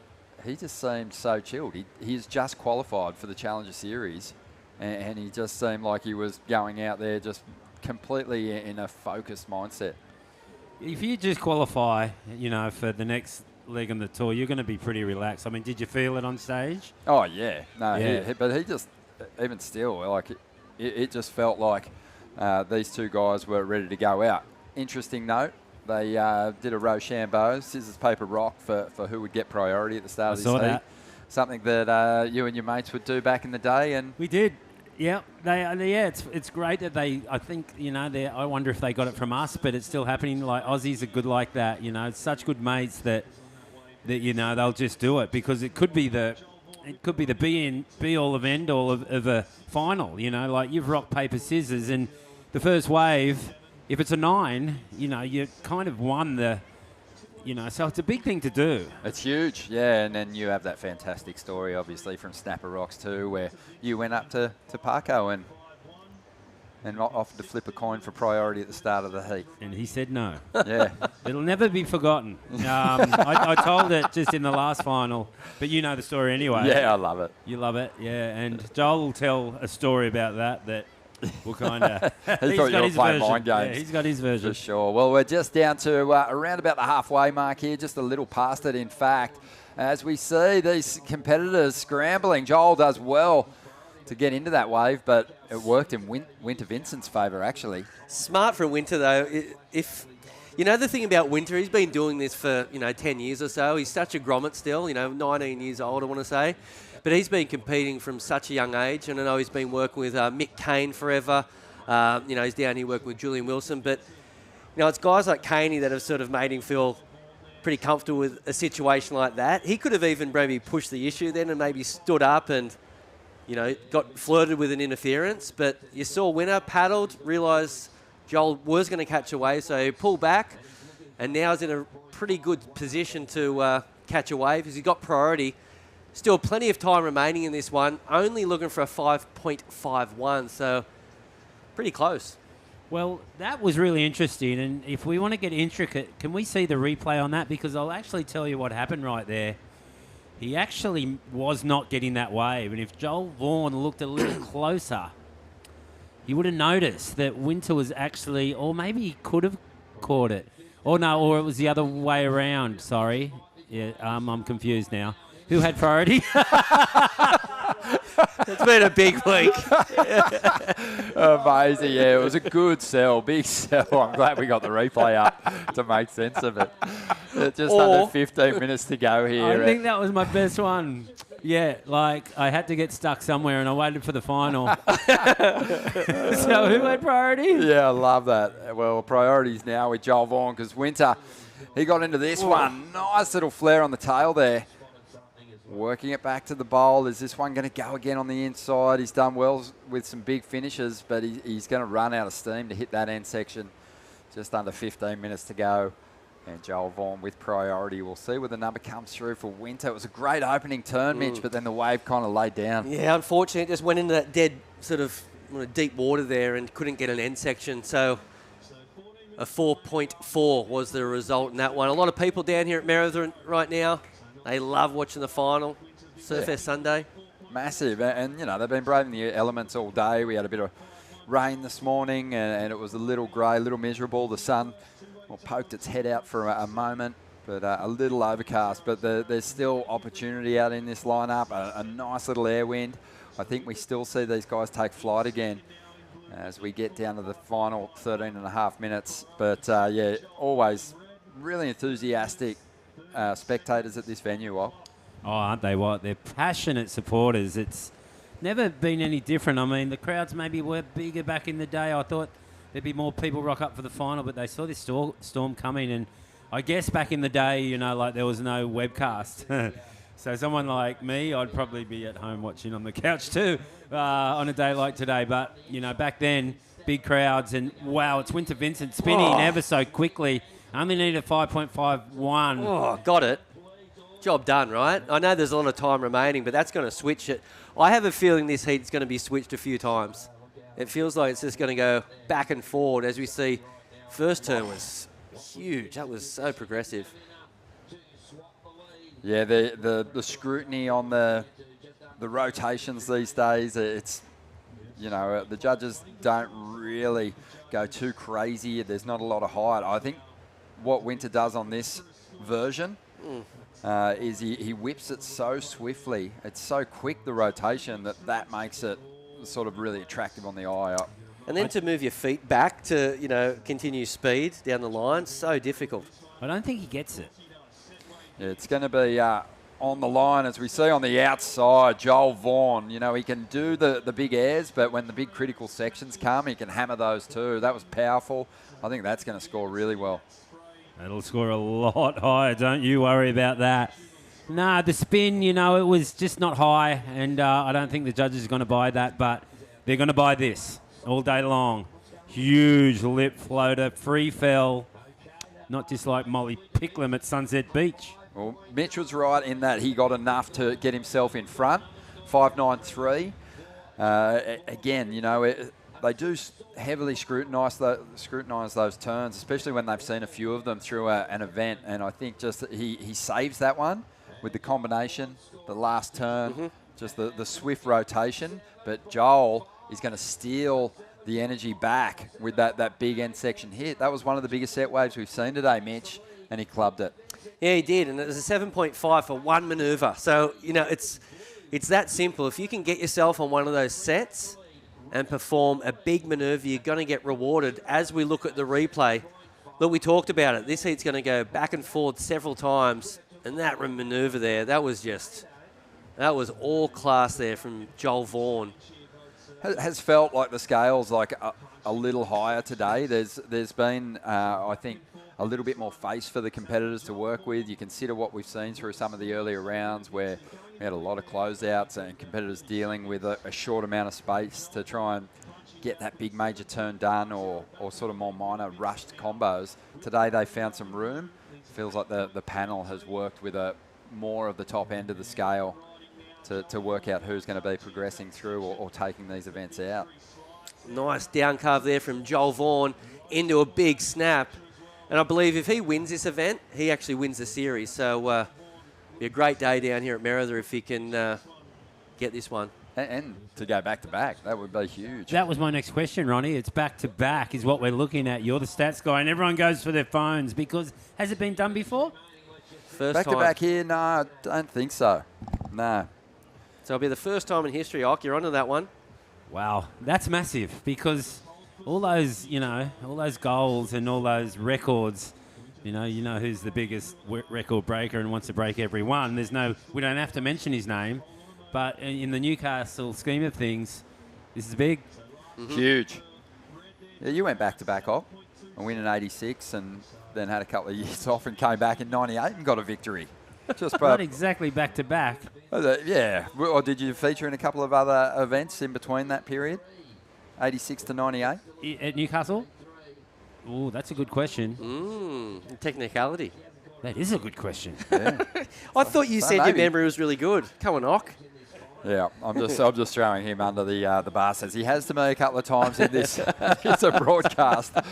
But here we go. Let's have a look at the replay here, Ocky. What did you like about this one? Well, it's definitely not going in his top two, but I like the last turn. It nearly did. It was a 7.27. The combo down the line here. Look at that thing. You'd love that, wouldn't you, Ock?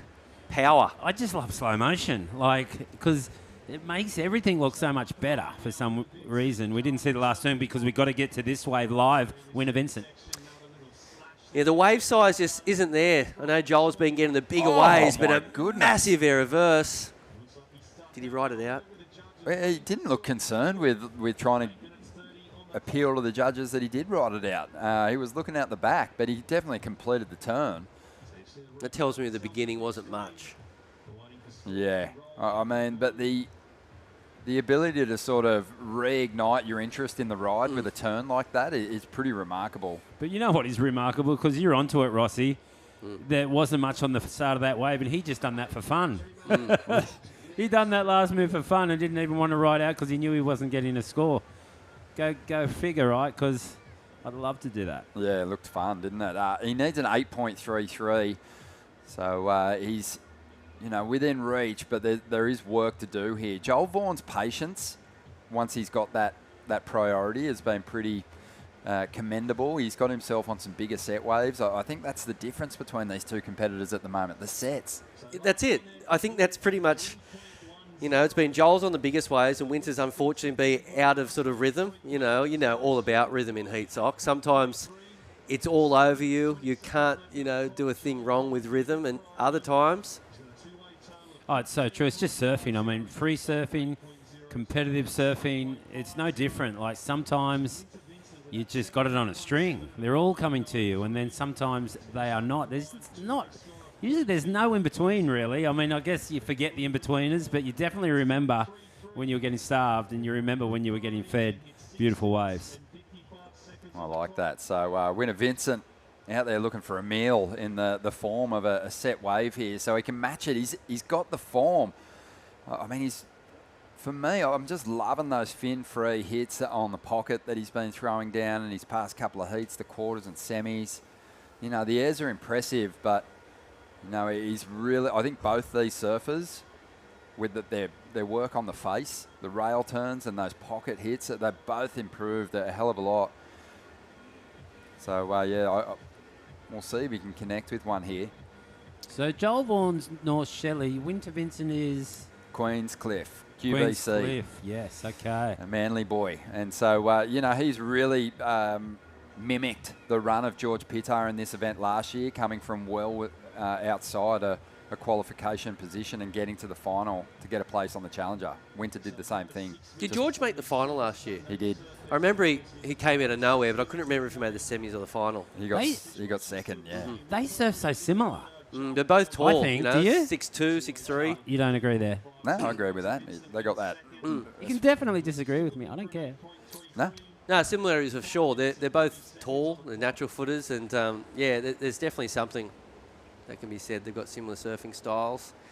5.5 minutes remaining. Joel Vaughan out in front. And the thing about Joel, you look at his score, it's 15.5 points, but I still want to say he's kind of got the door. He's left the door open. I think Winter, if he does get a set, he's up for an 8.33.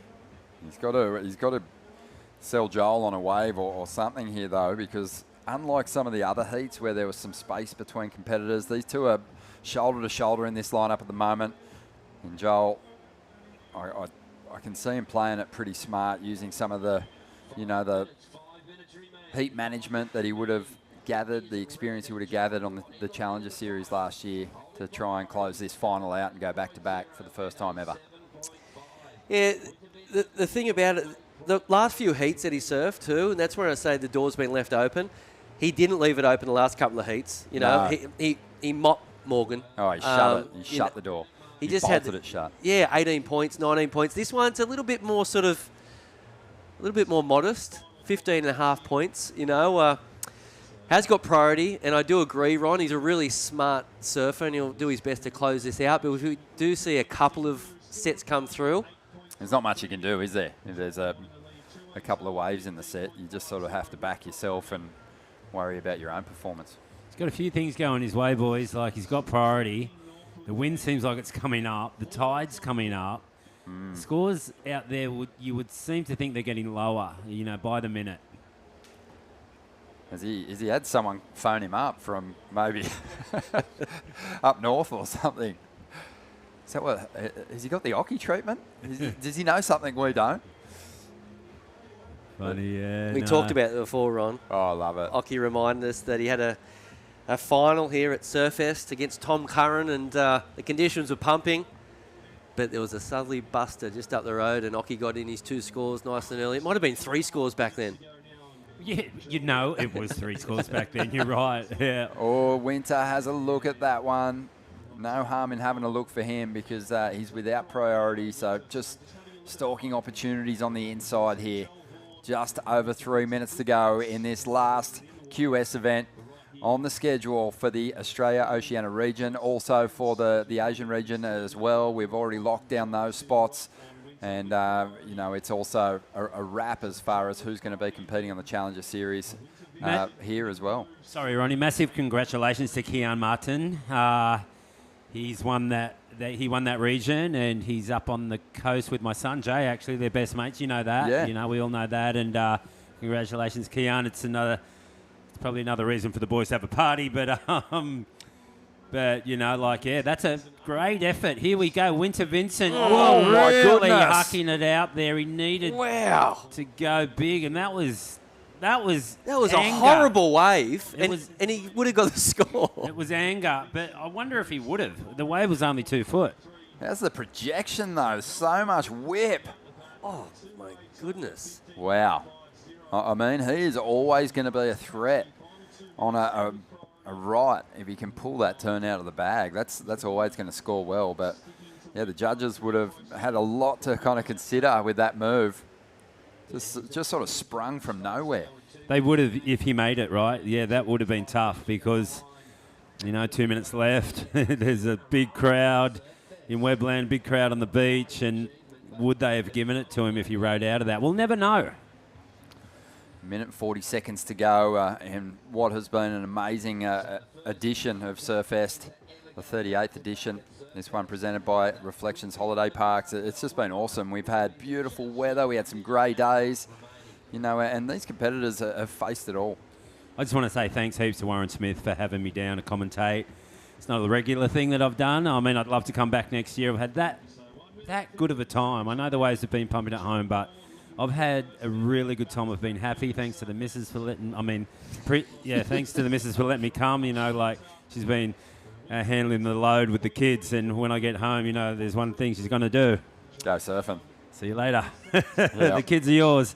But anyway, we're counting down, boys.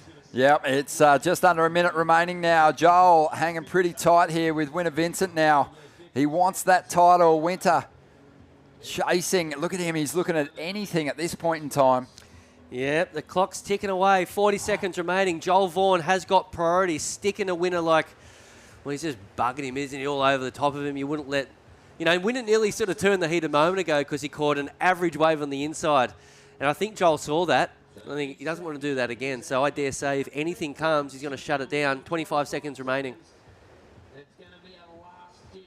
Is he going to get an opportunity here? Joel with priority says, nah, no you don't. I'm not even going to give you a look at this one. Joel loads up. Can he improve his heat score total? Has some speed. Can he find the ramp? You know he can. And he's going to ride out of it. And that should better his situation. So strong, so reliable for the big finishes when he goes above the lip like that. And Joel Vaughan has finished this event off just as he started it with a huge air. And he is going to go back-to-back here at Surfest 2024, presented by Reflections Holiday Parks. He is your champion, and how worthy is he? So worthy, my goodness. He's an entertainer. He's a crowd pleaser. He sure is. Winner Vincent, I mean, the elation of breaking into the Challenger Series ranks, that'll take the sting out of losing this final. But Joel Vaughan going back-to-back.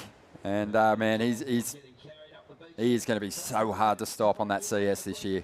Let's hope so, huh? Because I know we had the same feeling last year, but let's hope that he can deliver what all of us think he can. And that's a spot on the championship tour. He has to. I mean, he has to. Australia, this is our big hope. Let's ride him. Let's ride him all the way to the CT because this is our guy. There he is getting cheered up the beach down here at Merewether. A back-to-back champion. I know his dad would be proud, and he's got about 4 or 5 brothers, maybe 3 or 4. I'm sure they're stoked right now. Half a football team. And, yeah, they're going to be buzzing. Huge result. I mean, I believe he went excellent in every heat he surfed. Yep. He was so strong. He's just, he's the man. 9s, couple of high 9s, plenty of 8s. And it was fitting that he just finished the final with another big score. He got an 8.6 on his last ride. So, yeah, he went excellent again for his combination and getting absolutely bowled over by the local grommets down here at Merewether. Let's see maybe that last wave in replay. Can we see it again? Because I just love the way... best of the final. Yeah, best of the final. And I just love the way how he gained speed through those backwashes. Like the backwash hits him, right?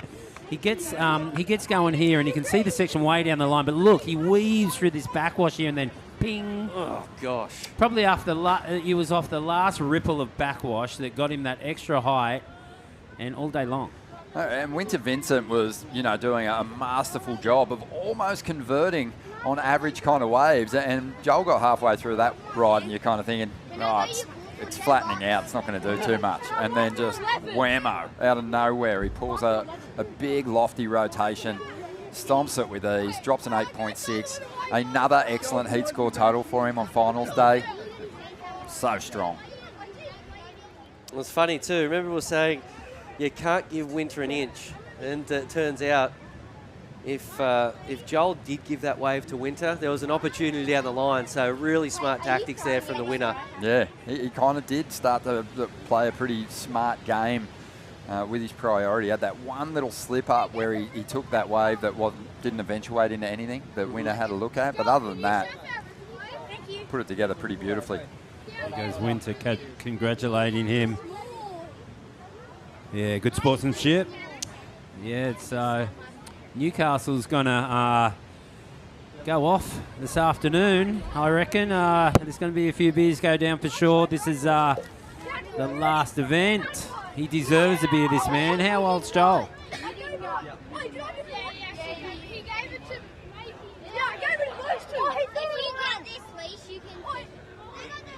I believe that he has to make his way up to the presentation area because if he stays there, he's going to get mobbed for hours. And that's where Ronnie Blakey's headed. So, yeah, that won't be too long away. There he goes. What's he throwing away? His leg. His leggy. The kids are going for that. So, mate, we been a long week down here. We started here on, it was Monday. Wow, it went so quick for me. It's hard to think of too many highlights that don't involve that guy right there. From the start, right? He was without a doubt the best surfer of the week. And you remember the heat that they had with my son? It was Huey. and Joel, and they traded off 2 airs. Huey done That a was the beginning. huge alley-oop, and then Joel said, "Don't outdo me," and went into a huge. That was his first heat, right? It was. That was his first heat, around a 64, and he done that huge air reverse. He actually, before that, he'd done a huge straight air, buckled his board, finished off the heat with a huge air reverse, and finished off the final with a huge air reverse. I mean, it's incredible. And now we're going to go to a quick break, then come back with a presentation.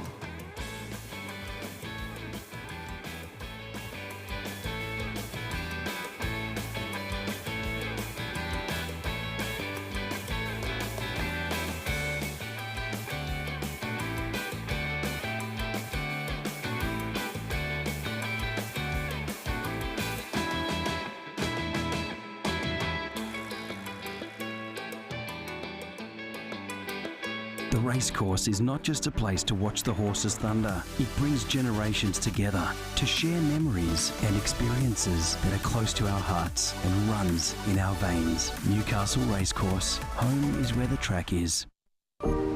Welcome to Sydney. Upbeat. Downbeat. Feel its heartbeat. Open spaces. Open arms. A place to feel alive. To feel free. Come feel it all. And feel new.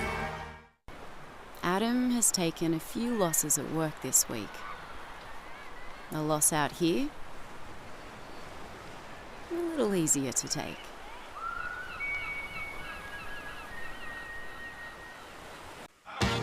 Wait!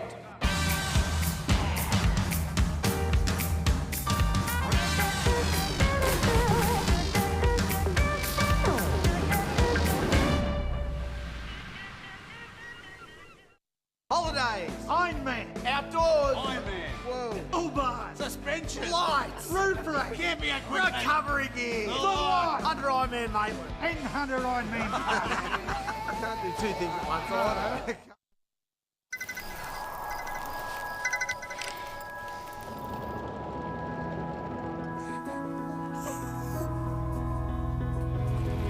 It's me. We got out. I love you, Dad. 300 kilometres to your destination. No beds until my calls. Get to the Royal.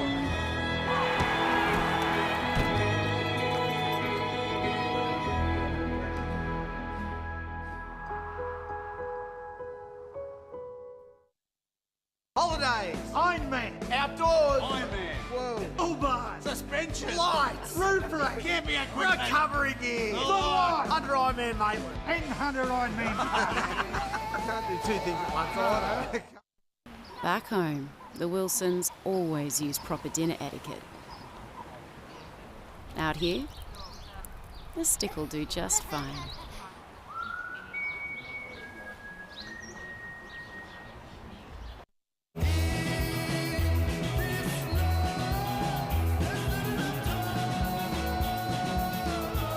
Effortlessly refreshing. Byron Bay Brewery Premium Lager. Go with it. The Racecourse is not just a place to watch the horses thunder. It brings generations together to share memories and experiences that are close to our hearts and runs in our veins. Newcastle Racecourse, home is where the track is.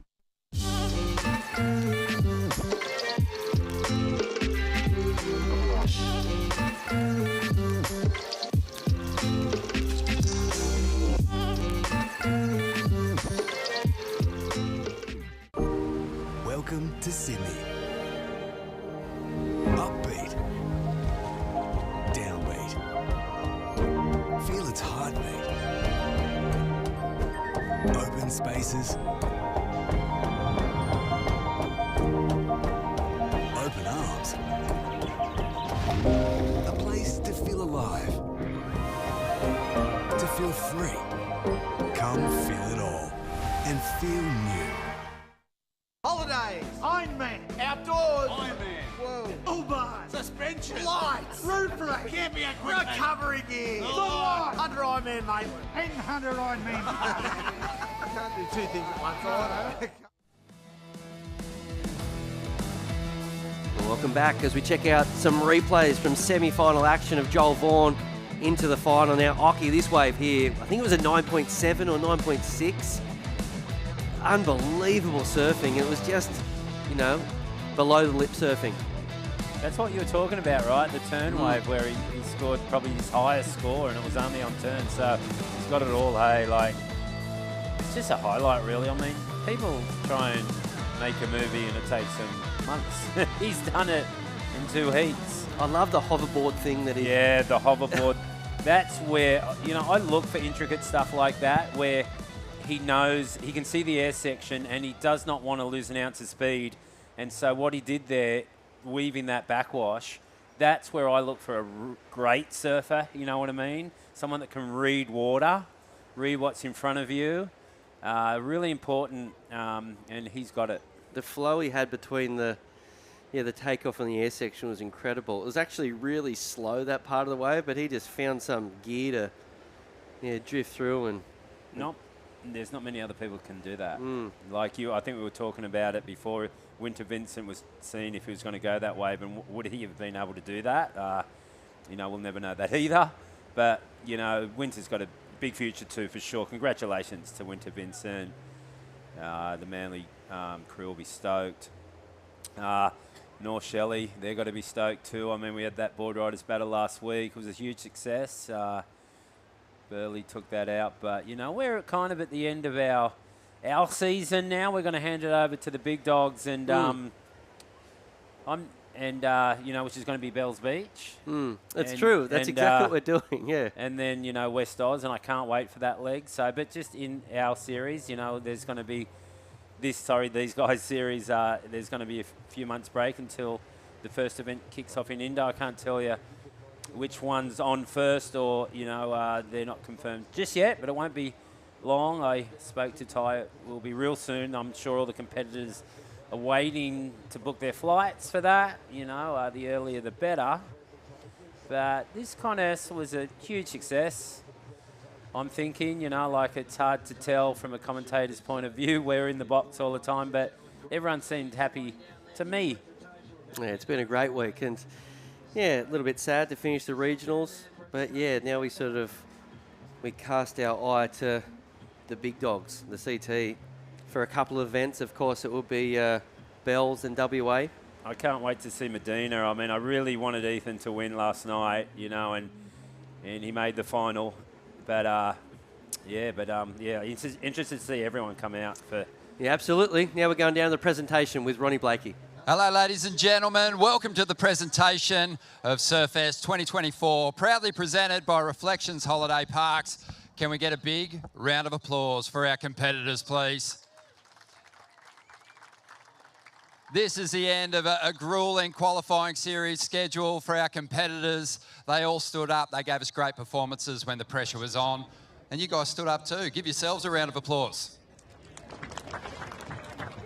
Now, before we get started, we definitely want to acknowledge the traditional custodians of the lands on which we meet here, the Uwabigal and the Worimi people of this region. And we've got a special gift as well. Alia Brommel, a Kamilaroi woman, proud Kamilaroi woman, 16 years of age, who lives here on the Wanarua lands, has done up these beautiful artworks for us, these surfboards, which will go to our champions, our winners. So let's get a round of applause for her, please.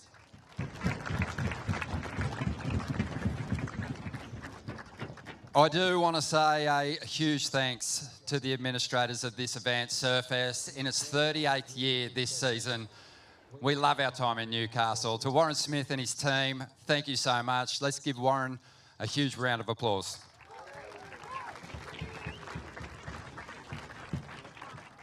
Surfest has amazing partners. We want to give them big raps. So bear with me here. Our foundation partner, the City of Newcastle Council. A big round of applause for them, please. Our strategic partner, Destination New South Wales. Our Surfest presenting sponsor. And this has been an amazing partnership. Burton Automotive. 20 years of partnership with Surfest this year. A big thank you to Kim and Janine. Dwayne Dow, Newcastle Racecourse. Fantastic to have them as the naming rights sponsor for that big crowdfunding effort that makes the women's event possible here. A huge round of applause to everyone that got involved. It's an amazing concept. It gives local businesses the opportunity to get behind the women's event. I know the women are grateful for it. Thank you so much for your support. All right, we're going to bring some very special guests up here on stage. Some legends, in fact. The state member for Newcastle, Tim Crackenthorpe. I love saying that name. Good to see you, Tim. City of Newcastle, Lord Mayor Nuatali Nelbs. Always great to see you. Come on up. WSL Tour Manager, and you can thank this guy for adding a bit of time to the clock today, letting us watch the beautiful performances of our competitors, Ty Serrati. Come on up, Ty. I know you're going to make plenty of noise for our next guest, four-time world champion, Mark Richards. Always good to see you, Emma.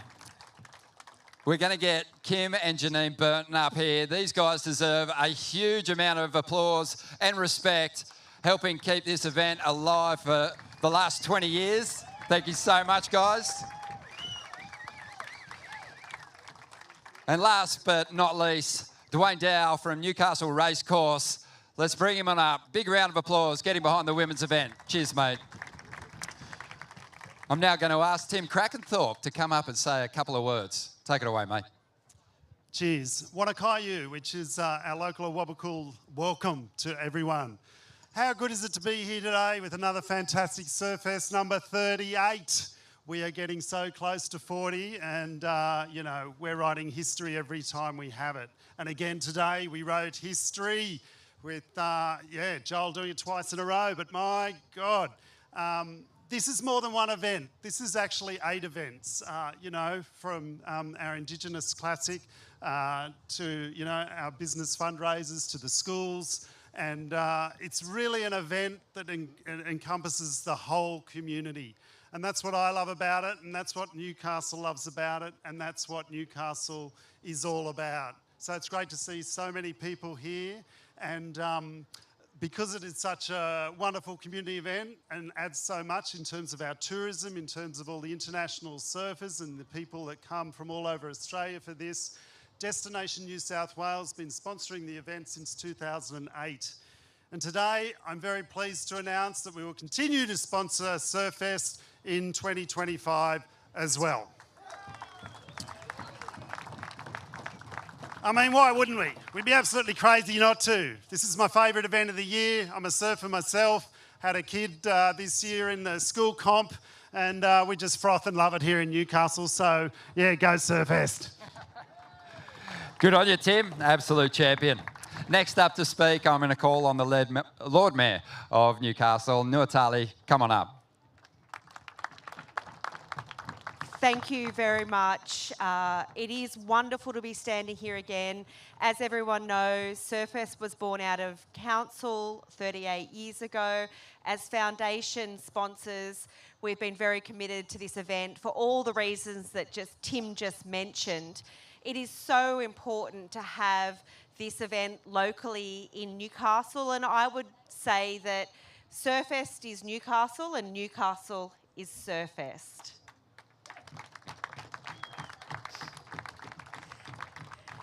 I just wanted to give a shout out to our Freeman of the City, Warren Smith, and all of the team. A lot of you I can see pretty tired after 8 weeks of competition, and want to thank you and all the volunteers that have made this event work for our city year after year after year.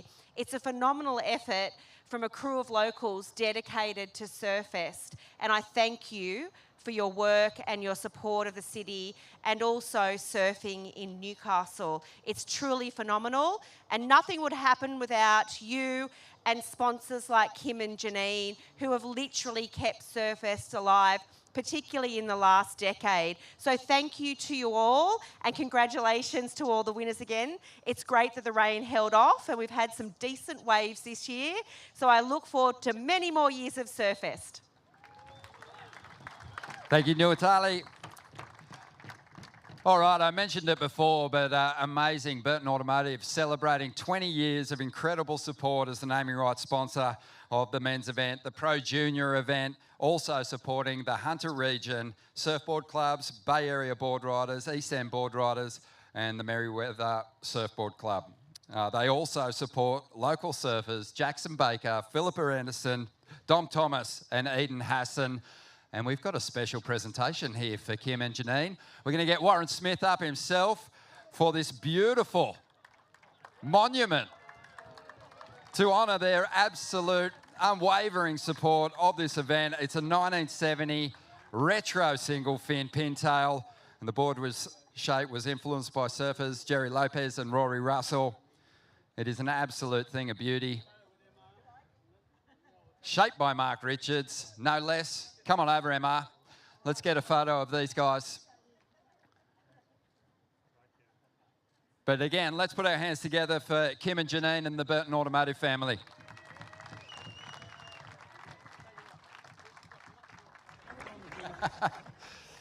Looks good under your arm, Woz. All right, let's get to it.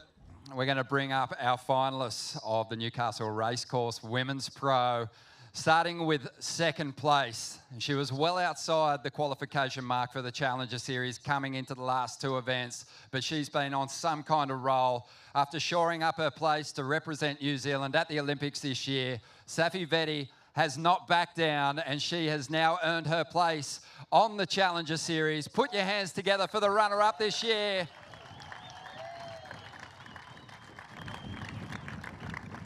An amazing performance. I'm going to nip over here and say a quick hello. Oh, yeah.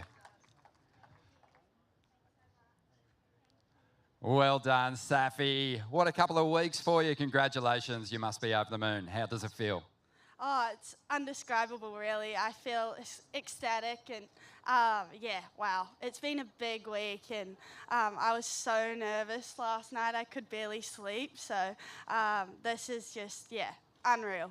You deserve it. You surfed so well this week in these last two events. In fact, I know you've got a lot of hometown support, crew back home that have been cheering you on, wishing you all the best. You spend so much time on the road, so obviously it's fantastic to reward all their support with this huge finish.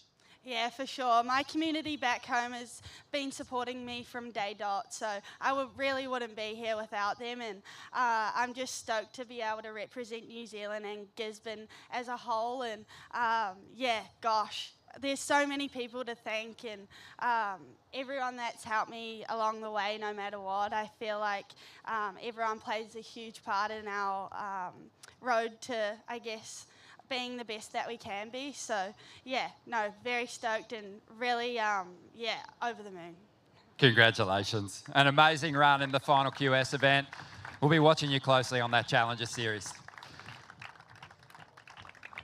Okay, now our next surfer. She has been on an absolute tear on the Challenger Series last year. Her first go at it, she got all the way to 12th position. She came here with a huge goal in mind. She wanted to win one of the most prestigious trophies available in surfing. She's done it. Put your hands together for Victoria's Ellie Harrison.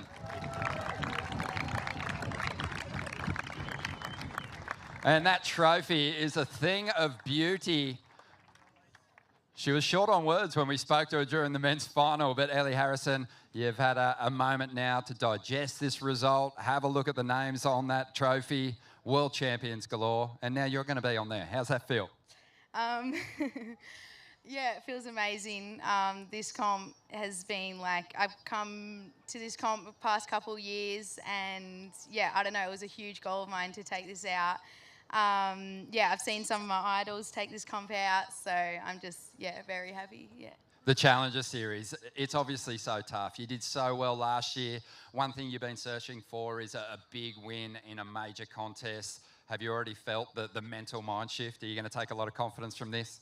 Yeah, huge amount of confidence. Yeah, just very happy, yeah. Anyone else you want to thank? I want to thank everyone who played a part in this contest. It's one of my favourite ones. And I'd like to thank Safi for a good final.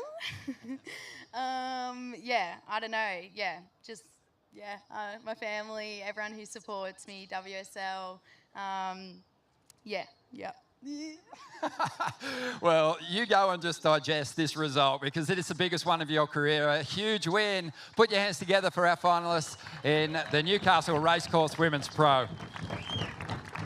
An amazing effort, and thank you to Dwayne for presenting those trophies. All righty, moving right along. I'm going to get Kim and Janine to help me present the trophies here for the winners of the Burton Automotive Pro. All right, when we got here at the start of this week, there was so many surfers with a mathematical chance at getting to the top 7 on the QS ranks and giving themselves the chance to move to the next stage and maybe get a shot at the championship tour. This next guy, he didn't really factor into the conversation until about, I don't know, the round before the quarters, and he just kept chipping away. His surfing got better and better, and by making the final today, he has earned his spot on the Challenger Series. Put your hands together for the runner-up in the Burton Automotive Pro this year, Winter Vincent.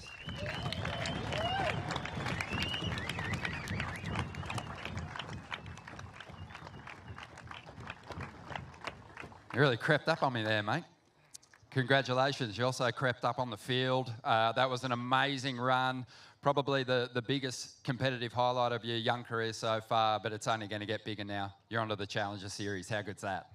Yeah, I'm over the moon. I did not expect it coming into this comp. And yeah, just kept going and had a few people in my corner and yeah, got it done. Seemed like you were leaning into some good local knowledge. Who was helping you out? Yeah, I had Julian Wilson in my corner all event actually, and I feel like just his experience just helped me get through to the final and yeah, did some of my best surfing, so yeah, big shout out to him. You came from Manly Beach, Queenscliff to compete here. Last year we saw George Pitta, also from Manly, make the final, earn his place on the Challengers. You're going to be travelling with him this year. How good's that? Yeah, it's a dream come true. George is from Manly as well, and yeah, I watched him in, I think I was in high school, last year of school, and I was going far out. I really want to do that.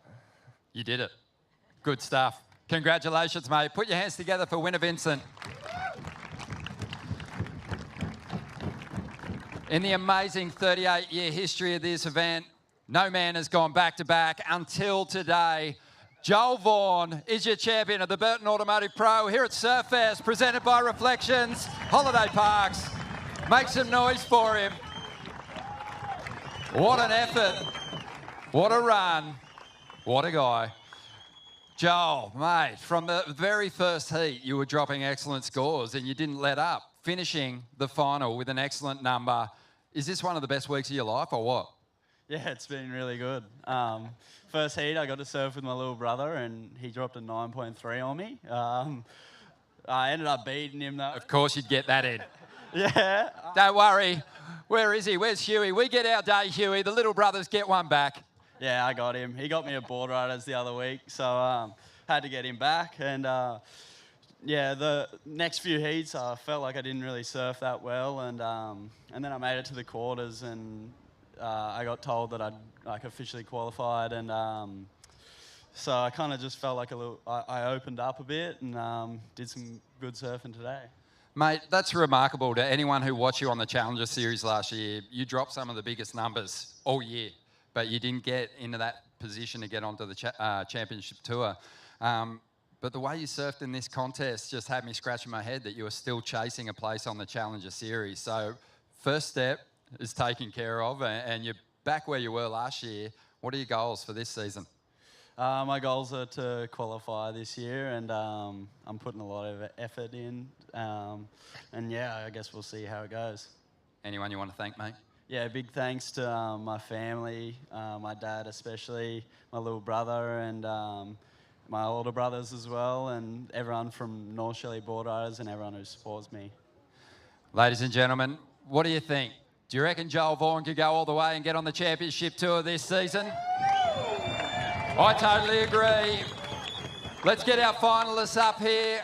Safi Vetti, Ellie Harrison, Winter Vincent, and Joel Vaughan are your champions here at Surfest, presented by Reflections Holiday Parks. We've had another incredible week here in Merriweather, Newcastle. We thank you for hosting us. We can't wait to get back next season. Have a fantastic afternoon. We'll leave you with highlights from what has been an amazing competition. Thank you.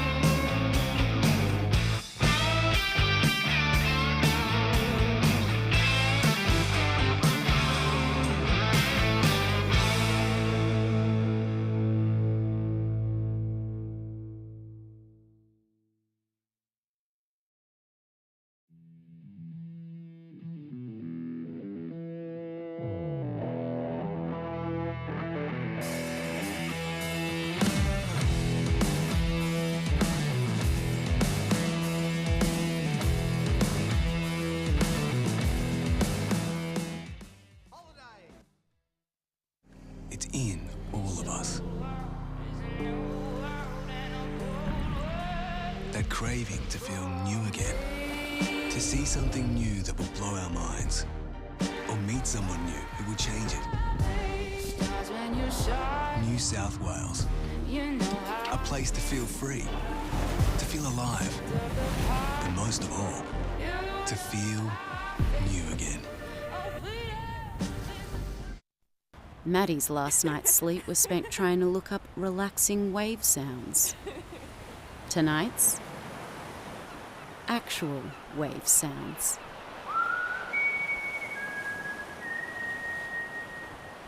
Holidays, Ironman, outdoors, Ironman, whoa, Uber, suspension, lights, roof rack, camping equipment, recovery gear, under Ironman Maitland.